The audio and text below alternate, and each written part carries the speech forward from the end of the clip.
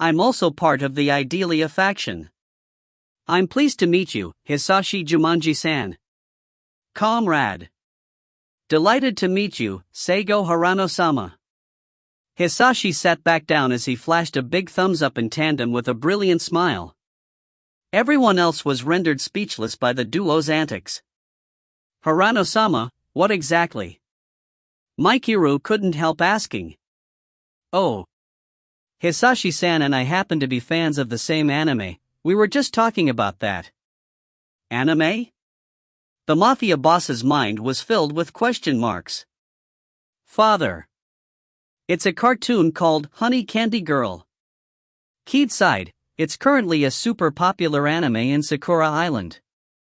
Most young people know about it, and I've watched it a little. As for Hisashi, he's probably watched every episode.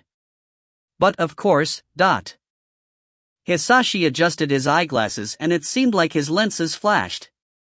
Honey Candy Girl is a brilliant, once-in-a-10-year story. As a true fan, I am obliged to watch each and every episode a minimum of 3 times. It's just that. I didn't imagine that the honored guest that Father invited would also be a fan. Hisashi exchanged a knowing smile with Seiji. Communication between otakus didn't need to be verbal. That's how it is, Father.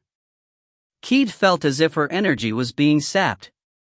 Harano-sama asked a question about this anime, and Hisashi answered him reflexively.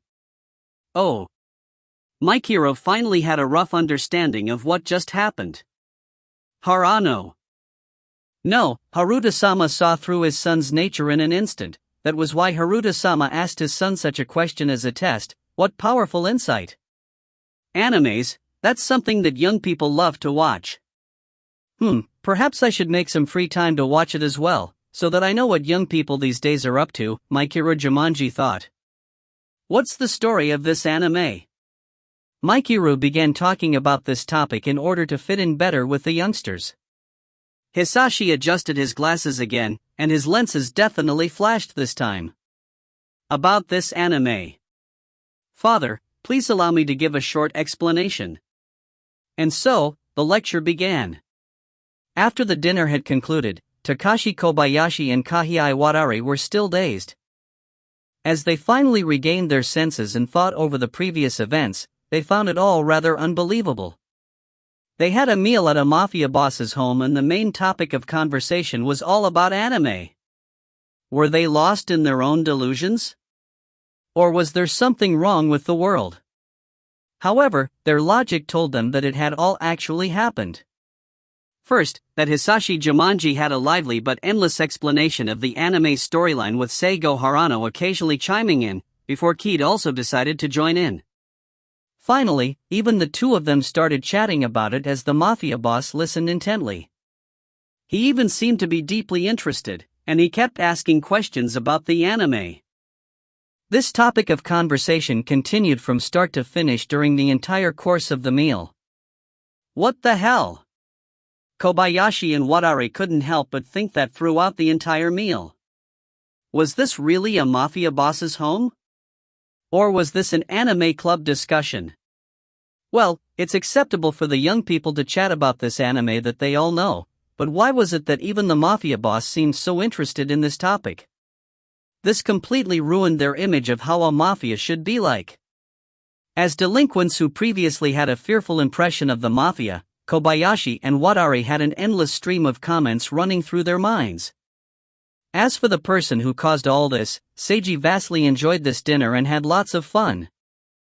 Especially because he got to meet Hisashi Jumanji. They got along very well as they chatted with each other, and they instantly became friends. Harano-sama, if only I could have met you earlier in my life. Would you like to take a tour of my room? I could show you my collection. Hisashi invited Seiji sincerely. Actually, he was even more excited than Seiji, since it was quite difficult for an otaku in a mafia group to make another otaku friend. Oh, can I? Of course I'd love to. Seiji agreed without even considering it. He then turned around to look at his two classmates who were still mired in confusion.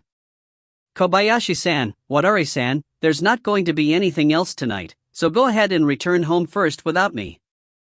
I'm going to stay here a little while longer. Oh. Kobayashi and Wadari returned to their senses and exchanged awkward glances with each other. Then, we'll go back first. I shall arrange for a car to take you guys back home, Keed informed them. And so, Keed sent off Kobayashi and Wadari as Seiji followed Hisashi to his room. Mikuru was more than happy at the fact that his son was getting along so well with Seiji, thinking that his son had done quite good. Hisashi Jumanji's room was actually rather large. However, due to how crammed with items it was, his room appeared quite narrow. There were several shelves filled with figurines in various poses, bookshelves filled with mangas, CDs, cassettes, and so on. The rest of the shelves were filled with various anime products while anime art and posters were plastered on every wall. There was a pile of anime pillows and dolls on the bed. There were 2 humongous LCD televisions with all the newest, limited edition game systems.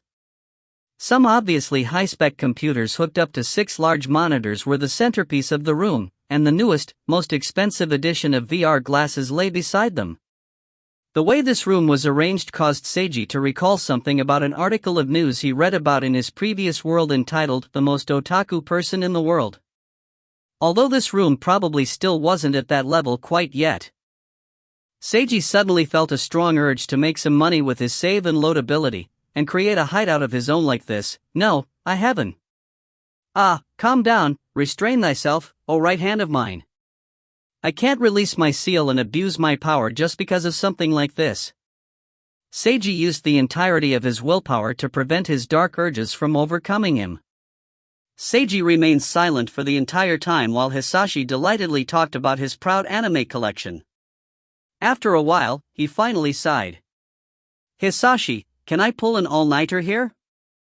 You're more than welcome, Hirano-sama. Don't address me by Sama, we're close friends now. Ah, happily. The 2 otakus shook each other's hands.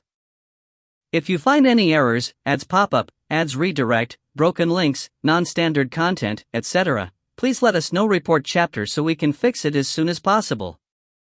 Chapter 48, Befriending. Chapter 48, Befriending.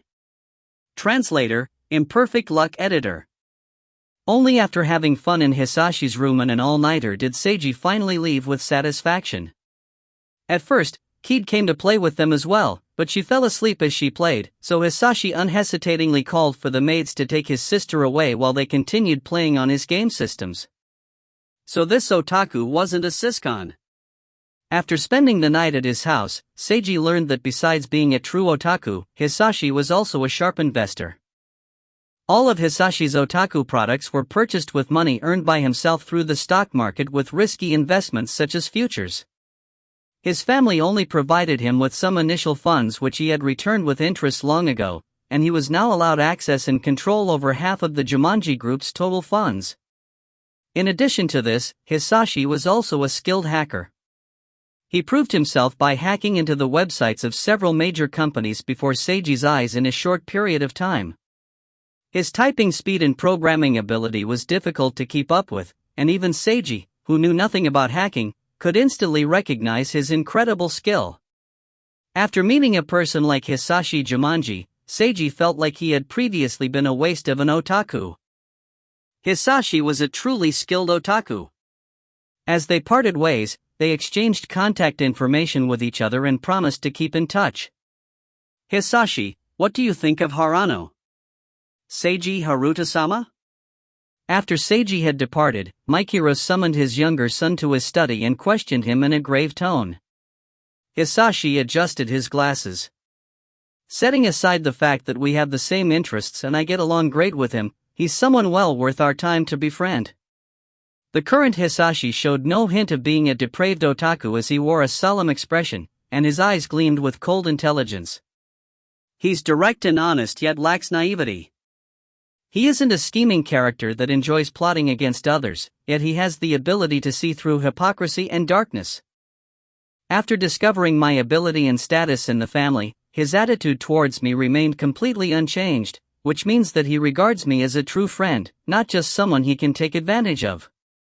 Of course, there's also the chance that he has little regard for my abilities at all, but I believe that to be a low possibility, since he's currently exiled and should be in a state where he needs to take advantage of anything he can. I, as well as the Jumanji group, has value to the current him, but he doesn't seem to be the type that's only polite on the surface. He neither disparages us for who we are, nor does he view us as simply tools to be used, he simply treats us equally. This combination of traits is incredibly rare. Mikiru nodded. He wholly agreed with Hisashi's opinion. Then how much value do you think Seiji Haruta-sama has to us? We have too little information on him, so it's difficult to judge. However, there are no downsides to befriending him, as he is not a man to abandon his friends and allies. In fact, the more we aid him, the more he'll want to return our favor. Ignoring whether or not he'll be able to return to his family in the future, just his martial arts ability alone could help us resolve various difficult problems if he's willing.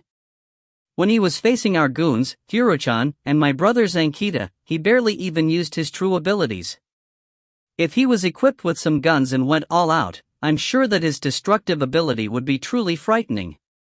At the very least, I doubt that the entire Jumanji group could harm him, but... Silence fell in the study. Mikiru couldn't find any faults with Hisashi's judgment. Actually, he had also been considering the situation late into the night, and he ultimately came to the same conclusion as his son. If Seiji Haruta was equipped with guns, Seiji could probably defeat the entire Jumanji group by himself. This was no exaggeration. So, even if they didn't befriend him, there was no way they could make an enemy out of someone with such monstrous strength. And if we take into consideration the fact of his probable eventual return to his family, his value to us will skyrocket uncalculatedly. Hisashi's eyes were glistening with excitement. Honestly, I strongly believe that he'll eventually be allowed to return to his family, because he was only exiled originally due to his former depravity, not because of anyone plotting against him, and now that he's changed himself for the better, there's a high chance that his family may accept him again. If I was in the Haruta family's shoes, I wouldn't discard a talent like him that self-reflected on himself already. He should be quite valuable to them even if he's only in their bottom ranks. Mikiru nodded in agreement. Seiji was an exiled member of his family, yet he possessed mystical powers. This meant that he still had the possibility of returning to his family. He was currently in the most abject state of poverty he'd probably ever been in before, but his personality and morals weren't malicious. Besides, his martial arts skills alone were at the pinnacle of what mortals could achieve. There was no need to even consider this matter any further. If they let the chance to befriend him slip by, it would be completely idiotic. So, what should we do in order to befriend Haruta-sama? Hisashi smiled victoriously. He's into the same things I am, so I naturally have an advantage when conversing with him. As long as I maintain my sincerity, it won't be hard to truly befriend him. Although I'm already his friend, I'll attempt to become even closer to him without messing things up between us. Also, didn't Keed fall in love with him at first sight? Just let her do as she pleases. Men are weak against a beautiful girl like Keed, especially when they're sincerely attempting to obtain his love. It will be best if my little sister can quickly capture his heart, but even if that doesn't work in the short term, as long as she's able to constantly have contact with him, she'll naturally become closer to him as well. In summation, we should use normal methods. We must be direct and sincere and honestly show him that we intend to forge a friendship with him, and that we are willing to assist him in order to befriend him. This is the only way which won't evoke his disgust. However, we cannot be overly friendly either, or else he'll be annoyed with us. How about giving full control over the situation with him to me? I'll do my best and balance things. Mikiru raised his eyebrows. Asking of your own volition for a task. This seems like the first time, Hisashi. That's because I feel like this task is the most appropriate one for me. After all, nobody else in our organization can outshine me in this field, not even Keed, since she's fallen in love, which will affect her rationality. But most importantly, I'm quite interested in him as well. If he marries Keed in the future and rises to become the future leader of the Jumanji group, that'll be the absolute best future I can foresee for us. Hisashi's eyes were filled with passion. Mikiro could only smile wryly upon seeing his younger son's uncharacteristic manner. Both you and your older brother, you're so strongly against inheriting the leadership of the Jumanji group? I'm just an otaku. All I'm willing to do is come up with some ideas from time to time. Forget about working as hard as you, father. And Zankita's just an idiot, even he's clearly aware of this fact. Keed, even though she's qualified, she's still lacking in some areas. And the person that she's currently in love with might be the perfect candidate. Father, don't you think so? Compared to me, Zankita, and Keed, doesn't he feel more suited to be the future leader of our group? Mikiro Jumanji recalled Seiji's actions, body language, words, attitude, manner, and the look in his eyes before a smile slowly suffused across his face. Indeed, if he had another son like Seiji, he'd feel absolutely secure about the future of the Jumanji group. It surely wouldn't be an easy task to befriend him to such a degree, but you couldn't know without trying. Then I'll leave it up to you, Hisashi. Do everything in your power to accomplish this task. Yes, father. If you find any errors, ads pop up, ads redirect, broken links, non-standard content, etc., please let us know. Report chapter so we can fix it as soon as possible. Chapter 49, You Know Too Much. Chapter 49, You Know Too Much. Translator, Imperfect Luck Editor, VB24. Seiji returned home, washed up, changed clothes, and headed for school. Even though he hadn't slept all night, he wasn't all that fatigued. A one-time all-nighter had little impact on his vastly strengthened body. As he headed downstairs, he found Mika waiting at the landing for him. Good morning. Mika smiled and handed him a lunchbox. Here you go. Good morning. Thanks for preparing my lunch today as well. As usual, Seiji accepted the favor from the Uehara family. After greeting each other, the two of them spoke no further and exchanged a smile before heading together towards school. I considered many things last night. Only after walking a while did Mika slowly begin speaking while keeping her gaze fixed on Seiji. If you're wondering if I was shaken, I was definitely shaken to some extent, but not because I doubted you or anything. You had your reasons for saying what you did towards those twins, and I believe in you. A resolute light shone in Mika's eyes as she continued. I believed you, but I was still shaken, not because of doubts, but rather, because I wasn't able to comprehend. Chiaki wasn't shaken at all. Although she told me she was rather surprised, she trusted in you and was able to understand you. But as for me, I wasn't able to understand your way of thinking, or hers. That's the true reason why I was shaken and disappointed. Mika lowered her head. I felt a distance between us. Even though I already felt that there were some differences between me and Chiaki, I felt it even more strongly with you this time. That's why I felt so pained. My chest hurt, like there was something congested. Even though one is my best friend, and the other is the person I like. Even though they're right beside me, I can't follow their way of thinking. Mika Uehara felt melancholy about it all. Hey, Seiji, what should I do? Just how can I understand you and Chiaki better? Seiji looked directly into her eyes and smiled. He raised his hand and patted her head. Mika was surprised at the sudden contact, but her face began to turn red at the warm and comforting feeling. Just take things slowly, and if you meet any problems, simply ask or think, and you'll be able to understand. There are some things that you still can't notice yet, Mika, or maybe you won't think of them. It's not because you're an idiot, it's because you're still inexperienced. Being the way you are isn't a bad thing.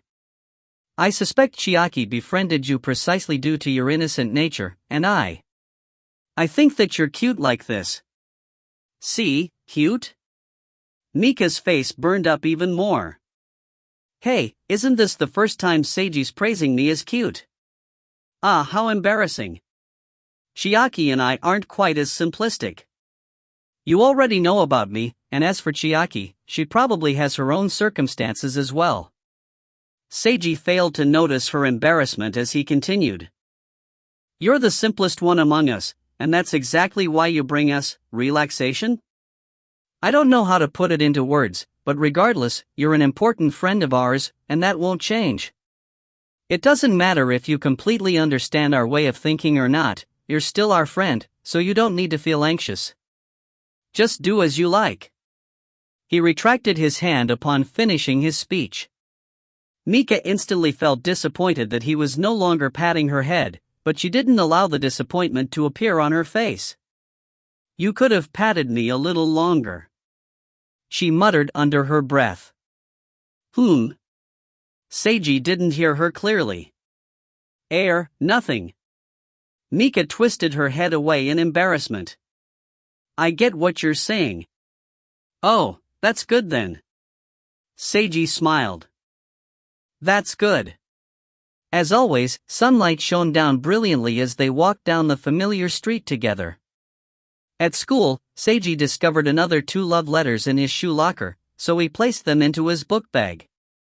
Next, he saw Takashi Kobayashi and Kahei Wadari in class.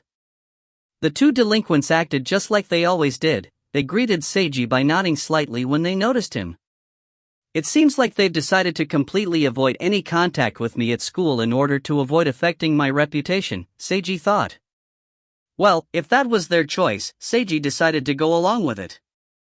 During class time, while Seiji was on his way to the restroom, he stopped in the hallway and made a call with his cell phone. Hey, it's me. There's something important I'd like to tell you in person. It's not urgent, however. Lunch break, okay, I'll head over at that time. After he hung up, he looked out the window with a serious expression on his face. Were you just talking to some secret organization? A voice suddenly sounded out from behind him. It was Chiaki. Why are your footsteps so cat-like? Haha, this is the proper cat-style footwork, Chiaki stated pridefully. There's no such cat-style footwork like this. Seiji responded reflexively. They exchanged glances. I just wanted to scare you, but it sounded like I overheard something incredible, plus your expression just now. Will I be killed off in order to protect your secret? Chiaki pretended to act frightened. Ha, you're right, you know more than what's good for you. Seiji tilted his head 45 degrees and also acted the part of the villain. After a few seconds of silence, both of them broke out into laughter. I was just on the phone with President Yorihana. I wanted to inform her about something, but she won't have any spare time until lunch break, so I'm heading to the student council room. Seiji put away his cell phone and continued, as for what it's about, that's private, I apologize. A secret discussion with the beautiful and brilliant president? Sounds immoral. Chiaki pressed her index against her lips in a shushing pose. How is it immoral? Is it pure love then? It has nothing to do with love, okay? Seiji commented forcefully. Thanks to Chiaki's joking around, the serious atmosphere from the previous phone call had completely vanished. You're commenting as forcefully as always. That's the Seiji I know. Chiaki chuckled. I've always been like this. But just earlier, you appeared so uncharacteristically serious. Chiaki retracted her playful smile. Since you said it was private, I won't pry. Just, if there's anything I can help you with, you must let me know. Well, she probably just wanted to tell me that she's here for me. Seiji smiled at his friend. But of course. How can I not take advantage and use such a good friend by my side? Chiaki sighed. Treating people as objects. How terrible. I'm an ice-cold man who'll stoop to any means, did you finally notice? They continued joking as they walked off together. Mika's already calmed down completely. Did you do anything to her last night? Nothing at all. TSK, how boring. Chiaki pouted. What did you expect me to do to her? A haughty princess like Mika is actually quite easy to conquer. All you need to do is hug her gently, whisper sweet things to her while she's feeling anxious, kiss her, and then halt your words. It'll get R-rated if you say anything more. Seiji stopped her decisively. What an excellent chance you had. You failed to even take advantage of it, how disappointing. Chiaki shook her head and shrugged smugly. It would have been a problem if I took advantage of her. Whenever Mika's not with us, I suppose this is how it'll be like between Chiaki and me. Seiji suddenly thought in between their joking. Right before Seiji arrived at the restroom, Chiaki seemed to suddenly recall something. By the way, Seigo, do you need me to keep your secret date with the president a secret from Mika? I already said it's nothing like that. Yep, in summary, I can have fun chatting with her, but she's definitely a good friend that will occasionally give me headaches. Lunch break time. You're going to the student council room again? Mika asked in surprise. Why? Mika, boys always have one or two secrets. You should just smile, accept it, and let him leave. Chiaki extended her hands and wore same smug expression from earlier. Mika and Seiji were rendered speechless by Chiaki's words. There was something odd about what Chiaki just said. For differing reasons, they each felt like objecting to her statement. Stop joking around, I just have some personal matters to take care of. Seiji sighed. So let's get going. Chauffeur, begin driving. Who are you calling your chauffeur? And we're not even in a car. Kazufuruoka, who had been captured by Seiji, couldn't help but retort. Besides, don't you already know where the student council room is? Why do you still need me to show you the way? I forgot. Seiji pretended to be self-righteous about it. You're lying. You're definitely lying. If I say I forgot, so let's go. Secretary Oksama, we can improve our friendship while on the way. Seiji began dragging Kazufuru away with a vice-like grip on his neck. I'm not your friend. Let go of me. Kazufuru made a fruitless attempt to struggle free, but Seiji's iron grip was too strong to break free from. Mika was stupefied as she watched them leave, while Chiaki remained cool and collected. Mika, I'm thinking. Seigo, perhaps he's secretly actually a bit of a demon? Mika was lost for words upon hearing this.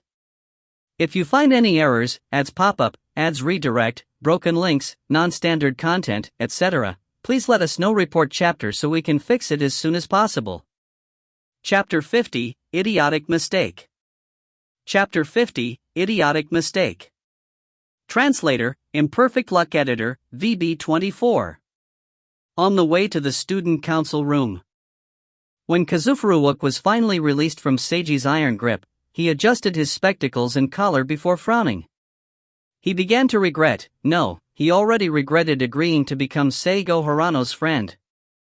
He originally intended to discover Seigo's weaknesses and take advantage of this friendship agreement, but he hadn't learned anything useful, and instead always felt pressured by Seiji's imposing manner.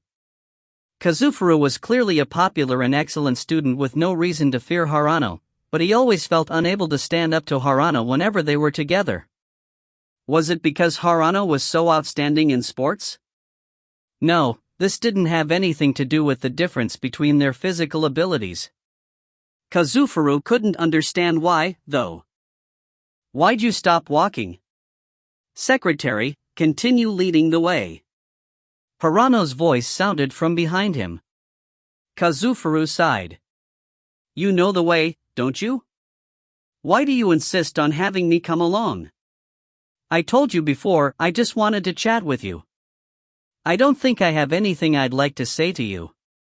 Kazufuru's expression was icy and his voice distant.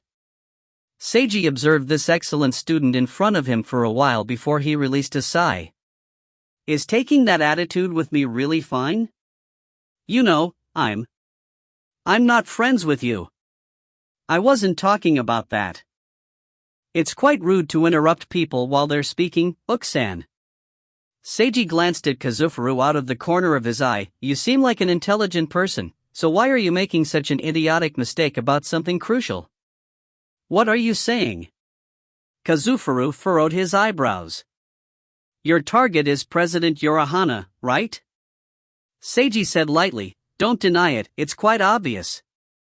You want to become her partner, and you're making an effort to reduce the distance between the two of you. What's it to you if I am? Kazufuru squinted. The fact that his target was the president wasn't exactly a huge secret, so it couldn't be said that it was his weakness. You still don't realize your mistake? You want to get closer to the president, and I, Seigo Harano, am someone that the president personally helped transfer into the school, which means that she and I have a special relationship. For someone like me to voluntarily become your friend, and for you to resist. How else can I describe it other than idiotic? Seiji smiled upon finishing. Kazufuru was surprised for a moment as his brain worked at analyzing what Seiji meant, before he suddenly came to an epiphany. Yeah. Harano was right. All he had to do was change his way of thinking slightly, and he had to admit that Harano had a point. He had previously viewed Seigo Harano as a strong enemy to be defeated, but Harano had never truly opposed him in any way. Not only that, there was the possibility of Harano becoming his ally. Kazufuru's expression contorted. Just where did I go wrong? At such a crucial junction, I actually became stupid. Seiji silently watched the delicate and pretty boy's expression change in front of him. Kazufuru has a slightly twisted personality, but it's not too severe. With how he is, even if he remains like this, it probably won't be a problem. As long as he receives enough experience in the future, or if a difficult situation befalls him, he should be able to realize his own faults. He thinks he's better than others, he thinks he's so smart, and he thinks he's the best, he believes that he's a special existence. This is a common thought process that many young people possess before reaching maturity. It's especially common among middle schoolers. Combine it with some strange behaviors, and you get what's commonly known as middle schooler syndrome. Kazufuru, to put it simply, he never awoke from his middle schooler syndrome, and he never saw through a few specific flaws in his personality. With Seiji's life experience, he could see through even the twin witches that concealed their true selves so deeply from others, so of course an immature brat like Kazufuru was simple for him to understand. Seeing as how this model student didn't seem to have a rotten personality at his core, Seiji wanted to help him out a little. But Seiji preferred abstaining from such activities as he wasn't used to them. It wasn't like he was great teacher Onizuka or anything. Let's prank this guy one last time, then that'll be enough. Harano-kun. Kazufuru seemed to finally understand what Seiji meant as he carefully considered his words. You're too late, Book-san. Seiji purposefully showed a cold smile. I originally wasn't your enemy to begin with, but you kept showing me enmity for no apparent reason and kept resisting against my friendliness towards you. So, I apologize, but I'm already tired of you. So, as you wish, we're no longer friends anymore. You're free, Book-san, go do as you like.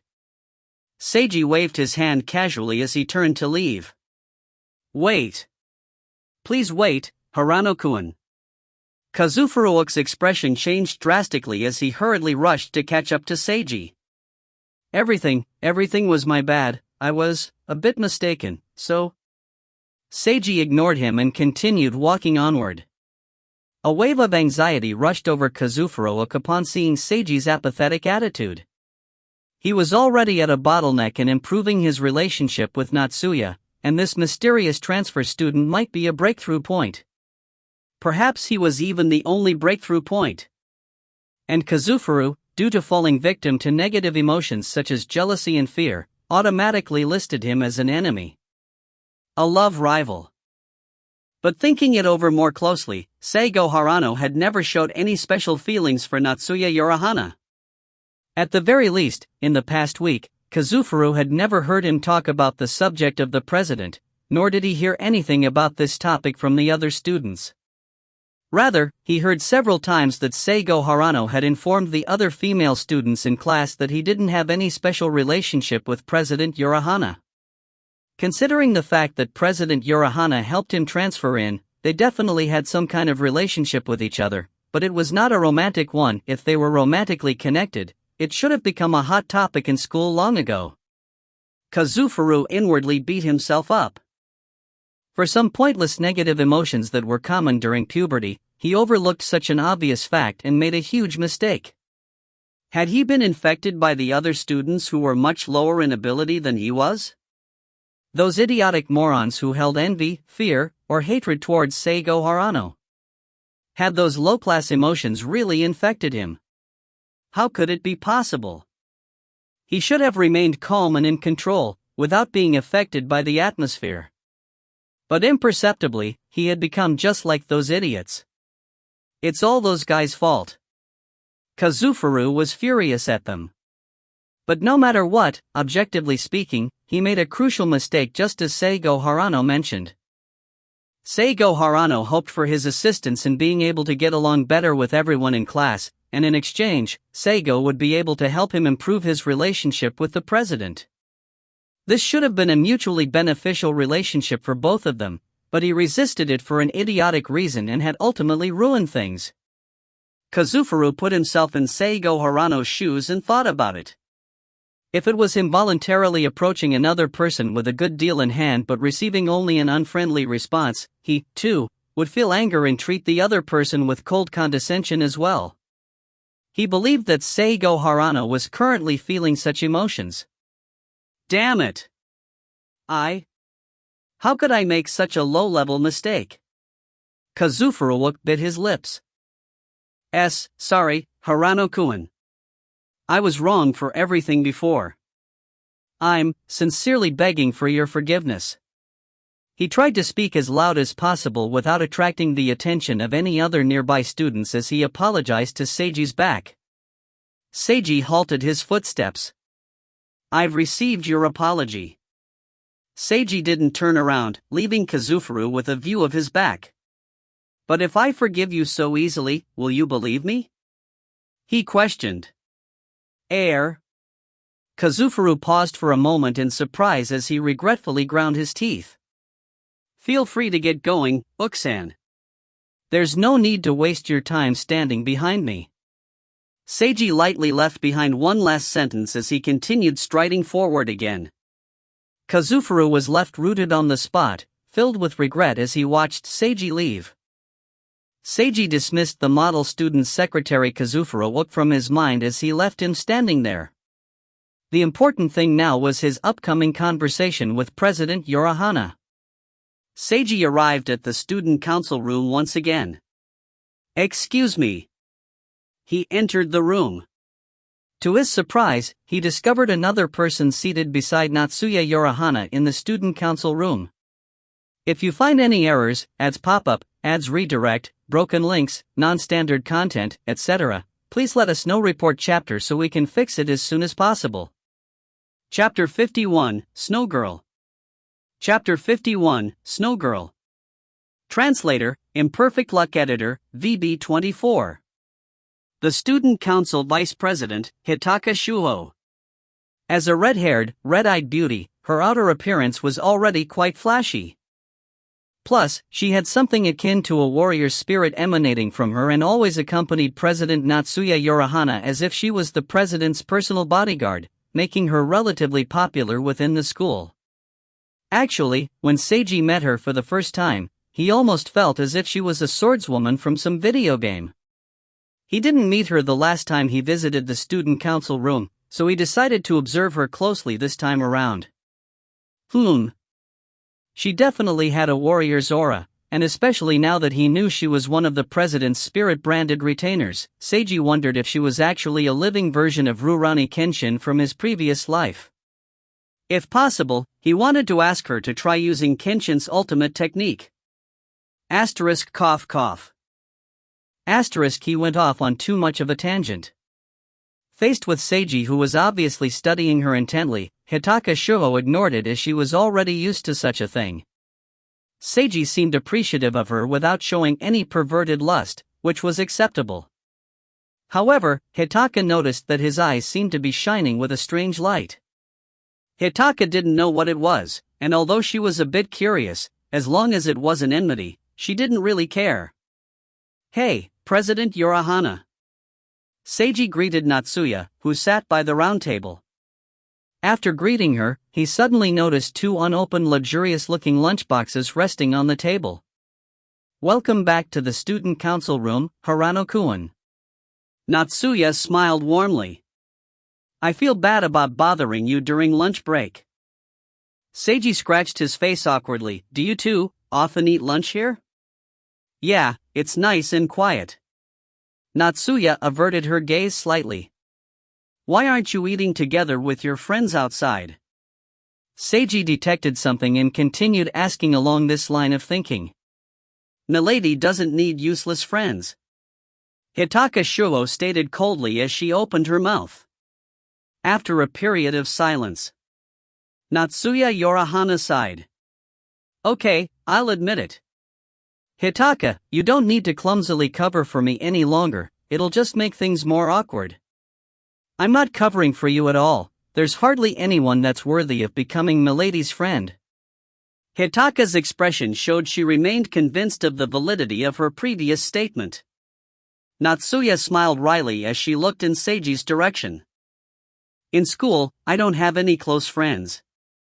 If I wanted to, I could eat lunch together with many other students, but the atmosphere would always feel a little strange. It's not relaxing at all. Also, I'm not sure if I should be making friends with ordinary people.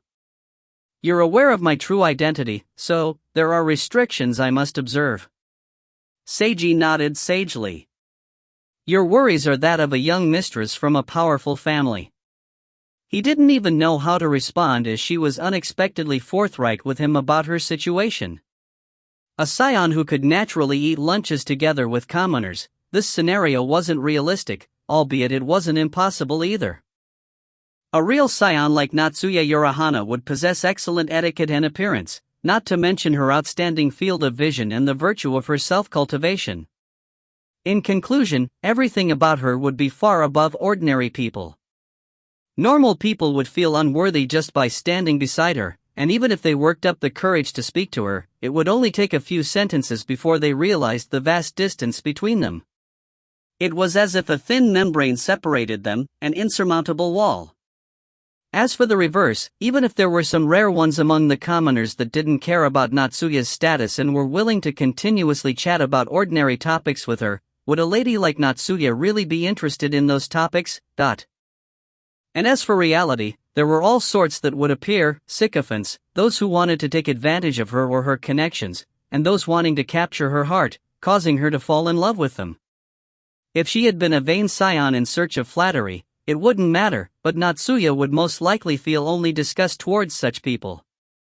Finally, even if there was someone great enough to overcome all those barriers, Natsuya Yorahana's true identity was still that of someone with mystical powers.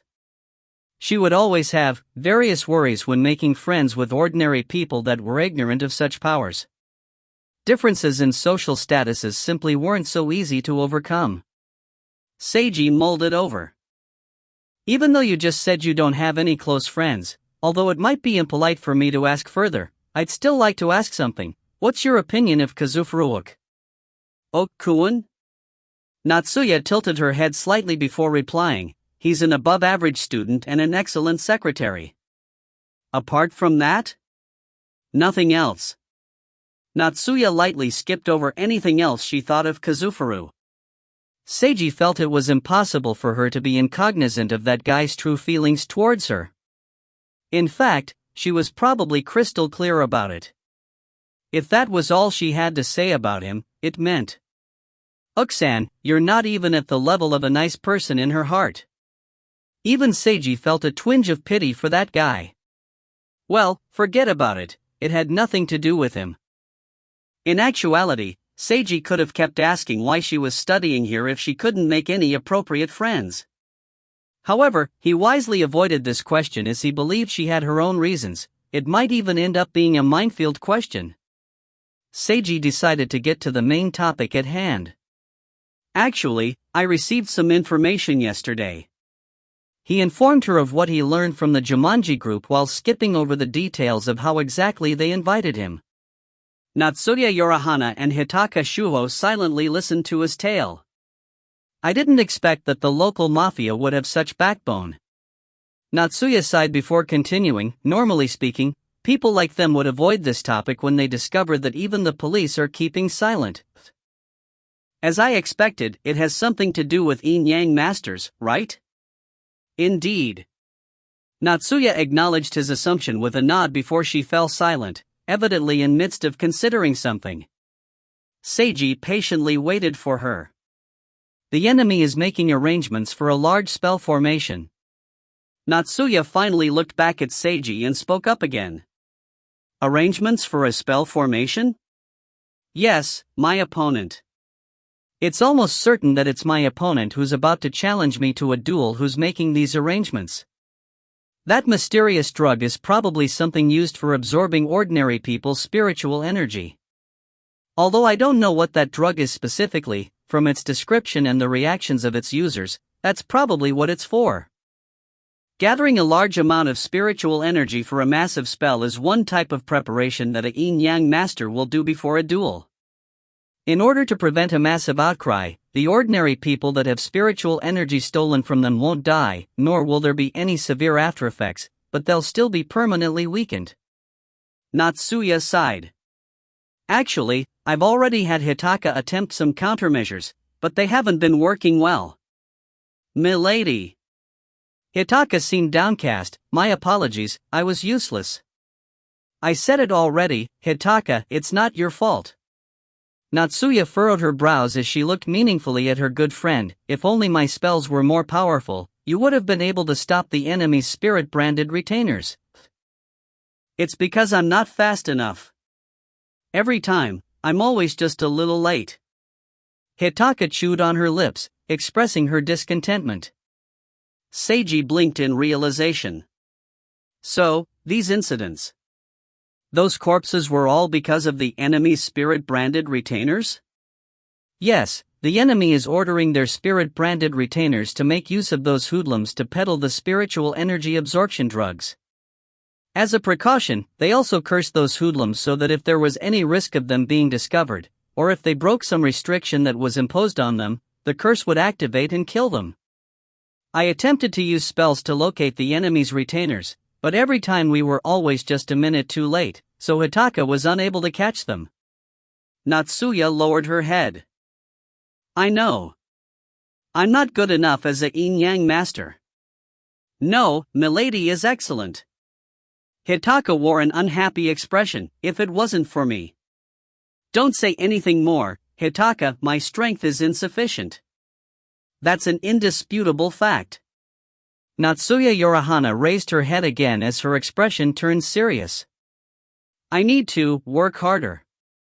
Seiji could only look on in silence. Haruta-kun, tell that mafia group to cease attempting to investigate this affair, and advise them to avoid it entirely, Natsuya cautioned in a grave tone. The enemy will continue to use his or her spirit-branded retainers to do what they've been doing, and I'll try my utmost to prevent it. This is a duel between yin-yang masters. Ordinary people shouldn't get involved, but if they interfere, they'll be eliminated by the enemy's retainers, right? Seiji clutched his arms. That's right, since it's allowed by our own rules for yin-yang masters to get rid of anyone that may discover their identity, the enemy's spirit-branded retainers will kill any interfering parties without hesitation, Natsuya stated. Presently, we can't even find out the identity of the enemy's spirit-branded retainers, much less order around whoever this enemy yin-yang master is. All I know is that the spirit that this retainer's bonded with is most likely one of the strongest among the spirits with ice powers, Snow Girl.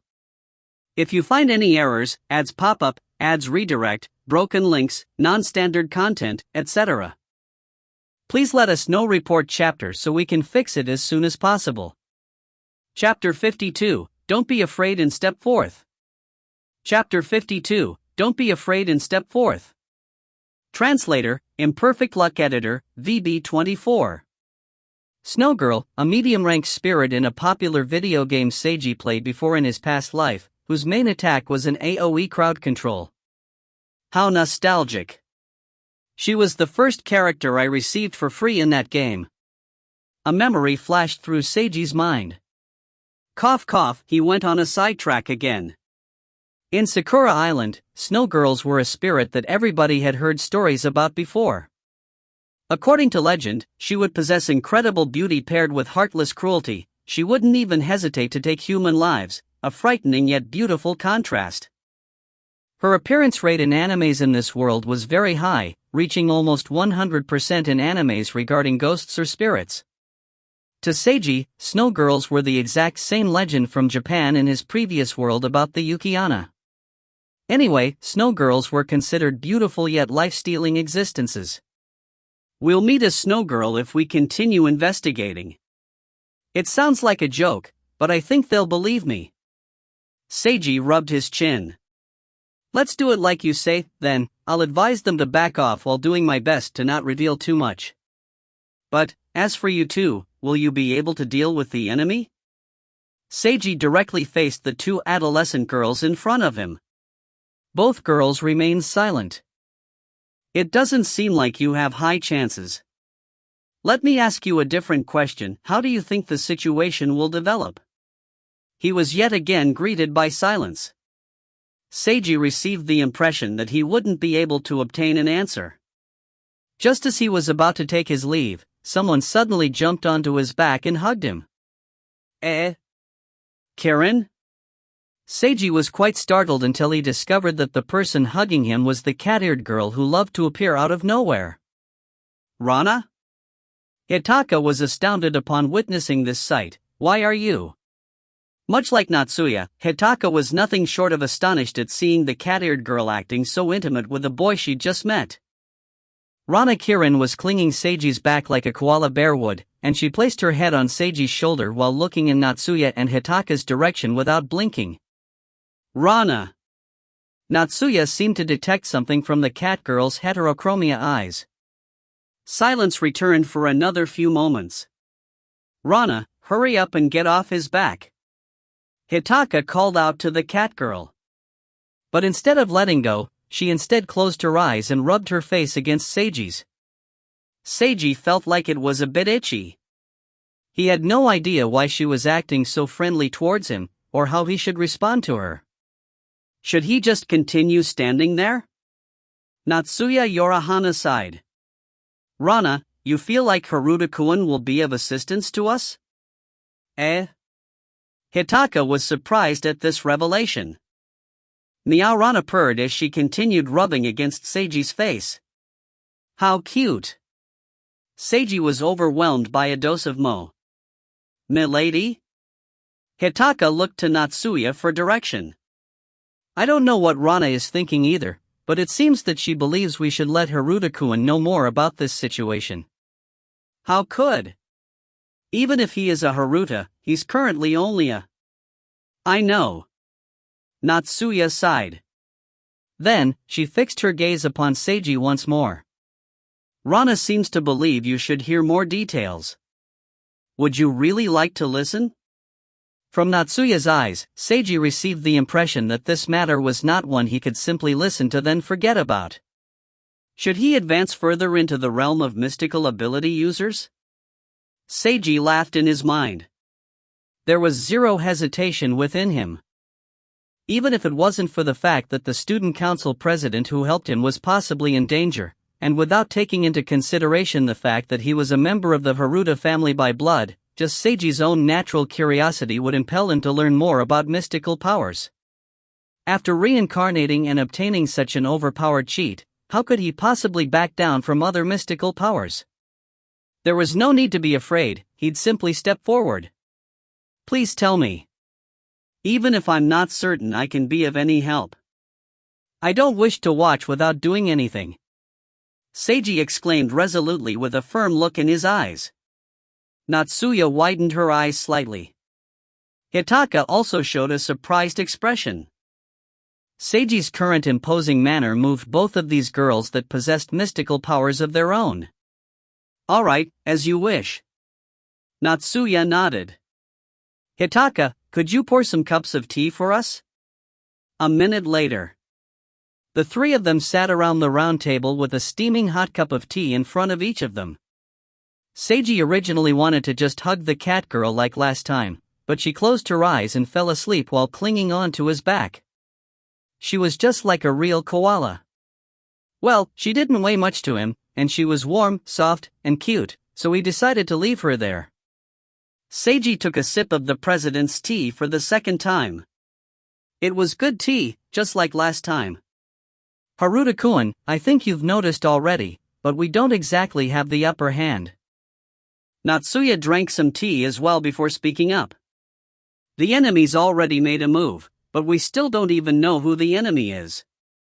We haven't even succeeded at stopping the enemy's spirit-branded retainer. If this situation persists as it currently is, the enemy will get closer to finishing their preparations. When the enemy challenges me to a duel, they'll be completely prepared. I think I don't need to explain what that means. Seiji nodded in understanding. If it's that difficult to prevent the enemy's actions, why aren't you making your preparations? If the enemy knows how to prepare a spell formation, you should know similar techniques, right? Our spell formation is already located here. Natsuya peered outside the window. The entire Genhana High School is part of our spell formation. Whoa, she suddenly got the entire school involved. Seiji raised his eyebrows. You don't appear all that shocked. I'm still a bit surprised. It's just that I can imagine it due to seeing so many similar plotlines in animes before. You're right. Natsuya chuckled. Her smile made Seiji recall the question he wanted to ask her the last time they met, but now wasn't an appropriate time for it. You can view Genhana High School as my personal castle in which I hide my identity as a yin-yang master. The school grounds are covered by a huge spiritual barrier, and there's many hidden magical traps awaiting any enemies. There's also many spirits and demons patrolling, both out in the open and in hiding. Only those with mystical abilities are able to detect these. Hitaka and Rana are like my left and right arms, while I'm the commander that's controlling everything here while only appearing to be the student council president on the surface. So this place is usually safe, which means a yin-yang master would be unable to invade the school in a normal situation. However, things are different in the case of a duel between yin-yang masters. Continuing to use the analogy of a castle, if I'm the one that's in a strong defensive fortress, then what the enemy is currently doing is akin to building siege weapons and arranging their armies. When they're finished with their preparations, they'll challenge me to a duel, which is equivalent to beginning their attack on my castle. You should understand now, right, Haruta-kun? Seiji rubbed his chin as he nodded. The enemy would only attack her figurative castle when fully prepared. If the enemy didn't feel optimistic about their chances of winning, they wouldn't even bother to challenge her.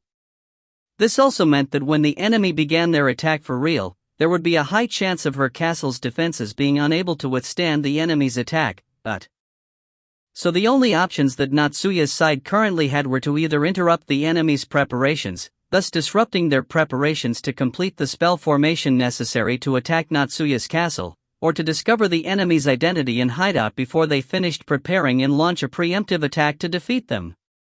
I understand. The most important task right now is to stop the enemy's spirit-branded retainer that's currently making the preparations for a spell formation. No matter if we want to interrupt their arrangements or find out whoever this hidden enemy, the spiritual retainer is the only breakthrough point. Seiji glanced at Natsuya. Indeed, that's right. Natsuya sighed before continuing, but we're currently stuck with no progress on this. Silence fell once more. Hypothetically speaking, just in theory. Seiji spoke up again cautiously. If the present situation persists, and you aren't able to prevent the enemy from finishing their preparations, what will happen to you guys when the enemy begins the attack after fully preparing? And what will happen to this school? If you find any errors, ads pop up, ads redirect, broken links, non-standard content, etc., please let us know. Report chapter so we can fix it as soon as possible. Chapter 53, Detection. Chapter 53, Detection. Translator, Imperfect Luck Editor, VB24. If the situation continues. Natsuya looked directly at Seiji. The best result will be that we repel the enemy's attack successfully and defeat them or force them to retreat. The worst result will be that all three of us will die. Death. Even though Natsuya said the word in a calm tone, Seiji was still able to detect a sliver of fear deep within her. A duel between yin-yang masters. Must it always end in one of their deaths? No, but as a duel, both sides will use everything in their power to achieve victory, so injuries or deaths are quite common. Natsuya slowly sipped her tea.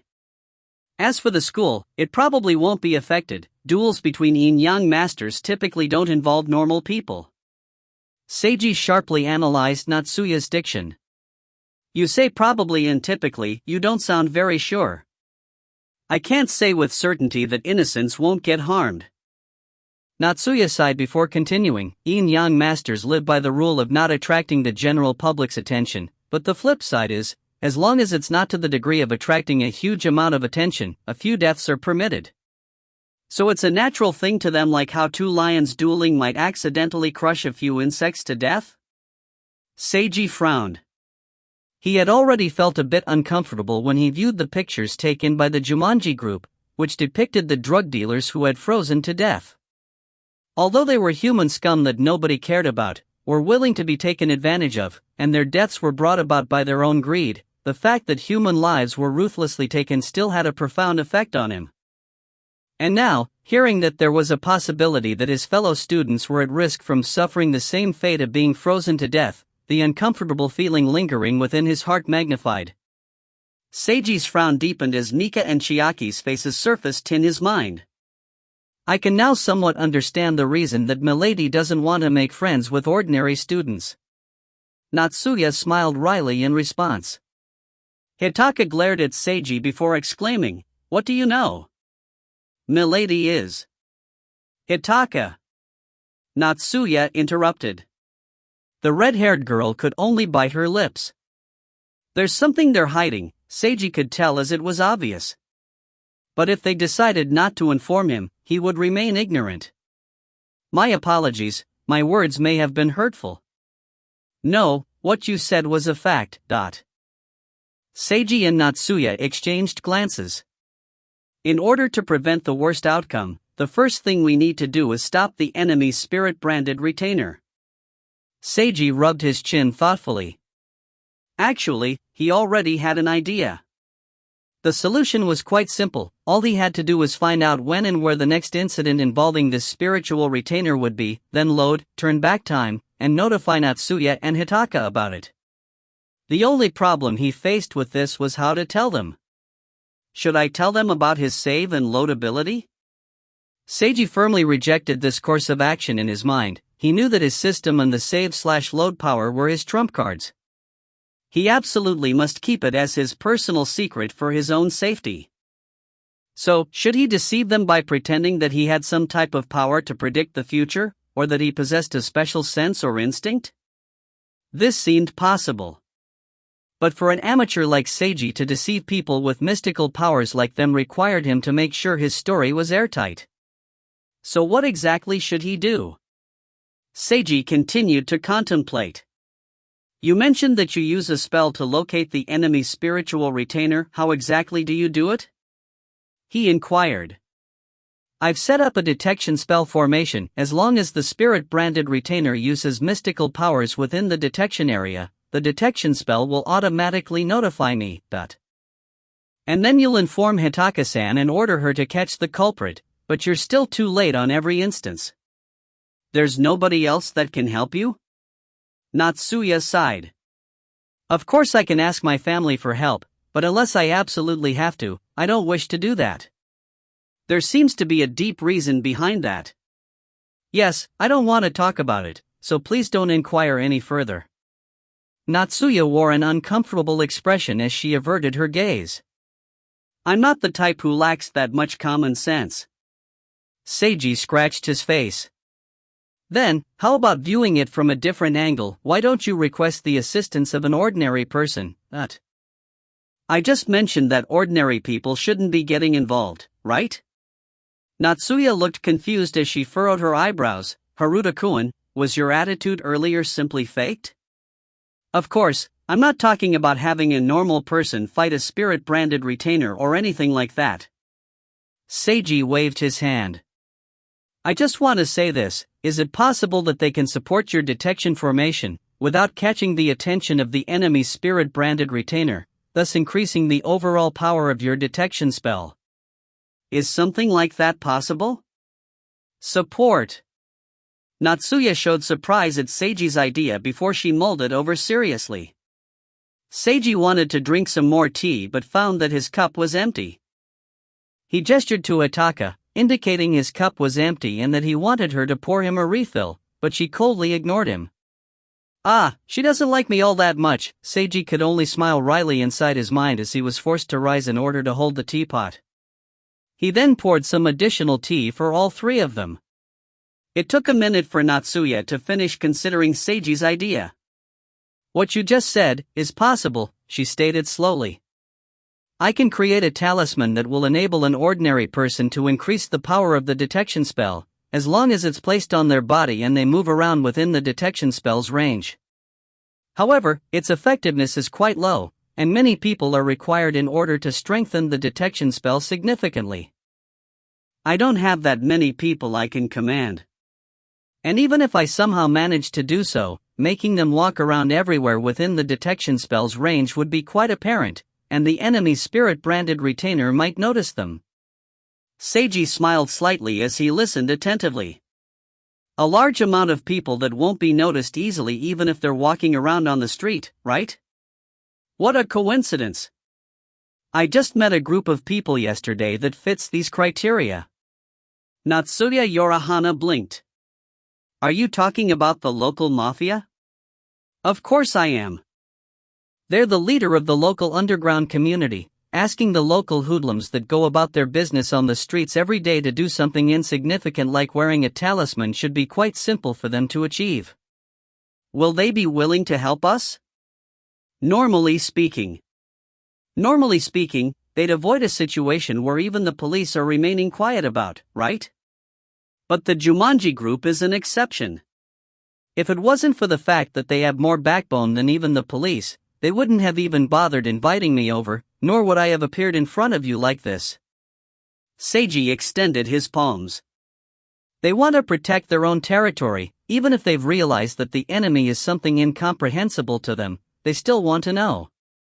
As for their backbone and their so-called pride, honestly, I don't understand it all that well, and perhaps looking at it from a different angle it's merely stubborn foolishness, but mafia like them really do exist. Their boss even kneeled to me and kowtowed when asking for information. So that's why I came to find you, and now that I know what's going on, I think that he won't refuse to help us when I give him the information that he's been seeking. Of course, he's a mafia boss, so perhaps he'll add in some extra conditions.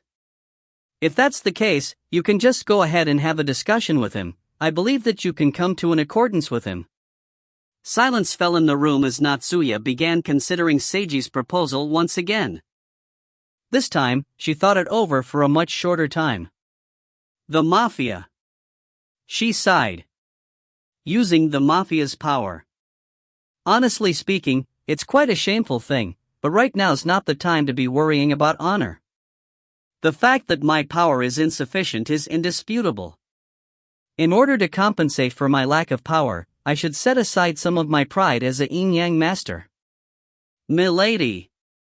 Hitaka Shuho furrowed her brows before she viciously glared at Seiji, evidently blaming him for Natsuya's ignoble decision.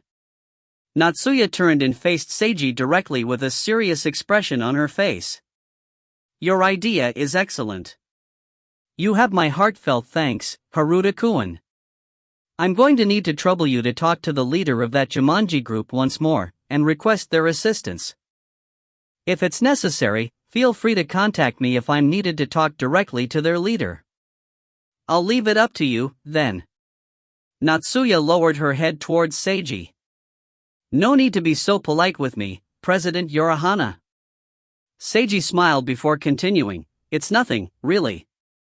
If you find any errors, ads pop up, ads redirect, broken links, non-standard content, etc., please let us know. Report chapter so we can fix it as soon as possible."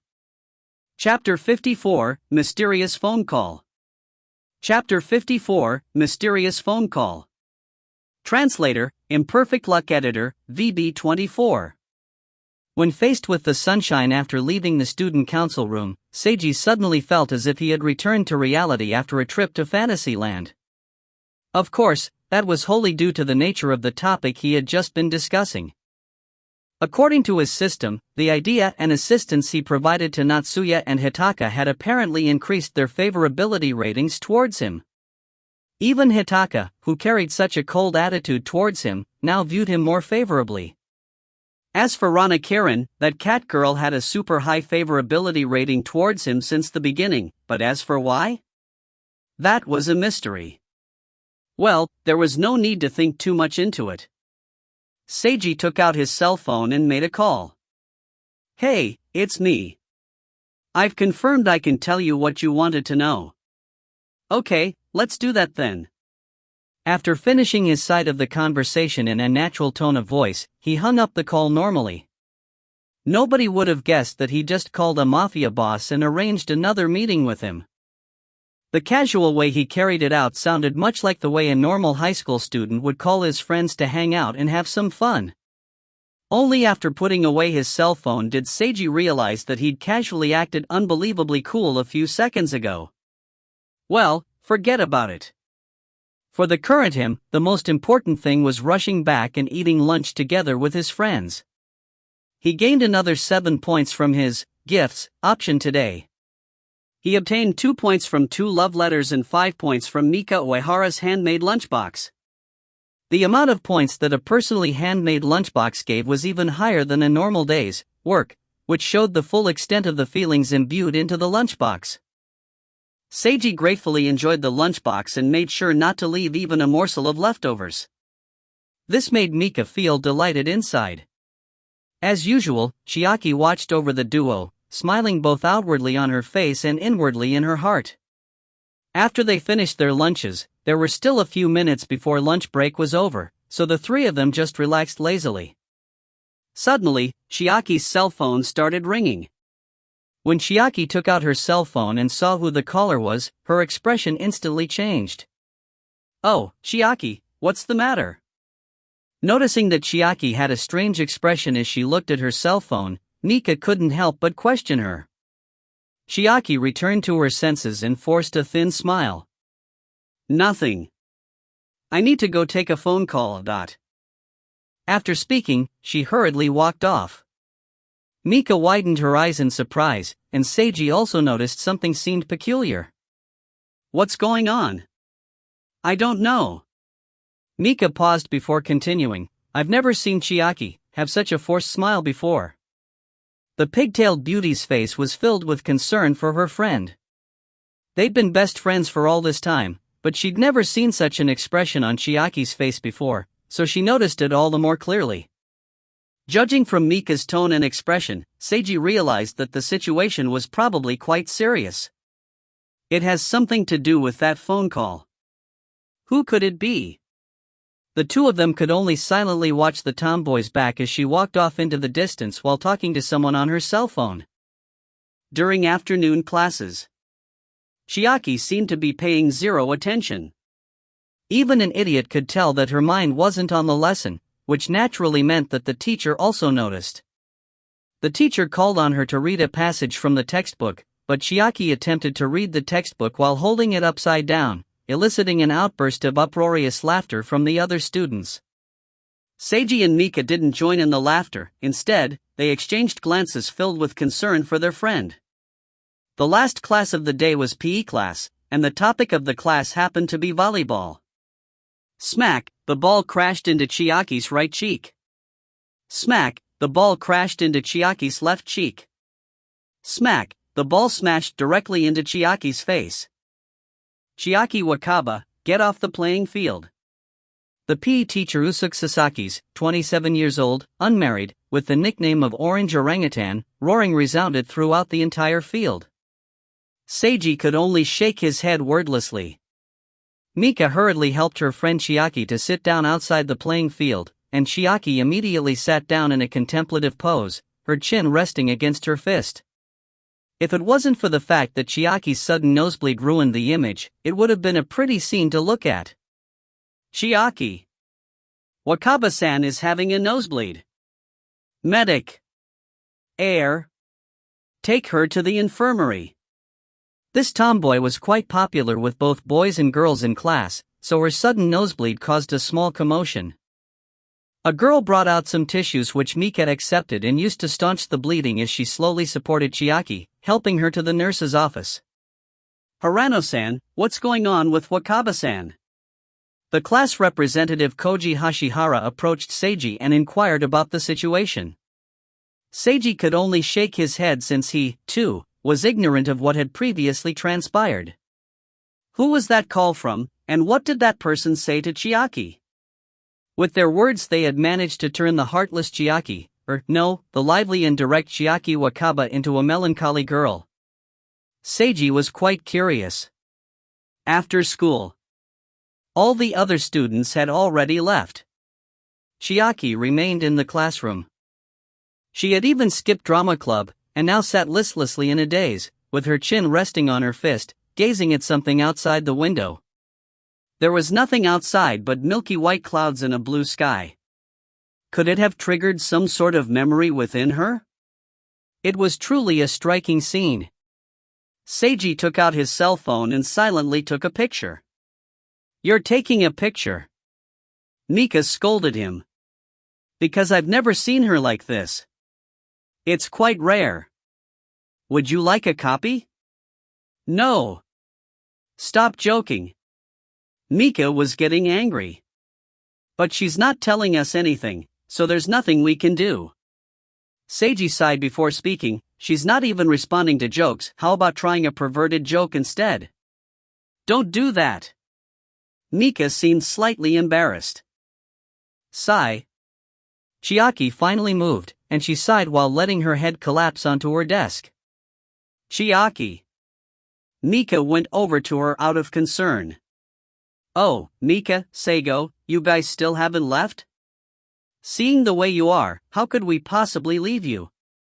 I'm fine.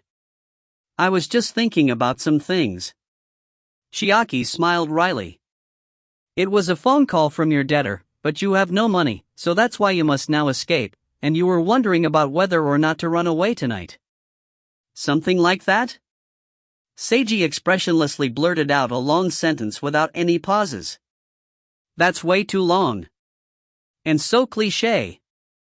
Chiaki retorted reflexively. "Then are you considering about what sex position to debut with for your first pornography video? What a terrible lame excuse of a joke, . Mika was rendered speechless upon hearing this exchange. Seiji and Chiaki exchanged a glance before they both burst out into laughter. "If you still have enough energy to comment about lame jokes, then it means it's not something as terrible as the world is ending, so I can relax," Seiji remarked. Chiaki sighed before speaking. "Even though I want you guys to stop worrying about me, but to stop so suddenly, it makes me feel a little sad as well." "My concern for others shuts down at 3:30 in the afternoon," Seiji retorted. "Don't talk about emotions like it's a part-time job," Chiaki rebuked. Seiji snorted disdainfully. "How bothersome. I'll just have to trouble myself to worry about you a little longer, . He then slapped the desk while exaggeratedly tilting his head 45 degrees. "Now hurry up and tell me, or you won't have a chance anymore. Just who was it that was calling you? Don't pretend that this is a police interrogation." Chiaki responded forcefully. She then followed up her words with a sigh. "Man, my girlish heart which rarely appears was ruined by you, Seigo." "You have such a thing? I'm gonna get mad." Smack, Chiaki punched Seiji lightly. "Humph, your combat ability is a paltry 5 points." He pretended to adjust some fictional glasses as he spoke condescendingly. "Are you ever going to stop?" Chiaki and Mika shouted in unison. Seiji finally stopped acting like a clown. Cough cough. Now that her friends seemed ready to listen to her seriously, Chiaki broke out into a coughing fit. After she finished, she turned her gaze towards the two of them. Actually. She scratched her face awkwardly. Now that I have to say it. I'm feeling embarrassed, hee. The tomboy acted bashfully. Mika and Seiji were lost for words. What the hell? Just as Mika's eyes were turning hollow and Seiji's cheek was beginning to twitch, Chiaki scratched her hair forcefully. Fine, I'll say it. I'll talk. Actually, that phone call was from my ex-girlfriend. Oh, so that was how it was. Wait, something seemed a little ex-girlfriend? Ex-girlfriend? If you find any errors, ads pop up, ads redirect, broken links, non-standard content, etc. Please let us know. Report chapter so we can fix it as soon as possible. Chapter 55, Ex-Girlfriend. Chapter 55, Ex-Girlfriend. Translator, Imperfect Luck Editor, VB24. Ex-girlfriend, you say? Seiji sat opposite from Chiaki. He was currently seated in a reverse chair, supporting his chin with both hands as he stared directly at her. That's right, ex-girlfriend. Chiaki sighed. What type of ex-girlfriend? Probably. Exactly the type that you're thinking about. Ah, so you swung that way. Well, accurately speaking, I'm actually bisexual. Chiaki also propped up her face with her hands and suddenly revealed a sultry expression. By the way, I've never had an ex-boyfriend. Seiji was rendered speechless by her abrupt display of emotion. Mika's face slowly began to redden. See? Chiaki, honestly. Oh my, was it too much stimulation for our innocent and lovely Mika? Chiaki chuckled as she looked towards her friend's direction. That's exactly why I never told you. Well, of course it was also because I didn't want to talk about it. I have a premonition, a strong prediction that the following content may be mid-level restricted, or maybe even powerful high-level restricted access content, Seiji said in a mock-serious tone. So, Mika, go ahead and leave first. Don't mind me, I'll stay behind and take the hit for you. Come, Chiaki. Give me your best shot, Seigo, no, Seiji, your face is distorting. Mika coldly glanced at the boy who was currently acting slightly idiotic and showing a hint of anticipation for the upcoming steamy topic. It's nothing like that. It's only low-level restricted content, as I was still purer back then, I didn't do anything too overboard. Chiaki rubbed her cheek in embarrassment. She really did do it with a girl before. Seiji and Mika both felt like they suffered a serious impact before Seiji began cackling, while Mika's blush deepened even more. While I was in middle school, I was at Shimizu Middle School, which was a supposed high-class girls' school that prided itself on its dormitories, discipline, and high grades. Chiaki recalled her past.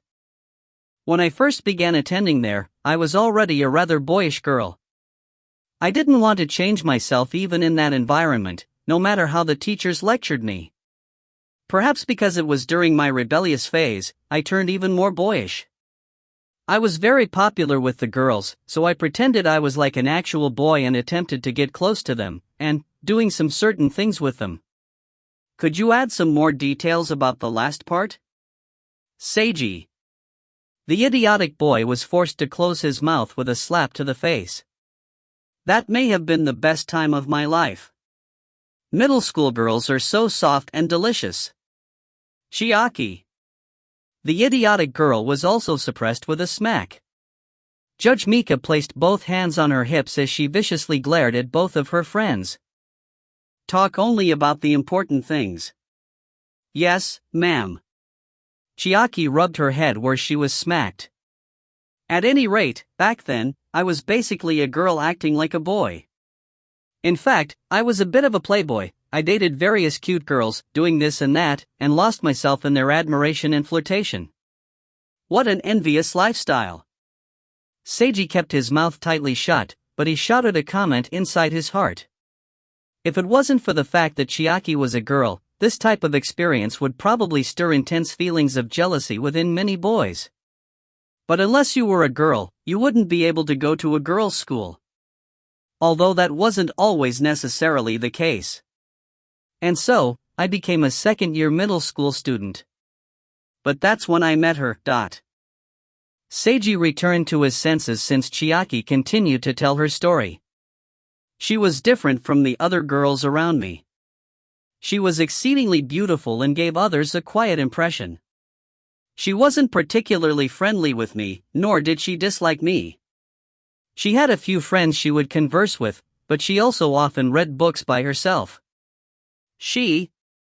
I don't know when, but she became a special existence to me. Chiaki looked outside the window as she muttered. It was obvious that she was lost in her recollections. Seiji and Mika exchanged glances and allowed Chiaki to continue uninterrupted. After discovering that I had completely fallen in love with her, I began trying my best to vie for her love. This was obviously a difficult process, since towards everybody, there was a type of distance she kept from us all. I stopped all my interactions with every girl I was intimate with and concentrated fully on her. I tried every method I could think of, but I was rejected on every instance.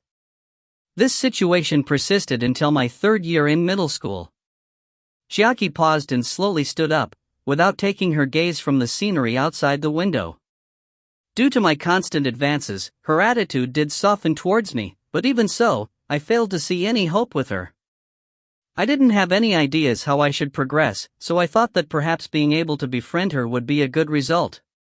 However, on one night, Chiaki's face had a complex, contradictory expression that seemed like a half-smile, half-frown, and was happy yet lonely. After that night, the relationship between us changed. Even though I wondered what happened to her, I was happier at being able to finally get closer to her. We became lovers, and when I said that out in public, she didn't deny it either. We stuck together for a long, long time, and made many pleasant memories. Until our graduation approached. Chiaki's expression turned downcast. I thought that we'd be able to continue going to the same high school together and have more fun times. But she told me many things. Afterwards, I was disconsolate, and I wept uncontrollably. She also shed many, many tears, but her attitude remained resolute. And so, we broke up. She didn't go to the high school attached to that school, and as if I was escaping, I transferred schools as well. Chiaki finally stopped gazing out the window, instead fixing her gaze on her two good friends once again. I never changed my cell phone number. I probably should have changed it and deleted her number. But, just earlier, I received a phone call from her. The tomboy forced herself to laugh and hid her melancholy expression. What do you think? It's not much of a story, right? Mika's face was bright red, and she was evidently lost for words. Indeed, it's not much of a story. You skipped over all the juicy parts. Wakaba-sensei, you're skimping on the word count. Oh my, I'm so sorry. The final edition is still in the writing process, so please wait a little longer. Please tell me the expected publication date. Oh, in approximately 100 years or so. That's way too late. Seiji clutched his head. Mika silently watched the two of them playing around. So, what do you intend to do about the second season? Seiji suddenly stopped joking around and asked in a serious tone. It doesn't count as a second season. I think at the very most it will only be a special extra episode. Chiaki tilted her head. Honestly, even now I don't know what I should do about her. Her tone was simultaneously self-deprecating and helpless. The phone call was most likely about wanting to meet you again, or something like that. Seiji observed her expression and advised solemnly, then go and meet her. If things go well, you can get back together again. If not, you can just treat it as meeting an old friend. You make it sound so easy. Chiaki pouted. This was the first time that she'd ever used such an expression, and it was actually quite cute. Then you don't want to go? I didn't say that either. Seiji tugged at his lips. Fine then, just stay conflicted. When you're done deciding, let me know. I still need to go to work, so see you later. You're so heartless. Abandoning me at such a time, have you forgotten about all those marvelous days and nights we spent together? Chiaki complained jokingly. I haven't spent any evenings together with you. Don't say it like we have a relationship that could be easily misunderstood. After commenting forcefully as always, Seiji turned around and waved. Sorry guys, but I really do need to go work now, the highest level person is waiting for me. Although Seiji's words didn't contain any falsehoods, Mika and Chiaki naturally assumed he was referring to the confectionery store owner. They would never have imagined that he was talking about a mafia boss. The two beauties watched Seiji leave the classroom. Sheesh. That's Seiji, always joking around. Mika sighed. He's trying his best in his own way to help my melancholia dissipate. Chiaki's lips arched upwards. I'm quite thankful to him. It's really comforting to have him by our sides. Chiaki. Mika glanced at her friend and was forced to admit that if it had just been the two of them, the atmosphere wouldn't have been this relaxed. Indeed, she was still unable to follow their leads. Perhaps she should seriously try to study forceful retorts and casual jokes? The pigtailed girl was soon trapped in this line of thought. Chiaki continued to stare in the direction Seiji left from as her eyes glistened with an indescribable light. After a while, she finally squinted warily at Mika. Mika, I need to apologize to you beforehand. Because I want Seiji to become my boyfriend. Mika couldn't comprehend what she had just heard. A few seconds later. Her panicked shouting resounded throughout the entire classroom. If you find any errors, ads pop up, ads redirect, broken links, non-standard content, etc., please let us know. Report chapter so we can fix it as soon as possible. Chapter 56, Your Name. Chapter 56, Your Name. Translator, Imperfect Luck Editor, VB24. After leaving school, Seiji walked to the construction site from yesterday and boarded a car owned by the Jumanji Group.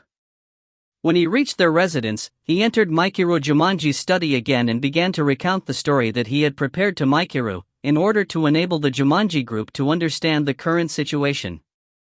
Seiji made sure not to reveal too many details. As Mikuru Jumanji expressed his gratitude, Seiji took the opportunity to request his assistance, and it didn't take much considering on Mikuru's part for him to readily agree. This was doubtlessly the best outcome. In fact, the proceedings were uncannily smooth. This gave Seiji a peculiar feeling about the whole scenario. Mikuru Jumanji was a mafia boss, and even though he treated Seiji politely, it should have been obvious that there was something more behind this request. Seiji didn't expect Mikuru to acquiesce so easily. Although Seiji considered it strange, he didn't display anything untoward on his face. At any rate, as long as Mikuru agreed, Seiji considered his mission successful. Afterwards, Mikuru invited Seiji to stay for dinner, but Seiji refused, saying he was busy. Surprisingly, yet again, Mikuru didn't insist. All he did was speak a sentence filled with deep meaning as they parted ways. In the future, I hope that Haruta-sama will take excellent care of my daughter and son, and give them lots of advice. Seiji failed to grasp the profound meaning behind this sentence. Forget about it, it was fine as long as Mikuru agreed to provide his assistance. President, the Jumanji Group has agreed to help us. Seiji called the president to make a report while he walked towards the confectionery shop. There were no problems, everything went really well. Although the mafia boss's attitude was slightly strange, it shouldn't be anything of concern. I'll accept your gratitude. I didn't really do anything all that amazing, just take it as me repaying your favor. Let's just leave it at that. Seiji relaxedly hung up his cell phone. On the other side of the call, Natsuya, who was still in the student council room, was the complete opposite of relaxed. The extremely difficult problem she previously faced now had a hope of being resolved due to the boy who had just called her. As long as she was able to quickly mass-produce as many talismans as possible to enhance her detection spell, she'd be able to catch the enemy's spirit-branded retainer efficiently. I owe him a huge favor. The lady scion with sleek, long black hair was seated in the chair reserved for the student council president. She currently wore a different type of frustrated expression. Although Seiji Haruta acted like it wasn't a big deal to him, and perhaps it wasn't that difficult for him, Natsuya regarded his assistance with this matter a huge favor for her. If it wasn't for Seiji's help, and the current situation persisted, Natsuya would be forced to use her last resort plan. Except from that, she didn't have any other methods left. And even if she used her final trump card, there was still a chance of failure.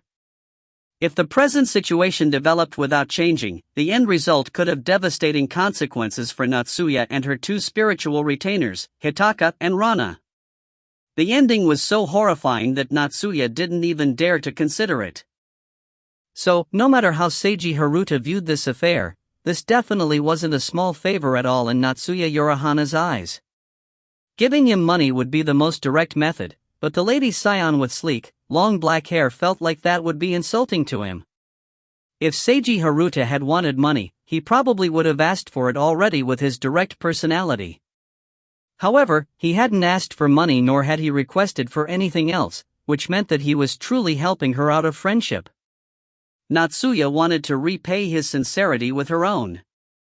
So that was why she was now faced with a difficult problem. Ever since her birth, Natsuya Yorihana, a beautiful, brilliant scion and the Genhana High School Student Council president, had never even once had the experience of showing her true self to a boy. How should she display her appreciation to a boy who'd given her so much help? She wanted to give a gift that wasn't cliché, one that would make him delighted in addition to showing her gratitude and sincerity. Giving such a heartfelt gift was something she'd never even had to think about before. Hitaka, tell me, how should I return his favor? After being frustrated with this problem for a while, she sought the advice of the red-haired girl beside her. Hitaka Shuho regarded Natsuya with a blank gaze. Fine. My friend and spirit-branded retainer is even less experienced than me in this topic. I'm really an idiot for attempting to ask her, Natsuya commented inwardly. But she really didn't know what to do. Should she just send him a pile of otaku goods as a gift? In the end, this was the best idea that she could come up with. Forget about it, let's think it over later. Right now the most important thing is creating as many talismans as possible. Finally, Natsuya chose to avoid her problem for the time being.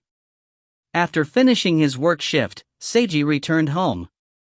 He didn't see Hoshi Amami at work today, but Seiji didn't put any thought into it, since he figured they'd meet again sooner or later anyways. In his apartment, after grinding, write a diary, and draw, like usual, Seiji put on his mask and opened his live stream. Cat-loving flying fish instantly joined his stream. She instantly greeted him with a long string of angry and condescending emoticons. Seiji chuckled. Where did you disappear till last night? Idiot streamer. Stupid streamer. A long comment, flashing with vivid colors, appeared on Seiji's computer screen. It's too long to explain. I had quite an eventful day yesterday, with various situations popping up at school, before I ended up getting invited to a mafia boss's home for a discussion, and finally, I was stuck in some fierce battles. I didn't have any spare time at all, but... Yep, I didn't lie at all. The fierce battles are referring to the all-nighter of games I played together with Hisashi Jumanji. I'm such an honest person, Seiji inwardly flattered himself. You're just making it all up. He was once again peppered with a stream of vividly colored exclamation marks, combined with another long line of angry and condescending emojis. Sigh, why is it that nobody these days believes the truth on the internet? Seiji pretended to act hurt. I'm not lying, why don't you believe me? Who'd believe that? Humph, You probably forgot the time while playing games together with someone and accidentally pulled an all-nighter. The bright words flying across his screen saw through half of the truth. My apologies, but you're completely wrong, beautiful flying fish. Seiji shook his finger at his webcam and acted cold and haughty. I didn't forget the time, nor was it an accident. It was. I got to know a new rich otaku friend and intentionally stayed over at his place for an all-nighter. He revealed his secret. Go to hell. An endless stream of colorful comments and countless emoticons drowned his entire screen. Seiji laughed out loud. Ever since he began live streaming, it had been 1 week since he met this cute spectator of his. He'd already become internet friends with her. Apart from live streaming, they also chatted occasionally on other messaging devices. Although they didn't communicate frequently, Seiji felt like they were quite compatible with each other. He wasn't certain if she felt the same way, but judging by her words, it seemed highly likely. If this was in real life, they could become even closer friends, but this was the internet. She didn't seem to intend to become any closer than this to him, and Seiji cooperated by doing the same, so they just casually chatted about their hobbies, the news, and whatever struck their fancies. At any rate, she was a pretty good internet friend, but in the end, she was only an internet friend. Only. To be honest, Seiji had already considered another possibility. Perhaps, this girl behind the screen was actually a person that the original Seiji knew. Because they were remarkably compatible with each other. Ever since that song Snail and Sparrow, any old songs, movies, comics, animes, games, and everything from their childhoods, whatever they liked and hated, the reasons for liking and hating, every detail seemed to be the same. It was almost as if they were childhood playmates who had been separated and coincidentally met again on the internet after growing up. In the teeming sea of people out there, meeting someone with the exact same interests as you wasn't impossible. But, wasn't it also likely that the two of them actually knew each other, grew up in the same environment at the same time, and played together?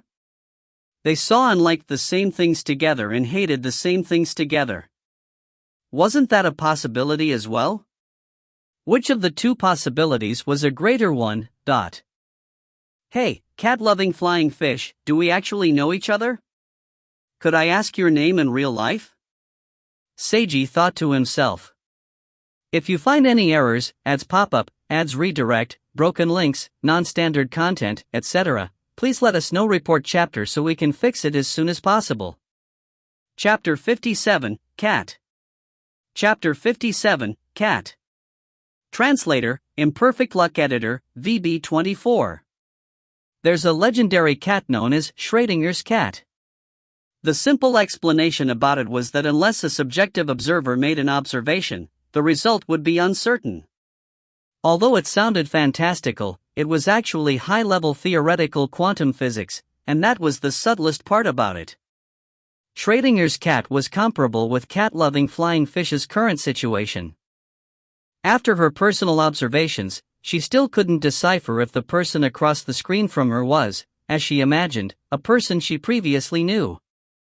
The boy with the silver mask that she'd only known for 1 week was one of the strangest live streamers she's ever seen, as he was satisfied with her as his only spectator for the entire week. At first, she simply thought that this boy was cute and funny, then she discovered that they had many common interests, but now, she was beginning to suspect something. Ever since that Snail and Sparrow song, there were so many small details that they were coincidentally complementary on. In the teeming sea of people out there, meeting someone with the exact same interests as you wasn't impossible. But, wasn't it also likely that the two of them actually knew each other? Cat-loving flying fish was having the exact same thought as Seiji. She couldn't figure out which of the two possibilities seemed more likely. She thought about it from the angle of some sort of plot to ensnare her as well, thinking that perhaps this boy was targeting her for some reason, but the more she thought about it and the more she chatted with him, she believed this scenario wasn't the case. But it still wasn't impossible, since if a scammer was serious about it, such a plot seemed possible. That was the reason behind her current indecisiveness. Cat-loving flying fish was hesitating whether or not she should confirm his identity. If he really was a perfect stranger who coincidentally had the same interests, then it was fine, and they could continue being friends and improve their relationship. But what if he was someone she knew, or a boy that was targeting her to capture her heart, or he had some other nefarious intention? For the first, depending on who he was, it could have various outcomes. If he was specifically targeting her, then it would be as if she had poked a bubble, it would pop, and he would disappear. She genuinely enjoyed chatting with him and enjoyed hearing him sing and watching him dance, even though he was nothing special. But the moment she tried to confirm his identity, everything might change. Schrodinger's cat. Her internet username cat-loving flying fish didn't have anything to do with the legendary Schrodinger's cat whose concept was even in this parallel world, but she didn't expect that such a situation much like Schrodinger's cat would arise. The state of life or death of the cat would be decided by an observer. And the relationship between her and him would be decided by her observations. She couldn't bring herself to observe anymore and confirm his identity. Nobody had ever truly observed Schrodinger's cat before, so even now, nobody knew if that cat was living or dead. She could copy that. If everything would end if she observed the result, then all she had to do was remain passive. Although she wouldn't be able to improve her relationship with him if she couldn't confirm his identity, that didn't really matter.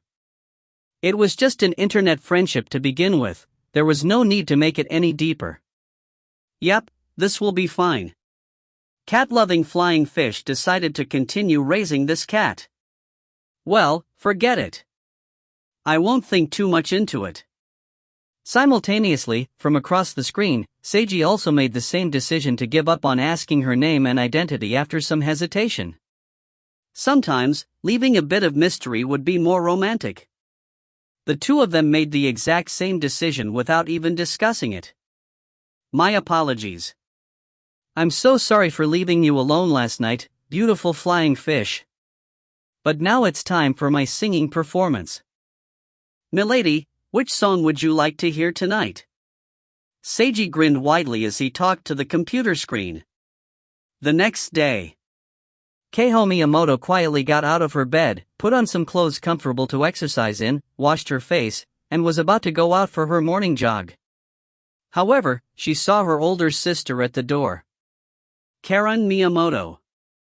With sleek brown hair tied in a ponytail, a beautiful oval-shaped face, thin and dainty eyelashes, soft and gentle orange-colored eyes, a small birthmark that just happened to be at the corner of her right eye, and attractive luscious lips that were gently smiling, Karen Miyamoto was a beauty that embodied the ideal of a Yamato Nadeshiko. But for the opposite gender, the first thing they would notice about her wasn't her serene beauty, but rather what was underneath her own workout clothes, the two bulging mounds that her clothing completely failed to conceal. Her large breast size was just too obvious. Even if all she did was stand there with her arms folded, it would still make her breasts stand out like a pair of ripe fruits. Good morning, Keiho. Seeing her beautiful sister smile and wave towards her, Keiho's shoulders instantly drooped. Keiho loved her older sister, but the thing she hated the most in the world was standing by her sister's side. Not only was her older sister beautiful, Karen had a gentle yet resolute personality and was skilled at just about everything. Karen was skilled at housework and helping their parents out at work. She was a good athlete, had high grades, and she was even adept at making friends. In conclusion, Karen Miyamoto was perfect in everything. Keiho Miyamoto could only pale in comparison. Even though she was actually decent at everything, she would only seem like an idiot when compared to her sister. When they were still little, Keiho would always stick by her sister's side. However, thanks to constant comparisons with her sister, cruel reality attacked Keiho's heart, distancing her from her sister and changing her into a loner obsessed with otaku things. She stopped caring about her personal appearance and finally turned into a fat otaku girl. During this process, her parents lectured her countless times about learning from her older sister, being as hardworking as her older sister, and living like her older sister. It was so annoying. Keiho was aware that her parents were right, and she also knew that her sister didn't do anything wrong, but she was so annoyed at everything that she didn't want to listen or build a closer relationship with her sister. Her parents' attempts at persuasion and her sister's gentle demeanor would only cause her to feel pain and frustration, even if she was clear that her family didn't do anything wrong, and it was her who was in the wrong. But those were her feelings. She shut herself in, just like a tiny animal living in a dark corner, and continued to eke out an existence by herself. Until that day. Yes, you're rather fat and somewhat disgusting. But so what? I'm already used to someone that's 100 times more disgusting than you are. I'm talking about myself. I didn't expect to become this handsome, I only intended to lose some weight. Please let it remain a secret for me. Because you're the same type as me. That impossibly handsome boy had been reaching out to with his hand while smiling in the brilliant sunshine. Will you be my friend, Miyamoto-san? That moment was like a beautiful fantasy to her. It had been just like a dream, but it was all real. She was the only one who'd ever learned of the boy's secret. Neither the bright and shiny pigtailed girl nor the charismatic tomboy that were always by his side knew this about him, but this was something that belonged only to her. It was her personal experience, a dreamlike reality. She wanted to hold on to that hand of his. But she couldn't. She felt like she'd contaminate him if she impulsively touched that boy who was shining so brightly after he'd finally managed to break free from his dark past following his great effort to change himself. Even if he didn't really mind. Especially because he didn't mind. She wanted to change herself. She wanted to hard at losing weight, learn how to put on makeup, buy some new clothes, and become prettier. Change herself to the degree where he'd be rather surprised, before appearing in front of him, saying, "Look at me, I've become beautiful." He'd definitely laugh at her saying how silly she was, but he'd probably be mentally praising her at the same time. That's when she'd finally be able to happily reach her hand out to him and say, "Please be friends with me." Honestly, did you reject me the first time because you wanted to do this? He'd probably say that while laughing and taking her hand. You shocked me, I've lost to you, Miyamoto-san. With that fantasy in mind, and convinced that she could make it a reality, Keiho Miyamoto was currently working hard towards her goal. In the past week, she'd been secretly exercising and decreasing her food intake appropriately. The change was clearly noticeable. In just 1 week, she'd lost more weight than she expected, which gave her more confidence that she could succeed. However, it was only natural that she'd be found out. Keiho sighed. It was evident her older sister was intentionally waiting for her there. "Good morning, sister. What are you waiting here for? If you find any errors, ads pop up, ads redirect, broken links, non-standard content, etc., please let us know. Report chapter so we can fix it as soon as possible." Chapter 58, Goal. Chapter 58, Goal. Translator, Imperfect Luck Editor, VB24. I'd like to go running together with you, Keiho. Is that all right? Karen Miyamoto spoke up cautiously. That won't be necessary. Go ahead and get some more sleep, sister, or prepare breakfast or something, Keiho replied in a disinterested tone while walking past Karen. Breakfast's already been prepared. Karen followed her younger sister while speaking in a weak voice. Just how early did you wake up? Keiho helplessly thought as she failed to think of a suitable retort. She knew what her older sister wanted, but it really wasn't necessary for her sister to do things to such a degree. If it's already finished, then go back and rest. But I want to have a morning jog together with Keiho. I already said it's not necessary. Your weight is fine, there's no reason for you to exercise more, so don't tire yourself out needlessly. After she finished speaking, Keiho began jogging. I won't get tired. Karen began jogging as well, causing her ample chest to jiggle. Keiho, you've changed recently. I'm so happy, and I want to do things together with you. Why be together? We're not little kids anymore. Keiho increased her running speed. This doesn't have anything to do with our age. Karen also sped up, causing her breasts to bounce up and down even more violently. Even though I don't know the reason, my younger sister's begun to make an effort to change herself and is currently working hard. Naturally, as your older sister, I should. That's pointless. Keiho blared at her sister. It has meaning to me. Karen blared back at her, it does, to me. You're being unreasonable. Is there something wrong with a girl that wants to be together with her sister? Karen, don't say something that could be misunderstood as a double entendre. I don't know, I just want to be by your side, Keiho. Honestly, what an annoying sister. A wet glimmer sparkled in Keiho's eyes. You're so perfect, so I feel like I'm nobody when I'm standing next to you. But, as a family member, you're the best sister I could ask for. Forget it. If you want to follow me, just come along. Keiho. Karen was delighted. Hey! Don't pull my hand while we're running. Your chest is getting in my way, let go. The sisters ran down the street at dawn, into the rising sun. The end. The end, what the hell? This wasn't a cliché idol drama. When Keiho arrived at school, she felt fatigued as she'd overexerted herself and spent her youth together with her sister earlier this morning. But she instantly saw someone that could have come right out of an idol drama, which erased all her weariness. Seigo Harano. He looked handsome today as usual. It was almost as if he was shining brightly. He walked into the school grounds chatting and laughing together with the tomboy Prince Chiaki Wakaba from the drama club as well as the cute and lovely girl next door type who was surprisingly innocent, Mika Uehara. With the gentle sunshine beaming down upon the three of them, if someone took a cell phone picture of them right now, it would probably be mistaken as a scene right out of an idol drama. After all, that was just how brilliantly each of them seemed to be shining. Keiho Miyamoto stared at his face for a long period of time. Suddenly, he seemed to detect something and turned his head in her direction. Then, before she could even react, he smiled and nodded at her. Keiho hurriedly averted her gaze and felt her face was burning hot. He noticed me. He even smiled towards me. How embarrassing. Hey, was Harano-kun just smiling in this direction? It seemed like it.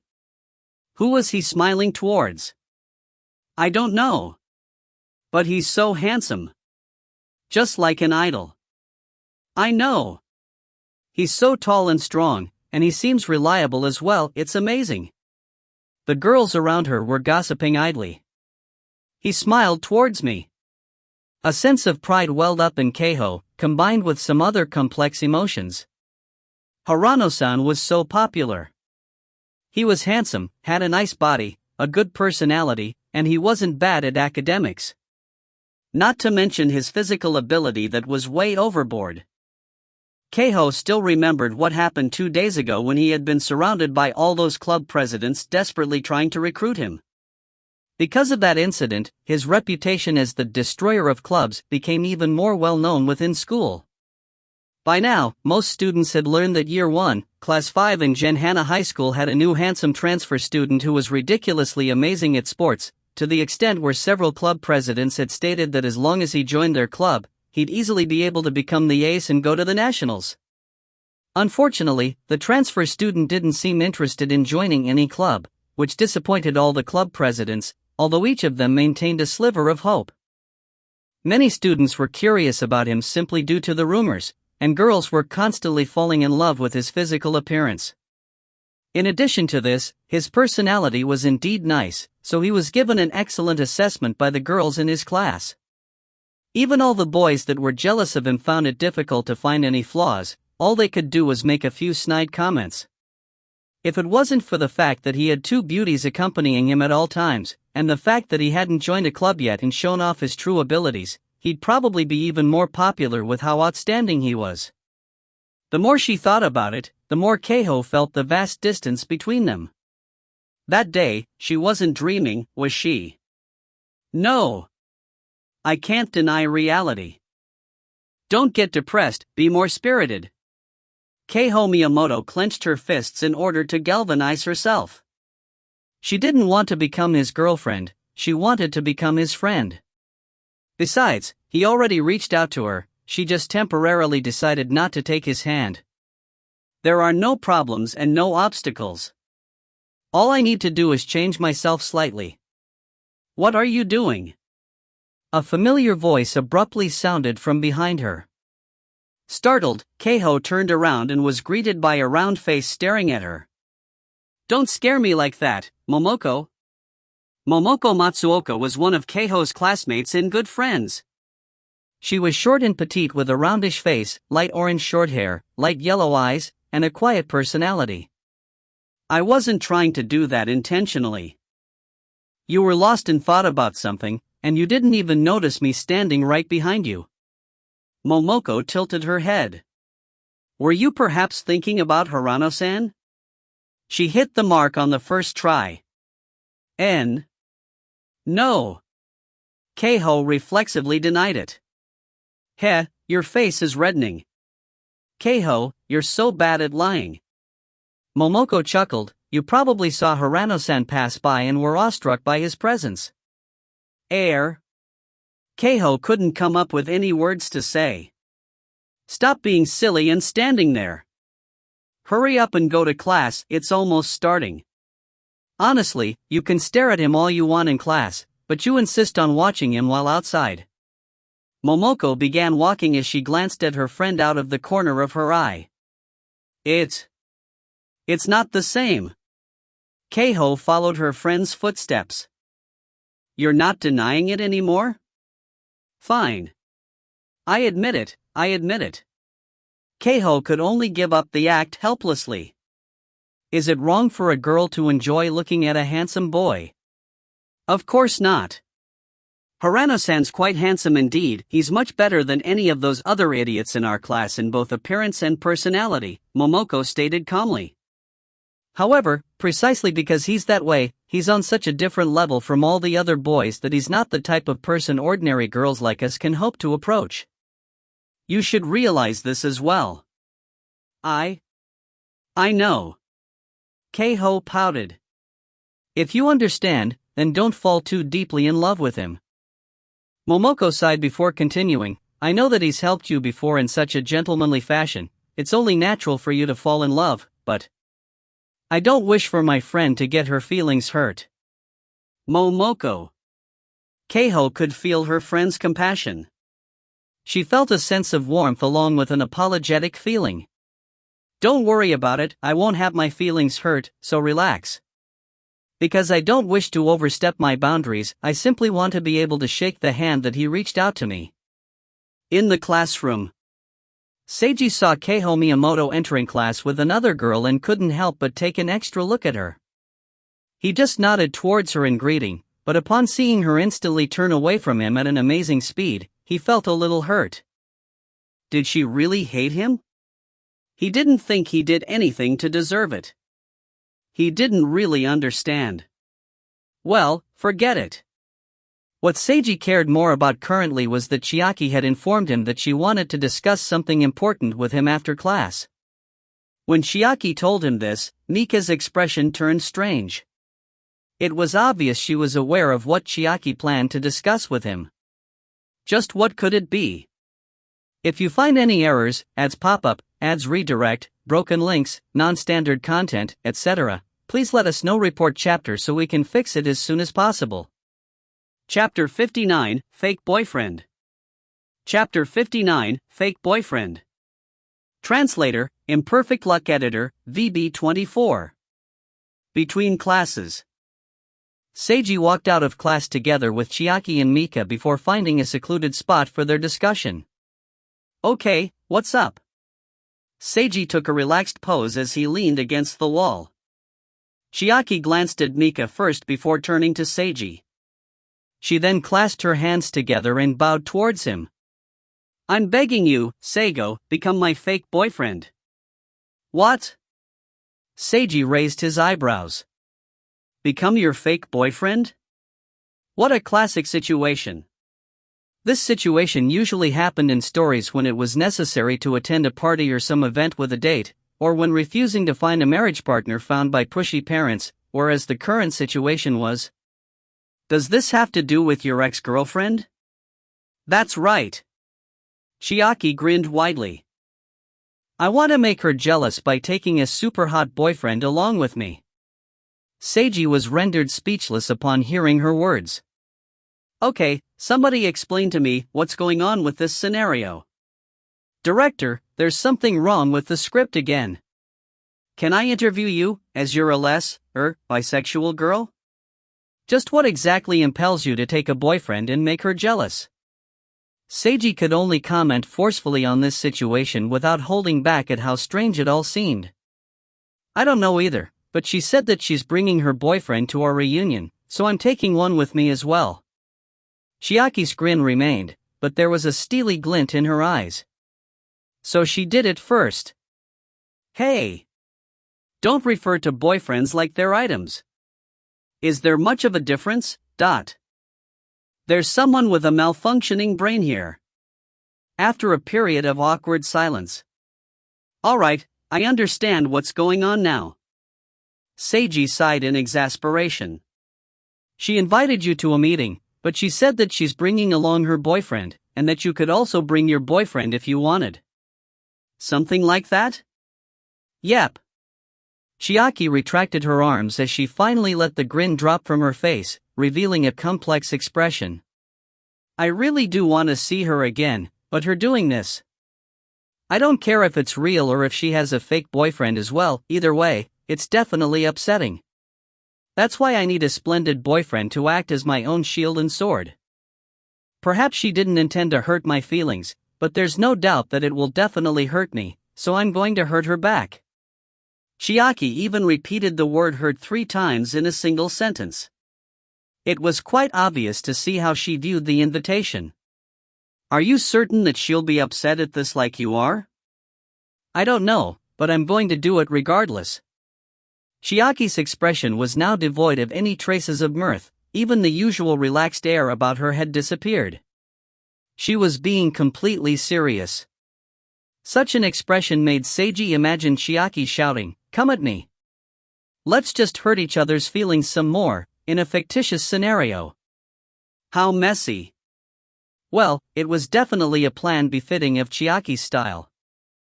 Going to a meeting by herself, trying to bear the pain in her heart while smiling, and greeting her ex-girlfriend who now has a new boyfriend. Such a garbage scenario wasn't suitable for her personality at all, she'd never be able to do that. As he thought this, Seiji smiled to himself and stood up straight instead of leaning against the wall. Okay, I'll do it. Even though I'm not sure if I'll properly become a good item for your usage, go ahead and use me as you wish. The tall and handsome boy saying such a juicy sentence with laughter in his tone, this alone would cause many a girl's heartbeat to quicken. Mika's face reddened as she listened to their conversation. Even Chiaki's cheeks were tinged with a hint of red. Yes, I will. The tomboy averted her gaze slightly as she couldn't bear to look at the shining sun. You'll definitely become an excellent shield and sword for me, Seiji. You're just that handsome. Chiaki thought as silence fell for a few seconds. When will you be meeting her? And where? Seiji asked for the specific details. I haven't discussed it yet. I'll reply to her later and come to an agreement about when and where to meet. Oh, I'll be waiting for you to contact me about the details then. Okay. Let me know when you have free time. That way I can arrange a time convenient for you. Apart from school and work, I'm usually free. As for my work schedule this week, Seiji informed Chiaki of his schedule. Chiaki nodded after noting down the information. Got it. I'll call her tonight and arrange a time to meet. Now, before we go to her meeting, we need to prepare some things. Prepare? Seiji blinked in surprise. Chiaki chuckled. Before we head to the battlefield, we should make sure our equipment's top-notch. Don't say it like we're heading to a real battle. Seiji couldn't bring himself to say it out loud, though. Perhaps to Chiaki, This was indeed a true battle, emotionally speaking, at least. How do we need to equip ourselves? Our clothes and appearance. Chiaki became more spirited and energized upon saying this. We're going to appear our best in front of them. That's why, Seigo, you need to go shopping with me. We're going to buy a matching set of couples clothing that'll brilliantly enhance your handsomeness and my beauty. The ferocity in her words was almost tangible. Oh. Seiji couldn't resist her fervor. But I don't have much money. I'll pay for the costs. Chiaki bluntly stated before she shifted her gaze to her best friend who was still looking on. Mika, come with us, tell us your objective opinion. Oh. Mika also fell victim to Chiaki's fervor and could only respond in a stupor. This is my specialty, haha. Allow me to show you guys my true ability as the ace of the drama club. Chiaki focused her attention outside the window with a sparkle in her eyes. It seemed almost as if she was shining brightly. Asterisk clap clap clap. Asterisk Seiji couldn't help but clap for her in support. Clap clap clap, Mika followed up with another round of applause. The two of them felt like as if the tomboy in front of them was currently putting her all into performing on a stage. Later that evening, Seiji received a call from Chiaki. The battle will occur on Sunday at 8:30 p.m. The location will be the White Snow Coffee Cafe in Silver Valley. Silver Valley. I've never been to such a high-class area. We'll go scout the place out on Saturday night, and we'll also buy some clothes there. The clothing there must be quite expensive. Don't worry, I'll pay. I'm actually quite well off, you know, if you're willing, I could even give you an allowance. Nah. Don't reject me so quickly, at least hesitate a little, It'll be bad if I do hesitate. Seiji retorted decisively. He heard Chiaki's laughter on the other end of the cell phone. I'm really looking forward to picking clothes together with you. Alright, let's leave it at that, I still need to let Mika know as well. Okay. Seiji prepared to hang up. Don't you want to know how I persuaded Mika to let you be my boyfriend without her objecting? Chiaki suddenly asked him an unexpected question. I'm just a fake boyfriend. Even if it's fake, a girl will mind. Chiaki was laying on a luxurious canopy bed while talking to Seiji. She was playing with a cute plush cat doll while chatting lightheartedly on her cell phone. I used my deep friendship, intimate hugs, gentle wording, as well as passionate lips to, Stop. I don't need any special sex chat services over the phone. Chiaki's laughter increased in volume. What's the matter, Seiji? Nobody else could hear anything. Oh, right, the hell.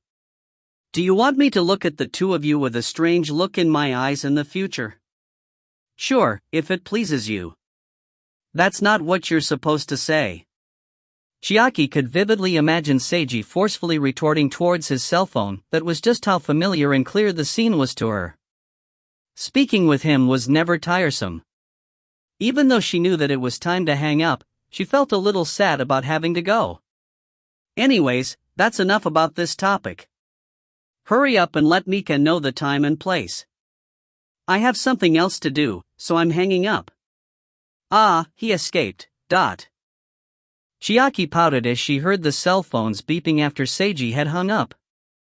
I wonder if he's noticed the subtle changes in my heart, Chiaki thought to herself. Well, even I don't even know what's going on with myself.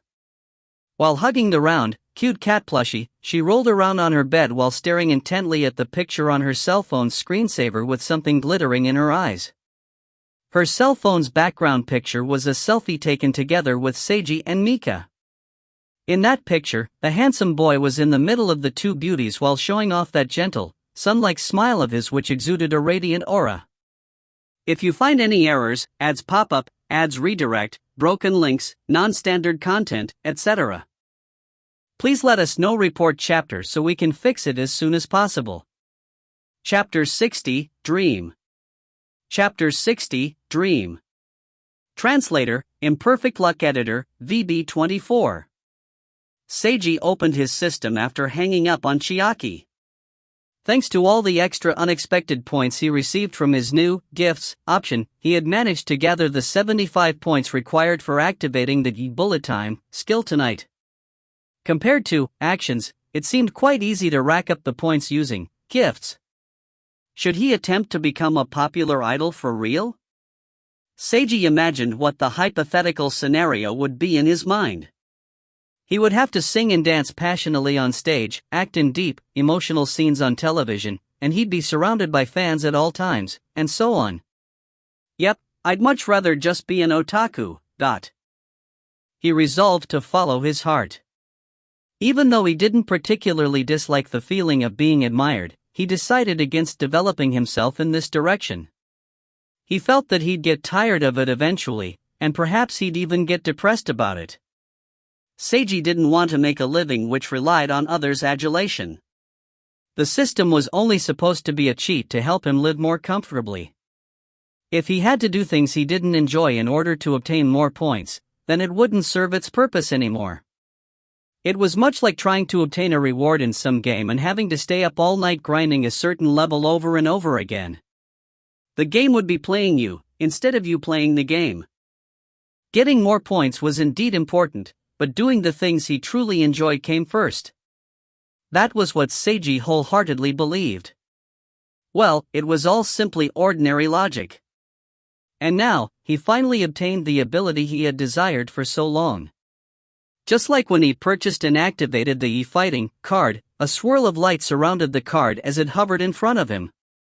A black shadow facing countless silver bullets was depicted on the card. Activate.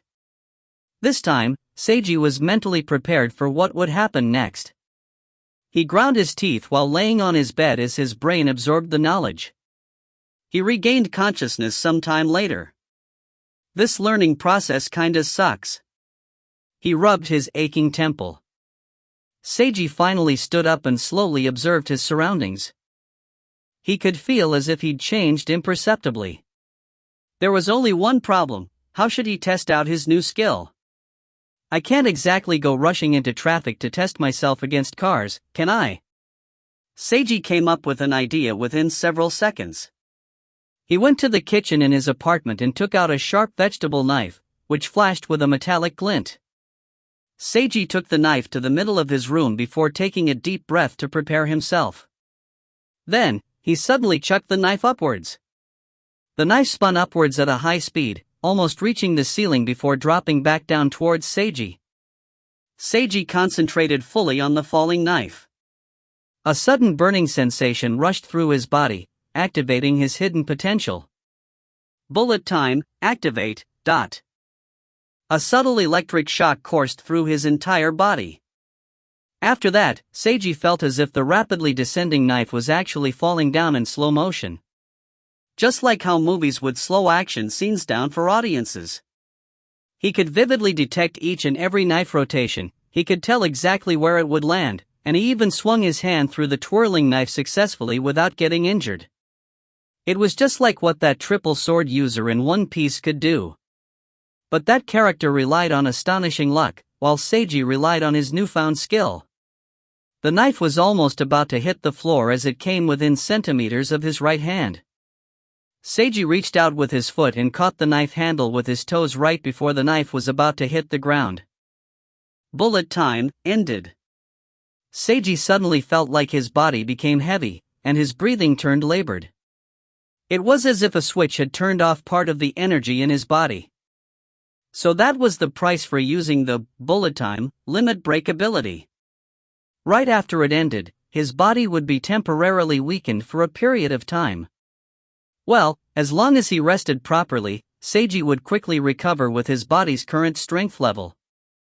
But if he activated bullet time again during his weakened state, it would sap even more of his energy afterwards. Seiji figured that if he activated it many times in quick succession, it might even exhaust him to death. But if he ever met with such a dangerous situation, he should probably just load as the main priority.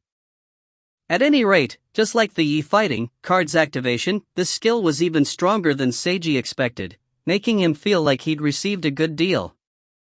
Of course it was a good deal. It was because Seiji was able to obtain it for half price, 75 instead of 150 points. So, no matter what, this was an excellent exchange. Seiji opened up his system again, filled with self-satisfaction. Unlike when he purchased the e-fighting card, no new options appeared in his system. This was within Seiji's expectations. After all, Bullet Time was simply a skill card that was also a reward, not a skill tree activation card. If he wanted new abilities such as Bullet Time LVL2, he'd probably have to complete a specific action or become stronger to unlock it. Seiji began thinking about the next ability to exchange for after confirming that no new options had appeared. Should I continue increasing my fighting prowess or begin improving something else? Considering what I might face in the future, perhaps it'll be reassuring to raise my combat ability, but even with the new gifts option, Seiji still felt like he wasn't accumulating points quickly enough. Rather than continuing to increase his skills in the e-fighting ability tree, perhaps he should activate more skill trees instead, so that he could have additional actions in order to grind points quicker, resulting in more skills at a faster pace. This is almost like a strategy game. Should I recruit a stronger army and increase my military strength, or do I increase my economic production so that I can hire a higher level army in the future? A decision like that, Seiji muttered to himself. He recalled a vastly time-consuming famous strategy game from his previous life. The game had been wonderfully intricate with numerous development strategies. Every move the player took would have an effect later down the road. The sense of instant accomplishment the game had on gamers would make them unable to stop themselves from playing once they got hooked. Just one more turn. When did it get light outside? This was a phrase that became popular due to the game's influence. Seiji had played that game in his past life as well. Not very deeply, but he knew the basics.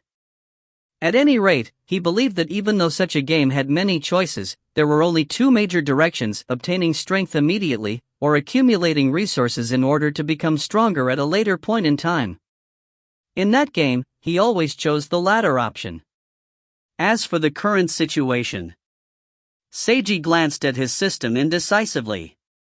Finally, he came to a decision. I don't know what's going to happen in the future, so there's no way I could make the right decision. In that case, I might as well just do what I originally preferred to do in the first place. Besides, he could simply make a save file at this point in time. He had prepared himself. Next, I'm going to exchange for the Academics Writing Activation Card. Seiji's Academics stat had reached a high number as he'd grinded for points. He was full of hopes for what might happen to him after he activated the writing ability. If he had the skill, he wanted to write his own novels, light novels. Novels which weren't from his previous world. He wanted to create brand new stories that were completely his own, ones that everybody loved reading. Instead of simply being a reader, Seiji desired to author one of his favorite mediums. This was one of Seiji's unrealized dreams from his previous life. In this new world, he absolutely had to realize his dream. Otherwise, what difference would there be from his previous life? An ordinary, unremarkable person, but on Earth, I was merely an idle fish at the bottom of the lake, and now, it's time for me to go ashore. Seiji's grin grew wider as he considered the endless possibilities the future held. If you find any errors, ads pop up, ads redirect, broken links, non-standard content, etc., please let us know. Report chapter so we can fix it as soon as possible. Chapter 61, Trying on Clothes. Chapter 61, Trying on Clothes. Translator, Imperfect Luck Editor, VB24. The next few days passed by uneventfully. The only thing that caught Seiji's attention was the fact that Hoshi Amami still hadn't appeared at work this Saturday. Being somewhat worried, Seiji decided to ask the owner Rika Amami about the situation. All she knew was that Hoshi supposedly felt sick, so he hadn't shown up to work this week. Was he actually sick with a cold, or was there something more to it? Perhaps, he's trying to avoid me. Seiji had his suspicions. Well, forget about it. Since his aunt doesn't feel like there's anything wrong, then it's probably fine. Saturday night.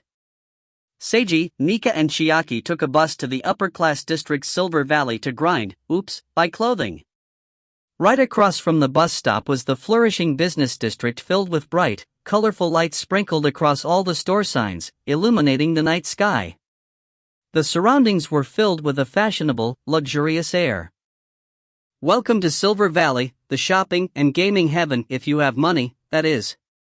Chiaki grinned as she informed her friends. The ex-NET who's now working in the female high school student with no income of her own. Do you come here often? Seiji ended up sighing. I often took girls I was intimate with here during middle school, but I haven't been here since I started attending high school, Chiaki explained. Now don't just stand there, let's get going. She waved at them with a huge smile on her face. This really feels like a rich and experienced gamer taking two free-player newbies along to grind for experience, Seiji thought to himself. It was obvious that Mika was also out of her comfort zone here. It was her first time here, mostly due to the costly nature of the products they stocked. No ordinary high school girl would be able to afford them, which why she'd never shopped here. When Seiji noticed how nervous she was, he smiled at her, attempting to relieve the tension. You don't need to mind too much. Other than the fact that all the prices have one or two more zeros at the end, things aren't really that different here. That's a huge difference, okay? Mika responded reflexively. Who cares? After all, we have a rich gamer. Cough cough, Chiaki's paying today, not you or me. Seiji shrugged nonchalantly. That's true, but your attitude. Mika couldn't think of an appropriate adjective to describe Seiji with. Follow the rich girl and don't worry about anything. By the way, why is Chiaki so rich? Seiji finally thought to ask that question. Her father's a famous artist that's really wealthy. But he's never home, so he gives Chiaki a lot of spending money as compensation, Mika explained. Seiji nodded in response. I see. Mika didn't mention Chiaki's mother, so perhaps the Wakaba family is also a single-parent household. I wonder if Chiaki's mother got divorced or something else. For two beauties with such differing personalities to become friends requires some points in common. What are you secretly chatting about? Come, we're gonna head over there to the Grand Spring department store. Chiaki, who had been walking ahead of them, suddenly bounced back to Seiji and tugged his right arm. The Grand Spring department store. That's the most expensive place in all of Silver Valley. Mika muttered to herself. Mika's eyes became unfocused as she gazed at the majestic structure in front of them. She didn't even notice the fact that Chiaki was getting cozy with Seiji. Relax, relax, I'm here, come. You don't need to pull on me. This is the practice performance for tomorrow. Wait up. They bantered playfully with each other as they walked down the bustling street together. The Grand Spring department store. This store had 50 years of history and tradition behind it. After experiencing various ups and downs and booms and recessions, it was now one of the top-class department stores in all of Sakura Island. It was currently at the apex of Silver Valley's merchants. Any normal person's evaluation of this store would only contain one word, expensive. If you had to add another word to assess it, it would simply be very expensive. But to those who were better off financially, the consumption level here was appropriate for them. Each item for sale here had a price suitable for its brand name and quality, so this store was actually quite popular with the upper middle class. After entering the store, an average person would almost be blinded by the extravagant yet fashionable clothing selection which stunned them with its traditional yet splendid garbs. In addition to this, the sound of a piano playing was audible throughout the entire store. Naturally, it wasn't a recording played through a loudspeakers, instead, it was a real person who was performing, a pianist of some renown. Every customer here was well dressed, with the women seeming elegant and graceful while the boys were gentlemanly hunks. Even though there were a decent number of customers, it wasn't too noisy inside the store. Each brand name store displayed clothes, accessories, purses, and other products that were expensive to the point where an ordinary person wouldn't even want to inquire about the prices. This was like a completely different world for Seiji and Mika, who were only used to shopping in supermarkets and bargain stores. Seiji wouldn't shrink back at such an atmosphere thanks to his experience in a previous life, but Mika seemed as if she'd become smaller somehow, and she was acting stiffly. "Don't be nervous, Mika. Everybody here is so pretentious, so just treat them all as vegetables. It's fine." Chiaki gave her good friend a big thumbs up. "I know you're just trying to alleviate her tension, but don't just make fun of everybody here." Seiji gave Chiaki a look of exasperation. "It'll be bad if someone overhears us." "So what will you say if nobody could overhear you?" Ha. Seiji covered his face with one hand, and peeked through his fingers in a classic middle schooler's pose. "From my angle, humans are simply garbage." "How terribly overboard!" Chiaki retorted. Mika was lost for words upon witnessing the duo's manner. It's impossible to be tense for more than a minute whenever I'm with these two," Mika thought. In fact, she was both delighted and thankful to be with them. "Let's start exploring from the store I'm most familiar with. To the 3rd floor." Chiaki led the way. And so, a joyous shopping trip began. Just kidding. 2 hours later, Seiji wore a helpless look on his face as he watched the two beauties that accompanied him absorbed in picking out clothes. Perhaps there were quite a few boys that would have similar thoughts when shopping together with a girl. To the average boy, a girl would transform into a mysterious creature who didn't feel fatigue, hunger, or thirst. She'd be able to try on an endless array of clothing without needing to stop for rest at all. Seiji had fun at the beginning as well, since he was able to watch Chiaki and Mika. Chiaki told Mika to not pass up this chance to try out some clothes, or various types of attractive clothing with glamorous styles. He kept snapping an endless amount of pictures. But after 2 hours? Meh. Seiji wasn't tired physically, but he wanted to rest mentally and just sit down somewhere for a little while, even if it was doing nothing but resting. However, "Seigo, come over here, try this on." How many times had he worn clothes for them to judge? Seiji had completely lost track. Without being narcissistic about it, Seiji truly possessed an excellent body now. Every article of clothing suited him perfectly, and the different styles did little to change his overall appearance. Chiaki and Mika were that type as well. Every article of clothing enhanced their charisma. But the two beauties just couldn't decide as they continued pulling him around here and there, forcing him to try different sets of clothes. It seemed like they could continue this until they'd made him try every piece of clothing in the entire store. Seiji sighed mentally as he walked over and took the clothes they selected for him into the changing room. He failed to notice that every woman in the store, including the employees, the customers, and Mika and Chiaki, were all quietly paying attention to him. "That boy's so handsome. He's really tall and strong, so he's basically a perfect clothes mannequin.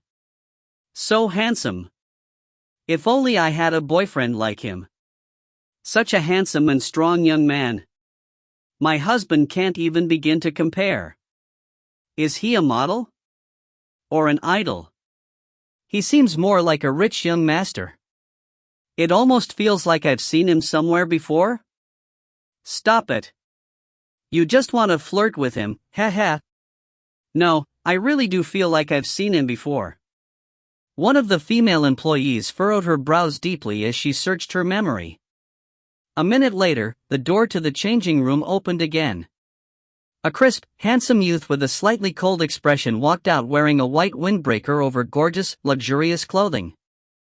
His figure exuded the aura of a tall, rich, and handsome young master as he simply stood there. This, in tandem with his disinterested look, which was actually due to his mental fatigue, made him seem as if he were a male model in an advertisement. Wow! All the women who were secretly observing him simultaneously thought precisely the same thing. This included the female employee who had been wondering where she'd seen him before. She was dazed as her attention was completely stolen away by his handsomeness. Mika and Chiaki became slightly drunk on this scene as well. Ever since they began forcing Seiji to try out various types of clothing, they'd already received many such impacts, which was why they'd gotten addicted to making him into their personal model. I knew he was handsome before, but this is. Only after making him wear these clothes did I discover that he's really just way too handsome. Both girls shared the same sentiment in their hearts. Seiji was idol level. No, he was even above idol level. All he did was wear some high-quality clothes, no makeup was even necessary. His jeans were ridiculously broken. Hey, Seiji Haruta, just who are you, really? Are you actually some rich young master that's been exiled from your family? The same thought ran through both Mika's and Chiaki's minds. If you find any errors, ads pop up, ads redirect, broken links, non-standard content, etc., please let us know. Report chapter so we can fix it as soon as possible. Chapter 62, Older Sister. Chapter 62, Older Sister. Translator, Imperfect Luck Editor, VB24. Neither Mika nor Chiaki knew that the thoughts that randomly passed through their minds were actually correct. If only Mika could have connected the dots to the first meeting between Seiji and Natsuya Yorihana, especially the words Natsuya had spoken to him, she may have been able to realize the truth after thinking it through. However, that didn't happen. Was it that she simply wasn't very bright, or was something unconsciously preventing her from thinking along that direction? While Chiaki was also aware of their meeting, she only knew that Seiji saved Mika, which led to the president's gratitude and the subsequent invitation to transfer to Genhana High School. She didn't mull over this incident too deeply. That was because Seiji acted too much like a normal person. He made a living by working, bought ordinary products, and had otaku hobbies. None of these actions seemed befitting of a rich young master. This was why the two girls only treated their passing thoughts as a joke and didn't think it was really serious. But, unbeknownst to them, their joke was actually fairly close to the truth. The trial that Seiji endured continued as the duo brought out even more clothes for him to wear. Feeling helpless, Seiji was forced to use the excuse of going to the restroom in order to give himself a little break. The piano music continued to echo throughout the entire store.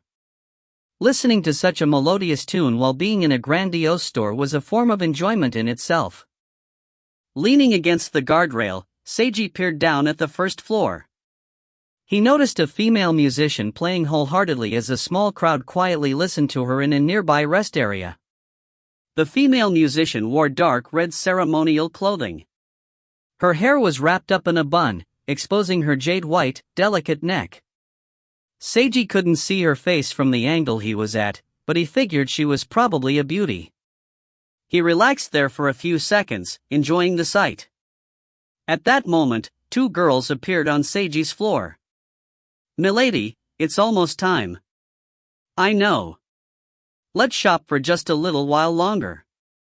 An alluring, sultry voice as well as a light and clear voice came within Seiji's earshot. Seiji suddenly felt as if he'd been struck by lightning. The original Seiji's memories flooded into him.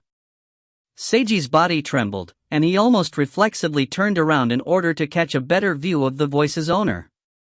He barely managed to stop himself at the last moment, instead settling for stiffly twisting his head slowly and peeking at them out of the corner of his eye. He saw two beautiful girls walking past him at the edge of his vision. There was no mistaking it. It was her. Even though he only saw her out of the corner of his eye, that beautiful figure of hers matched perfectly with the person in his memory.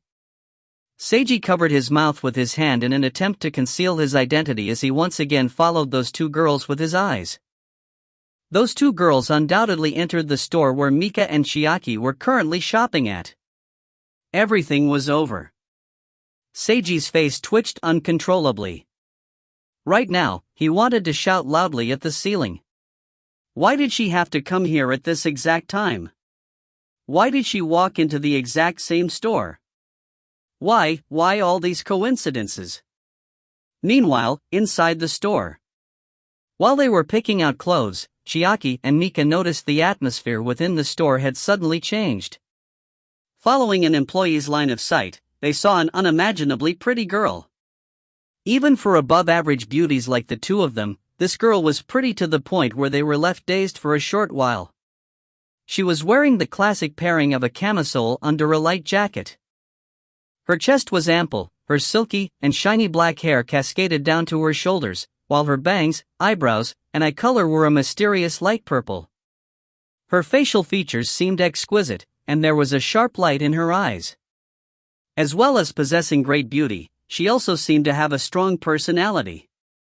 Although people might mistakenly assume she was a gentle person, on deeper inspection, it could be seen that there was a fierce, unyielding spirit within her. She was like a sword of the finest craftsmanship that had been slightly pulled out of its scabbard. Her aura seemed almost contradictory but suited her well, thus creating an unique and memorable impression. By her side was another girl with curly green hair and a seductive look in her slightly droopy eyes. Her mouth was arched upwards in a slight smile, and she was wearing a tight one-piece dress with black fishnet stockings. Her curvy body seemed devilishly charming. If this green-haired girl was unaccompanied, she'd be sure to attract lots of attention, but the black-haired girl beside her completely suppressed her. These two beauties attracted almost all the customers' and employees' attention. So pretty. Mika couldn't help but mutter to herself. The black-haired girl caused Mika to recall Natsuya Yorihana. The black-haired, full-chested president was the only other girl who'd ever given Mika the impression of such an ultimate beauty. No, wait, there was one other as well, the middle school girl she saw at the drama club. She seemed like a beautiful, untouched snowflake. Perhaps the two girls were already used to being the center of attention, as they ignored the surrounding stares and began to pick out clothes from the store. An employee hurriedly went to greet them and respectfully attended to their needs. Those two girls are so beautiful, especially the black-haired one. Are they idols? They don't seem like the type. They're probably scions of major families. I've seen them before, they seem like regulars here. I've met them quite a few times. Even though the green-haired girl is sexier, the black-haired girl is someone you simply can't take your eyes off of. If only I had such a beautiful daughter. I'd die happy.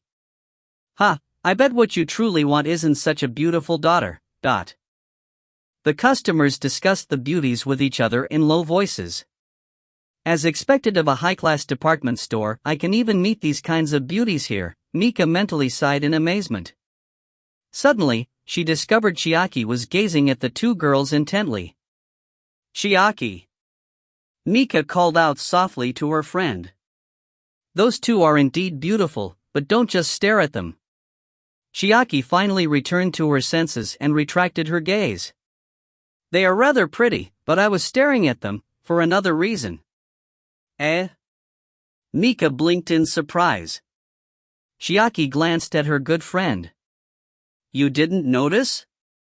That black-haired girl strongly resembles Seiji. Mika widened her eyes in surprise upon hearing this. Indeed, Chiaki was right in terms of top-class appearances. Other than the president and the girl who visited the drama club, there was still the boy who had just been beside her. Seiji Haruta.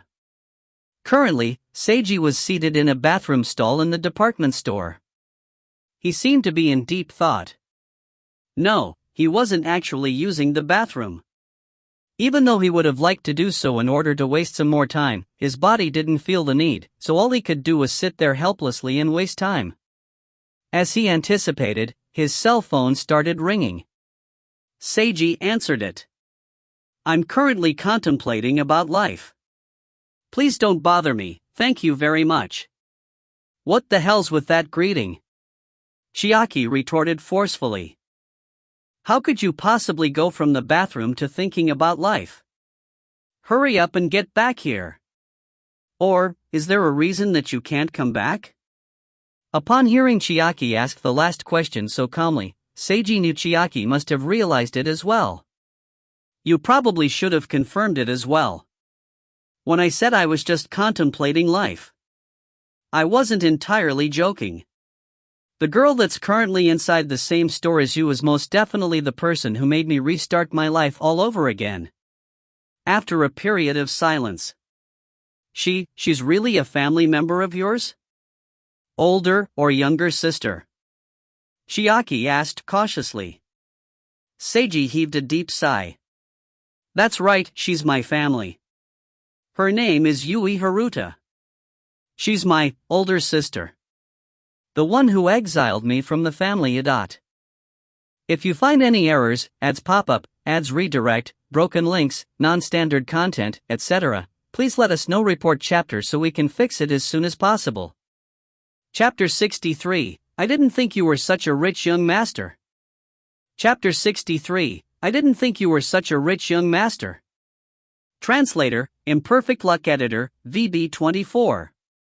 If Seiji attempted to, he could probably devise some excuse to fool them, but he preferred to tell the truth. Telling the truth simplified everything. Chiaki and Mika left the store and met up with Seiji outside the entrance before they all left the Grand Spring department store together. My apologies. You don't have to apologize for anything. I only feel awkward about not purchasing anything after trying on so many clothes. I feel bad for the store. Chiaki shrugged as she glanced at Seiji. Are you alright, Seiji? Mika sent him a concerned look. Seiji smiled at the duo reassuringly. I'm fine. I was just slightly shocked at seeing her so unexpectedly. Fortunately, I happened to be outside the store at the time, so she didn't notice me. Otherwise, that could have turned bad, huh? Chiaki and Mika stared at him silently. Seiji slowly retracted his smile as a complex emotion appeared in his eyes. I still haven't prepared myself mentally to face her. It hasn't been long since I changed myself, nor have I accomplished anything of note. I'll continue working hard and face her properly when I feel like I'm ready. Seiji looked off into the distance with a contemplative expression. A hand slowly rose up and heartily slapped him on his back. Honestly, you were hiding such a beautiful older sister. When you return, and you reconcile with her and your younger sister, you have to introduce us. Chiaki grinned as she spoke. Don't you agree, Mika? Mika hurriedly nodded. Seiji. You'll definitely be able to repair your relationship with them, so be more spirited. The pigtailed girl raised her fist in a cheering motion in an attempt to uplift Seiji's mood. Seiji smiled gratefully at the pair. Thank you, guys.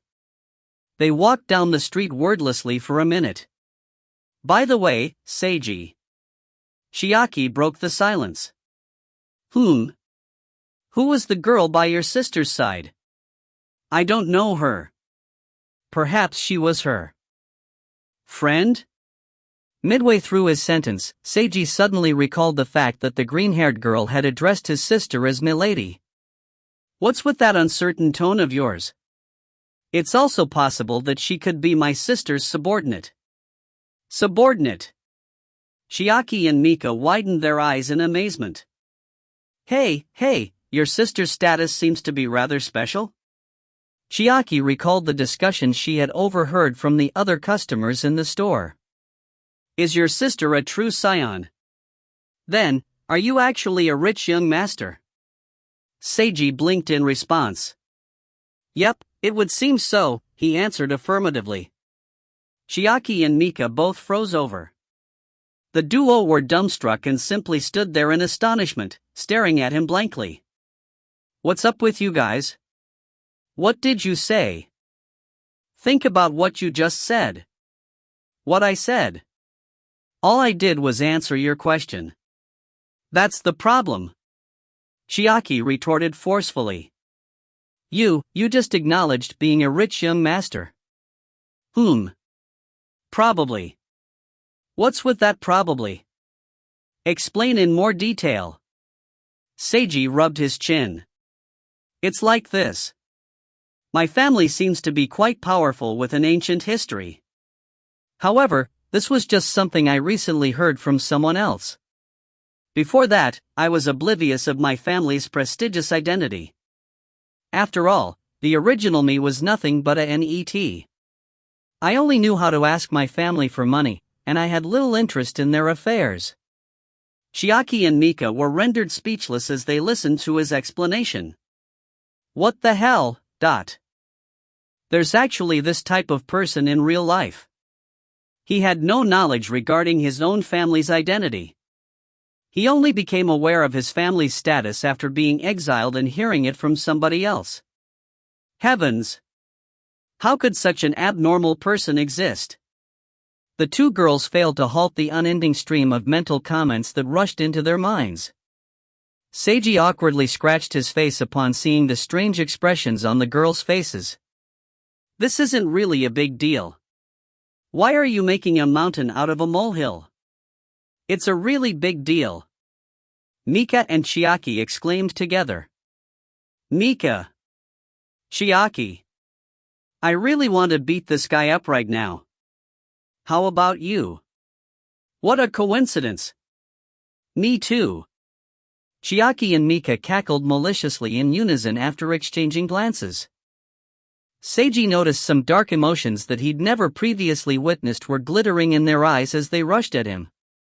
You idiot! The girls vented all their frustration on him. A minute later. Are your hands okay? Seiji calmly asked the two girls. Damn it, it still hurts. Just why is your body so ridiculously strong, you idiot? Chiaki rubbed her hand as she complained. Beside her, Mika also massaged her hand as she nodded in agreement. You guys were the ones who suddenly attacked me. Why is it my fault? Seiji mentally sighed. He felt as if it was impossible to reason with them sometimes. Why is the nature of my background important? Why do you guys care about it? Chiaki and Mika exchanged glances again before sighing together.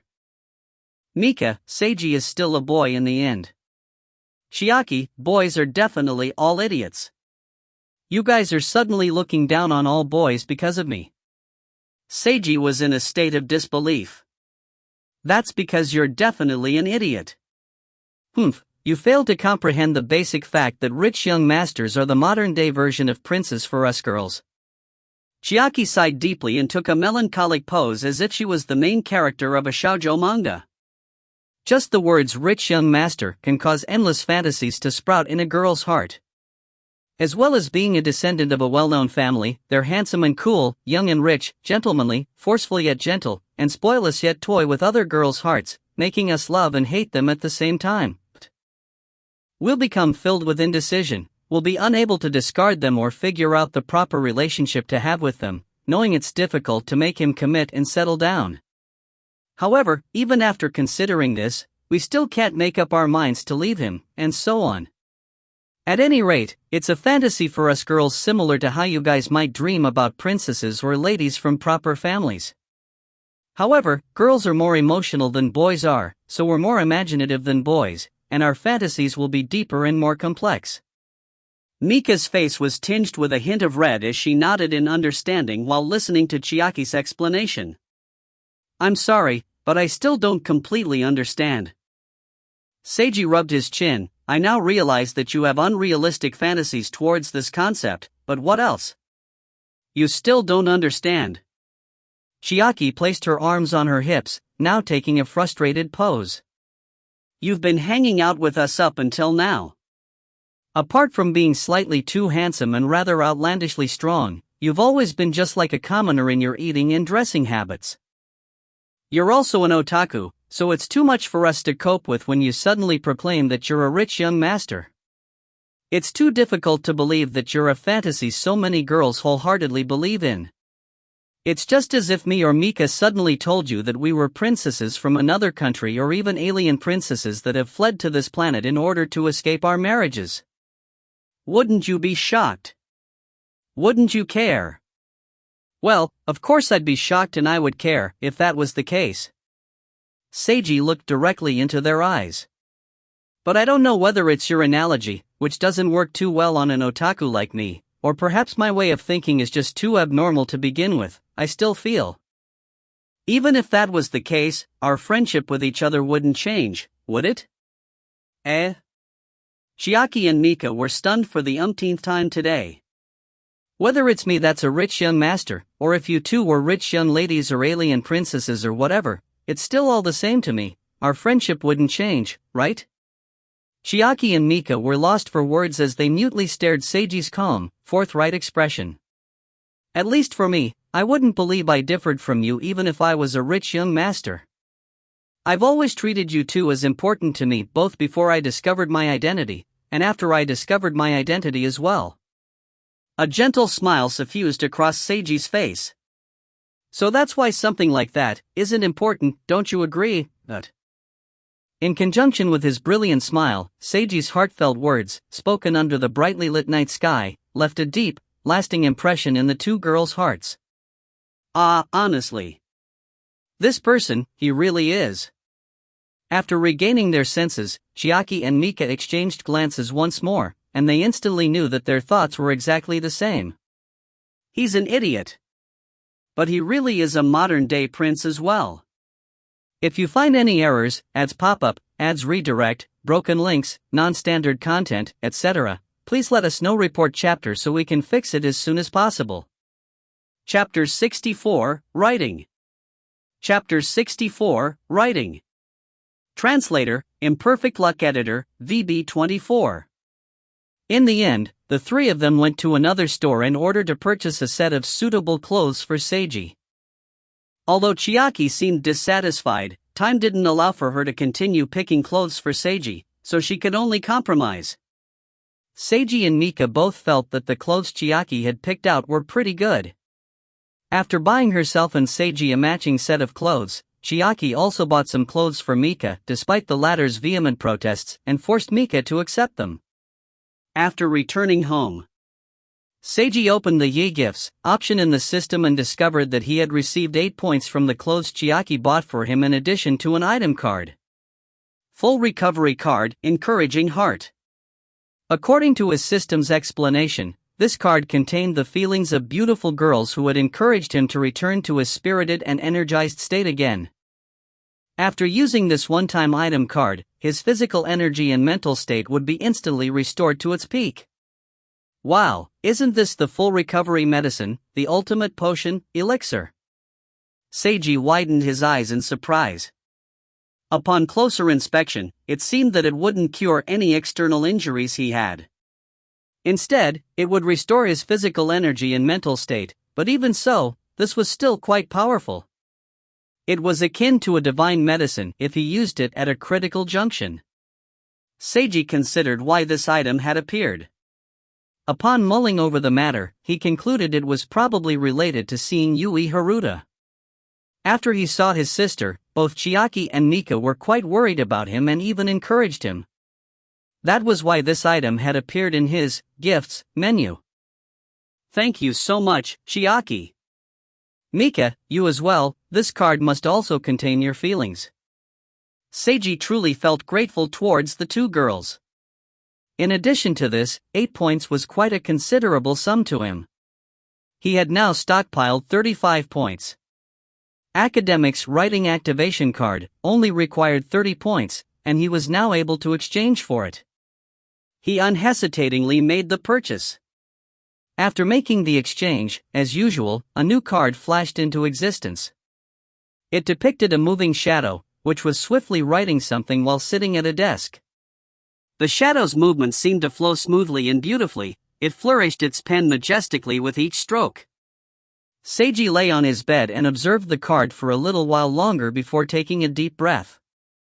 He was bursting with anticipation as he finally used the card.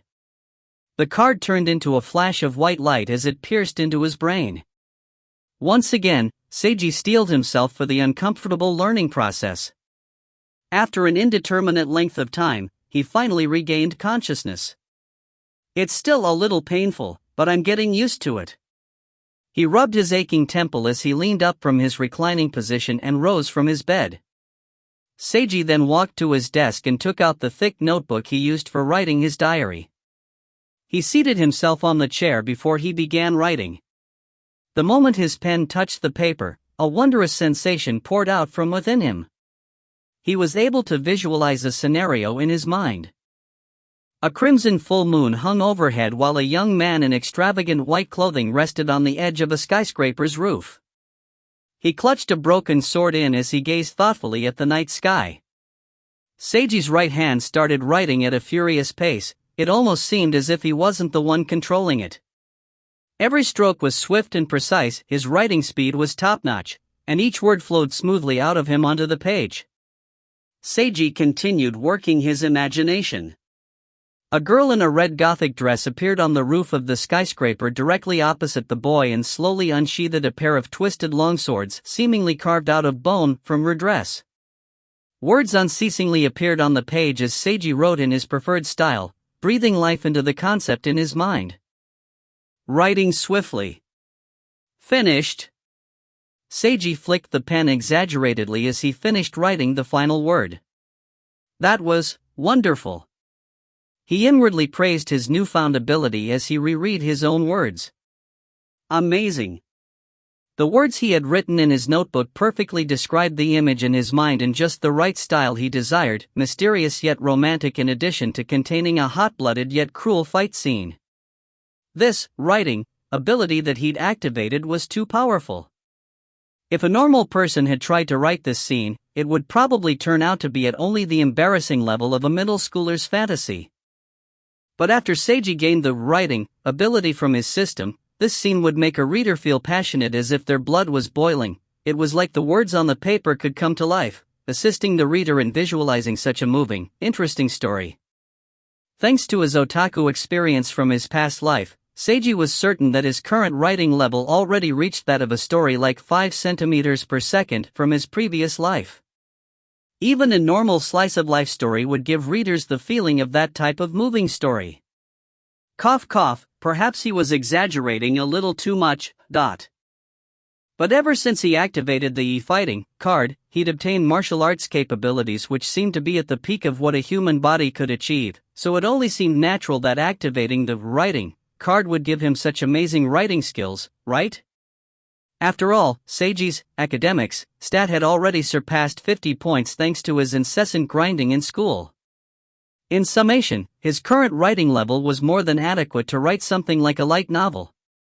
The only obstacle that remained was the limits of Seiji's own imagination.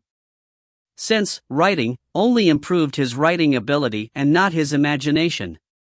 To clarify, it only helped him write down whatever was in his mind, but it didn't have the power to create the entire story and its characters for him. He would need to come up with his own story, world building, character settings, background, and so on. Only after organizing his thoughts was he able to write them down and create a final product. That was how it worked. Seiji could feel his blood beginning to boil already. In fact, he could barely restrain the urge to begin writing his own original story, but first, he still needed to check his system. As he expected, new options appeared in his system, just like when he'd previously activated the e-fighting card. The writing subsection was a new addition to his academics menu, and it contained options such as self-creation, imitate another author, studying writing techniques, and so on. His actions now included write an essay, write a poem, write a story, write a song, and so on, with various prerequisite stats. New items appeared as well, including speed writing card, writing with a pen in each hand, cryptography, encryption techniques, writing on the computer, typing, and so on. Seiji browsed his new options. Writing on the computer, typing, is the next one I need to aim for, or it's going to be inconvenient if I can only write on a notebook. Although his newly acquired writing skills were undisputedly amazing, there was still something strange about it. He had to put pen to paper in order to utilize his newfound skill. System, why were you so inflexible? In this day and age, leaving aside other types of stories, light novels would always be typed on a computer, and publishers also used digital editions. Of course, the most popular method right now was to post your story on the internet, hoping to get published after gaining popularity and being chosen by a publisher. Even though using a pen to write seemed romantic as well as unique, Seiji would prefer to directly type out his story as it seemed like a waste of time to write a story on paper then type it out again. However, the writing on the computer typing card required 55 points. Hey, wasn't this was more expensive than the ability cards under the fighting tree? Seiji subtly felt as if he'd fallen into his own system's ploy. 55 points seemed like a lot, but with his gifts and additional actions now available to him, it should be easier to grind than before, right? So let's test out the new actions. Seiji mulled it over before he ultimately decided to pick write a story from his actions menu, which had a prerequisite of 40 academics and 25 communication, and began writing the story in his mind. Yep, let's make the story's title I'll Die If I Don't Become Handsome. If you find any errors, ads pop up, ads redirect, broken links, non-standard content, etc., please let us know. Report chapter so we can fix it as soon as possible. Chapter 65, I'll Die If I Don't Become Handsome. Chapter 65, I'll Die If I Don't Become Handsome. Translator, Imperfect Luck Editor, VB24. After an entire night. Why is it light outside? Seiji finally returned to his senses after he'd spent all night in a writing frenzy. The bright sunlight which streamed through his window roused him from his unnatural state. He hurriedly checked the time. What the hell, he pulled an all-nighter while writing. He blankly looked at the thick notebook in front of him. Previously, its pages were largely blank. Now, it had only 3 or 4 empty pages remaining. He had lost himself in the process of writing his story. While it was a fact that choosing an option like write a story would cause an irresistible urge to well up within him, Seiji had also been addicted to the enjoyment he derived from creating his own story, so he simply wasn't able to stop himself. Might as well stop here. He put down his pen and stretched. Then, he picked up his book and speed read through his creation that he had spent the entire night on. Wow! Seiji's eyebrows gradually rose upwards as he continued reading. Just, wow! He flipped through the pages at a rapid pace. Incredible, wow! His eyeballs flicked from one line to the next as he finally finished. Smack, Seiji forcefully closed his notebook. Did I truly write all this? He tried his best to restrain the excitement within him. If he didn't, he felt that he would begin shouting loudly with excitement right then and there. That's because his own story was so engrossing. Seiji put down his notebook before he suddenly jumped up and backflipped, landing and finishing with a victory pose. Yeah, dot. He was shouting as loudly as he could within his heart. This would be the first story that the author Seiji ever wrote, a short story by the name of I'll Die If I Don't Become Handsome. The main character was a formerly hot-blooded young man who fell into the clutches of depravity and became a NET after life dealt him a cruel blow. One day, a mysterious spirit possessed him and forced him to become a handsome boy. If he didn't comply, the spirit threatened to curse him to death. Just from the story's synopsis, one would think that this story was related to the supernatural genre as well as being a motivational novel. Instead, it was actually a huge battle between good and evil. At first, the main character had to engage in activities he didn't enjoy purely due to the mysterious spirit's threats. He left his home, worked hard to lose weight, and made an effort in his studies, all in order to reach his target of becoming a handsome boy. The comedy in this story came from the contrast between the protagonist's inner comments and his actions. His depraved heart was furious at being coerced into doing all these things which were actually for his personal benefit, but the spirit forced him into behaving like a proactive, bright, even heroic person, thus helping him obtain the love of several beautiful girls.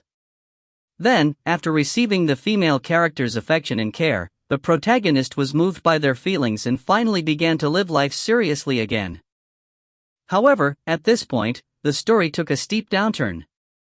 A mysterious antagonist suddenly appeared and injured his childhood friend who had always cared for him right before his eyes.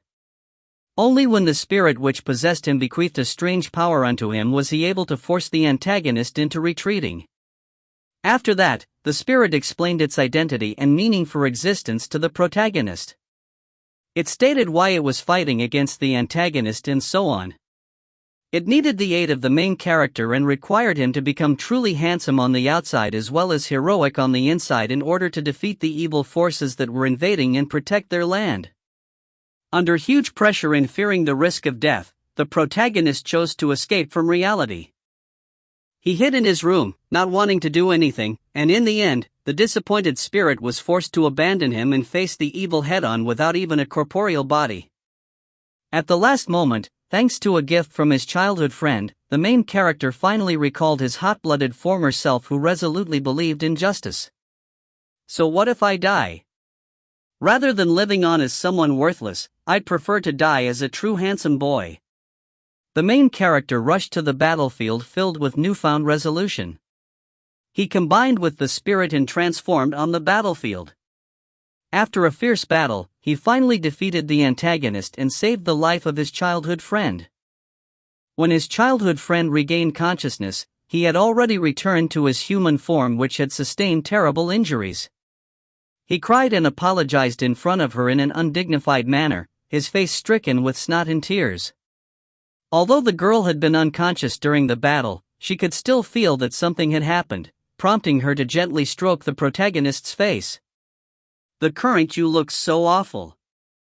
You're even uglier than when you were hiding in your home. Nevertheless, I still feel like the current you, just like this, you're the handsomest boy I've ever seen." The story ended at that sentence.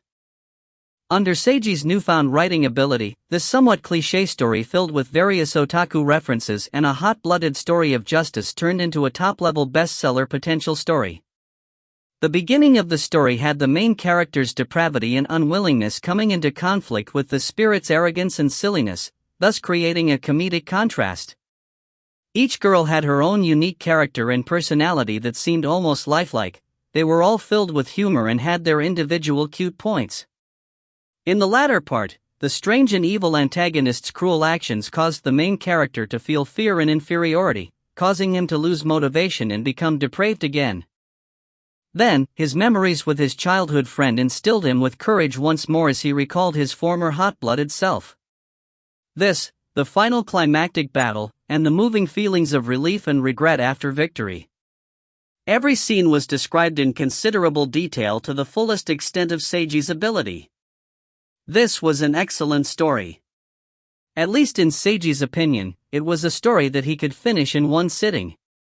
It contained humor, tension, and even a moving scene at the end. It was a fun light novel that would leave him with no negative feelings after he finished reading it. The only part was that it was so short, but that was why it was a short story.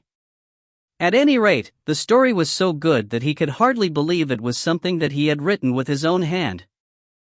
Plus, it only took him the time frame of one night. Seiji slowly forced himself to calm down. He wanted to get it published immediately, but first he had to type it again on his computer, save it in a document, and print it. Or should he publish it on the internet instead? It seems like even getting it published requires some thought. Seiji glanced at the clock and noticed that it was time for him to go to work.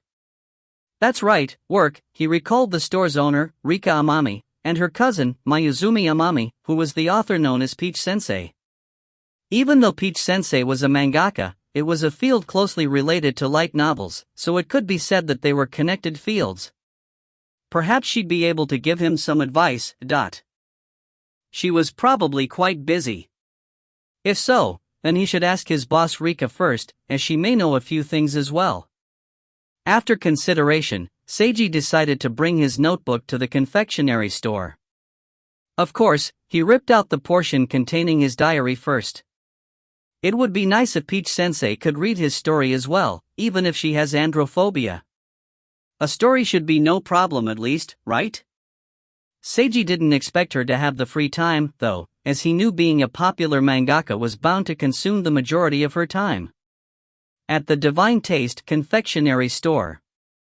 Seiji walked directly to the store manager/owner's office after arriving at the shop. "Good morning, Haruta, Harano-kun. So, what brings you to my office today?" Rika Amami blinked in surprise upon seeing Seiji enter her office. Good morning, store manager. Seiji smiled in greeting. Actually, I just wrote a short story in light novel format, and I want to get it published. He explained the situation and showed the notebook to her. Light novel? Rika Amami was rather curious. She knew that Seiji was an otaku, but being a consumer and a creator were two completely different things. Even if you read many otaku novels, you wouldn't necessarily possess the creative ability required to write one. Of course, after seeing and reading so many others, it was only natural to desire creating your own. In fact, most authors started like this. However, a hobby or an impulsive action didn't equal talent, it was only a part of what was required.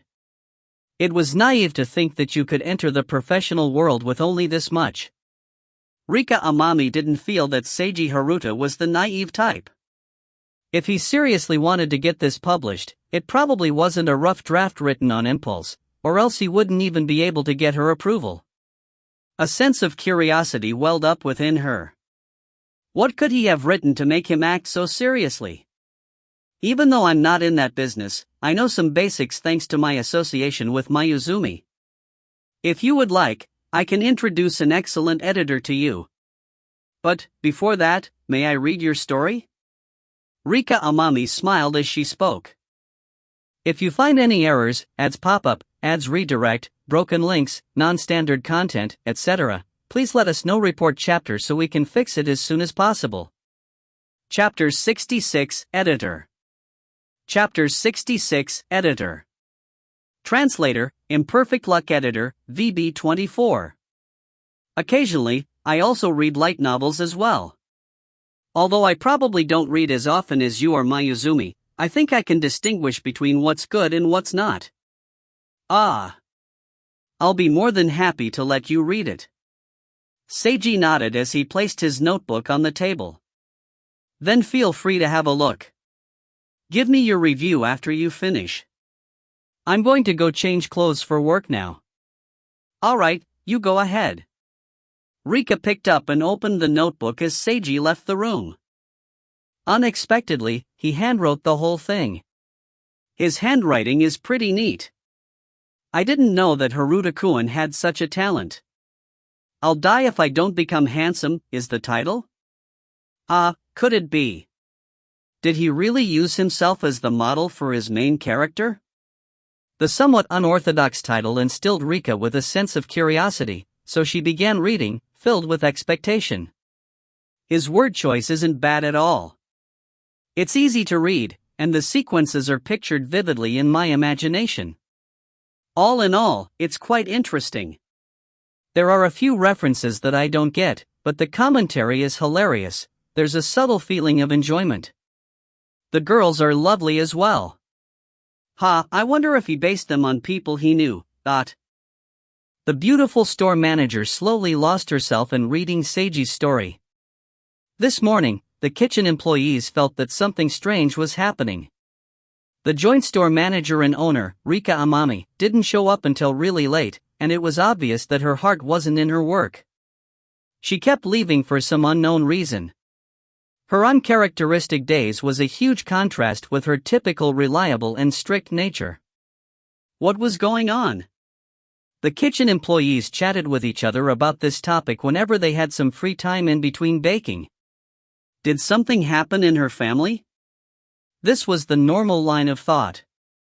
My guess is that an ex-boyfriend called her. This was a gossipy way of thinking. Could it be that she's on her period? This was a biological way of thinking. You're all so naive. According to my deduction, the store manager is actually wondering if she's pregnant or not. This was an outlandish way of thinking. Who's pregnant, you say?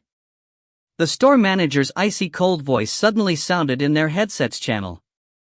The male employee who had been acting rather pretentious with his ridiculous deductions suddenly froze up as the others all stared in his direction. They gave a sympathetic glance towards the microphone on his headset, which he had forgotten to turn off before they averted their gazes in unison, pretending to be unfamiliar with this idiot.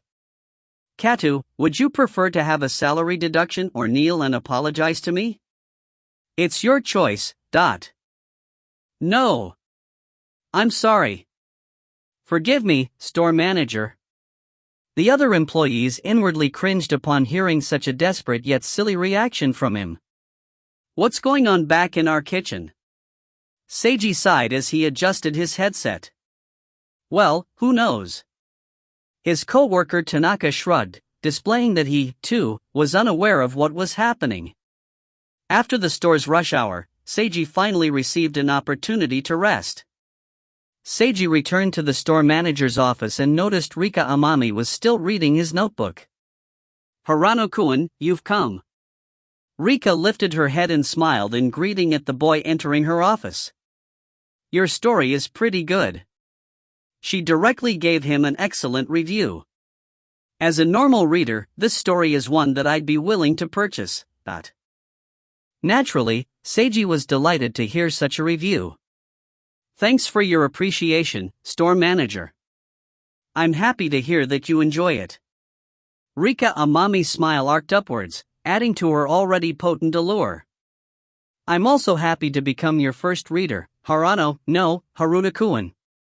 After finishing your story, I can say that your writing style left me with the deepest impression. Both your literary talent and your descriptions are also top-notch. In fact, it's the best I've ever seen among all the light novels I've read. Well, I haven't read all that many light novels, though. Your depictions are excellent to the point that, while I'm reading, I can visualize each and every scene. In addition to this, I can visualize the characters' movements and actions in my mind. It's almost as if I wasn't reading, but instead watching an anime which showed me everything visually. Rika let out a heartfelt sigh of appreciation. Such an excellent story makes me want to reread it multiple times. You must have polished it many times over, right? I can literally feel your passion through the story. Seiji smiled in response. While it definitely contained his passion, the story only took him one night to finish. But it was probably better to not say that out loud, After all, that would sound too pretentious. Disregarding your depictions, your plot and characters are excellent as well. However, my experience in light novels is rather limited, so I won't say much else about it. I'll contact the editor I was talking about earlier right now. She's the editor for Mayuzumi's story and a nice person. Rika Amami took out her cell phone and called a number from her list. Hello, Yoshizawa-san. Sorry to call you at this time, but there's something I'd like to discuss with you. Rika succinctly briefed the editor about the current situation. Mayuzumi mentioned him to you before? Yes, he's the high school student in question. You'll be coming over immediately? Yep, he's in the store. I think he'll be fine with it. Rika glanced at Seiji. Alright, that's how we'll do it then. The beautiful store manager hung up the call. You heard that, right, Haruta-kun? That editor is coming here soon to read your story, as well as meet you. Seiji nodded in response. Peach-sensei mentioned me to her before? That's right. Mayuzumi told her about her upcoming date with you. Rika sighed before continuing. Of course, Mayuzumi wouldn't tell her your real name. All she said was that she was going to go to a school festival together with a first-grade high school student from Genhana High School named Seigo Harano. Doesn't that mean that she told her editor everything about me except my real name? Indeed. There's no helping it, the two of them were high school classmates, and the editor is one of Mayuzumi's few trusted close friends. It's only natural that Mayuzumi told her editor about this, but... Seiji nodded again. You don't mind, do you? Rika blinked her eyes cutely. Of course not. This isn't an important secret or anything. The thing is, because Mayuzumi told her about you, it seems like she's really taken an interest in you. After a subtle silence. Allow me to ask, about Yoshizawa-san. Seiji tugged on his mouth. Is she into that? Nope. Rika apparently understood his meaning as she smiled wryly. She's not into that, but perhaps because she has a deep friendship with Mayuzumi ever since high school, or for some other reason. At any rate, she treats Mayuzumi a little, specially? What was with that uncertain tone of hers? Upon seeing the look in his eyes, Rika seemed to realize Seiji had noticed her uncertainty, so she awkwardly coughed twice. Anyways, she'll be coming over soon, so you'll meet her in a bit. She's a good editor, so no matter what, she'll assess your story fairly. I think. Hey, miss, that last comment of yours really makes me nervous. Seiji suddenly felt like perhaps it wasn't a good idea after all to have the store manager introduce an editor to him. Well, forget about it. He might as well meet the editor. Approximately 1 hour later, Seiji was summoned to the store manager's office once again. When he arrived, he was greeted by the sight of an unfamiliar woman sitting on the sofa and flipping through his notebook. She was a well-proportioned woman and wore a short, yellow one-piece dress with stockings the same color as her skin. She had a long, shiny orange-colored braid, slightly bushy eyebrows, a sharp chin, a light coating of lipstick, and a sharp glint in her dark yellow eyes. With the sharp aura emanating from her, she gave of the impression of a cold yet clean, beautiful young businesswoman. Hello? Seiji prepared to greet her. The woman suddenly lifted her head and looked directly at him, that sharp glint flashing fiercely in her eyes. You're Seigo Harano? If you find any errors, ads pop up, ads redirect, broken links, non-standard content, etc., please let us know. Report chapter so we can fix it as soon as possible. Chapter 67, Take responsibility for the rest of your life. Chapter 67, Take responsibility for the rest of your life. Translator, Imperfect Luck Editor, VB24. Air. I am. Seiji blinked in surprise. My apologies, I was a little too excited. The orange-haired woman realized her actions were slightly inappropriate, so she set the notebook down and stood up in a formal manner. Hello and nice to meet you. My name is Saki Yoshizawa, editor for Thunderbolt Literature. She fished out a business card from her pocket when she finished and presented it to Seiji with both her hands while lowering her head respectfully. Hello, nice to meet you too. Seiji took the business card and glanced at it before putting it away. Yoshizawa-san, no need to be so stiff and formal, he's just a high school student. Rika Amami, who was observing them from the side, smiled wryly. You can just relax and have a normal conversation with him. Acting formal will only make the atmosphere tenser. How right you are, store manager. Seiji heartily agreed with her. Really? Saki Yoshizawa tilted her head.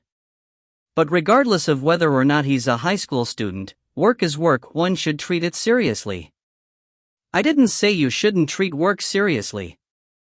It's just, you're not at your editing department, nor is it work hours currently. He's my employee, and you're my cousin's close friend, there's no need to treat this like a formal interview. Rika shrugged. You can have a serious conversation without being so formal, that's all I meant. Oh. Saki blinked and seemed to realize Rika's intentions. Harano-san, would you prefer to relax a little? Indeed. By the way, you don't need to add san to my name, just call me Harano. Seiji smiled politely. Saki Yoshizawa squinted slightly upon seeing his smile. Okay then, Harano, just call me Yoshizawa as well, she said rather directly. Seiji's expression distorted slightly. Normally speaking, as his elder, shouldn't she refuse and use the more familiar Harano-kun instead? It seemed a little awkward to go straight to using no honorifics on the first meeting and even asking him to do the same with her. Seiji didn't even know what to think anymore. Rika Amami was clutching her forehead wordlessly. Saki seemed oblivious to the subtle air in the atmosphere as she picked up the notebook again and flipped through it. I just skimmed through your story, Harano. Apart from the fact that the story's a bit cliché and the characters are still not fleshed out enough, this short story is quite complete. Amami-san especially praised your depictions to me, and I also have to admit that your writing is perfect. That was just my impression from skimming through, which means that my review of it is. An indescribable light sparkled in Saki's eyes as she looked directly at Seiji. It's a considerably interesting story that's definitely at the level our publisher is willing to accept. Seiji smiled in response to the high praise he received. This was the review of an actual editor at a publisher, after all. Unlike his subjective personal opinion and Rika's opinion as a casual reader of light novels, she was an expert on the subject matter. Thank you. I'm delighted to be able to obtain Yoshizawa. Editor Yoshizawa's recognition. It feels like a load's been taken off my shoulders. He awkwardly scratched his face. This was still his first time writing his own story, so he had been quite nervous. We'll be more than happy to accept and publish your short story, but typically we only accept electronic documents, so you're going to need to type it again on a computer. Saki continued. Also, even though your short story can already reach a high level without editing, I still think it has places where it can be improved. If you would like, I can look it over again in more detail, then give you my suggestions for where I believe you can improve. Please do so for my sake. Seiji agreed decisively. Although the system had bestowed a wonderful writing ability upon him, Seiji was fully aware of his own limitations. He was still inexperienced in many aspects, so he had no doubt that the advice of an experienced editor would be necessary for his growth. Saki Yoshizawa blinked in surprise upon seeing how quickly Seiji made his decision. She smiled for the first time. Rather than saying that her smile was like that of thawing ice, it was more like a flower in a thorn bush displaying unexpected gentleness and beauty. This is probably her true self concealed beneath that cold businesswoman outer shell of hers, Seiji thought to himself. An editor who's tough on the outside and soft on the inside. Alright, since you agree, please send an electronic copy to my email after you finish typing it up on a computer. I'll give you my comments after reading it so that you can complete your final edition. My email address is on my business card. Saki handed the notebook back to Seiji after she finished speaking. Okay, thank you. Seiji took his notebook back. Well, that probably finishes our discussion. The details regarding the publication of his novel, what steps were still necessary, and his next course of action after publication could be discussed after finishing the final draft of his story. Cough cough. Just as Seiji was about to take his leave, Saki Yoshizawa faked a coughing fit. So that's it about the story. Harano, I have something else I'd like to discuss with you. The female editor's gaze turned even sharper than earlier. Seiji suddenly felt as if he was facing off against a female cougar. I heard that you're going to have a date with Peach, with Mayuzumi at the school festival. As he expected, it was about this topic. Seiji's face stiffened slightly as he glanced towards the store owner. Young man, take care of it by yourself. Rika Amami responded with a glance, its meaning was evident as she idly stood by, enjoying the spectacle. Hey. Miss, you were the cause of all this. Why are you tossing this hot potato to me? Seiji inwardly cursed her. He really wanted to betray his boss right now, but considering his salary. Yeah, it's true. I have an agreement like that with Peach-sensei. Seiji tugged on his mouth as he spoke. Mayuzumi has strong androphobia, Saki stated in a low and heavy tone as she aggressively moved one step closer to Seiji. I know. But this is intended to help her cure her phobia. Although I'm uncertain how effective it will be. Seiji retreated one step in response. Can you promise that you'll be able to protect Mayuzumi? No, before that, as a man, can you promise that you yourself won't harm Mayuzumi? Saki approached one step closer again. I'll do my best to not scare Sensei and protect her. I promise. Seiji retreated once more. What will you use to back up your promise? Saki shortened the distance between her and Seiji to the point where her face was almost touching Seiji's. Her gaze seemed as sharp as twin daggers, while her manner was akin to a cougar that was on the verge of pouncing on its prey. "Miss, what am I supposed to promise with?" Seiji could only smile wryly inside his heart. He somehow managed to glance at his boss out of the corner of his eye and discovered that Rika Amami was covering her mouth with her hand while her shoulders were trembling violently. Was she laughing? She was definitely laughing. What the hell? If you have the spare time to laugh at my situation, help me relieve this editor's anxiety. Seiji suddenly lost control of himself and blurted something out without thinking. I promise on my life. If any harm comes to Sensei, I'll take responsibility for the rest of my life, but... Saki Yoshizawa and Rika Amami both froze solid. Seiji only realized the consequences of his words after he finished shouting. Oh, he said something that could easily be misconstrued. He just wanted to express that he'd get it done properly no matter what, but due to his impulsiveness, his sentence just earlier evidently wasn't the right one. Take responsibility for the rest of your life? Saki muttered to herself as her face reddened. Just earlier she seemed almost as vicious as a female cougar, but now the cold and steely editor suddenly turned shy and bashful. This contrast was just too much. Seiji was left stupefied. It felt like he had witnessed such a scene just last week? Oh, like that seems okay, then. Saki glanced at his face and nodded repeatedly while blushing heavily.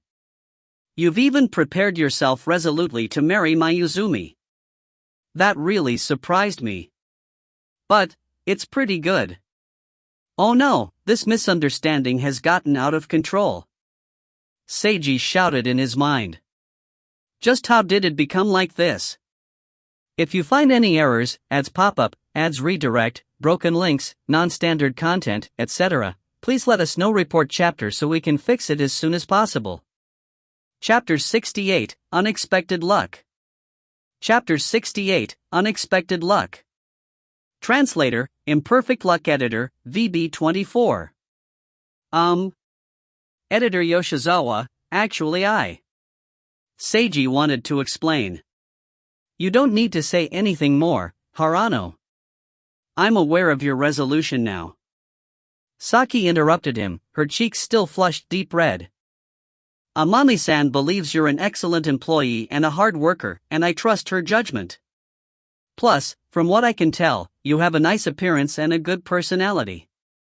Since you also have similar interests as Mayuzumi and potential in the same career as her, you'll make an excellent boyfriend for her. Seiji was rendered speechless by her attempt to comfort him. Even though you might not really get married with Mayuzumi, I think it's nice that you've prepared yourself for that outcome. Mayuzumi is a girl that really needs someone to take good care of her, so I humbly request that you treat her with love and respect. Saki finished by bowing to Seiji in a serious manner. Let's finish our conversation here, I still have other matters to attend to, so goodbye. Saki bowed to Rika Amami as well before giving a final glance to Seiji and leaving. Her face remained tinged with red as she left, and her footsteps seemed rather hurried. Was she escaping? Seiji was stunned. Just what exactly happened? He turned to his boss and discovered that she was still covering her mouth, attempting to conceal her amusement by turning her head in the opposite direction. Looking down, Seiji noticed her shoulders were still trembling. Store manager. My apologies. Haruta-kun, I can't stop myself, ha ha ha. Rika finally burst out into laughter. This was the first time that Seiji had ever seen the store owner laughing like this. The seductive, beautiful store owner was covering her mouth while holding herself with her other hand, unable to suppress her laughter. Her breasts kept jiggling under her shirt as she laughed. It was an appealing sight to almost any sane man. Sigh. Just as Seiji prepared to speak up, there was a popping sound. Although it was slightly faint, it was still audible. The source of the sound was in front of the store manager's majestic chest. The cause of the sound was a tiny, glimmering button. Seiji instantly widened his eyes and focused on it. Time seemed to slow down for him as he saw the button's trajectory clearly. He also caught a brief look of the slightly open shirt, which exposed a tantalizing glimpse of the store manager's ivory white cleavage. Ah, this was the legendary unexpected lucky event, button-popping breasts. This scene lasted for only an instant. However, Seiji felt as if it lasted for an eternity. So what if he was mocked or misunderstood? Everything was worth it just for witnessing this moment. With a clattering sound, the button landed on the floor and coincidentally rolled in front of him. With a devout feeling in his heart, Seiji leaned over and picked up the button. Oh my! Sheesh, another one popped off. Rika was finally forced to halt her laughter as her face reddened slightly. She covered her chest with her hand and said, "Haruta-kun, that button." Store manager. Seiji clutched the button tightly with a fervent expression. He almost seemed like a monk under divine guidance. Could you possibly permit me to keep this holy artifact? What? Rika wasn't sure if she heard him correctly. Holy something. What did you say? Holy artifact. Seiji coughed shamelessly before continuing, "This button, please may I keep it?" Why do you want that button? Rika dazedly looked at the boy in front of her. She then came to a sudden realization, causing her face to turn even redder. No! Give that button back to me. Eh? I can't? I just want to take it home and worship it. What the hell's with worshipping it? For the first time ever, Rika Amami rebuked Seiji forcefully as she glared at him with a reddened face while covering her bountiful chest with both hands, completely ruining her strict image as the store manager and owner. Hurry up and return that button to me, then get out. Oh. Okay. With a regretful expression, Seiji placed the button on the table while showing an obvious unwillingness to do so. You want it that much? Rika continued to blush. Honestly, Haruta-kun. You're obviously so handsome, but you still have such a strange habit. Store manager, you should know already that I'm an otaku. Seiji glanced outside the window, acting as if he was looking into the distance. Otakus all conceal a gentlemanly perverted spirit within them. Rika was lost for words upon hearing him speak so shamelessly. And so, the gentleman who was unable to obtain the holy artifact, button, finally left the store manager's office, filled with regret. As he sincerely told her thank you for the treat just before leaving, the beautiful owner gave him a death glare. It didn't matter.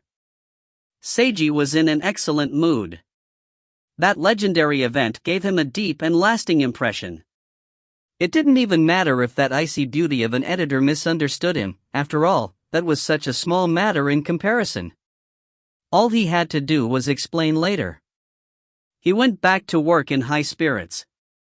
After the end of his work shift, Seiji took his notebook home with him and typed it all up on his computer.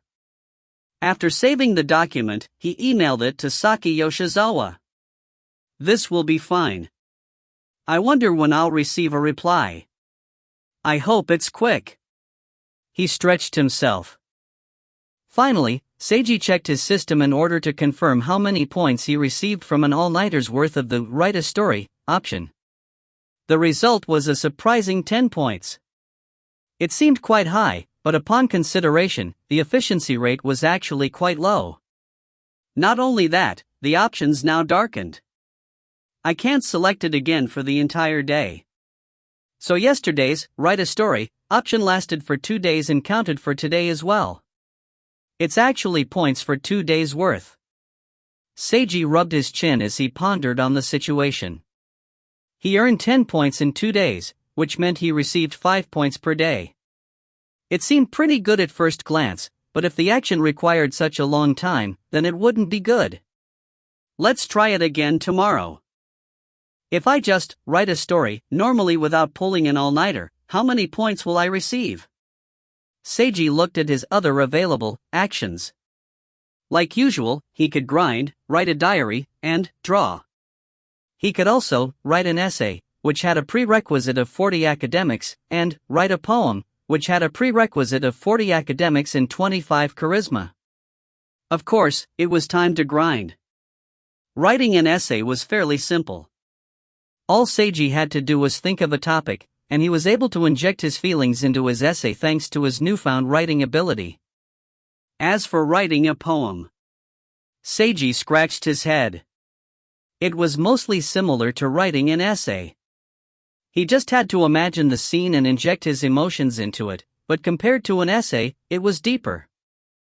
His word choice also needed to be more precise and simple. To use an analogy, Seiji believed that writing an essay was like casually pouring loose sand. In that case, a poem needed to be like an hourglass. He couldn't just pour the sand everywhere, he had to use a specific format instead to allow the sand to trickle and form into a beautiful hill. It seemed difficult. After finishing his poem, Seiji read it over but couldn't tell if it was high quality or not.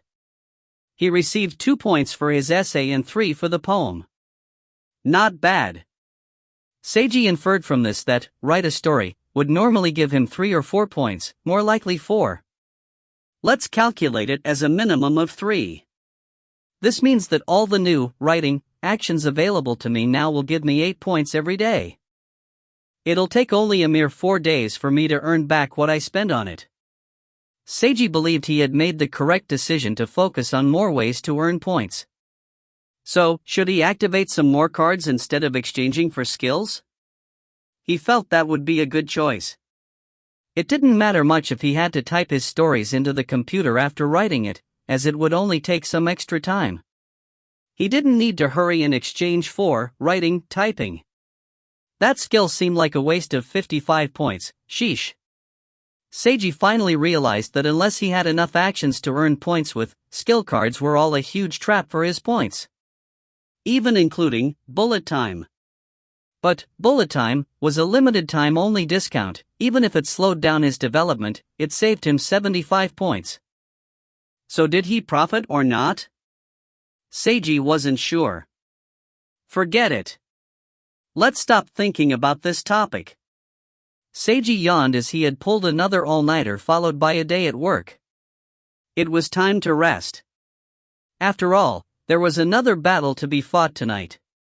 If you find any errors, ads pop up, ads redirect, broken links, non-standard content, etc., please let us know. Report chapter so we can fix it as soon as possible. Chapter 69, It's Almost the White. Season again. Chapter 69, It's Almost the White. Season again. Translator, Imperfect Luck Editor, VB24. Sunday night, at the Silver Valley bus station. A handsome boy whose dashing looks attracted glances from almost all the women passing by stood near the station's entrance. He wore a dark shirt under a light gray windbreaker on his torso. His legs were clothed by form-fitting long pants which displayed his impressive physique.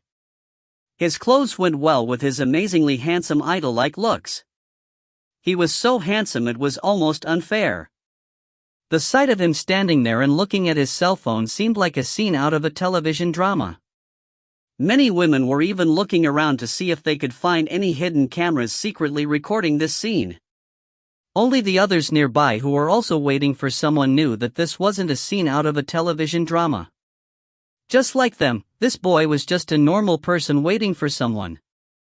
The part that wasn't normal was the fact that in the space of a few minutes, he was already approached by a total of 3 girls and 4 talent managers.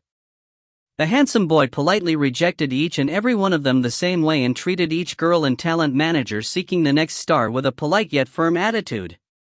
Was he an idol? A model? A rich young master? The other people around him were quite curious about his true identity as well the person who he was waiting for. Tap tap, the sound of footsteps echoed out. A girl walked out of the bus station, heading towards the boy. I'm sorry, did you wait long? She's finally here. All the curious onlookers turned their heads, eagerly wanting to discover the identity of this girl. They were greeted by the sight of a girl with medium-long silver-colored hair tied with a red ribbon. Her face was clear and beautiful, her eyes seemed like lakes, and her pink lips were arched upwards seductively. She was wearing a lace one-piece miniskirt dress with a dark-colored jacket on top. She also had on black stockings and high heels that accentuated her wonderful figure and the mesmerizing absolute territory of her creamy white thighs. Beautiful. The girl didn't go overboard with decorating herself, nor was she missing the youthfulness of a teenage girl. Taking everything into consideration, she seemed almost fantastical. She was definitely a head-turning pretty girl. When she approached the handsome boy with a smile on her face, the bystanders who were furtively paying attention could only sigh in their hearts, "What a perfect couple." "No, I only waited 5 minutes." The boy put away his cell phone as he smiled in a way that would make a girl's heart flutter. "Liar. But your answer passes the test." The girl covered her mouth and chuckled, before linking arms with the boy as if it was the natural thing to do. The two of them then left the bus station together. As everyone else watched them depart, some thought about the person they were waiting for, while others thought about how that couple would spend the night. How is it? It definitely feels more like a date this way, don't you think? The silver-haired beauty, also known as Chiaki, laughed as she talked to Seiji. Indeed, it does. Everyone watched me while I was standing there, and some girls even came up and flirted with me. It feels like I'm part of a museum exhibition. A handsome boy named Seiji sighed helplessly. "Sai, we could have just come together, but Chiaki said that it would improve the atmosphere by doing this. This isn't a real date, though.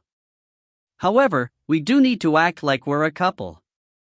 At the Snow White Coffee Cafe, Seiji suddenly thought of the anime called White Album in his past life. Yep, it's almost time for that season. It seemed like they were going to encounter a similar situation to what happened in that story. What was about to happen wasn't an ex-boyfriend and ex-girlfriend meeting each other, it was two ex-girlfriends. Or to be more precise, two ex-girlfriends and two current boyfriends? Or to be even more specific, an ex-girlfriend and her current, fake, boyfriend and an ex-girlfriend and her current, real, boyfriend? It was difficult to tell everyone's relationship with each other. Seiji lost himself in philosophical thoughts. While he was taking a mental vacation, Chiaki had already pulled him into the store. They followed the server to a second-floor room that had been previously reserved. In front of room 203. Seiji finally regained his senses from his pointless philosophical pondering as he looked at Chiaki, who was beside him. The silver-haired girl's eyes were fixed on the door in front of her. Although she appeared calm on the outside, her eyes displayed a variety of complex emotions such as nostalgia, anticipation, disappointment, and depression. Seiji could feel her grip on him unconsciously tighten. He could even feel her soft, supple chest pressed against his arm. So, it turned out that Chiaki was... Cough, cough. "It isn't time for such thoughts, you idiot." Seiji mentally reprimanded himself. "It'll be fine." Seiji comforted her with a smile as she glanced over at him. "Go ahead and face them. No matter what happens, you just need to remember that you're not by yourself." There a faint light glistening in Chiaki's eyes. "You're acting so brave now, even though you didn't even dare to face your older sister last night." She suddenly took a casual tone of voice and teased him playfully. That's different." Seiji averted his gaze. He. Chiaki let out a short giggle, and her mouth began to arc upwards again as she observed the boy. Ah, that confident, casual smile of his, just like usual. "Thank you, Seiji." She was truly grateful to him in her heart. Then, she pressed the doorbell. "Please enter." The door opened automatically after hearing a voice from inside. Seiji glanced at Chiaki before holding the door open for her as they entered the room. The room had a huge window overlooking the street below, allowing a clear view of it. Seiji recalled, however, that he couldn't see into the store, which meant it was a one-way mirror at work. The room was wide, elegant, and luxurious. There was music playing from somewhere, and the soft singing of a female singer could also be heard. It seemed like an excellent place for a date. There was a circular table in the right half of the room. One boy and one girl were seated there. The girl had light blue long hair that had a silky sheen. Her waist-length hair was clipped together by a white beret adorned with pink accessories. She was wearing an elegant blue one-piece dress with a white fur coat draped over her shoulders. Her blue eyes had a quiet air to them, and her round face seemed soft and gentle.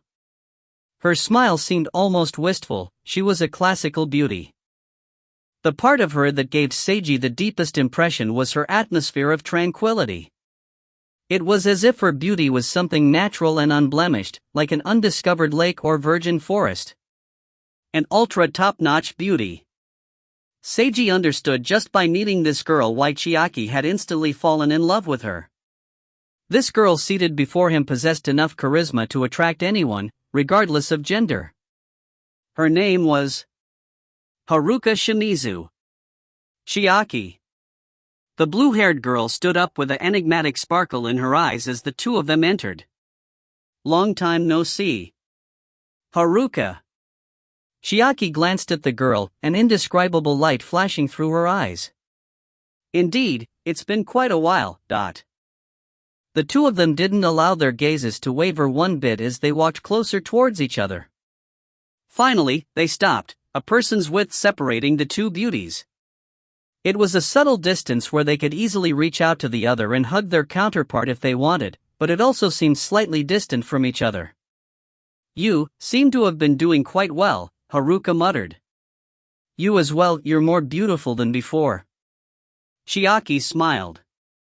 Chiaki reflexively lifted her hand and was about to touch Haruka's hair, but she instantly stopped herself right after lifting her hand. Haruka glanced at Chiaki's hand before retracting her gaze. Please take a seat, I've already prepared coffee for you guys. This room in the Snow White Cafe contained its own coffee beans, instant coffee, as well as a coffee machine, coffee pot, and so on. Everything was do-it-yourself. It seemed that it was specially designed this way for the guests. The guests came all the way to a coffee cafe but have to make their own coffee. Well, Seiji didn't understand what the rich were thinking. It didn't matter anyways, since he wasn't the one making the coffee. Only when he sat down next to Chiaki did he start paying attention to the boy with Haruka. Cough cough, it definitely wasn't because Shimizu-san was just too eye-catching. Okay, fine, that's what it was. Seiji curiously inspected the tranquil girl's supposed boyfriend, who was currently seated beside her. If you find any errors, ads pop up, ads redirect, broken links, non-standard content, etc., please let us know. Report chapter so we can fix it as soon as possible. Chapter 70, Boyfriend. Chapter 70, Boyfriend. Translator, Imperfect Luck Editor, VB24. This boy was handsome as well. He had a head of slightly curly brown hair, bushy eyebrows, and dark brown eyes which contained a hint of arrogance. He was wearing a tight-fitting jacket from a well-known brand, accentuating his muscular body. He was seated upright and exuded an aura filled with confidence and pride. This boy seemed somewhat similar to Kazufuruoka, who was an excellent student, but with more spunk to him, and a more imposing manner. If he was sitting next to Kazufuruoka, everyone would most likely think that this person was the more imposing one. Confidence was fine and all, but if he looked down on everyone else, that was an unpleasant feeling. Seiji could tell that there was condescension hidden within this boy's eyes. This fellow was the boyfriend of someone as serene as Shimizu-san? Seiji couldn't believe it. Even if they really were boyfriend and girlfriend, Seiji preferred to believe that there was something hidden behind it, such as their parents forcing them to get married and so on. Of course, the more probable explanation was, this guy was also a fake boyfriend. 2 ex-girlfriends and 2 fake boyfriends, maybe? Okay then, this situation might be simpler than he anticipated. But this was all just his own deduction. Perhaps the world worked in stranger ways than he thought, and this blue-haired girl didn't have an eye for men? Seiji's observation and deduction took only a few seconds. He smiled politely at the boy in front of him. Hello, nice to meet you. Hello. The brown-haired boy responded in a prideful and condescending tone of voice. An aromatic fragrance wafted over at this point in time. Haruka Shimizu had removed the lid from the coffee pot. She gracefully poured coffee for the other 3 seated teenagers first, before finally pouring out her own portion. Chiaki had a mesmerized, nostalgic, yet complex expression on her face as she watched her ex-girlfriend's movements. Seiji glanced at her before fixing his attention on the boy in front of him again. The brown-haired boy was watching the blue-haired girl with a gentle look in his eyes. It was as if the condescension from earlier didn't even exist. When the brown-haired boy noticed that the handsome boy in front of him was observing him, he instantly retracted his eyes from Haruka and returned Seiji's gaze directly, his gentle look replaced by arrogance once more. Seiji was lost for words upon seeing this youth's strange behavior. Even though it's still an unpleasant feeling, if I look at it from another angle, this guy's really easy to understand, Seiji thought to himself. Chiaki, do you still take 2 sugars with your coffee? Haruka opened the sugar container after sitting down and inquired in a soft voice. I don't know. Chiaki chuckled. I haven't drunk coffee in so long. Haruka stopped her movements as she stared directly at Chiaki. Chiaki met the blue-haired girl's gaze with her own. After a long period of silence. Why not? Although her voice seemed calm on the surface, it felt as if she was concealing some emotions. Ever since a certain day, I stopped being able to taste coffee. Chiaki responded in the same manner, calm on the surface yet concealing something beneath. Silence fell in the room once more. Sheesh, this atmosphere is really uncomfortable. Seiji could only think that to himself. Perhaps some people enjoyed watching scenes of love and hate play out, but it was torturous to be in the middle of it. At least that was what Seiji believed. Please give me 2 sugars. Seiji decisively broke the silence. Haruka Shimizu slowly turned to look at him. This was the first time that she directly observed the boy that had entered together with Chiaki Wakaba. He was tall and handsome with a straightforward look in his eyes. Just his gentle smile, ordinary haircut, and completely natural appearance were more than enough to strongly attract most girls. It was as if he was shining brightly. A boy with an excellent appearance. Haruka Shimizu instantly finished her evaluation of him. After attending high school, she'd met many handsome, pretty, cool-looking boys with various differing styles. In comparison to them, this boy in front of her seemed rather plain, but his handsomeness wouldn't lose to any of them. It would be difficult for her to evaluate him more than just his looks without knowing more about him. But the blue-haired girl's first impression was that this boy ranked among the highest in physical appearance out of all the boys she'd ever met. This was Chiaki's boyfriend. Haruka had already expected such a thing would happen when she learned that Chiaki would bring a boyfriend along as well. Haruka was intimately familiar with Chiaki. With her ex-girlfriend's personality, Haruka didn't feel her ex-girlfriend would be capable of immediately finding a boyfriend in the first year of high school. This boyfriend of Chiaki's would most likely be fake, just a boy who was close friends with Chiaki. Haruka strongly believed that this would be the case and resolutely firmed herself to remain unshaken by Chiaki's probably fake boyfriend in any way. She would pretend that Chiaki's fake boyfriend was nothing more than a decoration. But reality was different from her expectations. The boy that Chiaki had with her was higher class than the boy beside Haruka, at least in physical appearance. This caused a small ripple in Haruka's heart. A boy that would accompany Chiaki here had to at least be close friends with her, even if he wasn't her real boyfriend. And this friend of hers had such an outstanding appearance. Would Chiaki truly have no feelings for him? Haruka was uncertain. She believed that Chiaki always had deep feelings for her, but they had broken up. Besides, Haruka was the one who wanted to break up, causing Chiaki to suffer a huge impact. After having her heart injured, Chiaki met such a handsome boy in high school and then became close friends with him. Like this, objectively speaking, wasn't it actually quite likely that they'd develop into a real couple? Haruka found it difficult to calm down after analyzing the situation to such an extent. Even she was surprised at this fact. In the space of a few short seconds, various thoughts kept spinning in Haruka's mind. On the surface, she just looked at the boy who had asked her for sugar for a few seconds before naturally adding 2 sugar cubes to his coffee. Nobody knew that the blue-haired girl was no longer as calm as she appeared anymore after this moment. "Nice to meet you. I believe that Chiaki must have mentioned me to you before already, but allow me to introduce myself properly." She formally and politely greeted the boy across from her. "My name is Haruka Shimizu, a classmate of Chiaki's from Yashimizu Middle School.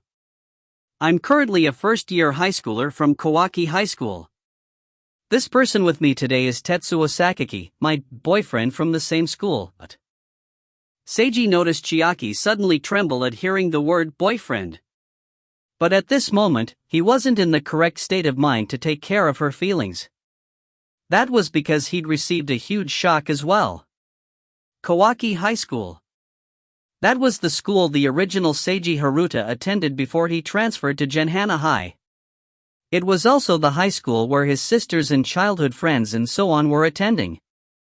Inherited memories from the original Seiji instantly welled up within him, some of them deeply unforgettable, humiliating scenes. Seiji knew that it was all the fault of the original Seiji before him, but as his successor, it still made Seiji uncomfortable. He made an effort to suppress those memories and not allow anything to show on his face as he smiled politely. "Nice to meet you. I'm a first-year student at Genhana High School. I'm Seigo Harano, Chiaki Wakaba's classmate and boyfriend. If you find any errors, ads pop up, ads redirect, broken links, non-standard content, etc., please let us know. Report chapter so we can fix it as soon as possible." Chapter 71, Apology. Chapter 71, Apology. Translator, Imperfect Luck Editor, VB24. Chiaki had informed Seiji prior to the meeting about her ex-girlfriend. But since they had never contacted each other since breaking up, Chiaki didn't know which school Haruka Shimizu was currently studying at. That was why Seiji received such an unexpected shock. But it actually wasn't that important.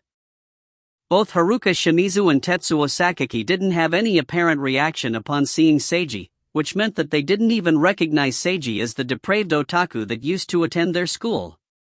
Perhaps neither of them knew the original Seiji, or perhaps they were unable to recognize the current Seiji. He didn't know which it was. The original Seiji didn't know either of these two people, but due to his infamous reputation at Kawaki, there were plenty of students that knew him but not vice versa. It didn't matter. It didn't matter at all. Even if they recognized him, Seiji felt like nothing of significance would follow. It wasn't like either of these two were his family members who he wronged to such a great degree. They were only strangers that had nothing to do with the original Seiji. Haruka Shimizu's sharp senses perceived that the boy across from her had been slightly shaken. Was his discomfort related to the fact that she'd introduced herself as a student from Kawaki High School? Kawaki High School was a famous school in this district. Many of its students hailed from rich, governmental, or powerful families. The other students all specialized in various fields and were among the top-scoring students in the country. It was definitely a modern-day school for nobles. Normal schools couldn't even compare to Kawaki High School, and while Genhana High School was above average, they simply weren't on the same level. Seigo Harano probably knew of Kawaki High School's illustrious reputation and had received a shock upon hearing that she and Tetsuo studied there. That was what Haruka believed. The handsome boy's shock instantly disappeared without a trace after a brief moment, but Haruka was already certain that he wasn't as calm as he appeared. Was he only a decorative but empty-headed person? A sudden impulse from somewhere almost made Haruka want to classify him as such, but her logical reasoning told her that it wasn't wise to judge others so hastily. Genhana High School. That's a decent school, and I've heard that the clubs there have lively atmospheres. She started a topic of conversation. Chiaki, what club are you currently in? Drama club. Chiaki had already recovered her composure as she answered lightly. Not a sports club? Haruka blinked in confusion. I thought that you'd be more like when you were at Yashimizu Middle School, but drama club is nice, too. You seem suited for acting. Yeah, whenever I'm acting on stage, I can temporarily forget myself. I forget my real identity, and what I've experienced. It's much more comfortable to act as characters other than myself. Chiaki rested her chin on her hands as she made a subtle, cold statement. Haruka's expression froze over. How scary. Seiji could only inwardly sigh at the grudge Chiaki evidently bore. So this was probably the true reason that Chiaki joined the drama club. She wanted to mitigate her own painful feelings after being dumped. Saying it so straightforwardly to her ex-girlfriend was akin to a direct attack. Hoof. A cold snort sounded out from Tetsuo Sakaki, the arrogant youth seated beside Haruka. His eyes were filled with condescension as he looked at Chiaki. Seiji frowned. Did you make a sound just now? He asked Tetsuo without any hesitation. Tetsuo Sakaki turned to face him, the same condescending look still in his eyes. What if? Tetsuo, Haruka's voice interrupted him mid-speech, don't be rude. She glanced over at her companion as she reprimanded him. I didn't say anything. The brown-haired boy extended his hands in a gesture of innocence as he shrugged and slightly restrained the condescension in his eyes. His attitude, however, displayed his true thoughts clearly. It's obvious that you have something you want to say. A calm-sounding voice echoed out. It belonged to Chiaki. Your name is Tetsuo Sakaki, right? Why don't you just say whatever you were thinking it out loud? Chiaki. Haruka, since the beginning, this boyfriend of yours has carried a scornful attitude, yet he won't voice his thoughts. It's like he isn't even a man. Chiaki arched her mouth upwards in a taunting smile. He's a petty gossiper who enjoys talking about people behind their backs. Disgusting. A sudden chill swept through the room. What the hell, Wakaba-sensei? You're really challenging them now. Seiji felt the urge to clutch his head. What did you just say? As expected, Tetsuo Sakaki was furious. Not many boys would be able to withstand a taunt like that, and this brown-haired boy definitely wasn't the type who had a good temper. Besides, in his heart he truly looked down on Chiaki and Seiji to begin with, so he was unable to bear any disrespect from those he deemed unworthy. Tetsuo. Haruka raised her voice. They were the ones being rude first, you heard it too. Haruka. Sakaki glanced at his female companion before viciously focusing on the pair in front of him again. Sorry, my girlfriend has a straightforward personality, she voices whatever's on her mind. Seiji smiled as he tried to alleviate the tension in the air. Chiaki, you went overboard with what you said just now, hurry up and apologize. Fine. Since Seigo says so. Chiaki smiled at him in response as she straightened her back, sitting more formally. My sincere apologies. I was too direct. The two of them smiled the same way, and even their attitudes and tones almost completely matched. They were saying sorry, but it sounded completely insincere. You guys? Tetsuo Sakaki's face started twitching. In his perspective, he probably thinks we're a couple of bastards that love to make fun of others, Seiji thought in his mind. My bad, it's your own fault for being such an easy target. You're too easy to read, young man, It was obvious that Chiaki wasn't in a good mood right now, and Seiji could understand her feelings.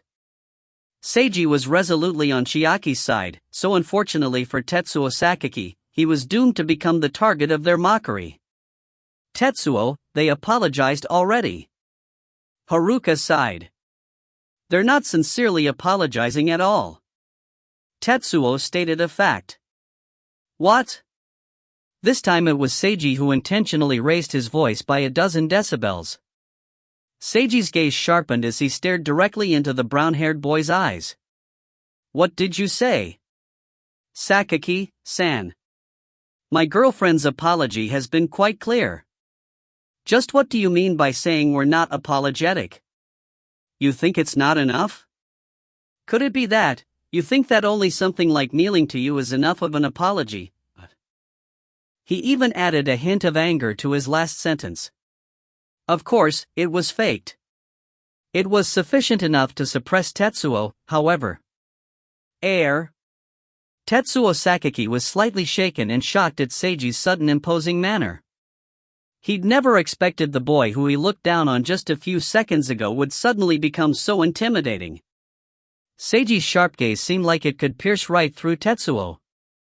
A momentary silence filled the room. Haruka was also astonished at how powerfully spirited the boy in front of her seemed to be. Was it that he hadn't been shaken earlier at all? But why did it seem like he had been shaken at the mention of Kawaki High School? She didn't understand. My apologies, my boyfriend's rather impulsive, honestly. He just can't bear to see me wronged, Chiaki said in a soft voice.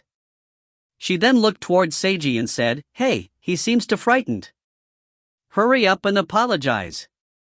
Okay, since Chiaki says so. Seiji relaxed his facial expression in order to appear calmer and sat up more formally. My apologies, my words just now were in the heat of the moment, please don't mind them. Chiaki and Seiji wore matching smiles on their faces and bore the exact same attitude from earlier, but reversed. Their synchronization rate was 100% perfect. Tetsuo Sakaki was rendered speechless. His face reddened with an anger that could only tumultuously toss and turn inside his chest without being let out. It was as if he could hear them taunting him beneath the thin veneer of their polite words. Hey, little boy, we're just toying with you. If you find any errors, ads pop up, ads redirect, broken links, non-standard content, etc., please let us know. Report chapter so we can fix it as soon as possible. Chapter 72, Truth. Chapter 72, Truth. Translator, Imperfect Luck Editor, VB24. Tetsuo Sakaki felt like agreeing to this meeting had been a mistake in the first place. As the ace member of the karate club and one of the top-ranked students in Kawaki High School, he was bursting with confidence. Kawaki High School was already a gathering ground for the best of the best, so standing at the top even among them was definitely something to be proud of. In his eyes, he only regarded his classmates as well as those equal to or above him in status. Tetsuo Sakaki couldn't even be bothered with those who he considered as below him. Of course, that included students from other schools that weren't of the same quality as Kawaki High School. He failed to grasp the reason behind Haruka Shimizu's stubbornness regarding this matter. Genhana High School? This normal girl was from a low-rated school which wasn't even worth paying attention to. Yes, they previously bore affection for each other, but that was over with now. It was wrong to continue it. Since Haruka already decided to break up, she should have said goodbye to Chiaki forever and never bothered with her again, but he'd already directly told Haruka he didn't understand why she was doing this, but Haruka remained adamant about continuing, so he could only accompany her. Haruka was too much of a softie.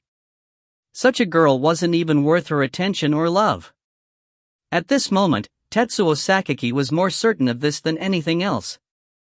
The two of you don't even know you're basically no different from garbage. His eyes were filled with unrestrained condescension as he finally voiced his true thoughts. Tetsuo. Haruka raised her voice. Don't stop me, Haruka. You saw how rude they were being for yourself. Tetsuo gave Haruka a sidelong glance before glaring at the two in front of him again. We were nice enough to meet up with them, but they're being so rude to us. They're nothing but scum. Seiji and Chiaki retracted their fake smiles as they exchanged glances. It appeared. Yep, it was exposed rather quickly, the true face of the arrogant boy. They both anticipated this scene, so their attitudes remained calm. Tetsuo felt another wave of anger sweep through his heart. He was incensed at being seen through by the duo he'd looked upon. If only he could have remained calm, perhaps he would have realized the mistake he was making, but the current him was blinded by rage and arrogance. He stood up violently and pounded the table with his fist, causing hot coffee to spill out of the cups. "Let's go, Haruka. These scumbags aren't even worth our time." Slap. A clear sound resounded throughout the room. The blue-haired girl had slapped the brown-haired boy. Tetsuo was shocked at the sudden slap and was left dazed. "You, stop acting so shameful." Haruka stood up and yelled in a low voice as she struggled to suppress the burning rage which welled up within her. Although she knew that the boy with her wasn't very reliable, she didn't expect him to fall for their taunts so easily. In actuality, Haruka's sudden loss of control over her own emotions surprised her even more than her classmates' poor behavior. Witnessing how shamefully Tetsuo was acting, she acted on sudden impulse and ended up slapping him. This shouldn't be. Her normal self wouldn't do such a thing. At this moment Haruka Shimizu finally realized how shaken she truly was deep inside. A withering silence reigned over the room for several moments. Chiaki finally sighed wistfully, breaking the silence. "Haruka. Actually, I really missed you." A soft, gentle expression appeared on Chiaki's face for the first time as she looked at the blue-haired girl. "Chiaki." Haruka returned the silver-haired girl's gaze. "After separating from you, I thought about you. Every day, every moment, for such a long time," Chiaki began slowly. "Every time I thought about what you said while breaking up with me, my heart would ache. You said so much, and all of it was logical. But none of that was important to me. I didn't care, I couldn't comprehend or accept the reasons. I only knew that you wanted to break up with me, and you were resolute about it. It hurt me severely. Nevertheless, I still loved you. A teardrop formed in the corner of Chiaki's eye and slowly dripped down her pale white cheek. Haruka was unable to come up with words as she listened to Chiaki's heartfelt words. Tetsuo still hadn't regained his senses. If he had dared to say anything to ruin the current mood, Seiji definitely would have smacked him a good one in the mouth. Wordlessly, a tissue was handed over to Chiaki. Of course, the only one who would do this was Seiji. Chiaki wiped her eyes with the tissue and took a deep breath. "Finally, I was able to overcome it. One reason was the fun club I was in. Although the drama club president is a bit of a weird person, she's really nice, and everyone else in drama club is nice as well. Another reason was one of my best friends who clumsily approached me and consoled me when I was at my most disconsolate. Even though she herself was unaware of it." Chiaki smiled lightly. "Finally, I got to know Seigo." She glanced at the boy beside her with a gentle expression. "When I was hanging out with him, I had lots of fun, even more than before. That's when I received your phone call." Chiaki shot Haruka a look filled with deep emotion. "I was surprised and happy, yet frightened. I didn't know why you did it, but no matter the reason, I still wished to meet you. You told me that you were bringing your boyfriend, which hurt me deeply, but that wouldn't stop me from wanting to see you. Even though I was so afraid, even though I knew this might not be a joyous meeting, I wanted to see you. I miss you. Haruka." Glistening tears rolled down from Chiaki's eyes, which currently flashed with various complex emotions. "Chiaki." Haruka Shimizu could no longer maintain her impassive expression, even she could not veil her true feelings which were hidden deep within herself. Complex sadness, nostalgia, and longing burst out from the confines of her heart. She walked over to Chiaki, kneeled, and hugged her. "Sorry. I'm sorry." Tears also slid down the blue-haired girl's cheeks. "Everything was my fault. Sorry, Chiaki. Actually, I missed you too." Seiji remained silent, respecting this heart-touching scene. After a while, he stood up noiselessly and looked at Tetsuo. Tetsuo Sasaki was still reeling from Haruka's slap, but he'd almost regained his clarity of mind. Seiji stared at him until Tetsuo noticed, and gave him a silent signal. "Let's talk outside." If Tetsuo couldn't even understand such a simple gesture, Seiji was about to give him a good lesson on how to behave. Luckily, the brown-haired boy wasn't that stupid. Tetsuo Sasaki gave a parting glance towards the two girls, before following Seiji out of the room. After leaving the room, "I deeply apologize for my rude words earlier." Seiji began with a sincere apology right off the bat.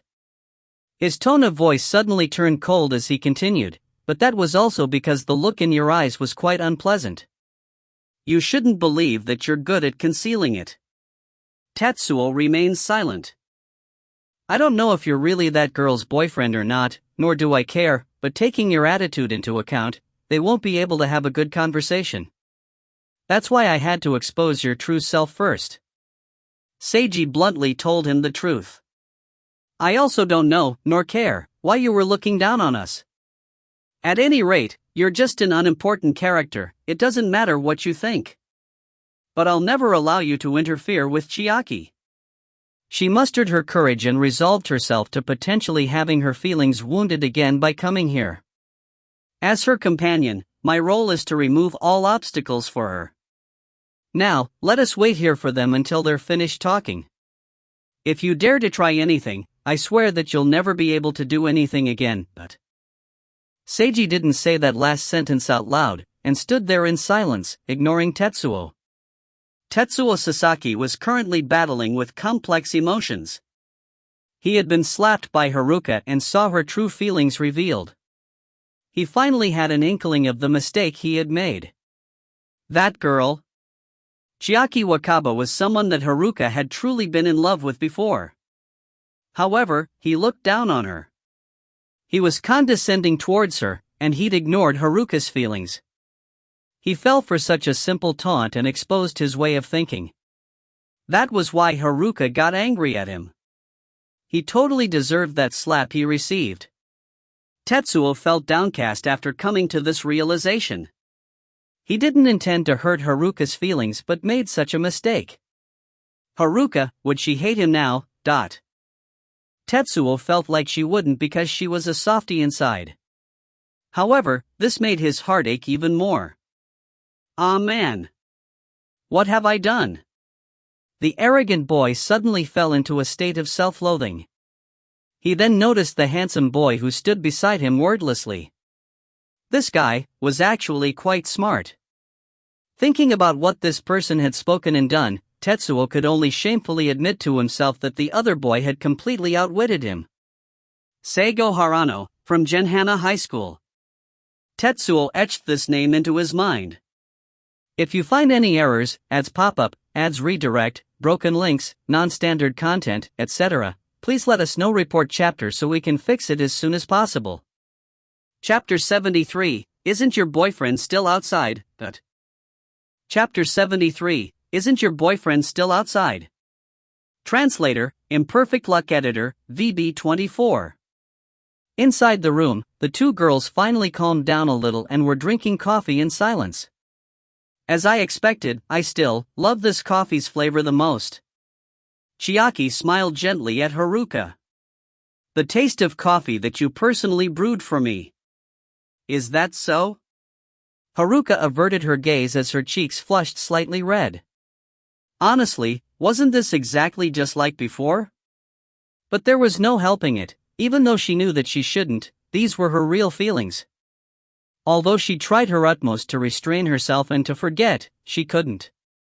That alluringly sweet, dazzling, mesmerizing time she spent together with Chiaki. It had been like a dream she couldn't wake up from. Haruka thought that she had gotten over Chiaki after breaking up with her for so long. For the first time, she discovered that she was still hung up on her. She told herself she brought a male companion in order to prevent Chiaki from getting close to her again. But on closer inspection, that was probably her fear of facing her true inner self. How terrible am I? Like her classmate outside, Haruka Shimizu also fell into a state of self-loathing. At this moment, Chiaki took her hand. Chiaki gently caressed her hand before bringing it to her soft lips and licking gently. As her cute red tongue darted out, she eyed Haruka with a seductive expression. Haruka's face instantly turned bright red. That gaze, these feelings, they're so distressing. Her body trembled slightly, half in fear and half in anticipation.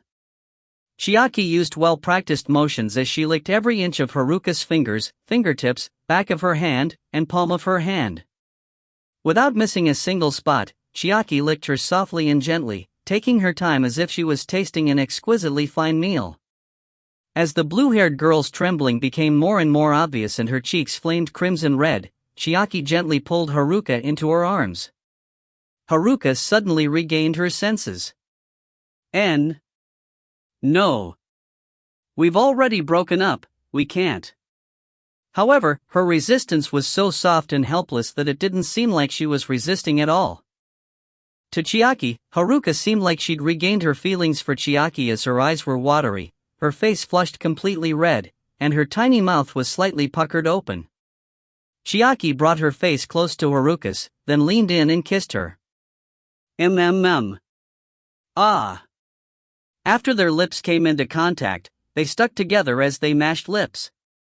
Haruka felt like all her energy had been drained. She could only allow Chiaki to tightly hold onto her body and let Chiaki do whatever she wanted.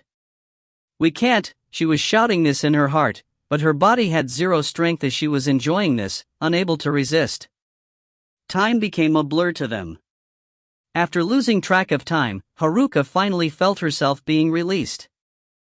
Chiaki licked her lips in an alluring expression that seemed like she was saying thanks for the meal. Wah! Honestly. Haruka summoned a sliver of energy and lightly hit Chiaki. We can't be like this. Your boyfriend, isn't he waiting outside for you? Oh, do you care a lot about him? Chiaki chuckled. This isn't about whether or not I care about him. You're the one who should be caring. Afraid of having her true feelings found out, Haruka raised her voice in an attempt to cover them. Chiaki wore a light smile as she gazed at Haruka's face. As long as she was able to open the door to Haruka's heart, Haruka would become unexpectedly soft and express a rich variety of emotions. This was one of the traits which caused Chiaki to fall in love with her. Seigo isn't my boyfriend. She told her the truth. I actually haven't known him for all that long, so we haven't moved on to being boyfriend and girlfriend. Oh. That means, as long as time passes, you'll become. Haruka furrowed her eyebrows slightly. I don't know, Chiaki shrugged. If you ask me whether or not he's suitable to become my boyfriend, I'll say yes, and add a definitely in front of yes. Even though we've known each other for only a short time, he's really an amazing as well as handsome guy. He's basically like the main male idol lead in a television drama. No, even an idol actor wouldn't move me as much as he does. If it wasn't for your existence, I would definitely fall in love with him. Actually, I've already fallen for him a little, but one of my best friends fell in love with him first, and I don't want to ruin our relationship. But human emotions are very difficult to control. So I don't know what will happen in the future. Wah! Haruka puffed out her cheeks. Chiaki really wanted to poke her cheeks like she would in the past, but she managed to restrain herself. That's my story. How about you, Haruka? Haruka's face stiffened slightly before she ended up sighing. Okay, I admit it as well, Tetsuo is not my boyfriend, he's actually my younger cousin. I knew it, you would never fall in love with his type. Chiaki smiled knowingly. Haruka's expression flickered. Tetsuo is a good guy. It's just, maybe he's a little too arrogant. A little? Ha, fine, I teased him plenty anyways, so I'll let it go with that, Chiaki said casually. If that guy still keeps acting up, Seiji will definitely give him a good lesson. She was certain of this. Seiji Haruta can be quite fearsome if he truly gets angry, after all. At any rate, the two of them went outside quite a while ago, and who knows what they'd been up to.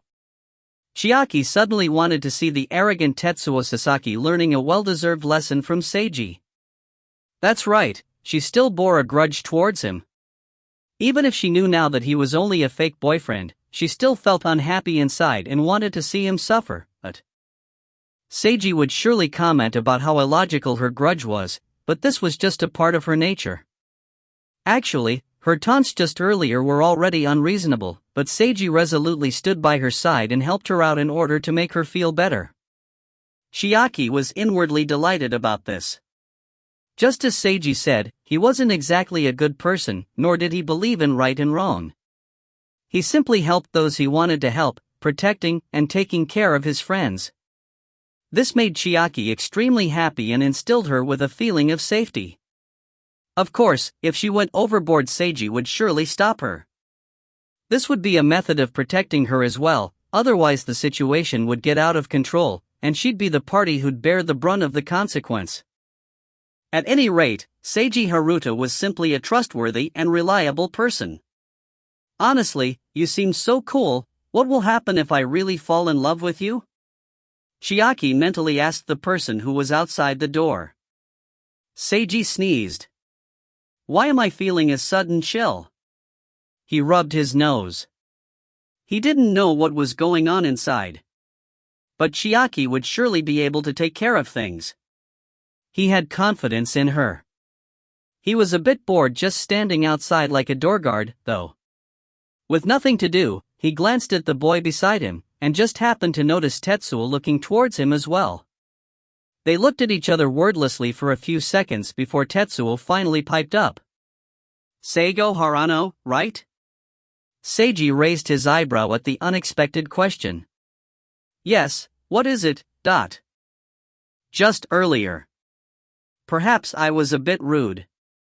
An indescribable light flashed through Tetsuo's eyes. However, you and me, we're different. Sigh. Arrogant people like him are so difficult to deal with.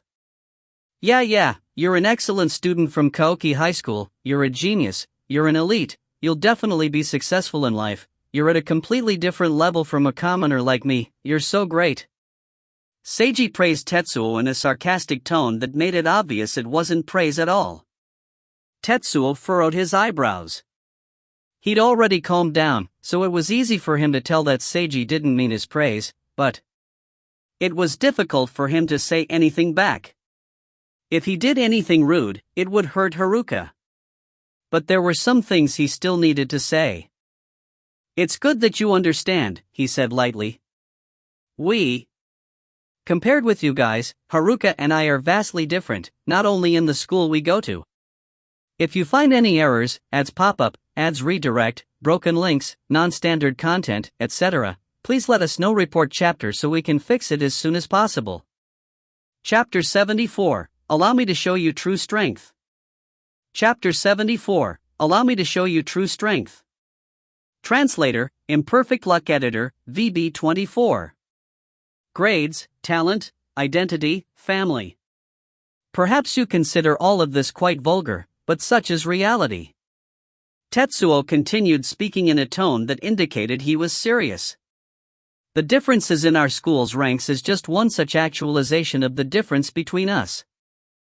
Even if the two of you went to the same school as us, you'd discover that the differences between us can be realized through many other places as well. Haruka and Chiaki Wakaba's feelings for each other may have been genuine, but they're also a mistake. Haruka originally made the correct decision, but because she's too soft-hearted, she still made a mistake at this point in time. Seiji frowned. What exactly are you trying to say? Tetsuo stared directly into Seiji's eyes in an arrogant manner. What I want to say is, even though Haruka was the one who took the initiative to invite Chiaki Wakaba today, don't think that they'll become what they were before again. Haruka doesn't intend that at all. She took me with her in order to prove that she still cares about Chiaki Wakaba, but she definitely won't make such a mistake again and have that sort of intimate relationship. You guys. You and Chiaki Wakaba need to recognize it and have zero expectations. Tetsuo warned Seiji in a stern manner. Glancing at the recipient of his speech, he noticed the boy he knew as Seigo Harano looking at him as if he were an idiot. There's an idiot here. Everyone come look. Seiji felt the urge to shout that out loud. Not even taking into consideration this bastard's speech about differences, Chiaki never had that sort of intention in the first place, okay. Haruka took you here in order to stop Chiaki from having any second thoughts, while Chiaki took me here in order to. Do you think that she simply brought me here to give me a chance at seeing a beautiful girl? You don't even know the basics of thinking from someone else's viewpoint. Is your head filled with nothing but grass? Seiji's mental comments were flowing through his mind like an unstoppable rushing torrential flood. Chiaki only came to meet her ex-girlfriend, and perhaps the situation would develop in some manner after that, but Seiji was 100% certain that she didn't come here in order to make up and become girlfriends again. Yes, she still missed Haruka Shimizu after their breakup, but would she shamelessly want to be intimate with Haruka again after being invited so suddenly? Impossible. Chiaki Wakaba definitely wasn't this type of person. At most, she would want to relive a sweet time together again for the sake of nostalgia, and only if Haruka didn't resist the idea. Even if she still wanted to be with Haruka, she would never request it of her own volition. It would have to be Haruka voluntarily saying that out loud. Just what was wrong with Tetsuo Sasaki's brain? Looking down on others to such a degree couldn't even be said to be arrogance anymore, it was pure idiocy. Tetsuo was confused about the way Seiji looked at him. If Seigo had turned grim, or even angry, he would have understood. But what was with looking at him like he was an idiot? Did he make another mistake again? Tetsuo reflected on his previous words. No, he didn't say anything wrong. After confirming that to himself, he firmed his resolution once more and looked directly at Seiji, his eyes filled with pride. Seiji felt his energy was draining from him as he saw Tetsuo's unchanging attitude. Forget it, it was useless talking reason to an idiot. It was best to let Tetsuo believe whatever he wants. It still felt rather unpleasant. Sasaki-san, what club are you in at Kawaki High School? He opened his mouth and asked. What was with this sudden question? Tetsuo was confused once again. I'm in the karate club, although I'm not the captain. I've won prize money in various competitions before, he said with a clear note of pride in his voice. Oh? Seiji raised his eyebrows as a grin started to form on his face. If Chiaki or Mika could see him right now, they'd definitely notice that this smile meant he was up to no good.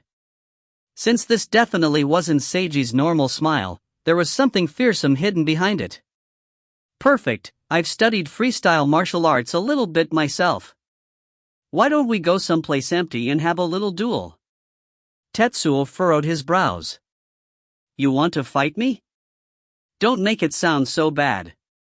I'd just like to have a little practice with you, ace member of the karate club, Tetsuo Sasaki-san. There was a dark shadow in Seiji's smile. You said so much just now, so of course you wouldn't back down from such a challenge, would you? This was a direct challenge. Tetsuo Sasaki remained silent for a few moments. If this can help you to realize the difference between us, fine. I'll show you just what true strength is. After Chiaki and Haruka finished their conversation, they walked out of the coffee cafe's room and saw that the two boys weren't waiting for them outside the door. Chiaki called Seiji and found out that the boys were waiting for them on the first floor. When they went downstairs, they saw the two boys sitting by a window. However, Tetsuo Sasaki was collapsed strangely on the table for some reason and wasn't moving. What's with him? Chiaki asked suspiciously. Actually, while waiting for the two of you, we had a friendly little chat. Seiji scratched his face. After learning that Sasaki-san here was the ace member of the karate club, I got a little curious and asked him to teach me, and he kindly agreed to show me the ropes, so we went out to the alleyway behind this cafe and had a little duel, but I didn't control my strength very well and accidentally knocked Sasaki-san out. Chiaki and Haruka were rendered speechless. You two went out and had a fight? Chiaki squinted and berated Seiji in a righteous manner. How could you do this, Seigo? Even though you're not in any sports clubs, you possess physical abilities that every sports club at our school is drooling over. How could you not go easy on an ordinary person like Sasaki-san? Even though it seemed like she was criticizing Seiji on the surface, her tone made it clear that she was praising him instead. "Good job, Seiji. I knew you wouldn't disappoint me." Chiaki had nothing but praise inside her heart. Haruka Shimizu looked stunned as she studied the unconscious brown-haired boy in front of her. Tetsuo, an ordinary person. Tetsuo Sasaki was one of the 10 strongest members of the karate club, which had an abundance of talented members as was natural of Kawaki High School. Tetsuo's family ran a dojo, so he had been practicing karate ever since he was born. Even though he wasn't necessarily the winner of every competition, he always ranked highly in each one. These were feats to be proud of. He definitely had real skill in karate. As his older cousin, Haruka had witnessed Tetsuo's martial arts competitions many times before, and the solid foundation of his training regimen and his slow growth into becoming stronger gave her a deep impression. However, right now, in front of her, her incredibly strong cousin of hers, Tetsuo Sasaki was actually defeated and knocked unconscious by someone from an ordinary school who wasn't even in any sports clubs. "Sorry, I thought he would be really strong, so I used more of my strength than usual, but I didn't expect that." Seiji shrugged. "Even though he's unconscious, he shouldn't be seriously injured. Should we take him to the hospital for an inspection?" Chiaki looked towards Haruka. Haruka stood motionless, overcome by a mixture of amazement and shock, so it took her a dozen seconds to regain her senses. She looked back at Chiaki. Chiaki's expression was calm, but her eyes showed she was delighted with this outcome. Haruka slowly turned her gaze towards Seigo Harano. Seiji had an innocent expression on his face. "You, just who exactly are you?" Haruka really wanted to ask him this question as she stared at his handsome face. But right now, Tetsuo's condition was more important. Let them take her cousin to the hospital? Haruka was already imagining how much of an impact Tetsuo would receive after finding out what had happened to him. And if he experienced Chiaki's merciless teasing on top of that, it would be too pitiful. Chiaki definitely wouldn't feel any sympathy for Tetsuo, nor would Seigo Harano, who was on her side. Tetsuo couldn't withstand their taunting to begin with, so if they added oil to the fire. Haruka felt a shiver run down her spine just imagining it. That left her with only one choice. "I'll take Tetsuo to the hospital. It's fine, you guys can just return now." Haruka sighed. "That's no good, is it? My Seigo knocked him unconscious after all, so he should be there to apologize when Tetsuo wakes up." Chiaki seemed like she was apologizing, but in reality, she was inwardly holding her sides with laughter. "You dared to look down on others, you bastard? Ace member of the karate club at a well-known school? How does it feel to be knocked unconscious by someone at an ordinary school who isn't even in any sports clubs? Yep, I really want to see what kind of expression this Tetsuo Sasaki has when he wakes up. Oh yeah. Chiaki, you're getting a little evil," Seiji thought as he noticed the silver-haired girl's gleeful expression. Although, honestly speaking, Seiji felt a slight urge to see what expression this brown-haired brat would have when he woke up as well, but he decided to be merciful. After all, it would be good to leave him with a little shred of pride. "Oh, I think that Sasaki-san probably won't want to see me when he wakes up, since I was so impolite to him, so let's just listen to Shimizu-san instead," Seiji said. Are we letting him go?" Man, Chiaki mentally pouted. "But since Seiji has spoken already, let's just stop here. What do you think then, Haruka? Is it really fine for us to just leave? Please, go ahead." The blue-haired girl could only helplessly request this from the bottom of her heart. If you find any errors, ads pop up, ads redirect, broken links, non-standard content, etc., please let us know. Report chapter so we can fix it as soon as possible. Chapter 75, Secret. Chapter 75, Secret. Translator, Imperfect Luck Editor, VB24. Seiji and Chiaki slowly walked down the street after leaving the coffee cafe. You actually knocked him unconscious, you're pretty evil, Seigo." "No, Seiji." Chiaki broke out into laughter again as she thought back to the previous events. But you did a great job as expected of my S-ranked weapon. She gave him a huge thumbs up. Heh, but of course. Seiji pretended to gaze into the distance. A person capable of defeating me does not exist in this world. After 1 second of silence, both of them broke out into laughter. What's with those embarrassing words of yours? But it's actually unexpectedly moving. Chiaki stepped closer to Seiji as if it were the natural thing to do and clung onto his arm. We don't need to fake being a couple anymore, do we? We don't. I just feel like doing this. Seiji glanced at the silver-haired girl. How did your conversation with her go?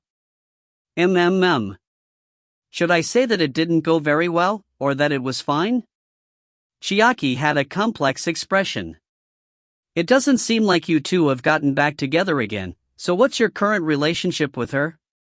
It's friends, Chiaki said wistfully, a special type of friendship. Friends that miss each other when apart. Perhaps we'll meet each other soon again, but maybe we might never see each other again. Friends like that. Seiji remained silent. Although that Tetsuo Sasaki was nothing more than an idiot, one thing he mentioned was indisputable, the fact that Haruka Shimizu didn't intend to get back together with Chiaki again. Her taking along a fake boyfriend was plenty of evidence for this. And if Haruka didn't intend this, Chiaki definitely wouldn't request it either, so. At any rate, why exactly did Haruka Shimizu invite Chiaki out of the blue? This still remained a mystery. Seiji was waiting for an answer. After a long period of silence. Even though Haruka told me not to tell anyone else, including you, I think I should still let you know. Chiaki looked up at Seiji as her eyes flashed with an indescribable light. Are you sure? If it's an important secret, you don't need to tell me. It's not a secret. I don't know. Chiaki sighed. I don't know what exactly this is. She didn't know? Seiji furrowed his brows. Haruka, first, she asked if I could transfer to Kawaki High School and be normal friends with her again. Chiaki slowly began to speak. Of course, I rejected her and said this wasn't possible. Then, she requested that I take a temporary leave of absence from school. Leave of absence? Seiji was confused. He could understand asking her to transfer schools and be friends again, but what was with the leave of absence request? That's right, a leave of absence. Chiaki nodded. She said she wished for me to not attend Genhana High School for the time being, as there could be danger. Seiji raised his eyebrows. What kind of danger? She didn't tell me what it specifically was. She only said that there was a danger which could cause students to die, Chiaki said in a heavy tone of voice. Hey now, could it be? The only upcoming thing that might be dangerous enough for students to die at Genhana High School. Seiji could only think of one such incident. The Yin-Yang Master Duel. Was this what Haruka Shimizu was alluding to? Did she know about it? Was she a person with mystical powers? Successive doubts kept arising in Seiji's mind. It sounds really strange, right? What danger could befall Genhana High School? Chiaki sighed before continuing, but Haruka seemed so serious, she begged me to believe her and do as she requested. She invited me out solely for the purpose of telling me this. Seiji now understood the logic behind Haruka's sudden invitation. But now, new questions arose. For Chiaki, at least. She obviously wasn't making all this up, but she wouldn't tell me anything about the danger. I don't understand why. The silver-haired girl muttered to herself. And she even told me not to tell anyone else. I honestly don't get it. What kind of secret is this? Something which is dangerous enough to cause the death of high school students is a huge incident. It shouldn't be hidden. Why didn't Haruka tell me the details clearly, ask me to keep it a secret, and tell me to take a leave of absence from school? I don't understand. She refused to speak further on the subject no matter what, so I don't get it. Chiaki looked at the boy by her side. That's why I told you, Seiji. Seiji? Chiaki's sharp senses detected something from Seiji's expression and body language. You know? She was astonished. Seiji remained silent. Do you perhaps know what Haruka was talking about? Chiaki slowly began to furrow her brows. Seiji sighed after considering his options. I don't know if what I know is what she was referring to. He faced Chiaki directly. But it seems quite probable. Chiaki, you know that I recently discussed something with the student council president, something I couldn't tell you and Mika. What Haruka just mentioned to you is, most likely the same topic that I was talking with the president about. Nobody spoke for a while. Chiaki took a good, long look at Seiji's face. I see. She finally ended up nodding. Our school, there's something hidden to it, isn't there? Seiji nodded in response. It's a huge secret that can't be made public. It's for the best if fewer normal people know about it, he said in a soft voice. That's why. I'm so sorry. Chiaki shook her head. If you could, you'd surely tell us. If you can't, that means there's a deep reason behind it. There's no need to feel apologetic. Even though I have my doubts and want to know the truth, I won't pry. You and Haruka are both people I trust. Although it's a little uncomfortable to know that both of you are hiding the same thing from me, I trust that it's for my own good. Chiaki flashed a brilliant smile. I feel sorry towards Haruka as well for telling you something she absolutely insisted on keeping secret, but it seems that you coincidentally knew about it. Seiji smiled as well. Yeah, luckily I was the one who heard about it. Honestly, just how big is the secret? What if I told someone else about what Haruka just told me? If it hadn't been you. What would have happened if it had been someone who didn't know what it was about? Chiaki's expression showed a trace of nervousness. Seiji mulled it over. I doubt much would happen if you did. You'd probably end up a companion who's also oblivious to what is going on. As long as you guys didn't spread any more rumors, that is. Phew. I was so worried. Chiaki pretended to wipe non-existent sweat from her forehead.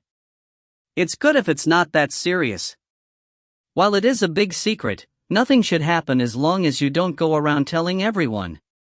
But keep in mind that if you keep telling people, the consequences would be unpredictable, Seiji warned her in a strict tone of voice. It was best not to even think about the identities of the upper ranks of the Yin-Yang masters as they were bent on hiding their existence in order to continue reaping huge benefits. I get it, I won't tell anyone else. Chiaki stuck her tongue out at Seiji. Should I call Haruka and apologize to her? By the way, do you need to talk to her? You both seem to know the same secret, after all. Chiaki's expression was hard to read as she contemplated the thought of Seiji having access to Haruka's number. Seiji considered Chiaki's suggestion. I'm not sure if I need to talk to her, but you might as well give me her contact information. It might come in handy. Giving her ex-girlfriend's cell phone number to the boy that she secretly liked a little, especially considering the fact that they shared a secret together.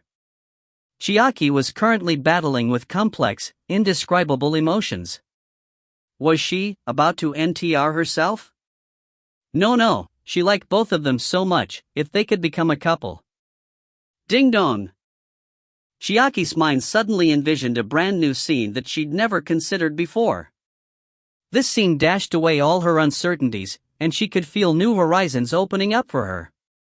If Seiji and Haruka could get together, this seemed pretty good. Chiaki's eyes began sparkling after she felt like she just opened the door to new possibilities. Even though it was currently nothing more than a fantasy, it still seemed possible to her. Possibility meant hopes and dreams. After Seiji entered Haruka Shimizu's phone number into his cell phone contacts, he discovered that Chiaki's expression had become rather strange. The silver-haired girl smiled brilliantly as she slapped him heartily on the shoulder. Go ahead and contact Haruka as much as you like. Flirt with her to the best of your ability, I think you have a good chance. Seiji was rendered speechless. What the hell? If you find any errors, ads pop up, ads redirect, broken links, non-standard content, etc., please let us know. Report chapter so we can fix it as soon as possible. Chapter 76, Suicide. Chapter 76, Suicide. Translator, Imperfect Luck Editor, VB24. Seiji assumed Chiaki was tired from the long night, causing her to behave so mystifyingly. The night's still young, let's go get a drink together. Denied. It's already getting late, so I'm taking you home now. Objection, Judge. You don't have permission to speak. Chiaki sighed. You're terrible, dot. Seiji countered all of Chiaki's unreasonable requests and took her home. Chiaki lived in an extravagant apartment completely on a different level from Seiji's. Seiji wouldn't even be able to enter unless he had a card or could pass a retina scan. The silver-haired girl stepped up to the apartment's front gate before she turned around and smiled at Seiji. Thank you so much for accompanying me tonight. Seiji scratched his face. Do you need to be so formal? You're making me feel awkward. Chiaki chuckled. Actually, I wanted to make you embarrassed on purpose. You're so cute like this. I'm going back now. Have a good night. Seiji decisively turned around and waved. Don't. No escaping, I wasn't finished talking yet. Chiaki grabbed onto his hand. What else is there, dot? Seiji heard a light swishing sound. The silver-haired girl untied her red hairband and let her long hair cascade down her slim shoulders. This scene felt familiar to Seiji as he'd seen similar scenes in animes before. Even he was forced to admit that Chiaki's current appearance was quite stunning. Chiaki was simply returning to her normal hairstyle, but due to her current clothing and her elegant movements, she exuded a special type of charisma. I'm giving it to you. Chiaki placed her red hairband in Seiji's hand. This was the first present that Haruka ever gave me, but now.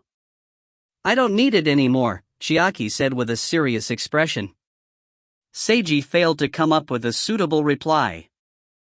That's why I'm giving it to you. You can do whatever you like with it, throw it away, give it to someone else, or give it back to Haruka. Chiaki displayed an alluring smile. Then she finally turned around. That's all. Good night, Seiji. Wait a moment. Something so important, is it really fine to give this to me? By the way, why are you giving it to me? Shouldn't she be giving it to Mika if she wants to give it away? Seiji was confused by her unexpected gift. Chiaki merely waved at him with her back turned and walked through her apartment's front gate without replying. Seiji stood there stunned for a few minutes before he finally sighed and carefully put away the red hairband. He glanced at the apartment one more time before leaving. This long night had finally ended. A new week, on Monday. Seiji recounted last night's occurrences to Mika on the way to school. He didn't mention the real reason behind Haruka Shimizu's invitation. He only told her that Haruka wanted Chiaki to transfer schools and be friends again, without bringing up her request for Chiaki to take a leave of absence or anything about danger. Nor did he mention the red hairband.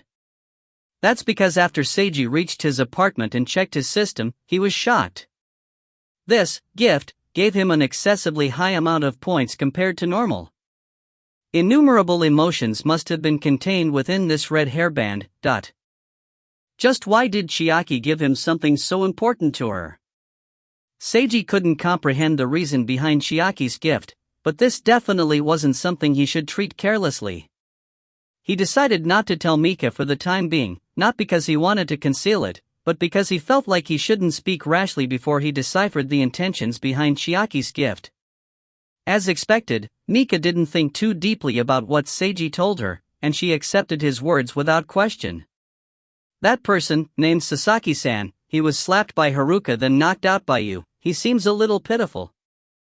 I was already kind enough to spare his life. Is that what you call kindness? Mika's eyes were becoming unfocused. Do you wish to behold how cruel I can really be? Seiji pretended to adjust a pair of imaginary glasses. I don't want to know. How regrettable.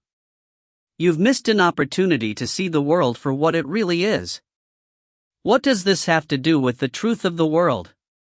Mika retorted forcefully. Yep, today there was a pleasant atmosphere as well.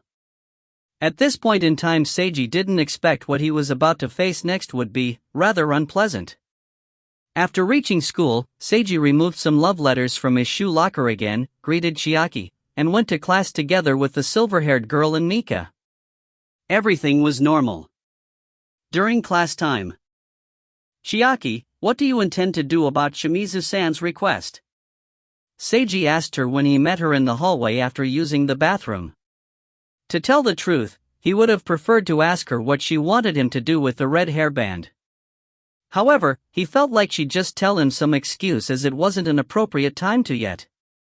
About that. I haven't decided. What do you think? Chiaki asked him a question in return. Danger is only a possibility, but taking a temporary leave of absence will indeed lower the risk to the minimum, Seiji said firmly. It's just that if you take a leave of absence, even without considering how to apply for it, you'll fall behind in classes, you won't be able to attend drama club, and you'll even miss the upcoming school festival. Yeah, I know, so even though it's Haruka requesting me, I'm still hesitating about it. Chiaki sighed.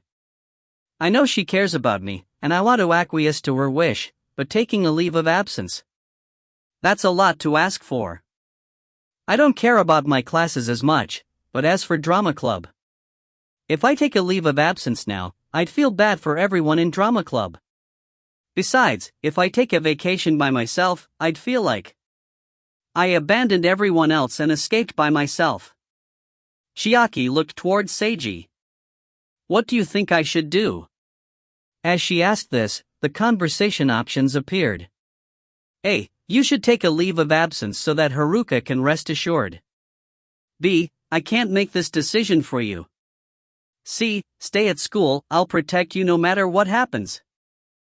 Conversation options appearing meant that this was an important answer which would affect Chiaki's route, or whether or not she would take a leave of absence from school. Conversation options would appear from time to time, but Seiji typically ignored them nowadays as he preferred answering with what he believed rather than answering insincerely in order to improve a girl's favorability rating. As for what he preferred this time, he thought option B was the best, since he truly didn't feel like he should make such an important decision for Chiaki. But considering what might happen in the near future, he decided to make a save file for this point in time. If danger truly befell the school in the future, he could return to this time and tell Chiaki choice A in order to keep her safe. After saving, Seiji finally replied to Chiaki. I can't make this decision for you, you have to decide on your own. Haruka and school are both important to you, so you must resolve to choose the one which is more important to you. The system didn't give him a notification of improved favorability rating towards him this time. If this was a dating sim instead of real life, this would definitely be the wrong choice. Option C was obviously the correct route, whoops, the correct choice to improve favorability rating. Chiaki smiled. I knew you would say that. You should have taken this opportunity to act cool. You should have told me to stay at school and promise to protect me. If you said that, I might even fall in love with you. Seiji chuckled. Why do I need to make you fall in love with me? You're making it sound like I love to act cool. You don't? Of course not. Chiaki chuckled when she heard that. Even though she didn't receive the answer she wanted to hear, this felt more like Seiji's style.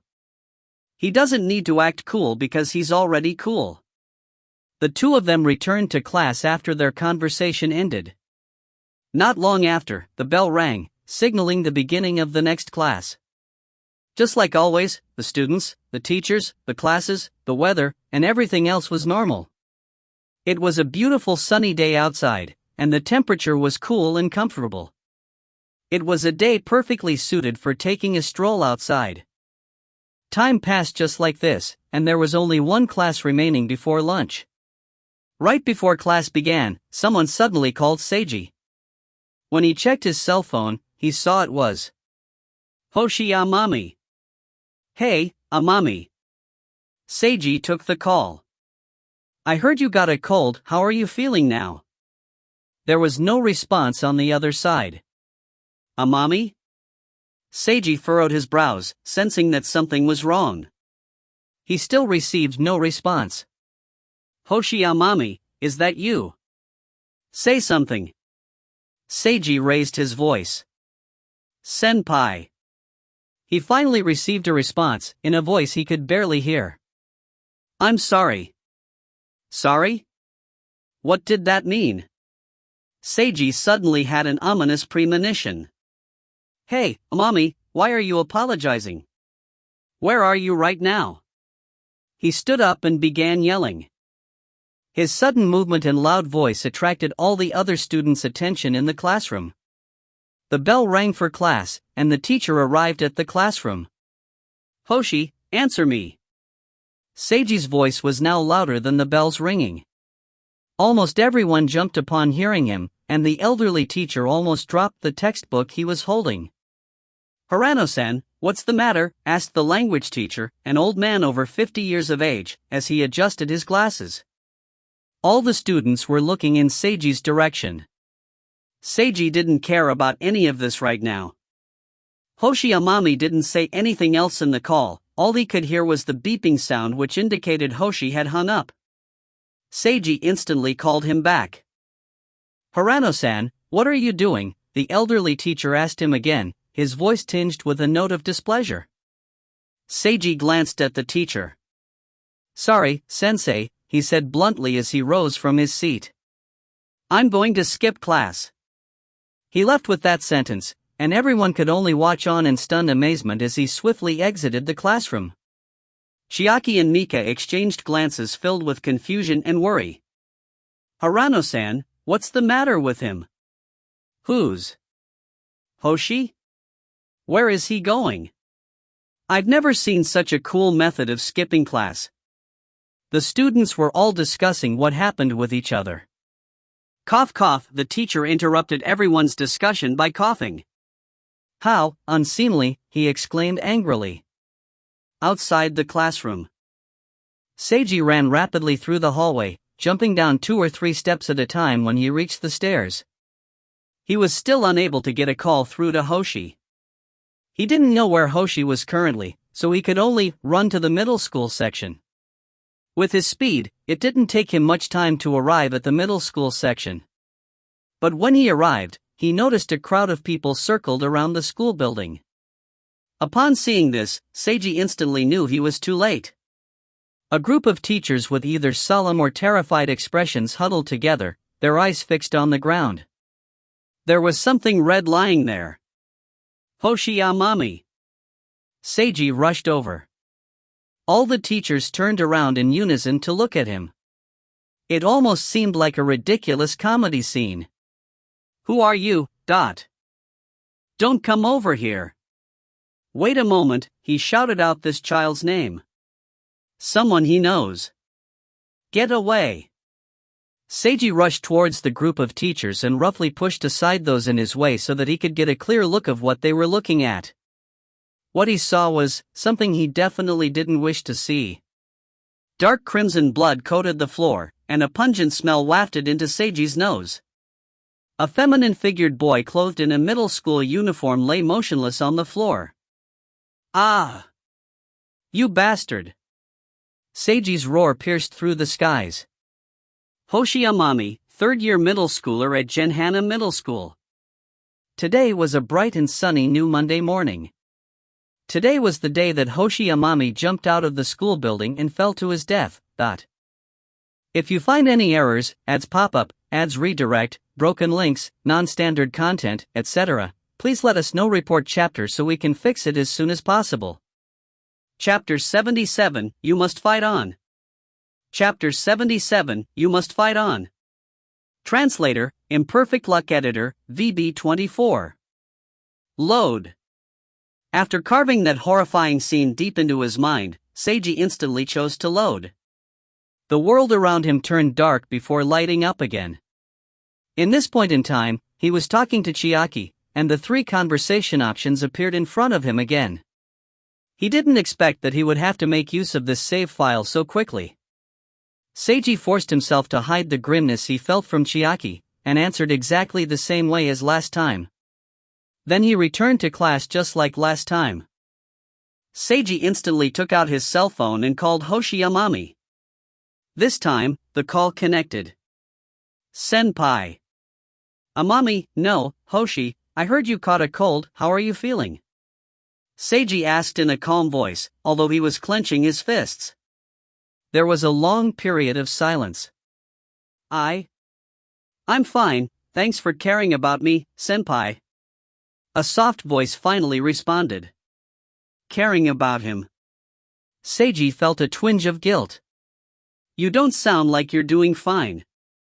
Senpai. Did something happen after that incident with your sisters? Silence fell for several moments again. Nothing. Nothing happened. Nothing happened? Then why would you commit suicide? Seiji frowned deeply. Senpai, it's almost time for class to begin. Hoshi sounded like he wanted to hang up the call. Cut class, . What? I don't care what class you have next, skip it. Seiji started walking out of his class as he said this. Skip class? Hoshi was clearly shocked. That's right. Afterwards, go to the roof of the middle school building and wait for me there. All the school buildings in Genhana's middle and high school sections had roofs that were unlocked at all times, but they were fenced off with 10-meter-tall steel mesh wire fences. The only opening in the fences were the tiny holes between the links. So if Hoshi wanted to jump off from the building and commit suicide, the roof was actually the most difficult place to do it from. Wait for you? Senpai, what? I'm coming over there right now. Seiji said in a forceful tone. Don't hang up, keep your cell phone on this call until I see you. Hoshi Amami's body began trembling as he listened to the forceful voice coming from his cell phone. Senpai was about to come over and see him. All Senpai did was ask me a few questions over the phone, and I said I was fine already, but Hoshi felt a warm feeling in his heart from his senpai's obvious concern. He couldn't help but begin to move. He left his seat, walked out of class, and ignored everything. He went to the roof as senpai instructed him to and waited. Had the sky always been so wide? After reaching the roof, Hoshi looked past the tall fence at the sky and slowly walked towards the fence.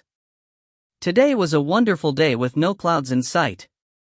The pure blue sky was beautiful to behold. Hoshi acted as though it was the first time he'd ever seen this beautiful scene as he looked at it dazedly. As he gazed upwards, the dark feelings in his heart began to dissipate. Just earlier, he had lied to Hirano-senpai. He wasn't feeling fine, something definitely happened. What he had experienced was a nightmare. He didn't know what to do, and the dark feelings in his heart had magnified to the extent where he felt like he was about to be swallowed. He was already at the point where he wanted to die and end it all. Compared to living, death seemed so relaxing. Hoshi! A forceful voice rang out from behind him. Hoshi trembled upon hearing the voice and slowly turned around. He saw Seiji putting away his cell phone as he walked towards Hoshi. Something shone in the eyes of the tall and handsome figure standing before him as he looked directly at Hoshi. Those eyes seemed like they could pierce through the darkness. Senpai, Seigo Harano. Senpai. The moment Hoshi Amami saw his senpai, he finally realized that he had actually wanted to see him. But, even if he met his senpai again, what could senpai possibly do? Seiji looked towards Hoshi. He furrowed his brows as he recalled the scene he had just witnessed. It's been a week since we last saw each other, junior of mine. Yes. Senpai. The two of them remained silent for a moment. This is my first time ever going up to the school roof. Seiji suddenly broke the silence. I was really looking forward to receiving a girl's love letter which invited me to the school roof where she would confess to me. Such a classic scene. Seiji spoke slowly as he walked towards Hoshi. But now, the first person waiting for me on a school roof is a boy instead. My hopes have been ruined. How will you make this up to me? Senpai seemed to be complaining as he glared at Hoshi. Hoshi was too stunned to say anything. Silence reigned over them for a short period of time. Man, you don't even know how to make a comeback? Seiji sighed. You need to learn more, junior of mine. Oh. Hoshi was still in a daze. Seiji looked at him. You didn't really have a cold, right? Why didn't you come to work? Hoshi averted his gaze. What happened in the past week? Hoshi remained silent with his head lowered. A dark shadow seemed to appear on his face. Seiji slowly raised his head 45 degrees upwards to look at the sky after seeing the pretty boy in front of him, who seemed to stand in the darkness instead of the sunshine. Last week, you were much cooler. Even though you seemed a bit feminine, and not much like a boy, at least you knew that you wanted to change yourself. At that time, you were definitely a man. Senpai. Hoshi slowly raised his head. But what exactly is the current you? Seiji didn't look at him, and instead continued looking up at the sky. You're depressed and downcast. Your entire person has become dark. Not only are you no longer a man, you no longer even seem like a cute girl. You're not a boy, or a girl, you're only a loser dog. Feeling ashamed, Hoshi lowered his head again. Hey, Hoshi Amami. I personally believe that we need to fight to get what we want in life. Things we don't like, things that are unreasonable or unacceptable. Things we want to avoid but still meet up with, anything bad that's difficult to tolerate is something we must fight. And when I say fight, I don't mean just using physical violence. For example, a child that's being ignored will desperately misbehave in order to attract attention. A female prisoner that's been declared guilty when innocent will scream and cry that she wants to live. There are many methods of fighting, but what's most important is possessing the willpower to never give up. As long as you still have the will to resist, then it doesn't matter how ugly your struggle is. It's a fight. Seiji finally shifted his gaze back towards Hoshi. Hoshi, perhaps you fought already, but have you truly fought your utmost? Why have you given up your resistance? Continue your struggle. Who cares if you fall into a swamp and get covered in mud, or if you look terrible and ugly, you can still lift up your head and shout, can't you? Senpai. Tears began dripping down Hoshi's downturned face. If you don't even have the energy to struggle anymore, then why don't you use the final remnants of your energy to think about what other methods you still have left other than struggling, no matter how unseemly they are? Seiji stared at Hoshi. I'm talking about asking for help.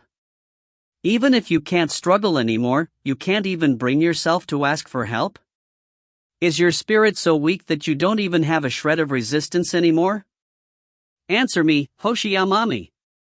Senpai. Hoshi was no longer able to stop his tears from flowing out. He began choking up, and his runny nose soon ensured that his face was coated with snot. His previously beautiful face was nowhere to be seen. Seiji took a deep look at Hoshi. I'm standing right here, junior of mine. As your senpai, I have the responsibility to assist you. But nobody can help someone who's already given up on himself. I don't have that power. So, Ask me for help, you bastard. Even if you don't even have a shred of resistance left in you, find it somewhere deep within your soul. It doesn't matter how pathetic you seem, how ugly you seem, or how underhanded it is. Don't accept defeat, and continue fighting. Wah! Wah! Hoshi Amami began crying out loudly this time as his body collapsed, devoid of energy. He crouched on the roof's floor with his body curled into a ball as he cried. He seemed so small, so weak. However, something within him that had been buried so deeply was beginning to break free from the darkness within him. Help me. Please, help me. Help me. Save me. Senpai. A clear voice which sounded as if came directly from Hoshi's soul broke through the tears. Seiji finally smiled in relaxation for the first time while watching Hoshi. I hear you, Hoshi, he stated in a firm yet gentle voice. Leave things to me. If you find any errors, ads pop up, ads redirect, broken links, non-standard content, etc., please let us know. Report chapter so we can fix it as soon as possible. Chapter 78, I'll be your playmate. Chapter 78, I'll be your playmate. Translator, Imperfect Luck Editor, VB24. A cool breeze was blowing. After Hoshi had calmed down, Seiji attentively listened to his story in silence. The day of the incident with Hoshi's sisters. Last Monday, exactly 1 week ago, Hoshi Amami had been contemplating things after he'd separated from Seigo Harano. He was unable to make a decision between his sisters and his senpai, whom he greatly admired. Hoshi was unable to believe that his sisters had such wicked personalities as Seiji had stated. On the other hand, there was no way for him to ignore the stern warning his senpai had just given him about them. He was stuck with his frustrations even after school ended. He stayed in the clubrooms as late as possible until Hoshi was forced to go home. When he returned home, Ryan and Katomi Amami acted like nothing had happened at all. In front of their parents, the twin sisters acted just like they always did. They were laughing, teasing him, and speaking cutely. Dinner time with his family seemed warm and comforting on the surface. But the more it seemed to appear this way, the more Hoshi felt it was abnormal. His sisters had been looked down on to such a degree and insulted humiliatingly. Was it possible for them to act just like normal as if nothing had happened? Impossible. Hoshi's heart was telling him that. However, he ignored it. Perhaps his sisters were actually magnanimous? He wanted to believe that, just like how he wanted to believe that the warm dinner scene in front of him right now was real. However, I have something to announce. His father spoke up. My company is giving me a new project to work on. For the next few nights I'm going to work overtime at the company, and sleep there instead of returning home. Overtime? Hoshi had his doubts. His father was indeed busy with work, but suddenly working overtime for several nights in a row. Before he could ask, his mother spoke up as well. Actually, I have an announcement as well. There's something happening at Grandpa's place that I need to go over and take care of, so I need to leave home for a few days as well. Mother was leaving as well. Hoshi was no longer doubtful, he was now shocked. Why? Was it all just a coincidence? His mind was thrown into chaos. At this moment, he exchanged glances with his sisters sitting across from him. Ryan and Katomi had light smiles on their faces. Their seemingly innocuous smiles seemed to turn into masks that were concealing something icy cold underneath. Hoshi Amami froze solid. Although it was just for a short moment, and perhaps it was merely a hallucination caused by the lighting, the image he had just witnessed gave him a huge impact, and he etched the scene deep into his heart. His parents were still speaking, but Hoshi was no longer listening. By the time he regained his senses, he noticed that his parents were jovially looking at his twin sisters. In fact, his parents seemed to be smiling widely, it almost seemed as if they were sucking up to his sisters. Got it, Mom, Dad. We'll take good care of the house and our brother. The sisters chuckled as they happily promised their parents to take care of him. What a beautiful scene it was. But Hoshi, who had been ignored by his parents, suddenly felt the urge to vomit as he saw his sister smiling at him. Disgusting. Why, did he feel that way? Hoshi suddenly remembered the sentence that he'd heard from Senpai earlier today. I want to vomit just at the sight of people like you. Senpai. Seigo Harano Senpai. Were you feeling like this, at that moment? Those who avoid the truth will eventually end up being swallowed by it. That was another sentence from Senpai. Hoshi finally understood what he'd meant. This was what he had been unconsciously avoiding and escaping. He could have recognized it for what it was. He could have discovered it long ago. As the closest person to his sisters, being their younger brother, he should have seen his sisters for who they really were. But he didn't. And that was why, just as Senpai had warned him, he was completely swallowed up by the ugly truth that night. Over the course of 1 week. From Monday night to Sunday night, Hoshi Amami had constantly been suffering from Ryan and Katomi's torture. His body wasn't particularly injured, but his mental state was suffering tremendously. His parents weren't home. No, Seiji was certain that Hoshi's sisters had something to do with that. Those twins even had their parents under their control. This was definitely something that the twin witches would do and had the ability to do. Perhaps it sounded ridiculous that 2 teenagers could control adults like this, but Seiji knew that it wasn't impossible. As long as you gave the teenagers the outer appearance of beautiful girls, it would be easy for people to lower their guards. It would be quite easy for the extortionists the twins were to understand and make use of this.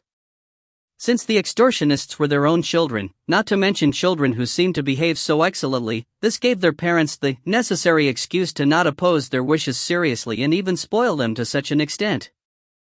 Although Seiji didn't know when such a thing began, he guessed that this type of twisted relationship in Hoshi's family must have existed for a long period of time already, being one of the important factors in causing those twins to become like that. Perhaps it was even the main cause.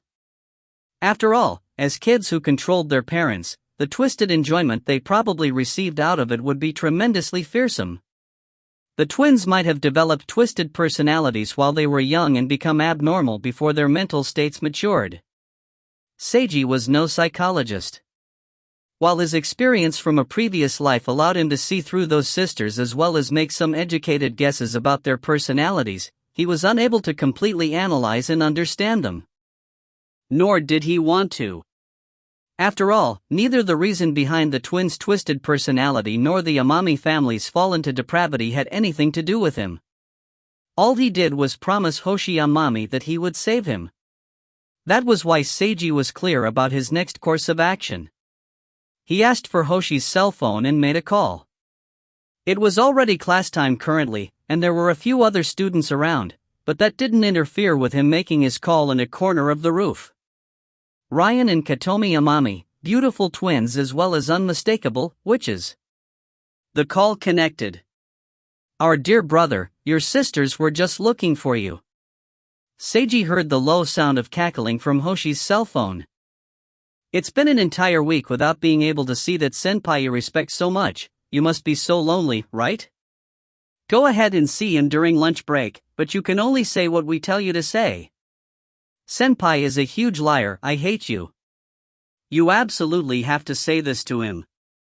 It's just a little prank, and if you don't do this, the punishment you receive tonight will double, and your senpai that you respect so much will undergo even worse pranks than you. Seiji was speechless after hearing this phone call. He understood the situation now. This phone call had been the breaking point for Hoshi. He began chuckling coldly. What an interesting prank, you two. His tone of voice was just as icy as his laughter. This caused the cackling sounds on the other side of the call to disappear. But I still don't think it's interesting enough. What do you think about meeting up and doing something even more interesting? Ryan Amami, Katomi Amami, you two enjoy playing. I, Seigo Harano, will be more than happy to accompany you. If you find any errors, ads pop up, ads redirect, broken links, non-standard content, etc. Please let us know. Report chapter so we can fix it as soon as possible. Chapter 79, Let's Go Visit Hell Together. Chapter 79, Let's Go Visit Hell Together. Translator, Imperfect Luck Editor, VB24. The angry shouting from the cell phone seemed to pierce through time and space. Ryan Amami, who was holding onto her cell phone in the classroom, was completely frozen solid in both body and spirit, as was her sister Katomi, who was seated beside her. The terror they felt last week from facing this boy instantly resurfaced. It was akin to encountering a ferocious beast. Seigo Harano. The person that they couldn't see through, yet he saw through them. After a week's time, they thought that their fear had already dissipated. In fact, they even believed it to be their hallucination. That was because they carried out an investigation on him. Seigo Harano, the legendary transfer student who was confirmed to have defeated the tennis and basketball clubs single-handedly. By accomplishing this feat, he received the nickname Destroyer of Clubs, causing all the remaining sports clubs to vie with each other vigorously to acquire him. But exaggerated stories aside, this only meant that he was a boy who had above-average physical ability and talent in sports. What caught their attention more was the fact that his transfer to Genhana High School was rumored to have something to do with Natsuya Yorihana, a true scion of an extraordinarily powerful family. 2 weeks after transferring in, he had been seen visiting the student council office twice, both times to have a discussion with Natsuya Yorihana. There were no other student council members present either time, except possibly Hitaka Shuo, but the vice president was someone who treated everyone coldly and remained solidly faithful to President Yorihana. She had almost no interaction with other students, so it was impossible to acquire any information from her. That was why it was impossible for them to establish the nature of Seigo Harano's relationship with Natsuya Yorihana. This was the point that the twins were most worried about. But Seigo Harano only visited President Yorihana twice in 2 weeks, and there were no other reports of them being seen together. Both twins had separately asked many other students and student council members, learning that Seigo Harano and Natsuya Yorihana didn't seem to have much to do with each other. This didn't seem like it was false. From this they inferred Seigo and Natsuya weren't actually that close, perhaps they weren't even friends. Was it that Seigo and Natsuya's parents were friends? Was that their relationship to each other? If that was the case, then the Harano family must also be at a similar level to the Yorihana family, to even be able to speak to the Yorihanas. Seigo Harano's powerful eyes, which saw through them instantly, as well as his grave and dignified bearing, could be explained this way. A young master from a great family would definitely be different from ordinary people. If that was his true identity, then Seigo wasn't someone that the twins could afford to mess with. However, Seigo Harano was someone who currently lived alone and worked in order to make a living. According to the person himself, he had been exiled from his family due to a past mistake. Just what kind of an act had he committed to be punished with expulsion? Seigo refused to say, and only his two close friends might know the truth of the matter. Chiaki Wakaba and Mika Uehara kept their lips firmly closed on this subject, but it must have been something big. Someone who had been exiled from his family. In the end, thinking that Seigo Harano was from a powerful family was nothing more than the twins' hypothesis. The fact of the matter was that he had left home, was living by himself, and had to work to support himself. This was basically a confirmation that he was no longer under the protection of his family. Out of an abundance of caution, Ryan and Katomi Amami even went to the extent of using the students under their control to follow and spy on Seigo since last Wednesday. The report they received matched the rumors. Every time Seigo left school, he would go either back home to the Uehara apartment where he lived, or go to work at Rika Amami's confectionery store. Apart from that, the only exceptions were on Saturday and Sunday night. He went to Silver Valley together with Mika Uehara and Chiaki Wakaba on Saturday, and met up with only Chiaki in Silver Valley on Sunday. On Saturday night, the three of them went shopping together at a high-class department store. On Sunday night, Seigo and Chiaki went to a high-class coffee cafe and stayed inside for a period of time before exiting and going straight home. There was no evidence that they were having an indiscreet relationship, but that didn't matter. The pictures taken of them were good enough evidence as weapons for the twins. Ryan and Katomi Amami were full of confidence in the results of their investigation. They were certain that they'd be able to defeat him like all the other boys before him. They would defeat Seigo Harano, the boy who seemed so imposing, and completely conquer, even control, him. Today, they gave their lovely brother the order to begin their attack against Seigo. Hoshi had been trained by them for an entire week and had completely lost his will to resist. They turned him into a little puppy who was even more obedient than before. However, the response received was this one. Hoshi's cell phone was actually in Seigo Harano's hands. Ryan and Katomi Amami finally discovered the truth. The fear from before was like a parasite that wormed itself deep into their bones. It never left. The terror they felt back then had been no hallucination. They'd spent a considerable amount of time plotting their nefarious scheme against Seigo Harano. The first step they intended was using Hoshi to shake Seigo's emotions. After that, they would expose his inappropriate relationship with Chiaki Wakaba, then add more vicious rumors about Mika Uehara so that his two female friends would be shaken as well and abandon him, isolating and frustrating him. But this seemingly perfect plan of theirs met an obstacle already, at the most critical first step which they absolutely didn't think would fail. Hoshi. They had spent an entire week using various methods to completely destroy that weak-spirited, weak-willed, good-for-nothing brother of theirs. How could Hoshi possibly take the initiative to go and find Seigo? This shouldn't have been possible. In their eyes, their younger brother should have become the most obedient puppy of all, with no more will to resist existing. However, nevertheless. Answer me, you two. The icy voice continued speaking, proving that this was all real. No matter how much they didn't want to believe it. Seigo Harano had locked on to and was targeting them. The things they'd done to Hoshi were exposed now. Their plot would be unable to proceed as planned. You're not going to answer? Then I'm going over right now to find you. Maybe it's not kind to Hoshi, but I won't hesitate to reveal the truth. I'm going to tell your entire class, in the loudest voice I can, everything you've done to your little brother.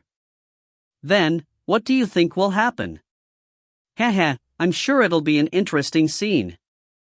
Hey, let's go visit hell together. Witches. The first part of Seigo's speech contained anger, but the last half had nothing but ice-cold fury. Witches. The entire school called them witches with various complex meanings attached to the nickname. They were actually quite proud of being addressed by this nickname. But when Seigo called them that, they felt it was terrifying. They felt like a frog that was being targeted by a snake. They felt like a witch who had a paladin's sword against her throat. They felt like witches that were judged to be executed. Let's go visit hell together. Seigo Harano definitely wasn't joking, he'd been absolutely serious. He was going to come over here and tell everyone about what they'd done. And they didn't even dare to imagine what would happen afterwards. Because no matter what, it was certain that they'd be ruined. Since everything was true. The things they did to Hoshi. The unspeakable, cruel, and abusive way in which they'd treated him would be completely exposed to everyone. Everything that they carefully constructed up to now would be destroyed and collapse. Ryan and Katomi Amami had come to this realization, causing blood to drain from their faces, and turning them as pale as vampires. They were just like vampires living in the darkness, beautiful, strong, and long-lived. They drank human blood and were proud of being higher up on the food chain than ordinary humans, which lead to arrogance forming over time, making even the abuse of other humans into an elegant art form. The only thing they couldn't resist was the sun. The sunlight was coming for them. If they didn't do anything about it, they'd turn into dust under that blinding sunshine. Wait! The twin sisters panically shouted in unison. If you find any errors, ads pop up, ads redirect, broken links, non-standard content, etc., please let us know. Report chapter so we can fix it as soon as possible. Chapter 80, Go Forth and Defeat the Witches, Hero. Chapter 80, Go Forth and Defeat the Witches, Hero. Translator, Imperfect Luck Editor, VB24. Another rooftop, this time in the high school section. It was almost time to go to class, so the students were all returning to the classrooms. Seiji passed by these students who were oblivious to the shocking chain of events as he went upstairs. Seiji had already contacted Chiaki and Mika with his cell phone and informed them about the situation. They were waiting for him by the staircase. Seiji had one hand in his pocket when he appeared. He was walking with heavy steps, almost rhythmically. There was a sharp gaze coming from his eyes, and his entire body was giving off a powerful, pressuring aura. Chiaki and Mika felt like they were witnessing a soldier about to head off to the battlefield, equipped to the fullest. Chiaki felt a sliver of pity for the twin witches. If it was her, she would never want to face off against Seiji in his current state, because the normal open and friendly Seiji had turned into a seemingly demonic existence, who would destroy anything in his path. No, he would only be a demonic existence to his enemies. For the people he protected, he was still someone who could defeat all the wicked. A hero. Seiji. Mika softly called out to him as he approached. Seiji stopped and smiled at her. No need to worry, I'll take good care of things. You guys just need to help me take good care of Hoshi. He's currently in the courtyard, sitting where we usually eat lunch at. Mika nodded as she focused on Seiji's face. Then, Seiji fixed his gaze on Chiaki. If there was some background music playing right now, it would definitely be some hot-blooded battle music. Chiaki smiled as well. Go forth and defeat the witches, hero. Just leave your back and your junior to us. Seiji chuckled. He didn't say anything to Chiaki, all he did was give her a big thumbs up with his left hand as he walked off. So cool. Chiaki and Mika deeply etched this scene into their minds. They had no doubts about what the conclusion would be. All they needed to do was wait. On the rooftop, the beautiful twin sisters were waiting. Time seemed to pass as slow as a snail to them. They were quite uncomfortable with waiting. But time also seemed so short, as they would have preferred to wait for a little longer. Calm down, calm down. Ryan and Katomi Amami had told each other that many times over already, but their hearts still beat quickly, ignoring their orders. Unfortunately, the person they were waiting for wasn't someone they were about to confess their love to, instead, it was the opposite. They only met him once before, and he left them with such a fearful impression. Just one phone call forced them here today. He was a true monster. Seigo Harano. He was no normal human, he was a demon, a beast in human flesh. The twins were cursing him in their hearts, they lacked their usual composure. How could they deal with this monster? The plot they had been cooking up was useless now. It was to be a direct face-off, which was quite disadvantageous for them. Seigo had the trump card of, what happened to Hoshi? If he was a normal person, he should have been worried about harming Hoshi, so he wouldn't publicize those things, but he was no ordinary person. Those threats they heard on the cell phone were no mere bluffs. Let's go visit hell together. Just thinking back to this sentence, Ryan and Katomi felt chills running down their spines and they felt the urge to shiver. A heartless demon, that was who Seigo Harano truly was. Nonetheless, they were still fortunate. Seigo still wanted to maintain his hypocritical facade, and act the part of a hero of justice. That was why they still had a chance. The trump card he had in Hoshi was also their trump card. If he wanted to protect Hoshi that roughly, he would need them to delete all the embarrassing pictures and videos they took of him in their training sessions. That was why it could be said that each had a trump card.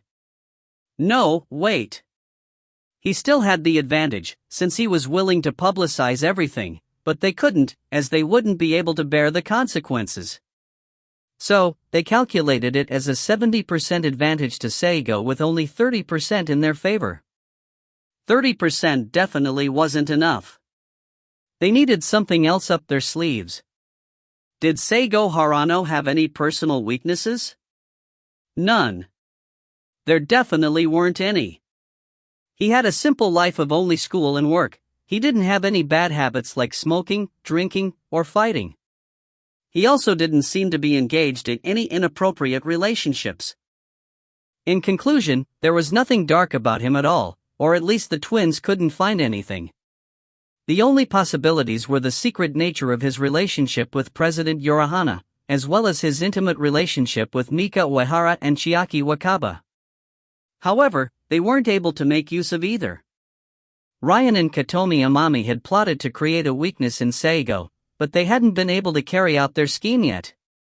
So they currently had nothing they could use on Seigo Harano whatsoever. The twin witches began to use their brains for nefarious purposes once more. Step, step, step.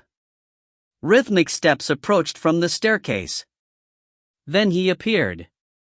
A tall and handsome boy, the twins currently saw his bright appearance as nothing more than an excellent mask for concealing his true self. The terror in their hearts worked to twist Ryan's and Katomi's perception of Seigo Harano. They didn't know the true source of their fear, or perhaps they didn't comprehend it, or maybe it was that they didn't even try to understand it. Seiji looked at the twins. Your current expressions are far more appealing than the first time I met you. No anger, no insults, only calmness. The twins were surprised at this, and it showed on their faces. Are you surprised that I didn't start right off by insulting you? Seiji stared intently at them. If insulting you whenever I see you would take care of this problem, I'd do that. But it obviously won't, so I won't do something so meaningless. He walked closer and closer to them as he spoke. The twins tensed up, and their beautiful faces were devoid of expression. He stopped after reaching a certain distance from them. There was 1 second of silence. Then, Seiji squinted slightly at them. Now let's begin our discussion. The atmosphere suddenly became heavier. Ryan and Katomi instantly felt as if they were being pressured from all sides by the air. All he did was calmly say something ordinary. But it made them feel like this rooftop had become a violent battlefield. It was difficult for them to breathe. They could hear their each and every labored breath. Before they were able to recover, he continued speaking. First, you need to delete or destroy every picture, video, or whatever else you have on Hoshi Amami as blackmail. And you can never do anything to harm him again. He was speaking in an indescribably strict tone of voice which seemed as inflexible as steel. Rather than a discussion, it was more like he was giving them an order. If you find any errors, ads pop up, ads redirect, broken links, non-standard content, etc., please let us know. Report chapter so we can fix it as soon as possible. Chapter 81, Family. Chapter 81, Family. Translator, Imperfect Luck Editor, VB24. Ryan and Katomi Amami were cowed by his imposing manner. But either their long-cultivated arrogance or pride was able to support them. After their negative feelings crossed a certain point, the twin sisters were actually able to calm down. It was a disadvantageous situation for them, but so what? They could deal with it. Katomi, what's he saying? I don't really understand. Ryan, this person's saying something idiotic. We don't have anything like what he's describing. Besides, how could we possibly harm our cute little brother? The twins cackled and acted cutely. They'd returned to speaking in this manner as it was only natural for them. However, in the next second, don't laugh like that. A light yet icy short sentence pierced through their hearts like an arrow. Seigo Harano's current gaze was piercing, icy, and distant. It was almost as if he were looking at two people who had already died. Ryan and Katomi's expressions froze over. Just seeing that disgusting act of yours makes me want to beat you up. Seiji coldly stared at the twins in front of him. So stop laughing like that. Otherwise, you'll die. Although this sentence remained unspoken, the twins could almost imagine him saying that out loud. It couldn't be possible. No matter what, he wouldn't dare do something like kill them. But the look in his eyes confirmed the twins' suspicion. Their terror resurfaced. The twins were forced to retract their fake smiles as they exchanged glances and forced the fear back down within themselves. Several seconds of silence passed. Don't make me repeat myself. Seiji broke the silence. Getting rid of your materials on Hoshi is something you absolutely must do, or else there's no need for further discussion. Katomi, I still don't know what he's talking about. Ryan, I don't know either, since we really don't have such a thing, and we've never done it either. Even if we have, we don't have it anymore. They said the last sentence in unison. Seiji furrowed his brows in displeasure. So this counts as your answer? The twin sisters didn't reply, and only looked at him calmly. Responding in such a roundabout fashion. I get it, you're currently recording this conversation, aren't you? Seiji calmly stated the truth. They were seen through. But that wasn't important, they already anticipated that this little trick would be seen through. The twins still didn't waver. If I had come up and started out by insulting you, it would have been perfect for you, Seiji said lightly. I unintentionally avoided a trap, it seems that I'm quite lucky. Lies. Ryan and Katomi didn't believe him one bit, they felt as if he expected them to record him, which was why he was able to remain so calm. Recording a conversation and guessing that it would be recorded was only a normal exchange of attacks between them. This wasn't particularly at a high level yet. If you like recording, then go ahead. It doesn't matter to me if you want to publicize this conversation or do something else with it. As long as you promise me the most basic request, we can continue our discussion. Now my second request is for you to delete or destroy all of Genhana high schools. No, all blackmail material you possess. This is to reflect on yourselves and forever stop you from getting involved in shady business. A cold breeze blew over. Ryan and Katomi wore grim expressions as an unreadable light flashed in their eyes. Seiji stared at them wordlessly. Silence. A long, dead silence followed. Ryan and Katomi didn't even exchange glances as they began walking off in unison. You want to leave? Seiji was still staring at them. I simply gave you my price, and you're just going to leave without even haggling? The twins stopped and looked at him with a distant expression on their faces. You think that you can't accept my terms? I think you can. Ryan Amami, Katomi Amami, you should know that you're a pair of very fortunate girls. You were born into a well-off family, you have parents that love you, you have a nice brother, you have excellent appearances, and you're talented in various aspects. People praise you, idolize you, envy you, and seek to befriend you. You have just about everything people your age could want, so you should be happily living your lives under the bright sunshine. Yet, you prefer doing those shady deeds, forcing yourselves into the darkness. Why? Simply because those things are fun, they're interesting? Seiji took a deep look at those two beautiful faces. You've never even once doubted yourselves. Is it really that fun? Perhaps from the very beginning, due to your naivety, you mistakenly enjoyed such an act. But today, starting right now, from this moment, you're no longer naive. You've matured, so you should be able to see clearly and think clearly. These interests of yours aren't really that fun at all. They're actually boring and pointless, there's never anything new about it, plus you have to take huge risks in order to enjoy it. Perhaps one day you'll have to pay a painful price you can't handle. You've already been tightly bound by darkness of your own creation. Haven't you realized this yet? Has this thought never even come into your heads? Seiji made a wholehearted attempt to convince the twins that their actions were wrong. At first, he never even considered it. A few minutes ago, when Seiji hung up Hoshi's cell phone, his heart was filled with rage and all he had in mind was how to ruin these twin sisters' lives.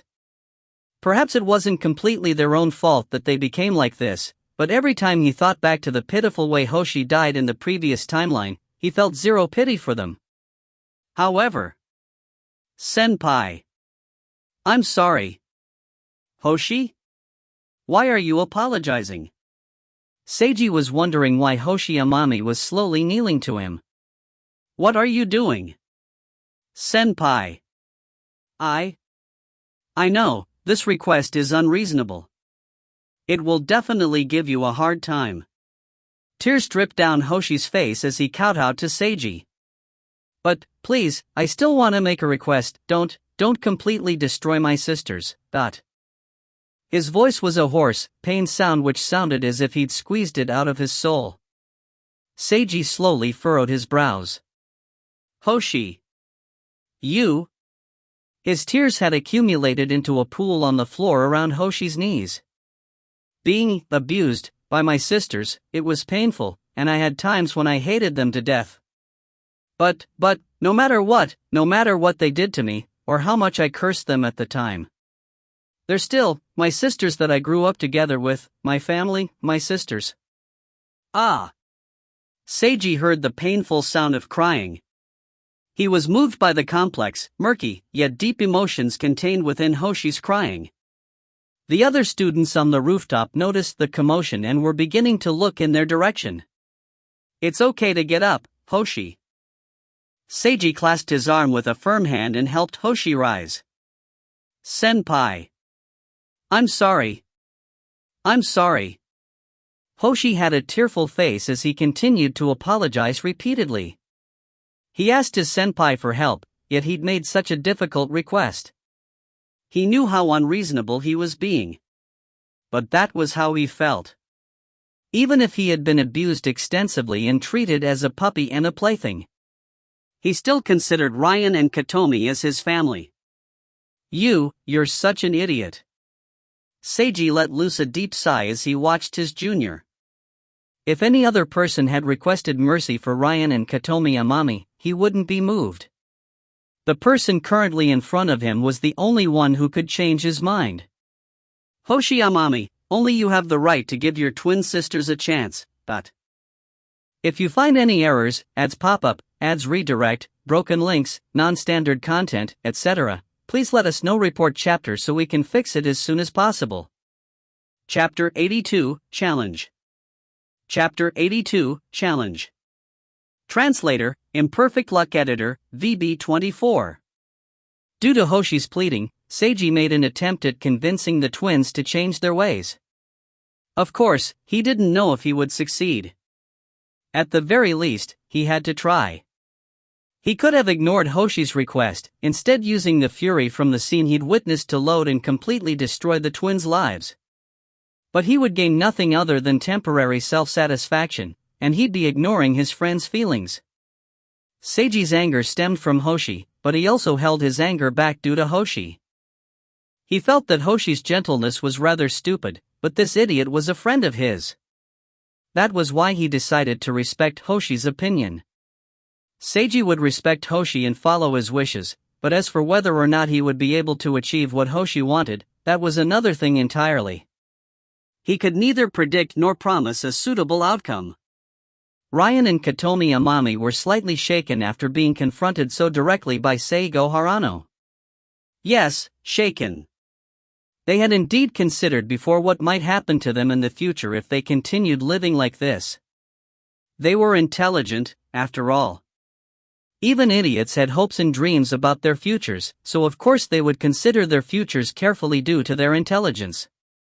In fact, their hopes were all the more vivid and realistic due to it. Their futures. They had always considered their futures to be wonderful. But was that really true? Would they really never have to be punished for what they'd done? With their pride, they would have confidently replied in the negative.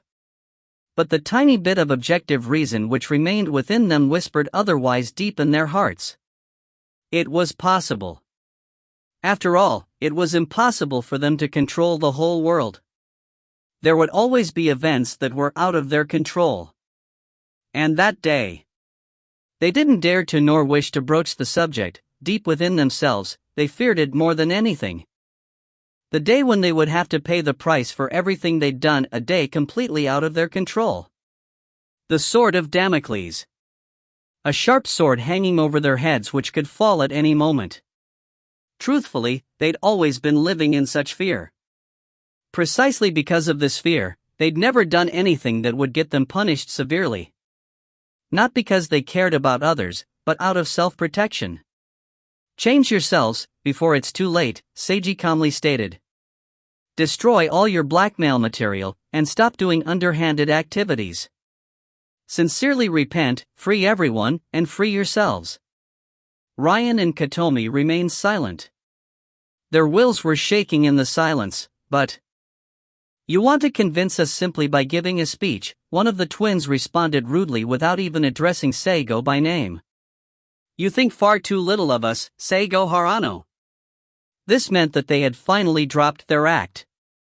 Even the twins themselves were unable to recall the last time they had faced someone so honestly and directly. Seiji hadn't taken his eyes off them for a single second.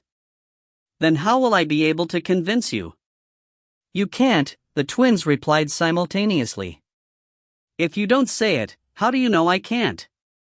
Seiji remained calm. Obviously, I'm not talking about doing something ridiculous like dancing around naked in public or jumping off a tall building. Forget those, I'm asking you seriously. Katomi and Ryan were rendered speechless. The way he was phrasing it was as if he was offering himself up as a lamb to be slaughtered. This didn't seem possible, there had to be something behind it. But what could there possibly be? The twin sisters tried their utmost to detect anything, but they perceived nothing. Seigo Harano was simply facing them head-on, in such a direct and blunt manner. How could they defeat such a person? A nefarious scheme seemed like the best method, as it was also their strong suit. However, it seemed unlikely that any plot devised by them could work taking into account his keen perception. Any ill-conceived plan would surely be countered. Then they had no choice but to change their method. Ryan and Katomi silently exchanged glances and came to an unspoken agreement. Seigo Harano, you have the nickname of Destroyer of Clubs. We wonder if this legendary nickname of yours will be effective on the karate club as well. If you can single-handedly defeat every single person in our karate club by yourself, we'll seriously consider what you just said. The twins were being unusually straightforward. It was normally quite difficult for them to speak in such a forthright manner. Normally speaking, what they just proposed was ridiculous, and nobody would agree. But Seigo Harano was no ordinary person. The tall boy squinted in their direction. One against all. How many people are in your karate club? Including both of us, 47. 47. Are you talking about one at a time? Nope. The twins had the same icy gaze. We'll decide the number of people you're facing each time. They knew that Seigo Harano had outstanding stamina and physical prowess. As ridiculous as it sounded, they still worried that he would be able to defeat more than 40 people in a row even if he didn't know martial arts. No matter how low the possibility, they wouldn't take any chances. If they were able to choose how many people could go at him at one time, they could adjust things according to the situation. Whether it be using a few at a time to deplete his stamina, or going at him with many people at once to defeat him once and for all. Of course, no matter how self-confident Seigo was, there was no way he would agree to such ridiculous conditions. That won't do. See, it was only natural. There needs to be an upper limit to how many people I face at once. Otherwise, if you just rush me with everyone right from the start, it'll be nothing but a farce.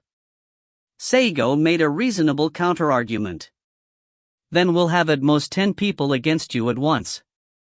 The twins already expected this. 10 people. Are we going to have fun creating a soccer team? At most 3, that would be acceptable. We can't accept that, the twins stated. A minimum of 8, then. After a short period of silence, Seigo let out a sigh. 5, then. This is how many people a basketball team has, even though this isn't about basketball. Of course, the twins knew that. A barehanded duel, or naming it directly for what it was, a fight could have a completely different outcome depending on just one more or one less person.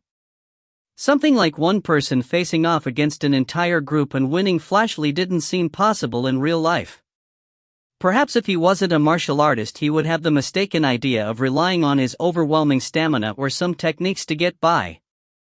However, since both twins were expert martial artists themselves, if there wasn't too much of a difference in skill level, facing off against many by himself while barehanded in an empty arena with nowhere to run to was akin to suicide. But Seigo Harano was indeed incredibly strong, and as for whether or not he had experience fighting, they didn't know, but even if he was skilled in some fighting techniques, all of them were real karate club members. 1 against 5 seemed to be the limit of what an ordinary person could achieve. But Ryan and Katomi still weren't satisfied. Seigo Harano was incredibly strong. They kept telling themselves that they couldn't underestimate him. 7 people. We refuse to go any lower, the twins said simultaneously. Seigo's face revealed nothing. He remained silent for a long while. Just as the twins thought he would object again, he ended up sighing. All right, it looks like I'll have to fight my hardest. But I still have more to say. You said you'll seriously consider what I said. I don't want a promise as soft as that. If I win, you will definitely discard anything dark and truly change yourselves. The tall boy stared into the girls' faces. And if I can't do it? Then whatever, just do as you like, as long as you fulfill my basic request, then I don't really care. They felt an immense sense of pressure once more. Just by staring at them, Seigo's eyes were able to emit such a clear, forceful pressure. Seigo Harano was definitely serious. He was definitely serious about taking on the unreasonable challenge they gave him. He was going to attempt soloing the entire karate club by himself, not even worrying about facing up to 7 at a time. He was definitely a monster. His heart as well. He was a demon. The twins' thought processes fell into a quagmire in front of Seigo's imposing manner. They were unable to come up with any new plots or use anything they'd considered before. This didn't seem good. Should they refuse him? But at this moment, Ryan and Katomi saw a sliver of pity in the boy's eyes as he remained silent. I've already made concessions to such an extent, yet you two still don't even dare to accept a direct challenge? You've hidden in the dark for so long to become this cowardly. How pathetic. They imagined that he was saying that to them. Pity was a type of condescension as well sometimes, and it had the potential to cut deeper than normal condescension. The twins' pride and arrogance didn't allow them to accept such a bone-piercing insult. That was why they accepted the challenge. If you find any errors, ads pop up, ads redirect, broken links, non-standard content, etc., please let us know. Report chapter so we can fix it as soon as possible. Chapter 83, Light. Chapter 83, Light. Translator, Imperfect Luck Editor, VB24. Why did things become like this? Hoshi inwardly wondered. Why and when did his sisters stop being his sisters? Hoshi still remembered his childhood. Back then, he played happily together with Ryan and Katomi. His sisters definitely weren't like this back then. They were as simple and innocent as other girls their age, just a little smarter and cuter. Hoshi had been proud of his sisters back then since they could do anything, and they always did it well while taking care of their weak-willed younger brother. The memory which left him with the deepest impression was the time where he'd accidentally enraged a wild dog and was desperately scrambling to shake it off his tail. His sisters rushed over to his side, and despite their fear, risked being bitten in order to drive it off. This memory had turned hazy with the passing of time, but the image of his sisters smiling at him with teary eyes remained clear. But as for now, just where did things go wrong for them to become this way? Hoshi really didn't know. He had been angry and even loathed them while they were abusing him, but now that he had calmed down, he discovered that there was no rage within him, only sadness. Hoshi thought about himself after considering everything. He'd always been consciously and unconsciously avoiding the truth. That was why he had been unable to see his sisters for what they really were before this. If he could have found out sooner, perhaps he could have done something about it? Yes, that was the case. He was so useless. If only he could have thought more clearly or smartly, he could have done something before his sisters reached their current state. I'm so weak. Hoshi fell into a state of self-deprecation. If only he could become stronger, or if he had thought this way much earlier, or met someone like Hirano-senpai much sooner. That's right, senpai. What's Hirano-senpai doing now? How is he, after discussing things with my sisters? Hoshi finally returned to his senses and realized that it wasn't time for him to wallow in his thoughts. He should be worrying about his senpai. A concerned expression appeared on his face. Are you worrying about Seigo? A gentle voice sounded out next to him. It was the beautiful upperclassman named Mika Uehara. Hoshi felt that this friend of senpai's had dainty features. An aura of freshness hung about her, and she had a gentle attitude with a friendly personality. She was quite the charismatic girl. You don't need to worry too much about him, Seigo's really strong. Especially when he needs to protect something important to him. His female upperclassman seemed to think of something as a tinge of red crept into her cheeks. Could she, possibly? Hoshi noticed something strange about her behavior. Oh my, are you thinking about your romantic times together with him? A casual flirtatious voice spoke out from behind them. You're acting like a girl in love in front of your junior, you know. This was Chiaki Wakaba, senpai's other classmate and good friend. She enjoyed wearing the boys' school uniform for some reason, but it was totally suited for her. She had silver gray hair with a boyishly handsome face. Chiaki always spoke and behaved in a casual and relaxed manner. She seemed to possess a heroic spirit, yet it was still easy to tell that she was female. She was another charismatic character. Not at all. Stop making stuff up, Chiaki. Uehara-san blushed heavily as she denied it. Although Hoshi didn't know her all that well, even he was able to detect that she was most likely lying. What a classic tsundere! Hoshi mentally chuckled. Last week, when he met these two upperclassmen of his for the first time, he focused almost entirely on Hirano-senpai, so they flew under his radar. Now that senpai wasn't by his side, it was only natural that he finally noticed their beauty when being together with them. It seemed only natural for the ultra-handsome Hirano-senpai to have good friends like these two. And one of Hirano-senpai's good friends felt more than just friendship towards him, that seemed natural as well. Hoshi truly believed that it wouldn't be strange even if every girl in the entire grade fell in love with a boy like his Hirano-senpai. Of course, Hirano-senpai would have some choice comments for him if he knew what Hoshi was thinking. Everyone around Seigo Hirano definitely knew how cool he was, but senpai was always so humble. This was one of the factors which made him so charismatic. Hirano-senpai was indeed handsome on the outside, but his inside was important for Hoshi. Hoshi thought back to when he was at the darkest point in his life. His senpai had been able to detect that something was wrong simply through a few questions in a phone call. Not only did senpai instantly rush to his side, senpai even gave him heartfelt encouragement that forcefully crushed his shell of darkness and pulled him out from the abyss of despair. He was just like the sun. No, Seigo Hirano was light itself.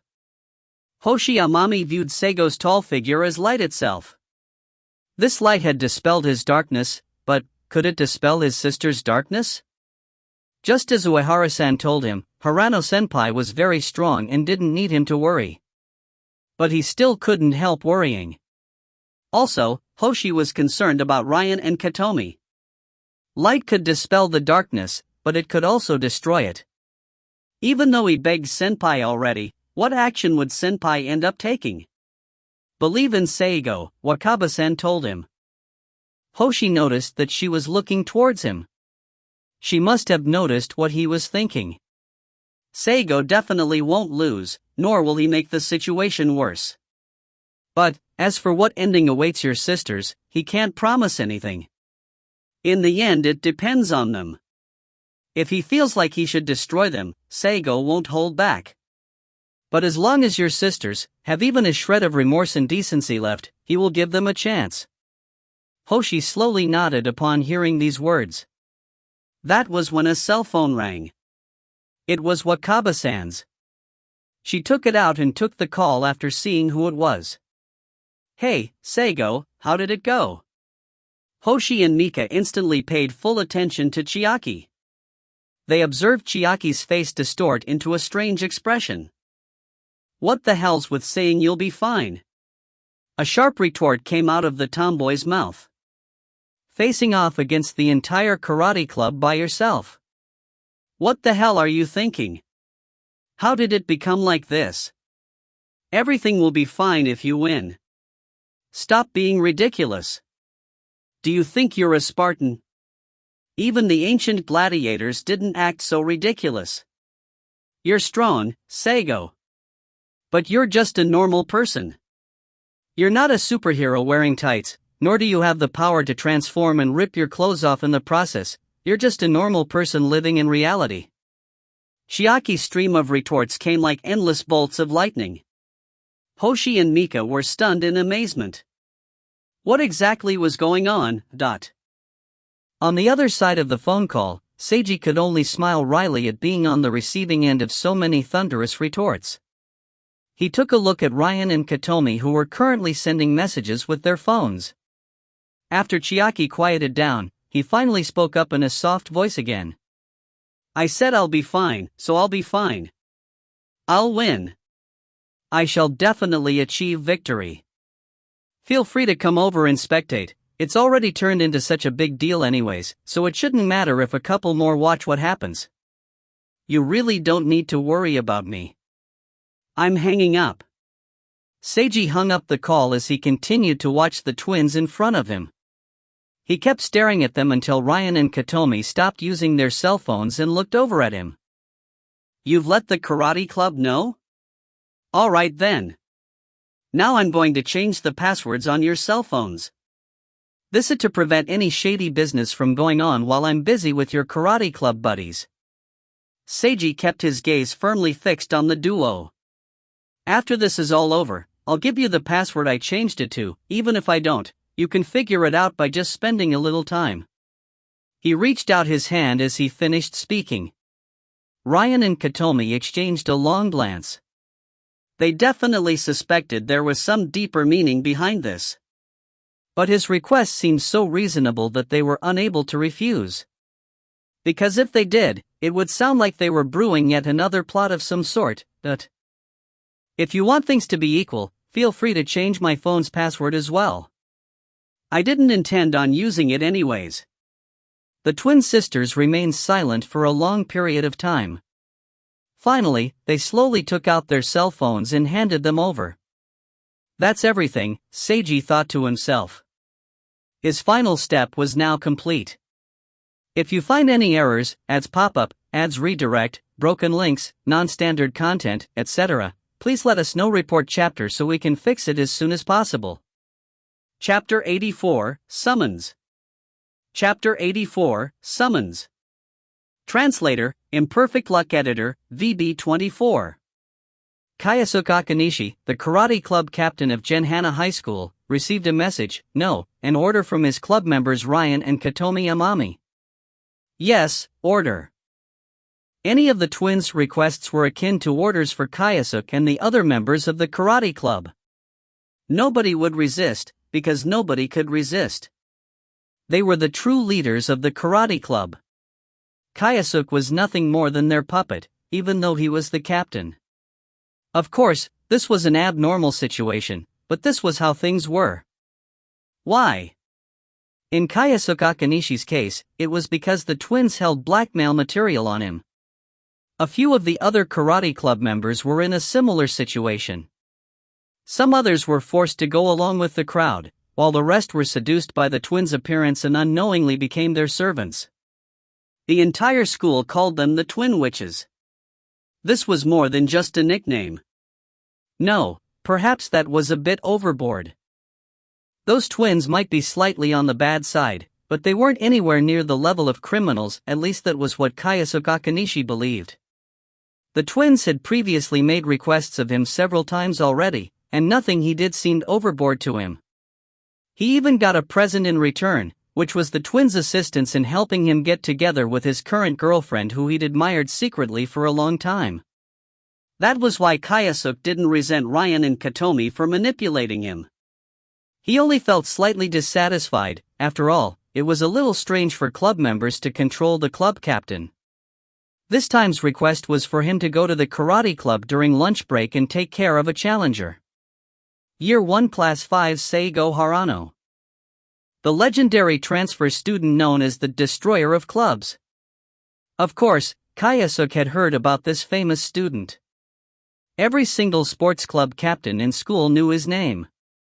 This student had single-handedly wiped out the tennis and basketball clubs, and he possessed amazing stamina and reactions, plus he was ridiculously handsome.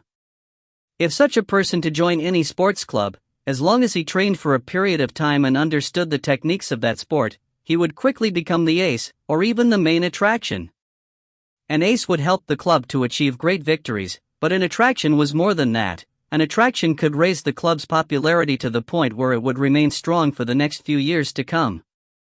Both competing in nationals and increasing the popularity of their club was a desirable outcome for the club captains, so it was only natural that they would focus on vigorously inviting him. According to the rumors, last Monday so many captains tried competing with each other to invite him that the scene was ridiculous. Kayasuke wasn't one of the captains which went to invite him. Honestly, he wanted to go as well, but when he asked for Ryan and Katomi's permission, they refused his request. He didn't know why, but since they were the true leaders of the club, he could only comply. But now, it seemed that it wasn't that the Twin Witches weren't interested in the transfer student, it was the opposite, they were personally taking part. Lunch break. Kayasuke Akanishi and several karate club members arrived at the clubroom, which had been converted into a dojo. As one of the biggest clubs in Genhana High School, the karate club was allocated a very large room which acted as its dojo. Exercise mats were placed over the floor, and an entire wall was filled with mirrors. Another wall was decorated with the club's goals and achievements over the years. There weren't any other decorations apart from that. Many people were already sitting down, waiting inside. On the left side of the room were Ryan and Katomi clad in their karate uniforms, as well as the other club members whom Kayasuke was already acquainted with. Seated on the right side were some students Kayasuke had never met before. One of the boys stood out from his peers. He had a tall figure with a handsome face. He sat casually with his legs crossed and arms folded, even seated he emitted a sharp and imposing aura. Facing off against Ryan, Katomi, and all the other karate club manners, his imposing manner didn't seem even slightly ruffled. While the three students accompanying him were all handsome or beautiful in their own way, they were nothing compared to H.M.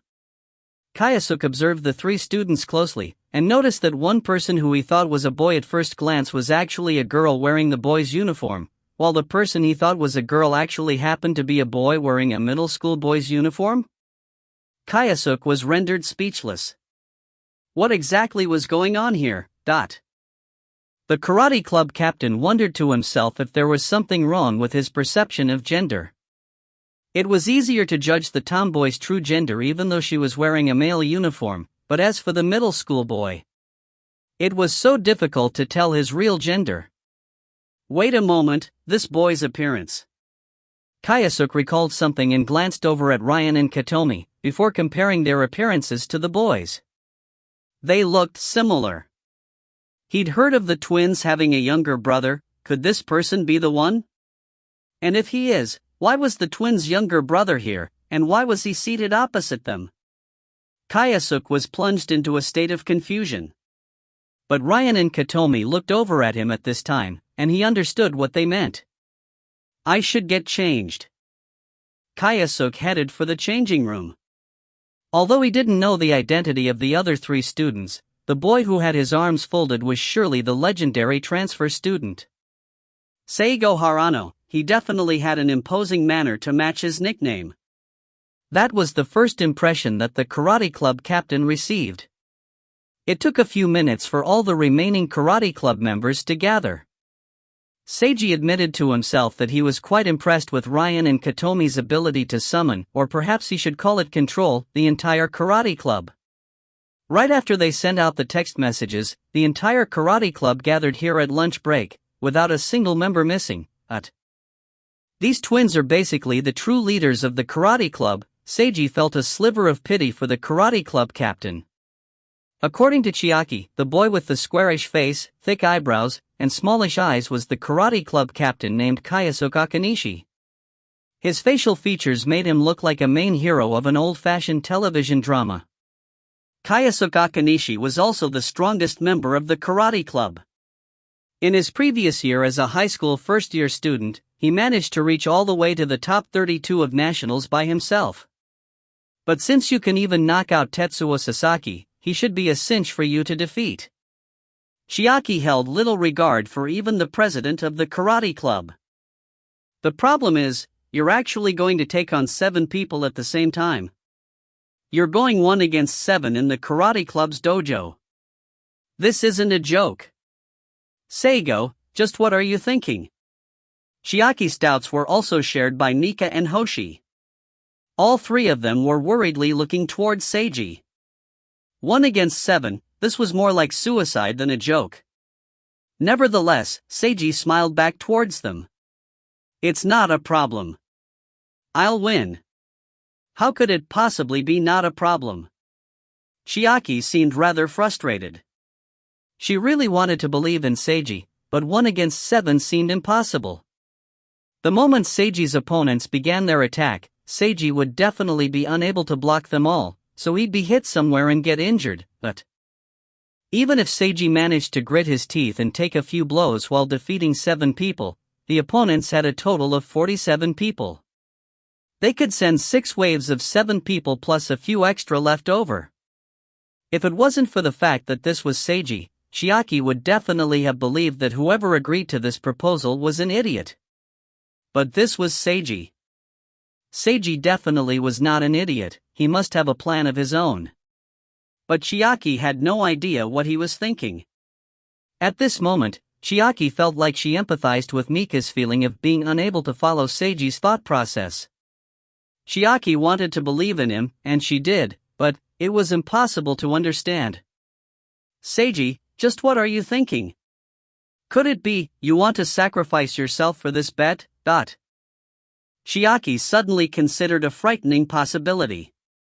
If you find any errors, ads pop up, ads redirect, broken links, non-standard content, etc., please let us know. Report chapter so we can fix it as soon as possible. Chapter 85, Please take good care of me. Chapter 85, Please take good care of me. Translator, Imperfect Luck Editor, VB24. Perhaps Seiji needs to sacrifice himself in this fight. Chiaki didn't want to consider this idea after she thought of it. But she had to. If this was really the case, then rather than truly trying to win this ridiculous duel, he might be attempting to sacrifice himself in order to move Ryan and Katomi Amami's hearts. But the twin witches, she'd never heard of them doing anything terrible before, so perhaps they still possessed some empathy deep within them? If the twin sisters witnessed a boy trying to change them for the better by getting beaten up and struggling pitifully, perhaps they would be shaken and change their ways? This was so stupid. Chiaki vehemently denied the possibility of it happening. Not even considering whether or not the twins would even be moved, even the idea of letting oneself be injured in order to convince others of their misdeeds was so stupid. Chiaki didn't want to believe that Seiji would stoop to using such a foolish idea. But Seiji, he said before the twins resembled the old him, so perhaps he thought saving them would be just like saving himself, explaining his willingness to sacrifice himself. If that was really the case. Idiot. Stupid. Silly. You have lower intelligence than a monkey. Chiaki ground her teeth as she threw a glance at the boy beside her. Perhaps that's what you intend, but I won't let you do as you please. Both Mika and Hoshi Amami won't allow you to do so either. If you get injured, I'm definitely going to stop you. They'll stop you together with me. No matter what. Chiaki Wakaba firmed her resolution. She didn't care about the twin sisters at all. She only cared about Seiji Haruta, who was now one of her best friends, as well as. Seiji was oblivious to Chiaki's thought process. If was aware of it, he'd probably be shocked and left with his mouth wide agape, unsure how to respond. He didn't have that kind of idea to begin with. After all, he wasn't a saint who was prepared to sacrifice himself. Seiji was actually feeling rather relaxed. He'd already finished his preparations. The rest was merely giving those sisters a chance for Hoshi's sake. Every karate club member had finished changing into their uniforms and sat by Ryan and Katomi's side. The room fell silent. Seiji finally uncrossed his arms. All right, let's begin. He rose from his seated position, his back as straight as a spear. I'm ready whenever. Who will you send first? He looked towards the twins. Kayasuke Akanishi also looked at Ryan and Katomi, waiting for their orders. After all, the message he received only said that he needed to deal with Seigo Harano's challenge. He had no idea about any of the details. Ryan and Katomi stood up slowly. They saw all the karate club members looking at them questioningly and knew an explanation was expected. Seigo Harano has challenged our entire karate club. He intends to face every member of our club, by himself. After the karate club members took a moment to digest the twins' claim, the room was thrown into a state of uproar. Face all of us, on his own. Is he joking? Is he looking down on us? He's definitely looking down on us. Even if he is the destroyer of clubs, this is outlandish. All he has is a comical nickname. He dares to act so arrogantly. Voices of protest filled the room. Silence. Kayasuke Akanishi's loud shout quelled the commotion. It seems that this karate club captain still has some authority.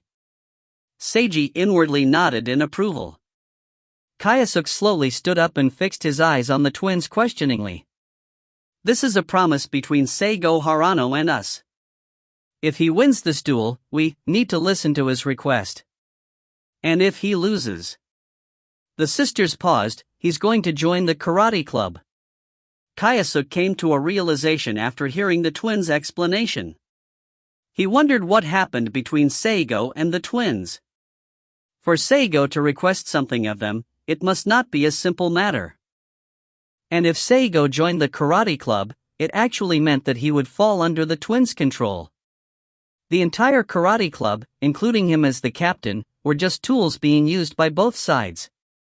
No, that made it sound really bad. If Seigo Harano won, the karate club wouldn't lose anything. No, that was wrong.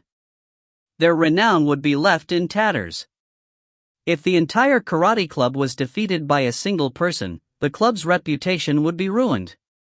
It would help Seigo's Destroyer of Clubs nickname become a reality rather than just an exaggeration.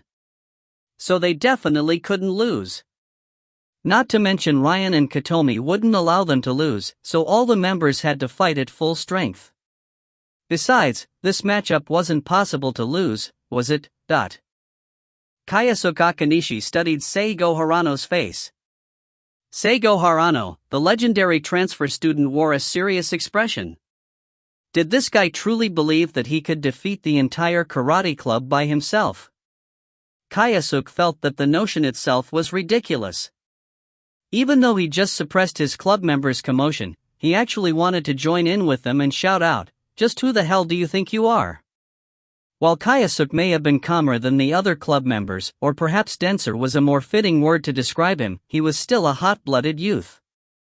After he realized what was happening, the ridiculousness of the situation caused his anger to boil. His club members were right. This transfer student merely received a little nickname and got popular with the club presidents, causing his self-confidence to spiral out of control. It didn't matter what he wanted the twin sisters to do, coming to the karate club with such an attitude was a blatant insult. He absolutely must be taught a lesson. I must teach him that karate isn't a sport like tennis or basketball. Nor was the karate club a weak club like the tennis and basketball clubs. In his heart, Kayasuk had already decided to give that bastard a good lesson. And after Seigo joined the karate club, he would give Seigo a vicious sparring session to teach him the meaning of the word respect. This was probably Ryan and Katomi's goal. He didn't know how they got Seigo to fall for their bait, but their plot was wonderful. Seigo Harano would pay the price for his arrogance and join the ranks of their servants. Kayasuk was impressed by the twin witches. This elaborate scheme was befitting of the karate club's true leaders. They were easily able to discern the weak spot of this excellent athlete the other clubs had failed to recruit and brought him here. The karate club would definitely flourish under the secret control of these twins. As their puppet, representative, even if he was a little dissatisfied, he had to admit that they were better at the role than he was. Kayasuk wanted to enjoy the benefits of a strong and flourishing club as the club captain. All he needed to do was tolerate some slight displeasure at being secretly controlled. It seemed like quite a good deal to him. I understand what's going on. Kayasuk believed that he had enough information now, so he spoke up. He looked at the boy seated across from him. Seigo Harano. Harano-san, I don't know what request you have for the twin flowers in our karate club, but it's an insult to us if you're arrogant enough to challenge our entire club.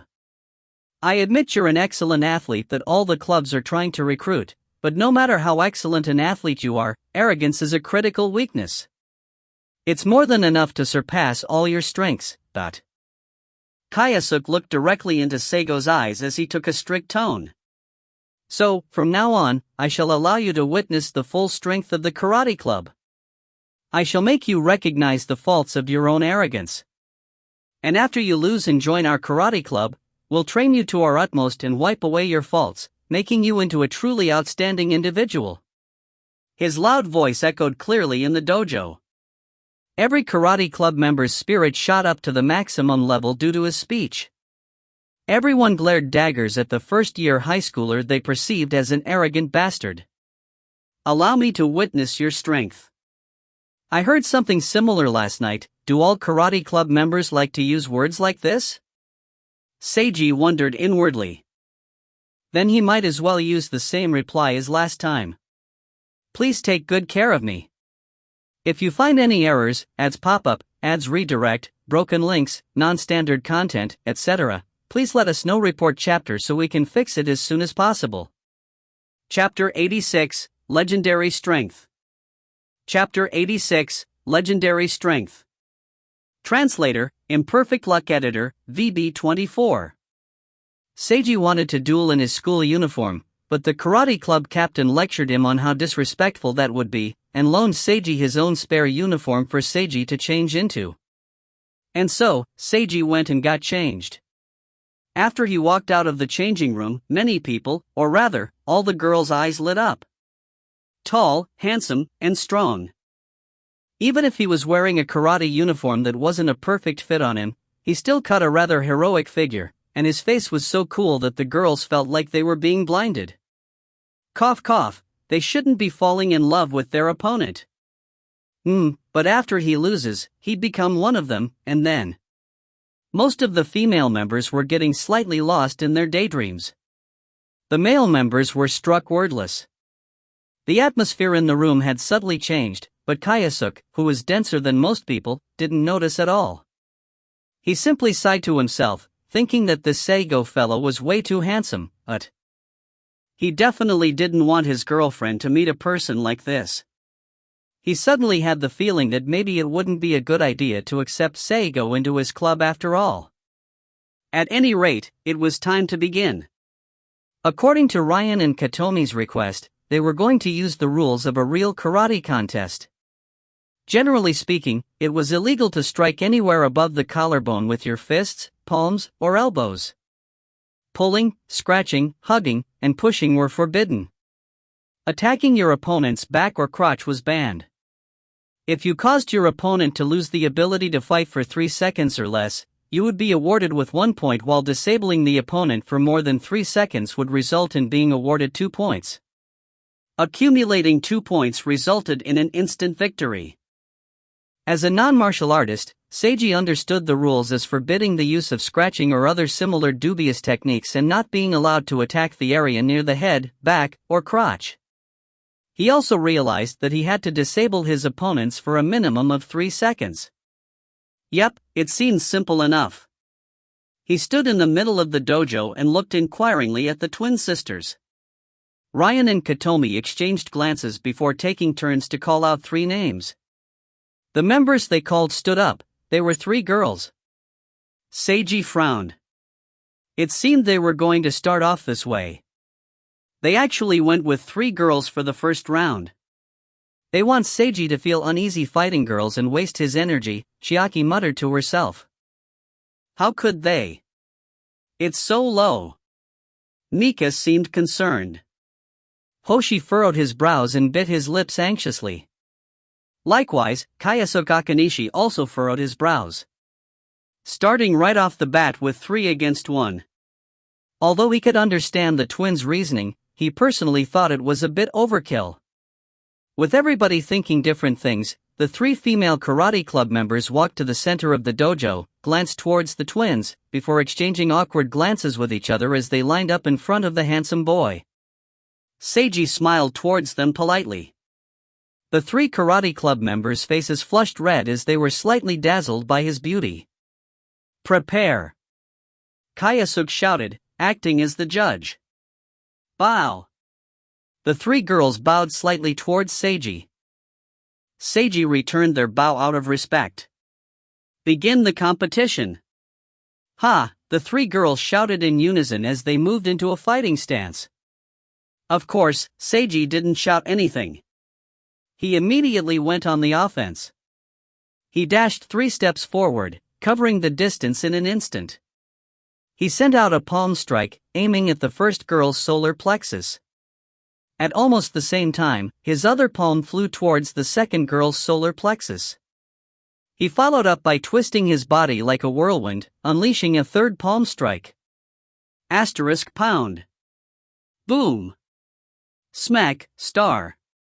The spectators only saw Seiji's tall figure flicker as 3 loud sounds rang out in the dojo, and the 3 girls fell over almost simultaneously.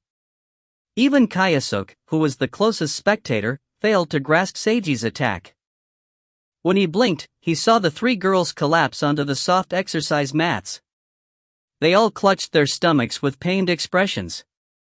Seigo Harano had already returned to his original location and was standing there silently, his expression unruffled. Everyone fell silent. The 3 girls' pained moans were the only audible sound. One of them ground her teeth and attempted to stand up, but immediately clutched at her stomach again as her knees buckled. Did I use too much force? Despite his seemingly calm exterior, Seiji was rather worried about the girls. What just happened? Every karate club member was plunged into a state of shock. The duel was over before they could even see what was going on. So fast. It wasn't that the duel ended too quickly, Seigo was just too swift. How could this be possible? Even though it actually happened right before them, the karate club members still found the situation difficult to believe. Chiaki, Nika, and Hoshi also received an incredible shock. They were all stupefied. Although they knew Seiji was very strong and believed that he wouldn't be easily defeated, this was so far out of the ordinary. Chiaki and Nika then recalled how Seiji caught the drama club vice president's book attacks. Hoshi thought back to when he accidentally tripped at the confectionery store. Not only did Senpai rush over and catch him, Senpai also astonishingly managed to catch everything that flew through the air from his tray. That when the 3 of them came to a realization. Perhaps Seiji, Senpai, was much stronger than they knew, Hey, I already won, right? Why aren't you making a decision as the judge? They should take a rest or get their injuries looked at. A voice broke the silence. Naturally, it was Seiji. The karate club captain was still dazed and had forgotten his task, so Seiji impatiently gave him a reminder. Kyosuke Akanishi finally regained his senses. 2 points. Seigo Harano's victory, he hurriedly proclaimed. He then called over some other female members to help out the 3 collapsed girls. My apologies, I don't have too much fighting, dueling experience, so I'm not that good at controlling my strength. Seiji sincerely apologized to the 3 girls he'd just defeated. This, just one palm strike from him was so brutal. Chiaki commented to herself in part disbelief. She could tell that Seiji was being sincere. He truly wasn't able to control his strength, and he felt apologetic towards the 3 girls. But the karate club members' thoughts were completely different. Inexperienced? All the karate club members felt like they were being insulted. You claim to have no fighting experience, yet you managed to defeat 3 of us in an instant? Then what are we? They were currently filled with displeasure, anger, and some panic. Some members believed Seigo was being sarcastic to humiliate them, while others realized Seigo was being sincere. Ryan and Katomi were among those that could tell Seigo was being sincere. Seigo Harano wasn't taunting the karate club at all, he was simply apologizing. That made him even more frightening. He was being honest. He didn't have any fighting or dueling experience, he relied solely on his monstrous physical ability to accomplish a tremendous feat. He wanted to crush them all using his overwhelming physical might. This was exactly what he did at the tennis and basketball clubs. All this was simply a repeat. The monster, he already showed his true face before, only, everyone still underestimated him. Fear rose up within the twins' hearts once more. Only this time their fear was shared by the other members of the karate club. In the first round, the 3 girls were defeated. It was time for round 2. Ryan and Katomi immediately went for the maximum number and called for 7 boys to face him. Boys. I don't need to go as easy on them anymore. Seiji felt a bit more relaxed. His opponents were able to unconsciously detect what he was thinking from his expression. They all wore complex expressions and cold sweat trickled down their backs. After what just happened, none of them dared to look down on this solo challenger anymore. Destroyer of Clubs. It was an exaggerated nickname which sounded like a joke. But as they stood before the bearer of the title, it suddenly seemed like cruel reality. This was a true legend. The person in front of them was endowed with legendary strength. Prepare. Kyosuke's expression was filled with tension as he shouted. Bow. Both sides bowed. One side was a row of 7 people, while the other was merely 1. It was almost comical. However, begin the competition. Ha, the 7 boys shouted in unison. Pound. Pound. Smack. Boom. Pound. Smack. Boom, star. The 7 boys were sent flying as 7 thuds resounded in quick succession. This time, Kyosuke was concentrating as much as he possibly could on the fight, but he could barely discern Seigo rushing towards the boy closest to him, followed by a flurry of punches and kicks that were too quick for the human eye to follow. The speedy combo caused the 7 male karate club members to be sent flying. A fiery invasion, fierce as the wind. Although Kyosuke wasn't particularly talented in literature, he suddenly recalled a line from a poem. Seiji stopped right after he defeated all his opponents and adjusted his borrowed karate uniform. The casual movement combined with the 7 boys collapsed at his feet, added to the indescribable imposing manner which surrounded him. This was only how the boys viewed him. As for the girls, they needed merely 3 words to describe this scene: way too cool. If you find any errors, ads pop up, ads redirect, broken links, non-standard content, etc., please let us know report chapter so we can fix it as soon as possible. Chapter 87, Collapse. Chapter 87, Collapse. Translator, Imperfect Luck Editor, VB24. Even though they knew that they would inevitably have to face Seigo, some of the female members were still starstruck.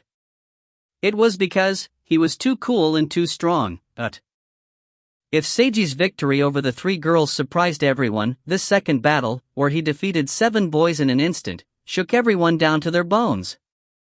All the karate club members that personally witnessed this scene didn't know what to make of it.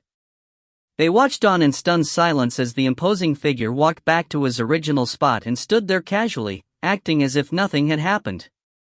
However, the 7 male karate club members lying collapsed on the ground, unable to get up, indicated that this was indeed reality. How was this possible? The karate club members' brains finally whirred back into motion, but they still couldn't believe it. How was he so quick? How was he so powerful? Why was the difference between them so gigantic? Doubts kept popping up in their minds, but no matter how incredulous the situation was, the reality was right in front of them. They couldn't even fight with him. Kyosuke Akanishi could only inwardly sigh. Seigo Harano's speed and power was astounding. Even Kyosuke was unable to follow Seigo's movements clearly despite concentrating intensely. As for the other karate club members who fought against him, they probably saw nothing more than a blur before they were defeated. This wasn't a duel, this was a single-sided beatdown. Karate techniques, fighting skills, or dueling experience. None of those were necessary for Seigo Harano.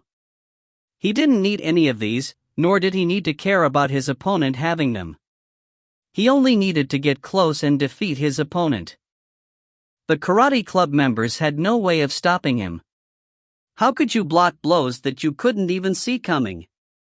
Kyosuke Akanishi was certain that even if he personally fought Seigo, he would be defeated as well. And he was already the strongest member of the karate club. Could they even compete against him? He recalled his previous words at the beginning of the duel. He said something about showing true power to Seigo.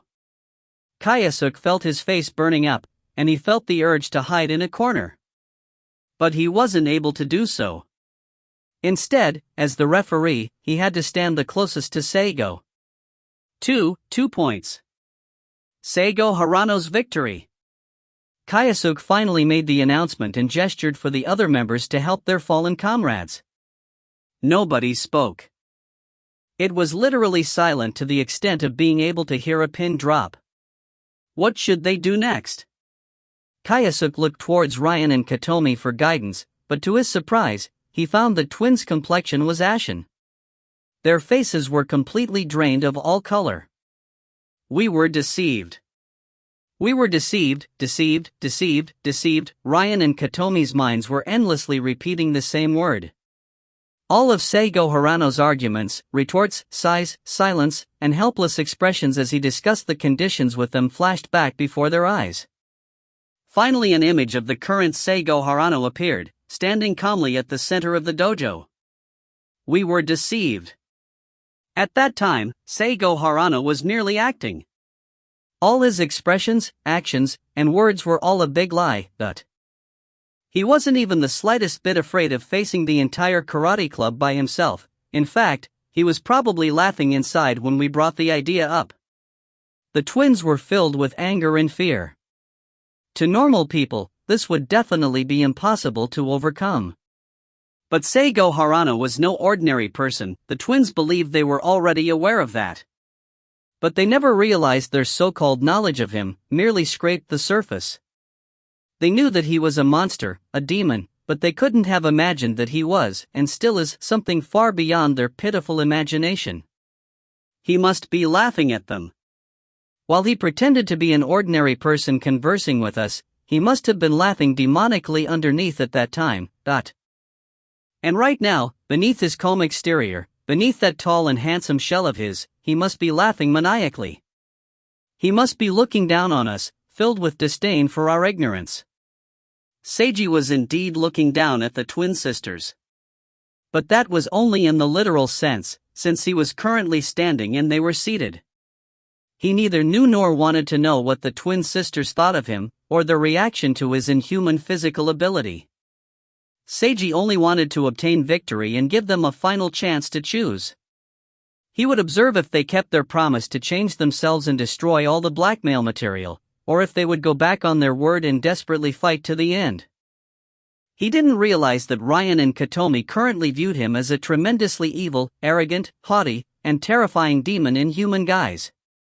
Even if he knew, he wouldn't have cared. Seiji was doing all this for Hoshi's sake.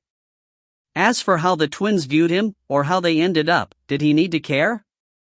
This was why he was so relaxed. As for those behind him, they weren't so relaxed. Chiaki, Mika, and Hoshi were also among the astonished. Due to the first battle, they were somewhat prepared for Seiji's incredible fighting prowess, but personally witnessing 7 male karate club members being dispatched at lightning speed, similar to the 3 girls from earlier, shocked them to the core of their souls. So strong. Seiji was actually this strong all along. Our friend here. Is he actually a costumed superhero? The 3 of them exchanged silent glances and came into unspoken agreement. Hoshi was truly amazed. Senpai was stronger than he ever imagined. His worship of, his adulation towards Seiji increased even further. Mika fell into deep thought. It seemed that the depraved otaku had transformed into a miraculous existence beyond her understanding. Chiaki was seriously considering and guessing at just what type of powerful family the Harutas were. They must have had several world-class powerful people in Seiji's family's history. Was Seiji's father actually the world champion of some martial arts technique? He was probably the type who won several world championships in succession, but all 3 of them remained silent, unable to stem the surge of thoughts which came flooding in. This was just too much to accept. Although Seiji kept telling them not to worry as he'd win without any problems, they never imagined this outcome. As the trio glanced at the opposition, they noticed that they were also in a state of stunned amazement. Silence reigned over the dojo room. If a person's mental state was reflected in reality, this room would definitely be the opposite of silent. It would be absolute chaos. As the eye of the storm who was responsible for everyone's unstable mental state, Seiji was actually the calmest. That was why he was the only one who could break the silence. We're still not going to begin the next round? After waiting to the point of impatience, he looked at the judge, Kayasuke. All Kayasuke did was look towards the twin sisters for direction. He saw that they were still sitting there with ashen faces, neither moving nor blinking.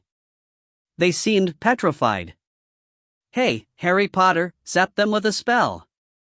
Seiji couldn't help but think this to himself. If you don't hurry up and send someone else. Why don't you 2 just come at me personally? How about it? He shouted in a loud voice. The entire room of spectators heard him clearly. Answer me. Ryan Amami, Katomi Amami.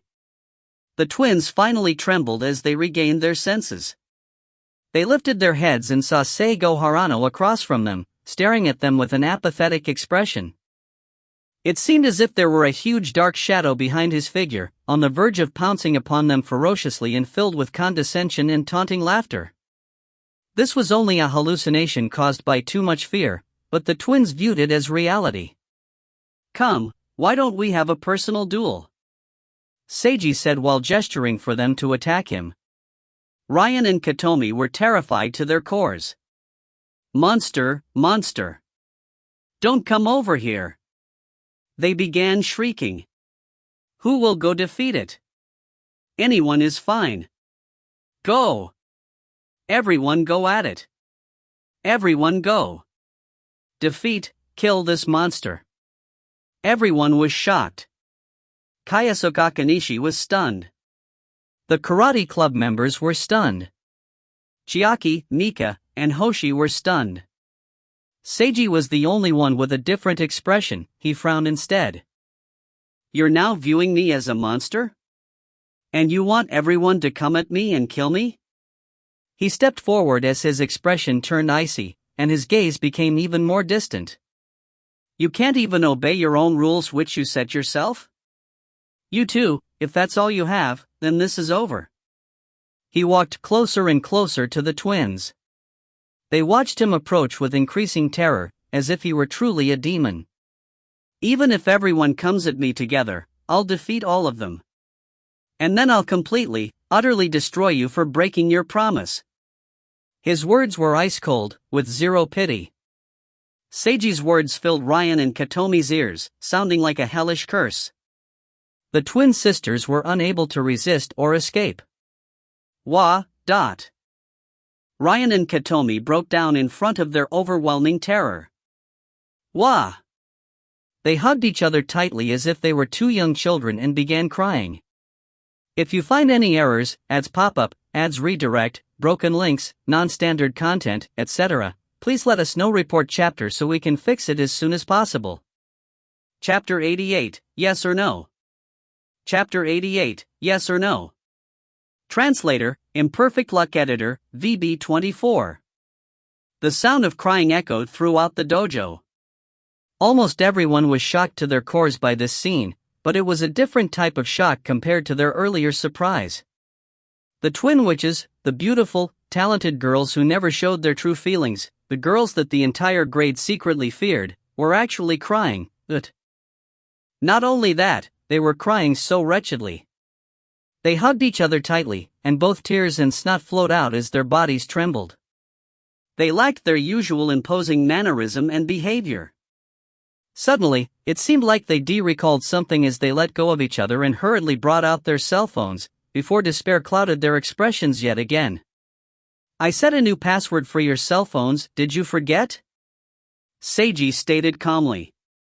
After glancing at him, the twins threw away their cell phones and started crying again as they embraced each other once more.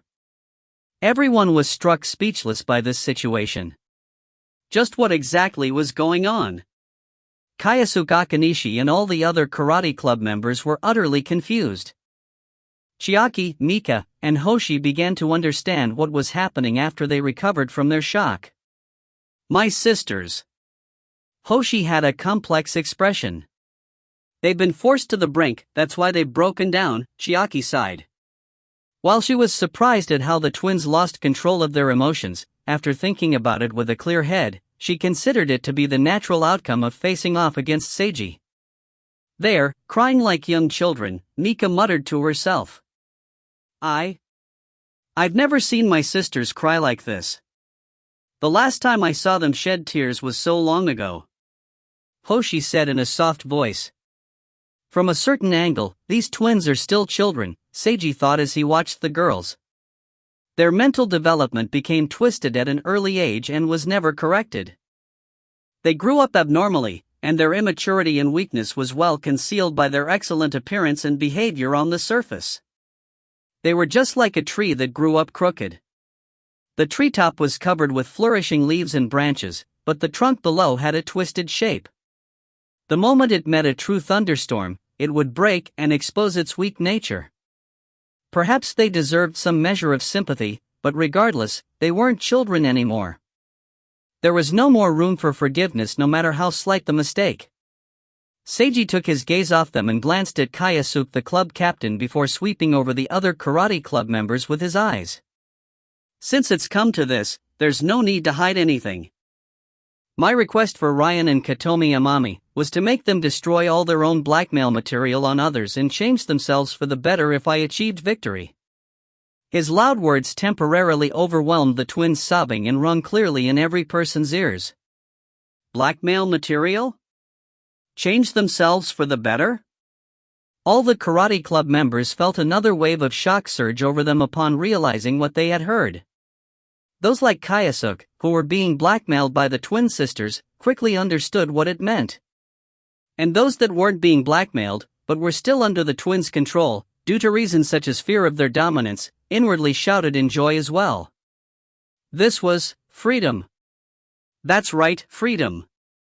If Seigo Harano had spoken truthfully, then his victory meant the freedom of every single person under the twins' shadowy control.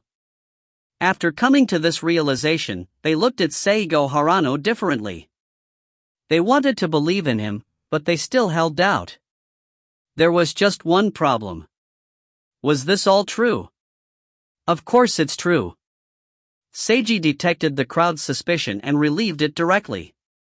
I have no reason to lie. It's up to you guys whether or not to believe me.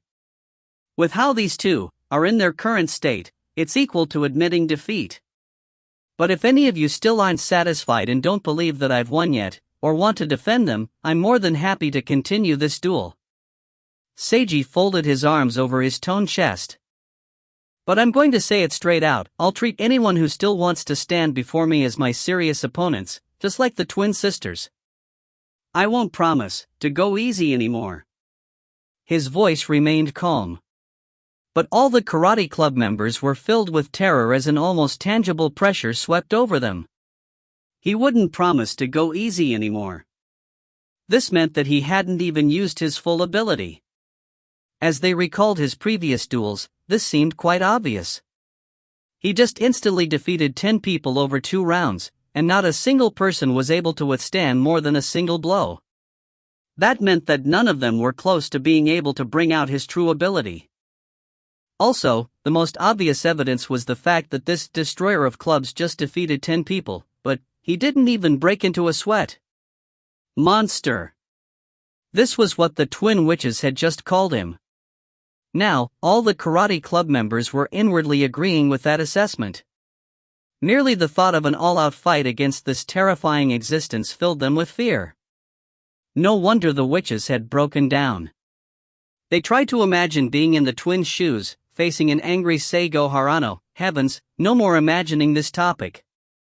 As they pictured the scene, the karate club members unconsciously shivered.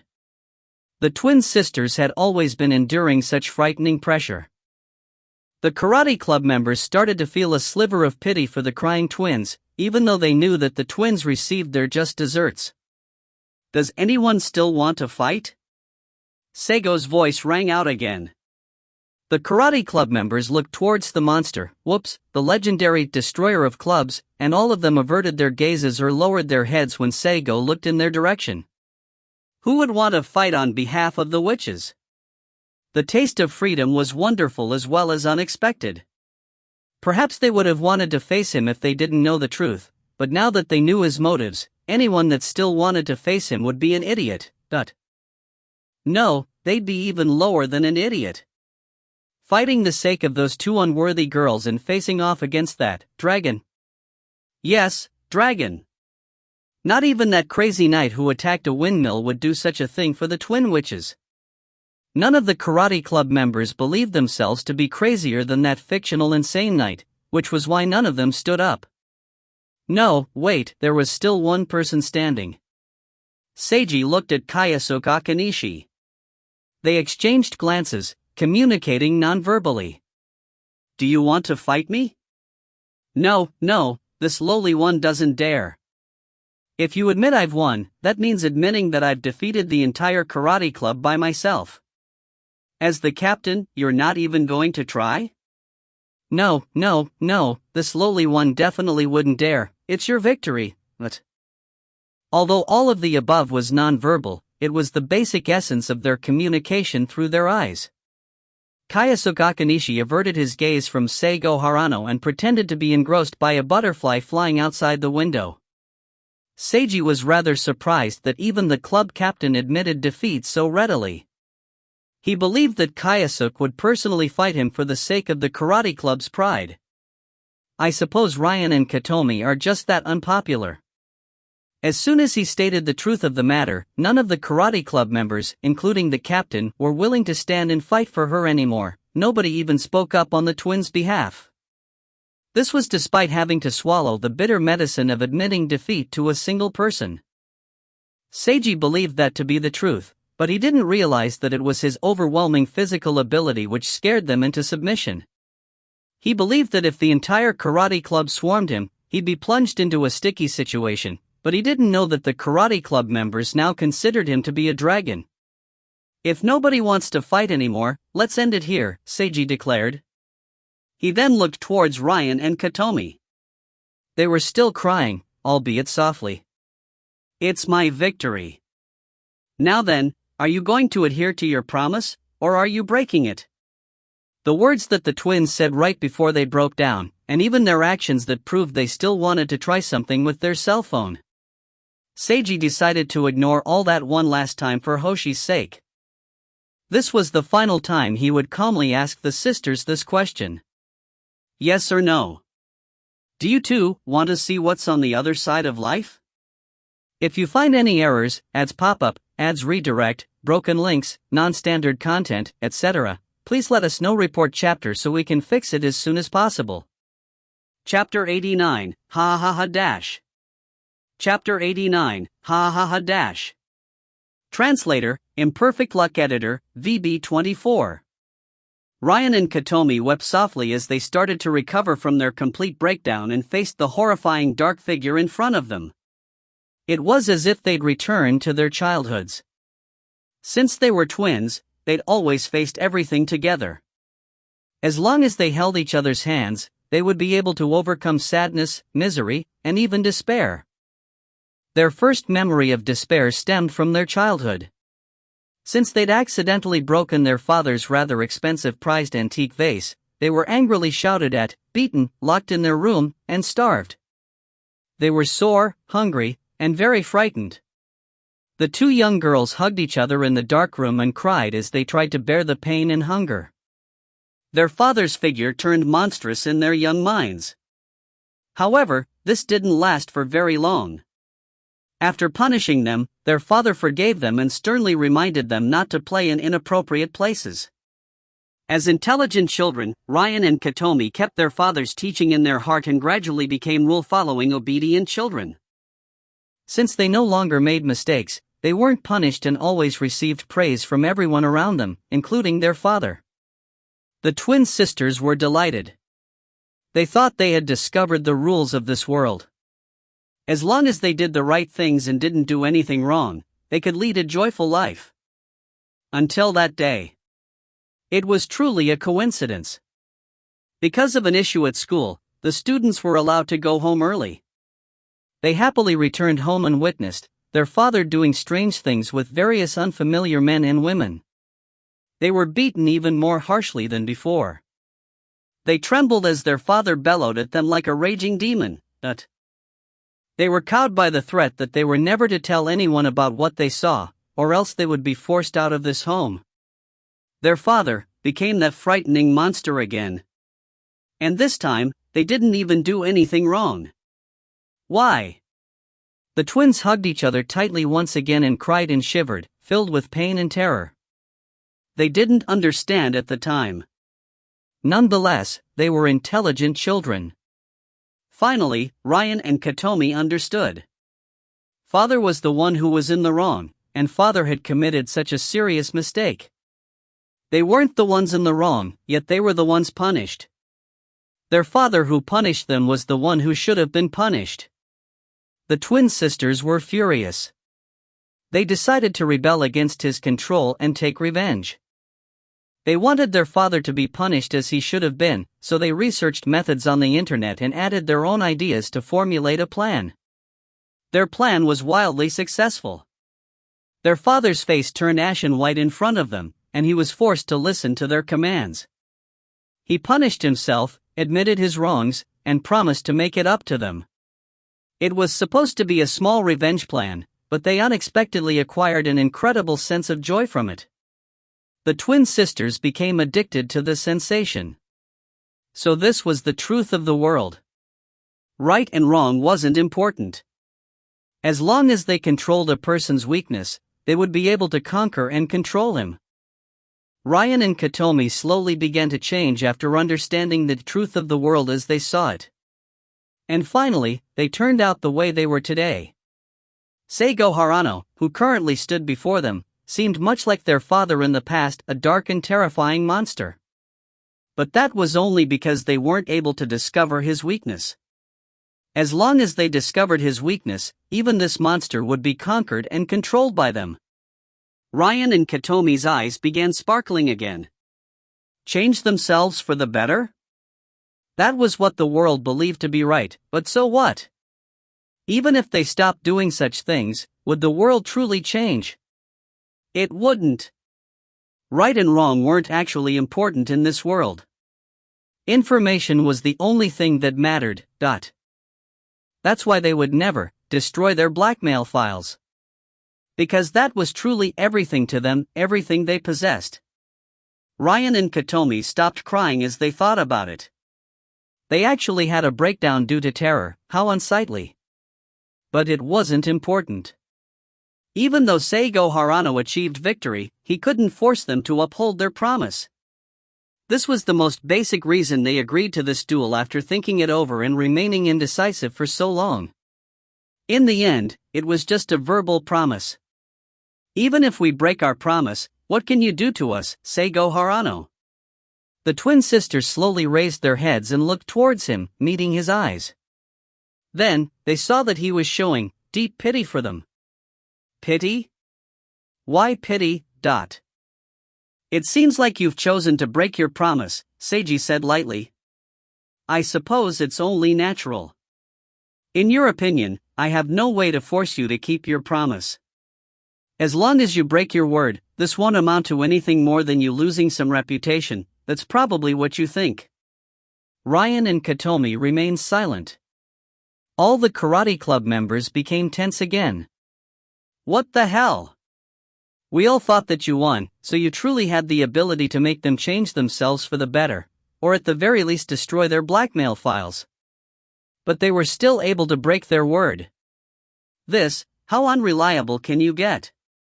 The club members' emotions became complicated again as they thought about how the twin witches' reign over them would continue. Some were even regretting that they didn't at least make a show of it. Since nobody was stepping up to defend the witches, anyone that stood up probably would have received their favor or some other reward. Mika and Hoshi's faces showed signs of tension as well. Chiaki's expression merely flickered slightly before she regained her calm. Seiji already said something out loud, so he must have a plan of some sort. Perhaps this was his true intention to begin with. Chiaki inwardly believed in Seiji. And she was correct. Seiji slowly turned to look at Hoshi. Sorry, junior of mine. I gave them a chance, but you saw it for yourself. Senpai. Hoshi's expression turned complex and pained. Hoshi turned back to look at Ryan and Katomi and saw only their cold, uncaring stares. Ah! Damn it! He hated and regretted his weakness, ignorance, and powerlessness. They didn't keep their promise, but I will. Seiji's expression slowly changed as he spoke. I will completely, utterly ruin them. The twin sisters felt a terrible chill sweep over them as they met his eyes once more. That was because his eyes were now pitch black, filled with condescension, derision, and contempt, a completely patronizing attitude. Ha ha ha. Ha ha ha ha ha ha. Seiji suddenly started laughing loudly. This wasn't his usual gentle and warm laughter. It was bone-chilling taunting laughter filled with condescension. It felt like the entire dojo's temperature had dropped with his laughter. Everyone was stunned for the umpteenth time. My apologies, I couldn't hold myself back anymore. I just really wanted to laugh at how you believed yourselves to be so smart and strong, with that look in your eyes that said you could resist to the end. Swish, Seiji extended his palms like a mad scientist. Use those rotten brains of yours and think a little. Even you can find the gigantic hole in this promise. Do you really think that I wouldn't consider it? Oh, I forgot, your brains have probably turned to mush already. After all, everyone you've ever faced wasn't on guard against you. Everyone was misled by your beauty and excellence. Just like the sailors from myths who were entranced by the beauty and songs of the sirens. They all fell into the sea, becoming your prey. But I'm different from everyone, Seiji gave them the most condescending gaze he could possibly muster as he looked down at the twins with utter contempt. That's because I saw through you from the very start. Take away your outer appearances. After stamping out your paltry smarts. You're nothing more than two girls, whoops, two piles of rotting, disgusting filth. If you find any errors, ads pop up, ads redirect, broken links, non-standard content, etc., please let us know. Report chapter so we can fix it as soon as possible. Chapter 90, Judgment. Chapter 90, Judgment. Translator, Imperfect Luck Editor, VB24. Ice. Pure bone-chilling ice filled Ryan and Katomi. They involuntarily recalled last week's memory. This person in front of them saw through their essence in the first meeting and spat such condescending words at them back then.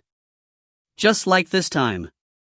No, he was far more terrifying than last time. The twin sisters faintly perceived that they had made a huge mistake. Why were they afraid of Seiji Harano? Why did they constantly feel pressured by his imposing manner? Why did they continue to underestimate him, despite reminding themselves how strong he was? That was because they still hadn't seen him for who he truly was. They thought that he was a monster, a demon, but that was the limit of their understanding. Seiji Harano, just who on earth was he? What type of person was he? They had no idea whatsoever. But he knew so much about them. At this moment, a cell phone began ringing. It sounded out of place given the current atmosphere. Ha, perfect timing. Seiji smiled without turning around as he spoke. Junior, take out your cell phone. Oh. Hoshi finally regained his senses and took out his cell phone. It was his phone which was ringing. An unfamiliar number was displayed on the screen. Give that to me. And you might as well stand next to me to witness the spectacle of your sisters. Seiji waved his hand. Oh. Hoshi dazedly obeyed as he stood next to Seiji and handed Seiji his cell phone. Ladies and gentlemen, here's a question for you all. Seiji acted like he was about to begin a performance as he took the cell phone. Who is calling at this time? And why? No need to be anxious, I shall reveal the answer shortly. But what you should pay attention to isn't this cell phone or me, but those two in front of me instead. Seiji looked down on me and let out a burst of taunting laughter again. As long as you watch their faces, you'll be able to enjoy their unseemly appearances as their minds are broken and they fall into absolute despair. This will be one of the best memories of your lives, as you've all been under their control through various methods and threats for so long. Please, don't miss this entertainment. His words were clearly inflammatory and abnormal in tone. They had the effect Seiji intended, as most of the karate club members turned and looked directly at the twin sisters. Due to the angle, there weren't actually all that many who could clearly see their faces. However, Ryan and Katomi still felt a huge sense of humiliation. Simultaneously, an unprecedented fear was slowly building up within them. They were just like convicted felons who were about to be publicly executed with everyone watching. The executioner was about to swing his blade. Seiji took the call and put it on speakerphone. Hey, is this Hirano-kun? A male voice spoke up from the other side. If the delinquents Takashi Kobayashi and Kahei Wadari had been present, they would have recognized the voice. But none of the current people here knew who this was. It's me. How are things on your end? Everything went smoothly. Amami-san didn't really cooperate at the start, but after our sincere persuasion, he accepted our assistance. After all, this was something that he's always dreamed of, to break free from his daughter's control and regain his self-dignity as a father. Seiji made sure to look down at the twin sisters' faces as he said, he must have been overjoyed. Currently, the wicked arc of his smile seemed like nothing more than the devil's grin to Ryan and Katomi. Amame-san? Regain his self-dignity as a father? The twins suddenly thought of what that meant and instantly began trembling as color drained from their faces once more. Their father, Their father who had remained under their control for so long, the man who'd even been forced out of his home to live at his company for an entire week. Yeah, at first he suspected our motives, but after he believed that we truly wished to assist him, he cooperated with us. The voice in the cell phone continued speaking. He took us to his home and gave us permission to enter, as well as pointing out his daughter's room and allowing us to attempt at unlocking the door. These words chilled Ryan and Katomi's very hearts. Their room. How was the experience of trying to unlock the room of two high school beautiful twin girls? Seiji continued acting like the talk show host of a variety program. It sounds more exciting than it actually is. Hey! Is this really a high school girl's room? The voice on the phone cooperated with Seiji by also mimicking a talk show host's attitude. Steel anti-theft doors equipped with artificial intelligence. Electronic and fingerprint locks together, and if you enter the wrong password 3 times or have the wrong fingerprint, or if you accidentally set off some other strange alarms, it will automatically send out a preset message to the original owner's cell phone as an alarm. Besides, there was even a mechanical lock as the final barrier. I give it perfect points as an anti-theft system. I find it so difficult to believe that the owners of this room were actually 2 high school girls. Aren't you exaggerating a little? I'm getting scared. Seiji clutched his forehead with mock fear. We were the ones who were scared, okay? I almost wanted to kneel in defeat in front of this door. Heavens, are all high school girls as paranoid as them? The voice on the cell phone energetically commented. Well, this should be a special exception, since the owners of this room hid so many things which can't see the light of day in it. Seiji squinted while grinning at the twins in front of him. The fact that they're using such an outlandish door shows just how much they're afraid of someone invading their privacy. Ryan and Katomi no longer knew what expressions they had. They felt as if everything around them was beginning to teeter, becoming distant and hazy, as if they were dreaming. No, they shouted inside their hearts. But the nightmare was just beginning. I feel almost bad about invading such a room, but I received a request from you, and I also have the homeowner's permission, but the most important part was... I was so excited, the voice on the phone shouted. I've never been in a fragrant high school girl's room before. This is a dream come true for me.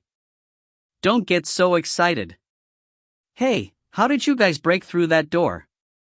We weren't able to, the voice directly stated the truth. What? How could that be? Seiji acted as if he were shocked. Well, just joking, it's not that we're unable to break through it, it was just too much of a hassle. So after obtaining Amami-san's permission, we used another method. Stop scaring me, damn it. What method did you end up using? We removed the iron bars from the window and broke through from there. It was much easier than breaking in directly through that ridiculous door with such a high defense value. Even though there were some traps and sensors here as well, it was a simple task to disable them with electronic scramblers. What a marvelous method, not? You actually stooped to breaking in through the window bars. There's no beauty to that. Who cares about beauty when entering a room? We're not noble thieves. It's fine as long as we get in. Seiji and the voice on the phone clearly derived enjoyment from their exchange of comments. Everyone listened to them in a daze. This was almost exactly like a variety show program, apart from the contents of their conversation. Seigo Harano actually went and requested a group of people to go talk to Ryan and Katomi's father in order to obtain his permission and invade the twins' room. This method was just like... Everyone had no words they could use to describe their feelings. It was impossible to describe. But they all realized the same thing. The twin witches, perhaps, they were truly done for. If you find any errors, ads pop up, ads redirect, broken links, non-standard content, etc., please let us know. Report chapter so we can fix it as soon as possible. Chapter 91, Nightmare. Chapter 91, Nightmare. Translator, Imperfect Luck Editor, VB24. While fighting against the witches, he had his companions perform a sneak attack on the witches' castle. It sounded simple, but what person in real life could think of such an idea and actually carry it out? At the very least, none of the karate club members would be able to think of it or pull it off. Since they were all just normal high school students, all of them would unconsciously view breaking in and entering as illegal. Not even considering the fact of what to do after entering, just entering would give them a mental roadblock. But Seigo Harano gave them the answer: go find the homeowner, the twins' father. He obtained their father's permission to enter and break the locks. Why would their father acquiesce to this type of request? The answer was unexpected but understandable, since even the twins' father was one of their blackmail victims. Even their blood-related father was one of their victims, proving just how frightening the twin witches were. But precisely for the same reason, they had a critical weakness. Just as Seigo said, Amami-san would be more than happy to cooperate with him as long as Amami-san received his freedom and was able to regain his self-dignity as a father. And thus, Seigo's companions assaulted the castle. What next? Okay, even though it wasn't beautiful, at least you succeeded in entering, Seigo continued speaking. Then, did you find what you were supposed to look for? Of course we did, we're professionals. The voice on the phone was filled with pride. USBs, hard drives, notebooks, pictures. Although they cleverly hid the information, everything might as well been transparent to us professionals. But they have such a scary amount. Are you certain this is really the room of 2 high school girls? I feel it's more like the room of a professional spy, the voice on the phone energetically commented on what he found. Even though the room appears so cute on the surface, it had such things hidden beneath. It completely ruined my fantasy. My apologies, I made you witness something that destroyed your dream, Seigo apologized sincerely. I'll accept your apology. Sigh, it was a huge shock for me. But there were interesting things as well, such as panties. No wait, I meant their computer. I feel like I just heard your true inner voice speaking. You misheard. I was talking about their computer. My, their computer was the most impressive of all. It was loaded with so many defenses. The first barrier was breaking through the password filled with puzzle-like mysteries, but in front of my professional computer skills. Stop. Please skip the professional vocabulary and pretentious acting. Our audience is filled with normal people. Seigo made a stop gesture even though the person on the phone obviously couldn't see him. But then I'll have nothing to brag about it. Of course there's stuff to say. What was hidden on their computer? Did you find their online accounts, passwords, and stored information? Seigo forcefully retorted. Oh, those, of course I got them all. I'm professional. I got it, cut to the chase. You're so mean, Harano-kun. Fine, I found and figured out every piece of hidden information on their computer, as well as all their accounts and passwords, the voice on the phone stated in a relaxed manner. The casual tone indicated the voice was supremely confident in his own skills. Confident to the point that nobody would doubt the veracity of his statement. The karate club members all wanted to start trembling. This person, on the phone call, Seigo Harano's companion, just who exactly was he? A hacker. The karate club members which possessed some computer knowledge figured this much out. He was definitely a hacker, a supremely skilled hacker. He had the ability to break through the twin witches' computer's defense and find out all their internet accounts and passwords. This definitely wasn't something an ordinary hacker could accomplish. For Seigo Harano to actually know someone like this, and for him to be capable of making a request of him. Everyone felt a new sense of fear and respect for the tall figure in front of them. Just who exactly is that on the phone with Seigo? Mika muttered to herself. She always believed that Seiji's only friends were her and Chiaki. Apart from them, he was only acquainted with his other co-workers, the store owner/manager, and some repeat customers and so on. Wait, perhaps the hacker was a co-worker or repeat customer. Was this person really one of Seiji's co-workers or repeat customers? But someone who could accept such a request and carry it out. Mika didn't understand. She only felt that Seiji currently seemed to be shrouded in mystery. Chiaki was also just as curious.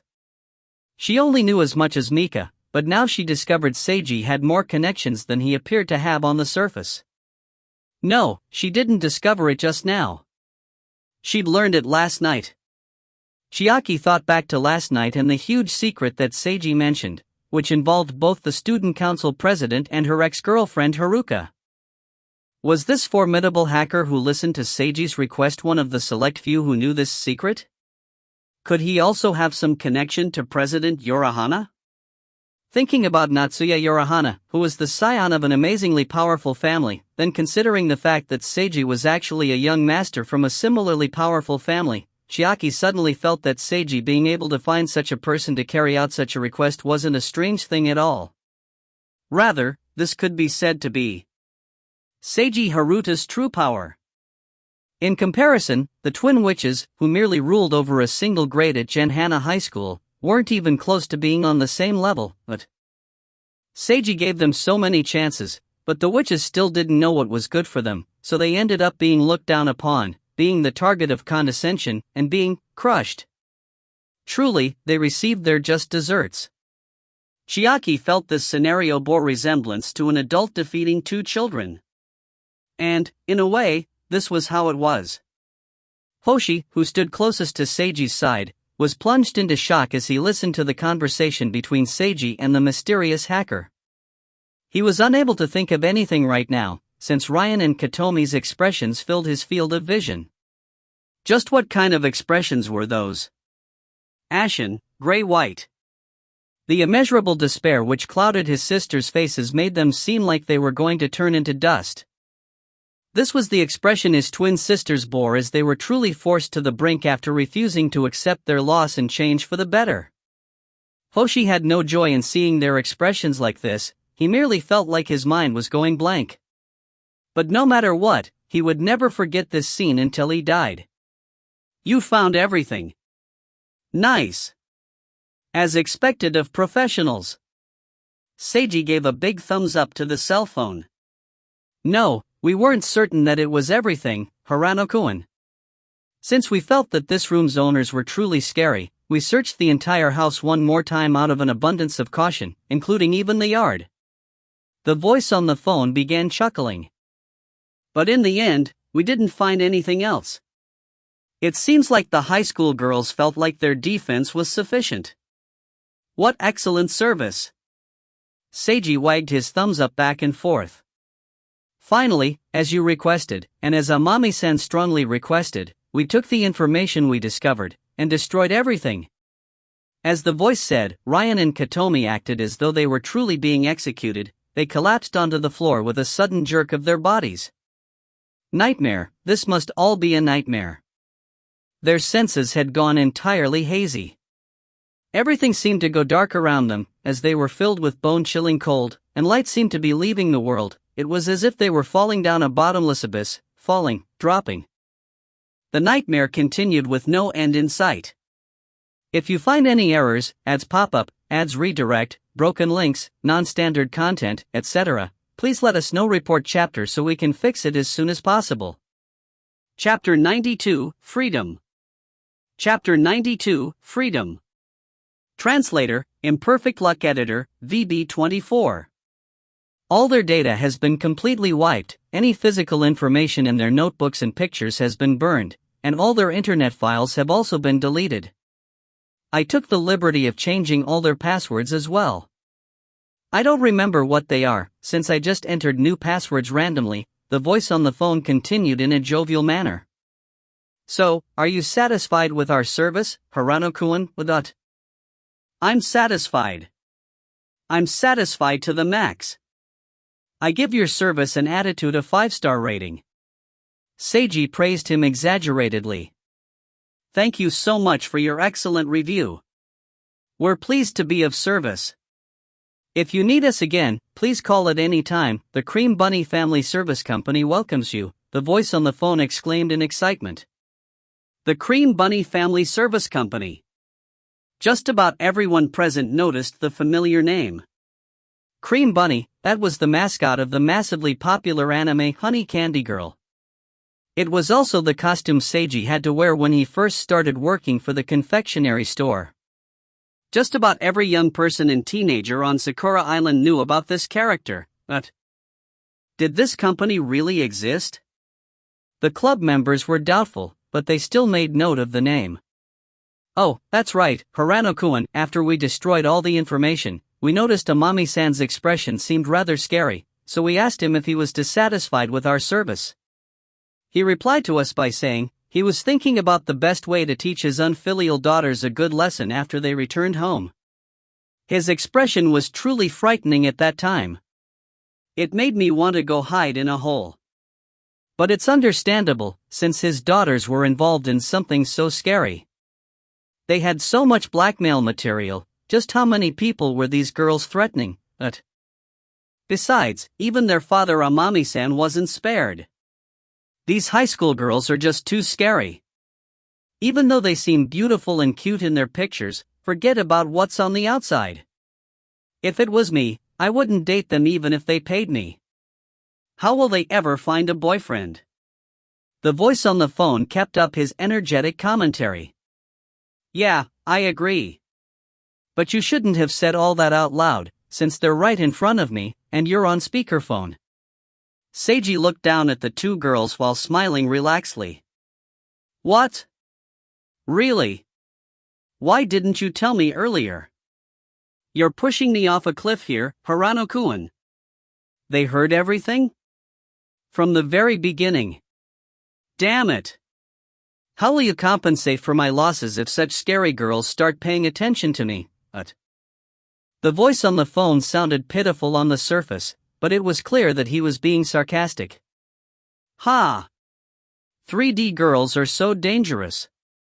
I'm going back to my 2D life as you're too much, Hirano-kun. I'm going to have to really take advantage of you the next time we meet. Yep, I'll treat you to a really good meal. I deeply appreciate your assistance. Seiji smiled. You don't need to thank me so formally, we're good friends after all. The voice on the phone laughed. Well then, talk to you later. The conversation ended on that note. Seiji smirked in satisfaction as he looked down once more on the twin sisters. Your expressions are simply wonderful. He used his cell phone to take a picture of the twin sisters. Yep, not bad at all. It's an interesting expression that's worthy of my album. I'll treasure this picture forever, heh heh. Ha ha ha ha ha.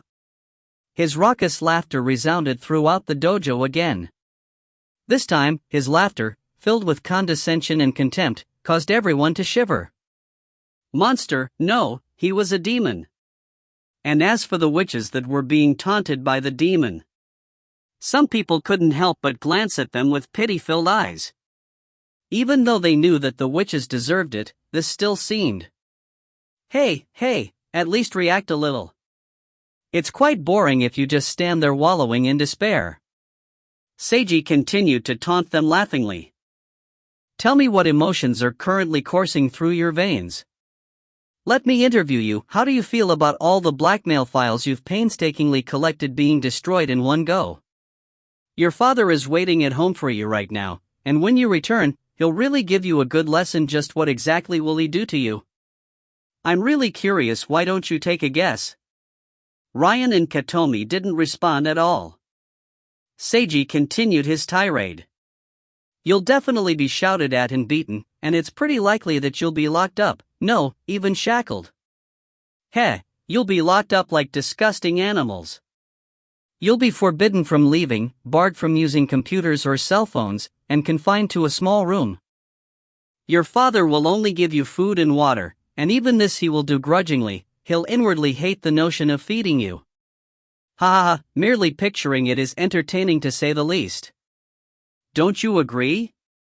While you were having so much fun manipulating your father, did you ever consider how frightening he would be if he ever broke free from your control one day? Oh wait, there's your mother as well. Since you've even been threatening your father, perhaps you've done the same thing to your mother? When she finds out she's been liberated, how frightening will her anger and rage be? I've heard that women are often scarier than men when their rage is heated to boiling point. Ha ha ha ha.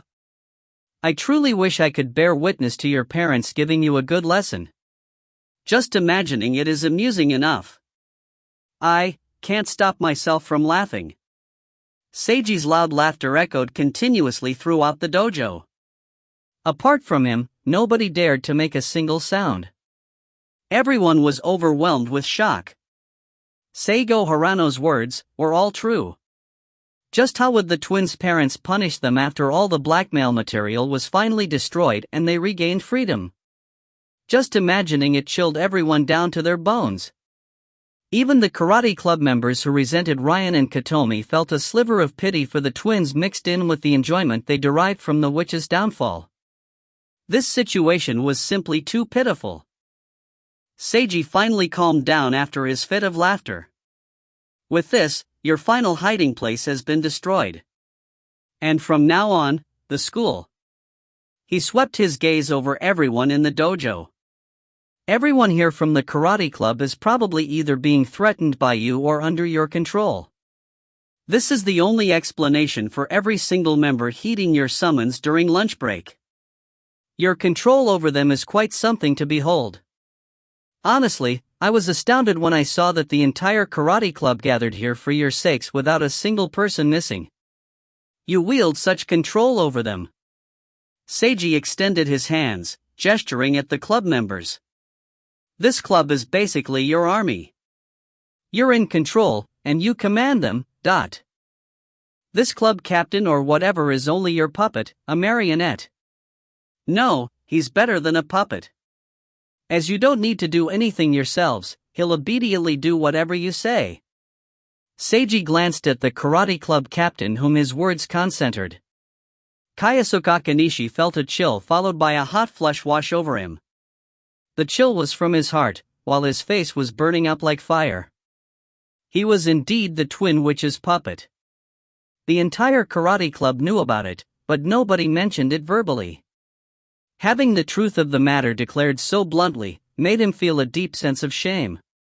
And now, the basis of your threats which you used to control everyone, is gone. Seiji retracted his gaze from the captain as he chuckled hoarsely. Everyone here, you heard everything just now. These two no longer have a method to command you anymore, you're all free. If you find any errors, ads pop up, ads redirect, broken links, non-standard content, etc., please let us know. Report chapter so we can fix it as soon as possible. Chapter 93, Once More, The Hero and the Witches. Chapter 93, Once More, The Hero and the Witches. Translator, Imperfect Luck Editor, VB24. All the karate club members remained silent, but their eyes flashed with an indescribable light. What will all of you do after receiving freedom? I believe that everyone here is a good student, so you guys won't bully the twins as revenge. But none of you will listen to their orders anymore, and you'll distance yourselves from them, in addition to letting everyone know the witches no longer possess their blackmail material. Eventually, everyone will learn that the famous twin witches are finished. Just how many students were under their control or being threatened by them? I don't know, but I'm sure that some among them harbor hatred and will seek revenge. Seiji let out a burst of mocking laughter. Just like how your parents are going to educate you, there will also be those who seek to exact their vengeance at school. Before, you used to be queens, and you enjoyed the feeling of controlling others with your excellent appearances and behavior. But did you ever pause to consider the repercussions if you happened to lose your position? You probably didn't, because your brains have already turned to mush and lack the capability to plan ahead. Nor do you dare consider the consequences. But no matter, the fate of a tyrant who loses their power is well known. Newspapers, magazines, television, the internet, even history books, the examples are everywhere. You must have seen similar examples as well. You can probably recall them, right? Just imagine yourselves in their situations. Since you're going to need to prepare yourselves. Ha ha ha ha dash. His cold yet pragmatic taunts and chilling laughter echoed in the air. This was the laugh of a demon. Currently, Ryan and Katomi were incapable of doing anything except wallowing in despair. They didn't even have the energy to cry anymore. It was as if they were only empty husks. Seiji's laughter finally died down. Your school life will be over. What else do you still have? Oh, right, I almost forgot. Even though I had the black material in your room destroyed, you still have these. Seiji bent over and picked up the twin sisters' cell phones, which they had previously thrown on the floor in a fit of rage. This action of his instantly helped Ryan and Katomi to regain their senses as their eyes flickered to life in their ashen white faces. Cell phones, such a powerful tool. There's probably some important content hidden in these phones, right? Actually, my true goal in playing with you for so long was simply to watch you, and prevent you from using your cell phones. I agreed to this so-called duel with you on the condition of you two relinquishing your phones, but you two actually gave them up. Even I didn't expect to meet with such success. I felt relieved after changing your cell phone's passwords, because no matter what your cell phones were capable of, you wouldn't be able to use them during this time, and that was enough for me. Seiji continued his taunting laughter as he manipulated a cell phone in each hand. Now, I'm going to delete all the information stored on your cell phones, so that... Whoosh! Although the twin sisters had remained silent, they made a sudden attack while Seiji was speaking. The twins mustered every bit of energy they had remaining and put every drop of strength into their fists, as they threw two vicious punches targeted at their opponent's waist. They had been waiting for the best timing. Seigo should have been preoccupied with their cell phones with both his hands. As long as they knocked him over and recovered their cell phones, they'd be able to make use of them. However, Seiji had anticipated this from the very start. In the same moment the sisters began their attack, his foot was raised off the ground. *#pound. Smack, star. With a single sweep of his leg, he viciously kicked both girls in their faces.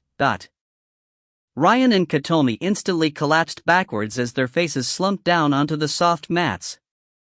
Their full-force punches didn't even reach their intended target. I said it already, I'm not someone who relaxes their guard against you. Seiji made a comical face at them. Even though I even informed you of this, you still forgot.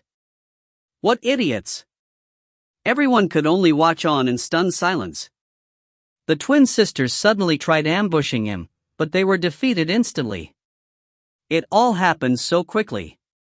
By the time everyone finished blinking, all they saw were the two sisters collapsed on the mats, with both their faces beginning to swell up. Their beautiful faces were ruined. This was so vicious. Did he bait them into attacking him?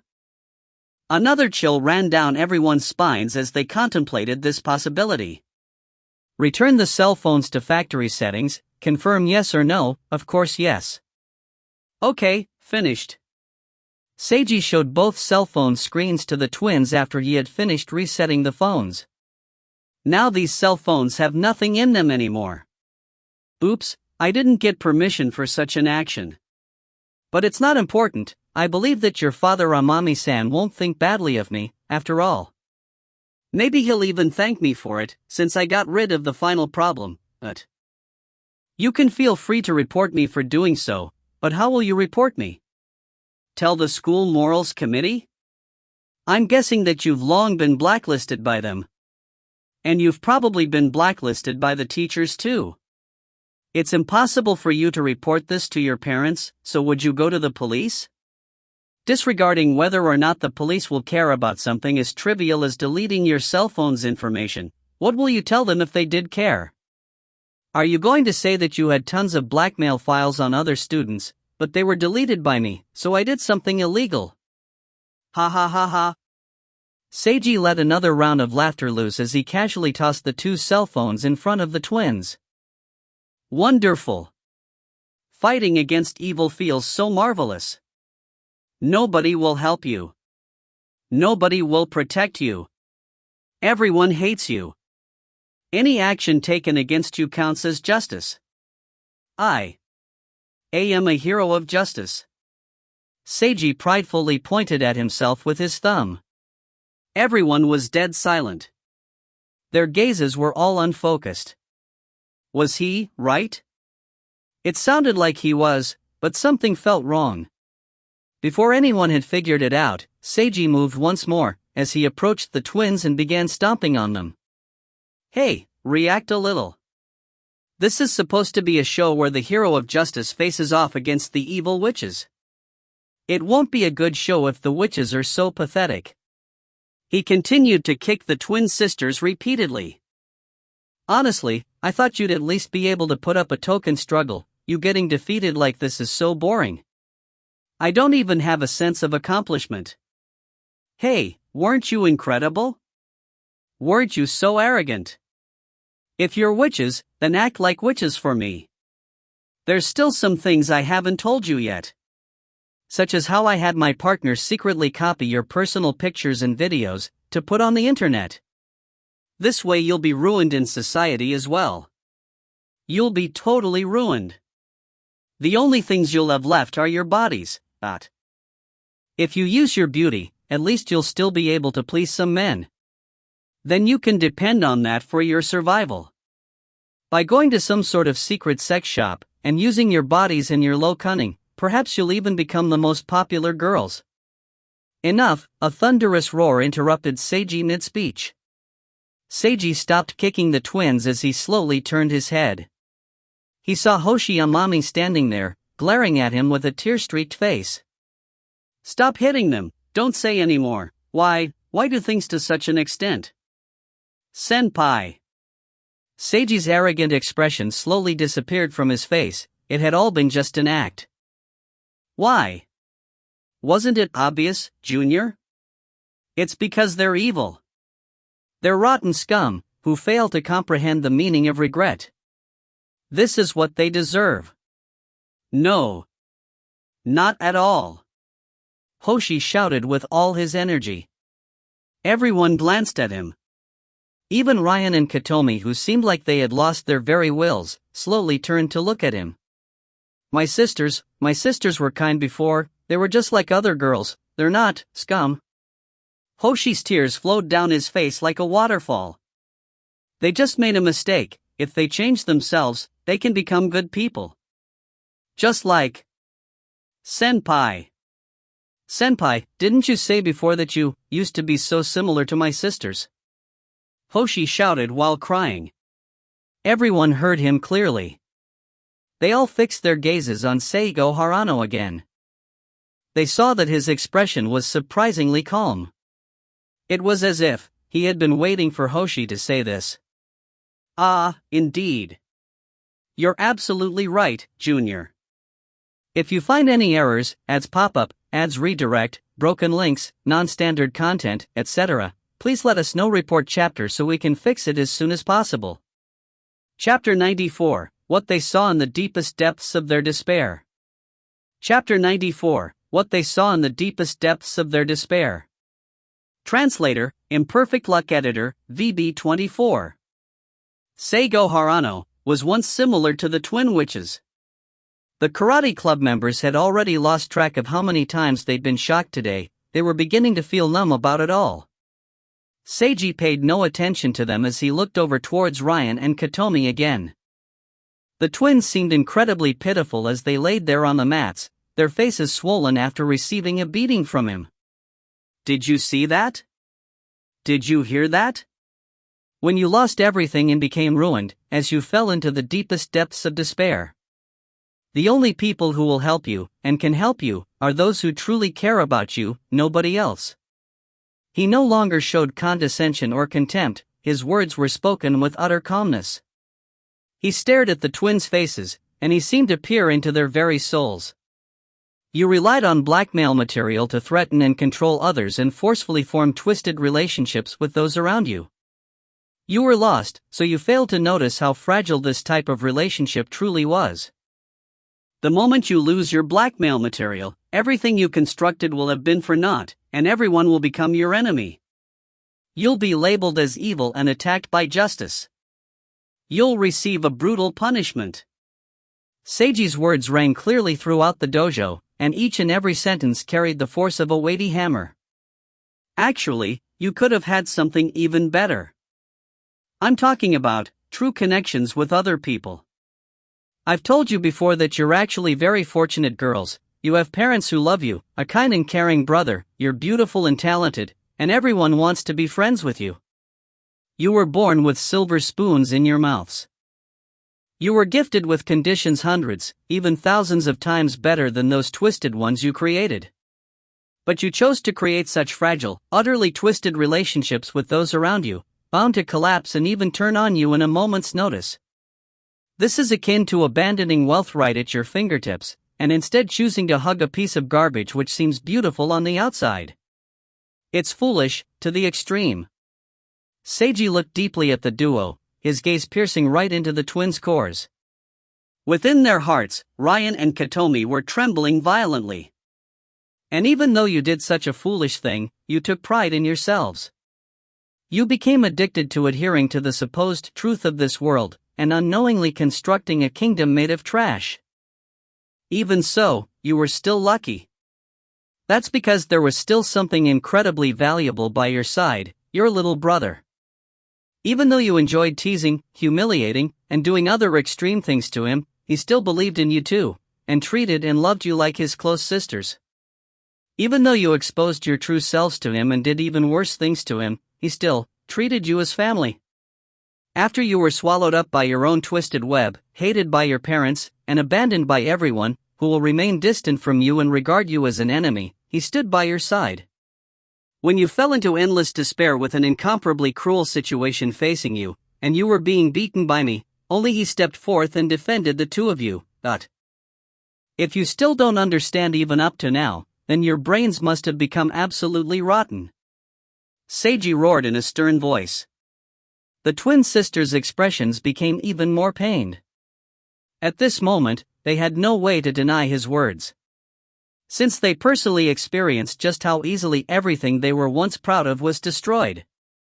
And their younger brother that they always ignored and hurt. Hoshi was the only person who still stood up for them after they had lost everything and looked so miserable. Everything Seigo Harano said was indisputable, irrefutable, and it was the truth. The so-called truth of the world they believed in before was nothing more than an immature viewpoint that they possessed, only part of the bigger truth that they had refused to see. The world didn't work that way all the time. Imagine it, if you weren't trash that made such a foolish decision, if you weren't scum that harmed someone who you should have treasured, just how strong and beautiful you would be today. Seiji continued his lecture. It's something quite easy to imagine, I can see it quite clearly. Your parents would have protected you, your brother would have respected you, all the club members would have trusted in you, and the entire grade would idolize you. People would rely on you, believe in you, and they'd be willing to become your power. But if you ever met with any difficulties or threats, without even needing to ask, countless people would stand up, help you, and protect you. You'd be beautiful, beloved by everyone, you'd be strong to the point where nobody can hurt you. And not like this. Your faces have become swollen, your complexions are ashen white, and you're lying on the mats in such an unsightly manner. You're getting beaten up and insulted and you're despairing, while everyone watches on with distant looks on their faces. Many people are even feeling happy about it, and you can't request assistance from anyone. Not even your parents will come help you, they're the ones who loathe you more than anyone. Seiji took a long, good look at the twins. How pathetic, ... Tears gushed out of Ryan and Katomi's eyes once more. Yep, we're pitiful, just too awful. We were foolish, to the point of reaching this ending. Just what were we doing? They were unable to stop their tears. Ryan and Katomi looked at each other and saw only stark ugliness, as well as bone-deep regret. This is too pathetic, too ugly. I don't want to see this anymore, Seiji stated calmly as he turned around and began walking off. Goodbye, scum. Senpai. Hoshi dazedly watched his senpai's tall figure walk past him.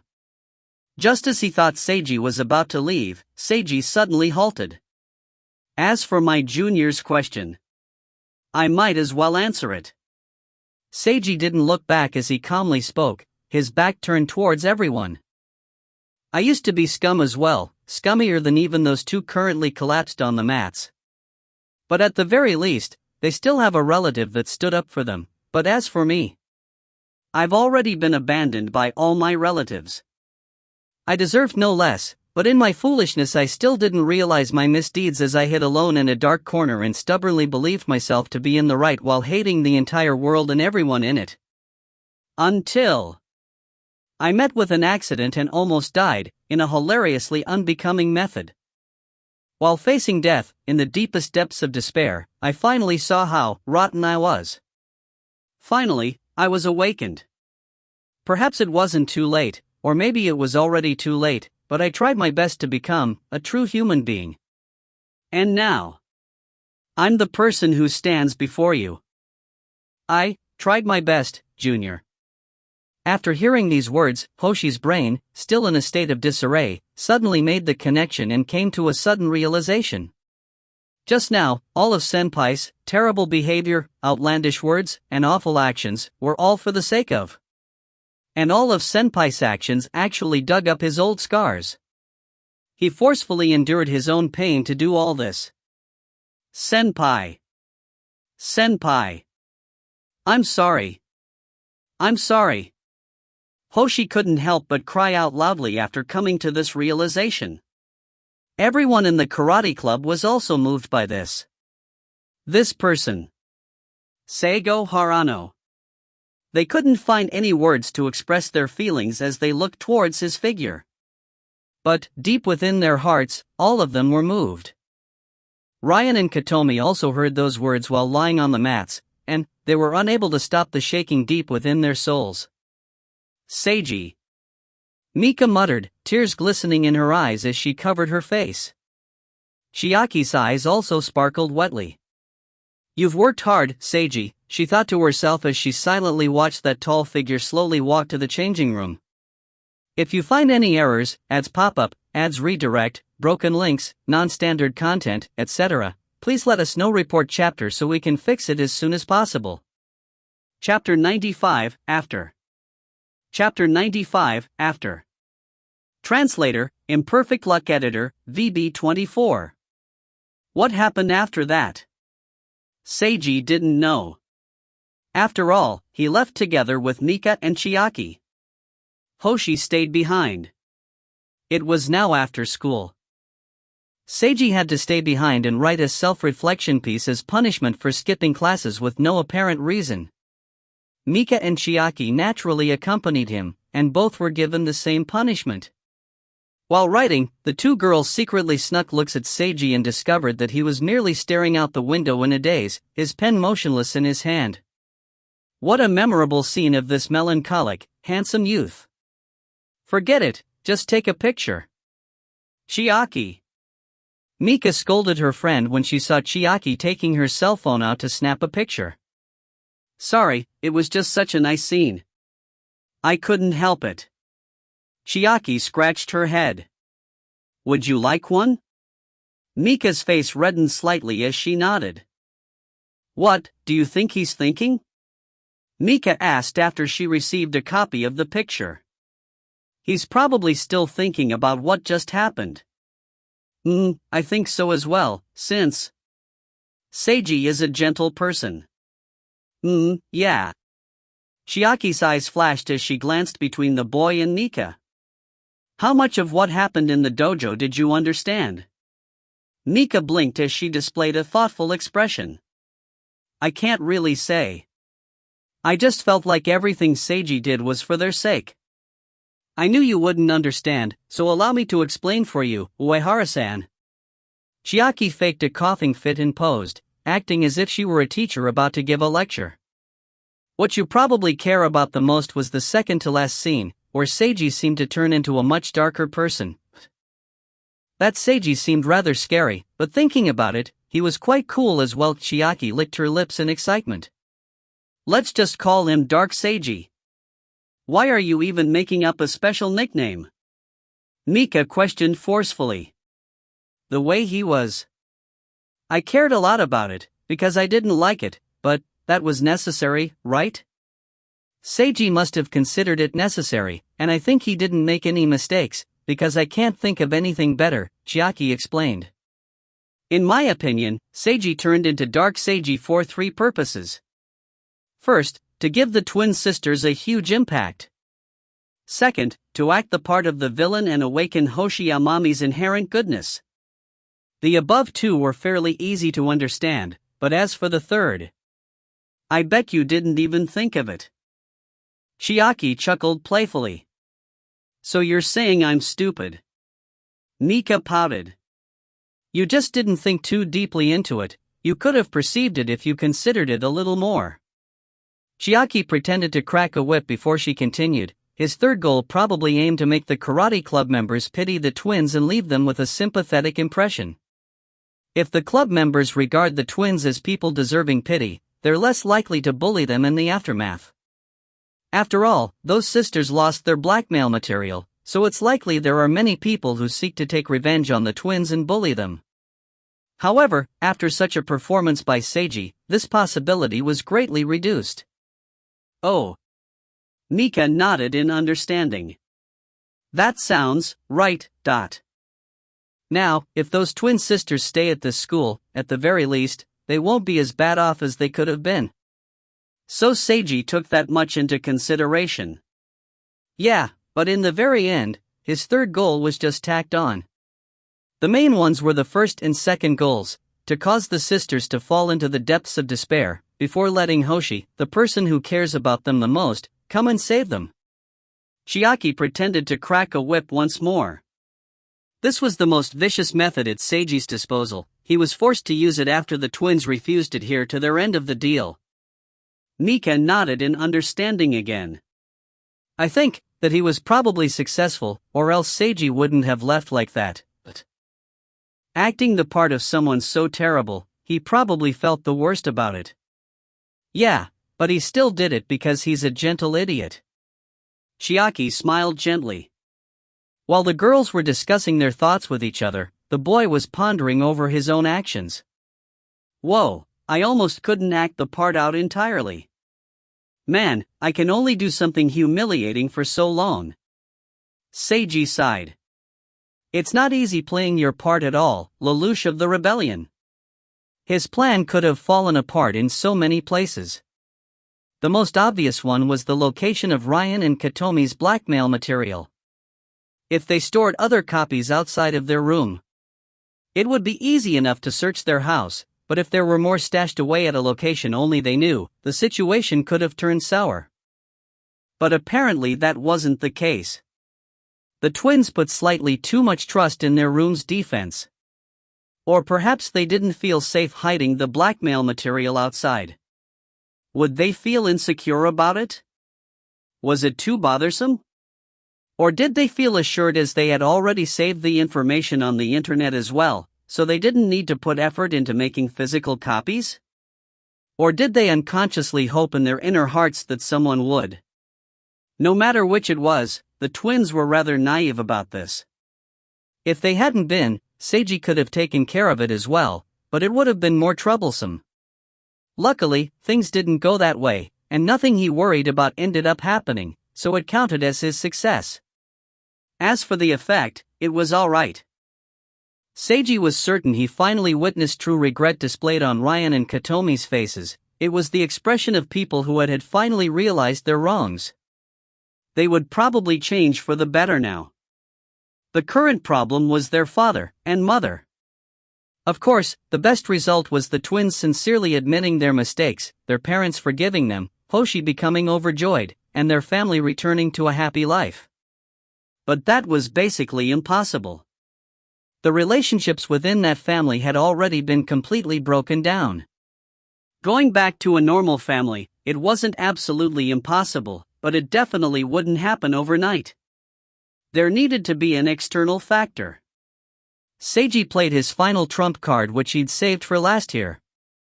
Rika Amami, his boss, Hoshi, and the twins' aunt, and their father's younger sister. After leaving the scene, he borrowed Chiaki's cell phone to call Rika and gave her a basic explanation of the situation. He also sent a message to Hoshi's cell phone telling him to go find his aunt and ask for her help, as well as personally inform her of everything that had happened. This was all he could do. Seiji didn't know how the Amami family would be like tonight, nor did he know what the future would hold for them. He could only trust in the heart of his cards. Whoops, Rika Amami, his strict boss. Ah, he felt a sense of pressure. Seiji was overcome by a sudden feeling of helplessness. Beside him, Mika and Chiaki seemed to be chatting about something. They probably felt like I did a really bad job, so although they want to discuss it, they're kind enough to talk in low voices in order to spare my feelings. How considerate of them. Seiji was touched by what he perceived as the girl's gentleness. Later that night, Seiji went out by himself to a commercial street and walked into an exquisitely decorated bar. The interior was decorated by a mixture of traditional and modern furnishings. This made the bar seem fairly upper class, and there were many white-collar workers of both genders drinking and chatting happily. Seiji walked upstairs to the second floor, catching sight of the person he came to meet sitting by a window. "Hey, Harano-kun."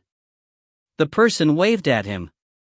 It was Hisashi Jumanji, the mafia boss Mikiru Jumanji's younger son, and a true otaku. He was wearing a cotton shirt and long pants. His hair remained messy, and there were still dark circles under his eyes, indicating he lacked sleep. As usual, his appearance was wretched. Just by judging from his appearance, it would be difficult for anyone to think that he was also a highly skilled investor and hacker and that he possessed such high ability in two different areas. He could probably rise up to the position of a top-level executive in any major company. Seiji flashed a smile as he sat down across from Hisashi. "You're rather early, Jumanji-kun." "I didn't have anything to do, so I came early." Hisashi casually extended his hands and placed a menu in front of Seiji. Seiji took a look at the menu, asked Hisashi what he had already ordered, and chose 2 appetizers and a fruit juice. "Thanks for all your help this time." After the server took his order, Seiji expressed his gratitude once more in person. "I even told you it wasn't necessary to thank me like this, but I'll accept it." Hisashi smiled. "I did a good job acting on the phone, didn't I?" "A brilliant job." Seiji praised him generously. The two of them exchanged smiles as they both felt like they were talking with someone who truly understood the other. "This is the data that might come in useful for you." Hisashi took a USB drive out of his shirt pocket. "This is the only copy I made, and there are no backups. By the way, I might as well mention that I didn't check the contents. He placed the USB drive on the table. Seiji looked at it for several seconds. "You can take it back and delete all the information on it, as it won't be necessary."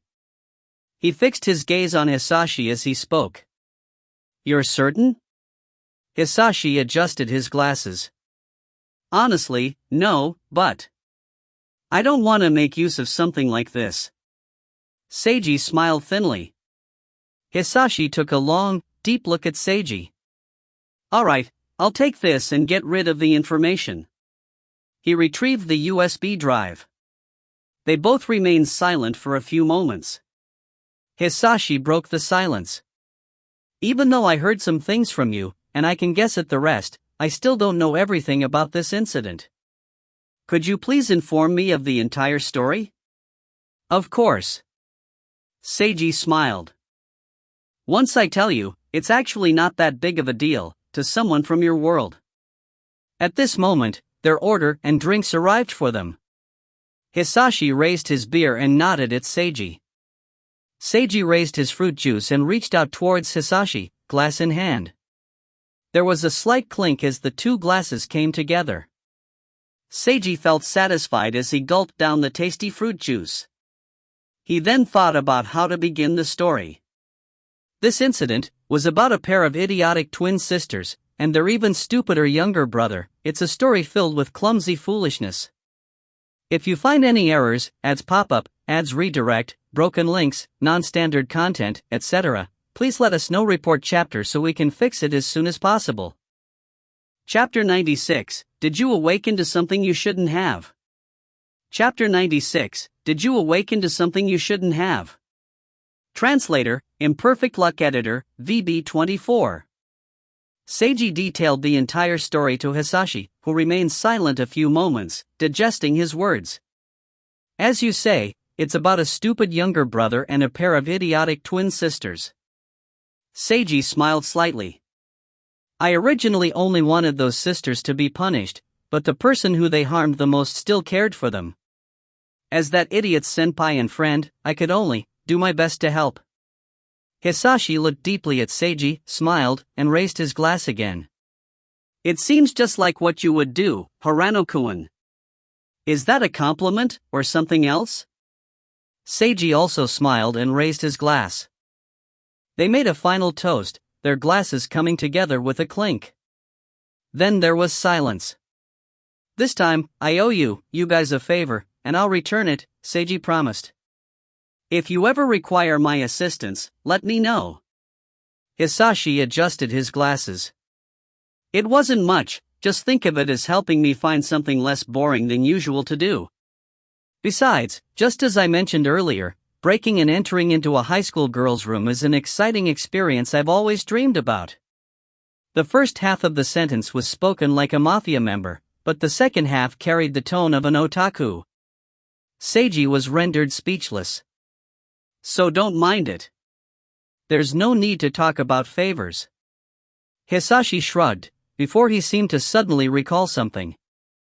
But there is one thing I'd like to invite Hirano-kun to participate in. What is it? I'd like to create a game. Hisashi smiled. A game? Seiji blinked in surprise. If you wanted to make a game, shouldn't it be easy for you? If I pay money to hire someone, sure, but I don't want to do that. Hisashi adjusted his glasses as his lens flashed. I want to work together with someone who is my equal, someone who shares the same interests as me, but has a different opinion. We can each add our specialized touches to create an excellent game together, filled with our passion and will. Shinai Heroine no Sodateketa, several animes about this type of topic from his previous life flashed through Seiji's mind. You can understand this pure idea of mine, right, Hirano-kun? Hisashi gesticulated with his hands excitedly. Of course. Seiji's glasses also, whoops, his eyes flashed. Of course I understand your way of thinking, Jumanji-kun, because that's my wish as well. Oh, you truly know me. Hisashi was incredibly moved as he reached out his hand. Yep. Then let us work on it together. I'll accept your invitation gladly. Seiji reached out his own hand in response. The two otakus shook each other's hands. After that, they heatedly discussed their plans for their game together for a rather long time. The next day. During school time, Seiji seemed to be brooding over something. He had remained silent for the whole day. Mika thought he was still thinking about yesterday's incident, and although she knew it was slightly inappropriate to ask, she couldn't restrain her curiosity and ended up asking anyway. As a result, Make a game? The pig-tailed beauty was stunned. Yep, together with a friend, the same person you heard on the phone yesterday. I've decided to make a dating sim together with him. Seiji told her honestly. Seeing Mika's blank expression, Seiji thought for a while before he decided to give her an explanation. A dating simulation game is also known as a gal game, and it's mostly focused on capturing, it's a romance video game focused on interacting with various beautiful girls, each of whom have different backgrounds and personalities. Oh. Mika nodded dazedly. Truthfully, she still hadn't understood what this was about, as she was still in a daze. Making an excellent dating sim is a dream that many otakus will have. Seiji clenched his fist as his excitement peaked. I already discussed it with him. I'll create the scenario, and he'll take care of the coding, but we're still missing an artist for the graphics and someone to take care of the background music. We definitely won't make it in time for the Holy Battle of Winter, so our target is the Holy Battle of Summer next year. We're not tight on time, but nor can we relax. I'm going to start working on the scenario right away, and he's going to scout for more people. At the minimum we need an artist before we can begin for real.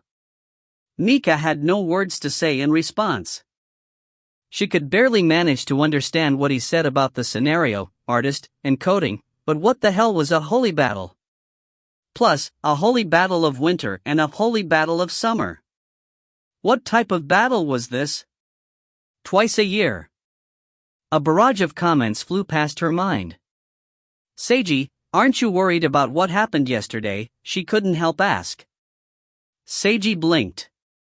Worried, yeah, but worrying won't help, he responded calmly. I already did everything I could. The rest, it's up to us to believe. Mika was slightly moved. Yeah, believing. She nodded as a smile slowly broke out on her face. They'll definitely be fine. After all, you worked so hard. What type of logic is that? Seiji chuckled. The Uehara family's logic. Mika laughed. They went together side by side to school, just as normal. At the school, they met Chiaki in front of the shoe lockers. She was smiling rather strangely. Seigo, here's a special delivery just for you. She handed Seiji a light blue envelope. Seiji and Mika were filled with questions. This is a love letter? From you? Seiji felt that something was abnormal as he took the letter and examined it. It's a love letter, but I told you it was a delivery. I'm just giving it to you for someone else's sake. Chiaki kept covering her mouth strangely. A plot of some sort. Something definitely smelled fishy about this. Seiji was 100% certain that this was a ploy. Who is it from? Is this really a love letter? Will it explode when I open it? You'll find out soon enough, so hurry up and read it. Chiaki kept chuckling.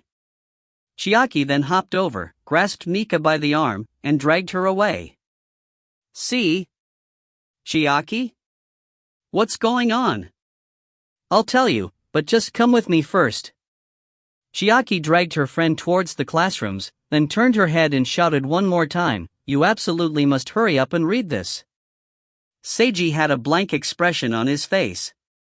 He stood there motionless, holding the mysterious envelope in his hands. He had no clue what was going on. This definitely smelled fishy. What the hell was this? Forget it, he might as well take a look. It probably wouldn't explode for real, this wasn't Full Metal Panic, after all. Seiji prepared himself mentally as he opened the envelope. I wish to confess my feelings for you. I can't hold them back anymore, so please come as soon as possible to the rooftop. I'm waiting for you. There was only a few unsigned sentences written on the paper. Seiji raised his eyebrows, something was clearly abnormal. He changed into his school shoes and walked upstairs. At this time, the rooftop was usually empty. After Seiji arrived, he noticed a blue-haired girl wearing a pure white one-piece dress standing in the corner. She had her back faced towards him and was looking up at the sky. The scene seemed dreamlike. He walked towards the girl. She detected that someone was approaching and turned around daintily. Her fine blue hair reached her shoulders, and her eyes were a beautiful shade of sky blue. Her delicate light red lips were pursed together, and her pale face was tinged with a hint of red. She appeared to be a pure yet seductively alluring beauty. The blue-haired girl showed off a dazzling smile as she saw the tall and handsome boy approaching here. As she squinted, her eyes shone with a brilliant light. Harano-senpai. I have always liked you. Please go out with me. She held a hand over her chest as she worked up her courage to make a soul-felt confession. Faced with the beautiful girl's confession, Seiji's expression was cold and steely. He continued walking straight towards the beautiful girl and raised his hand. Go out with you. What the hell, bastard? A hard palm strike to the top of the girl's head accompanied his forceful retort. What are you doing to me so early in the morning? Did you finally awaken to something you shouldn't have, Hoshi Amami? If you find any errors, ads pop up, ads redirect, broken links, non-standard content, etc. Please let us know. Report chapter so we can fix it as soon as possible. Chapter 97, once again, this is all that happened. Chapter 97, once again, this is all that happened. Translator, Imperfect Luck Editor, VB24. Yes, the beautiful blue-haired girl was Hoshi Amami wearing female clothing and a wig. Hee, you saw through me as expected. Hoshi rubbed his head where Seiji had struck him as he laughed and stuck out his tongue. Of course I saw through you, idiot. Seiji struck him lightly on the head one more time. Ouch. Then don't do such a thing. Do you realize that right now I really want to fucking beat you up? But senpai, yesterday you said that you were really looking forward to the classical scene of being confessed to on a rooftop. I just wanted to do something for you. Hoshi was now cradling his head with both hands as he knelt on the floor. Tears began to form in the corners of his eyes. Do something for me. What the hell? A boy confessing to me like this will leave me with nothing but a bad memory. Also, stop acting cute, you bastard. Seiji's roaring rang throughout the entire rooftop, and it seemed to pierce through the heavens. Okay, take a minute to calm down. After a 1-minute cooling off period, Seiji was finally able to calmly face Hoshi, who had now taken off his wig. Where did you get these clothes and the wig from? I borrowed them from a classmate in drama club. I later learned that she was an acquaintance of Wakaba-san, so I asked my classmate to contact her, and Wakaba-san helped me. I see. Seiji's face twitched slightly as he recalled Chiaki's unnatural expression. He felt like he really wanted to beat someone up right now. It was definitely a plot, damn it. Honestly, making me see such a thing in the early morning. I feel like all the energy's been drained from my body. But Wakaba-san said that senpai would be happy to see such a scene? Hoshi nervously poked his index fingers and thumbs together, forming a diamond with his hands. Chiaki. There's a witness statement providing concrete evidence. She is hereby judged guilty, and a beating will be administered to Chiaki the next time I see her. Seiji clenched his fists tightly. I wouldn't be happy at all. Even though a trap character can be cute, to me, they're only cute when they're in 2D. Oh. How regrettable, I had confidence in myself. What the hell's with saying it's regrettable? Don't have confidence in yourself in such a strange way. But this is just how I am. It doesn't matter even if it's true. Anyway, didn't you want to become manlier? Yeah, even though that's the case. Hoshi smiled. I'm beginning to feel like being a girl wouldn't be all that bad either, but... Stop. If you dare to continue this, be careful as I'll really beat you up. Seiji forcefully commented. I knew senpai would react like this, Hoshi thought to himself as he smiled wryly. But this is how I really feel, senpai. There's no way I can finish expressing all my gratitude and adulation towards you. If there's another life, I'd want to turn into a girl. But, right now, in this life, I'm a boy. That's why. Just joking, I'm a boy after all, so... I'll become stronger in the future. Hoshi looked directly into Seiji's eyes. I'll work hard to improve myself and get stronger, in order to become someone worthy of being senpai's junior. Seiji was stunned. He could feel Hoshi's determination. A momentary silence fell between the pair. What's this about being worthy? You're my junior regardless of whether you're worthy or not. Seiji chuckled as he averted his gaze and looked towards the sky. But it's great that you have the determination to become stronger. Just maintain your spirit, and don't forget your goal as you continue taking steps forward. Yeah. Hoshi turned around and also looked up at the sky. The two of them gazed off into the distance and remained silent for a few seconds. How is the situation? Seiji broke the silence first. My sisters, They're going to leave home and temporarily live with my grandparents, Hoshi said in a soft voice. And me. I'm also going to leave home and live together with Aunt Rika. Seiji raised his eyebrows in surprise. What about your parents, then? Grandfather wants them to truly self-reflect on their own actions and decide if they will get a divorce or continue living together, something like that. Another brief silence fell. It seems like you must have had quite the imposing family meeting. Yeah, as Senpai instructed me, we talked to Aunt Rika and told her everything. Then, Aunt Rika went and brought along my grandfather and grandmother, as well as my uncle.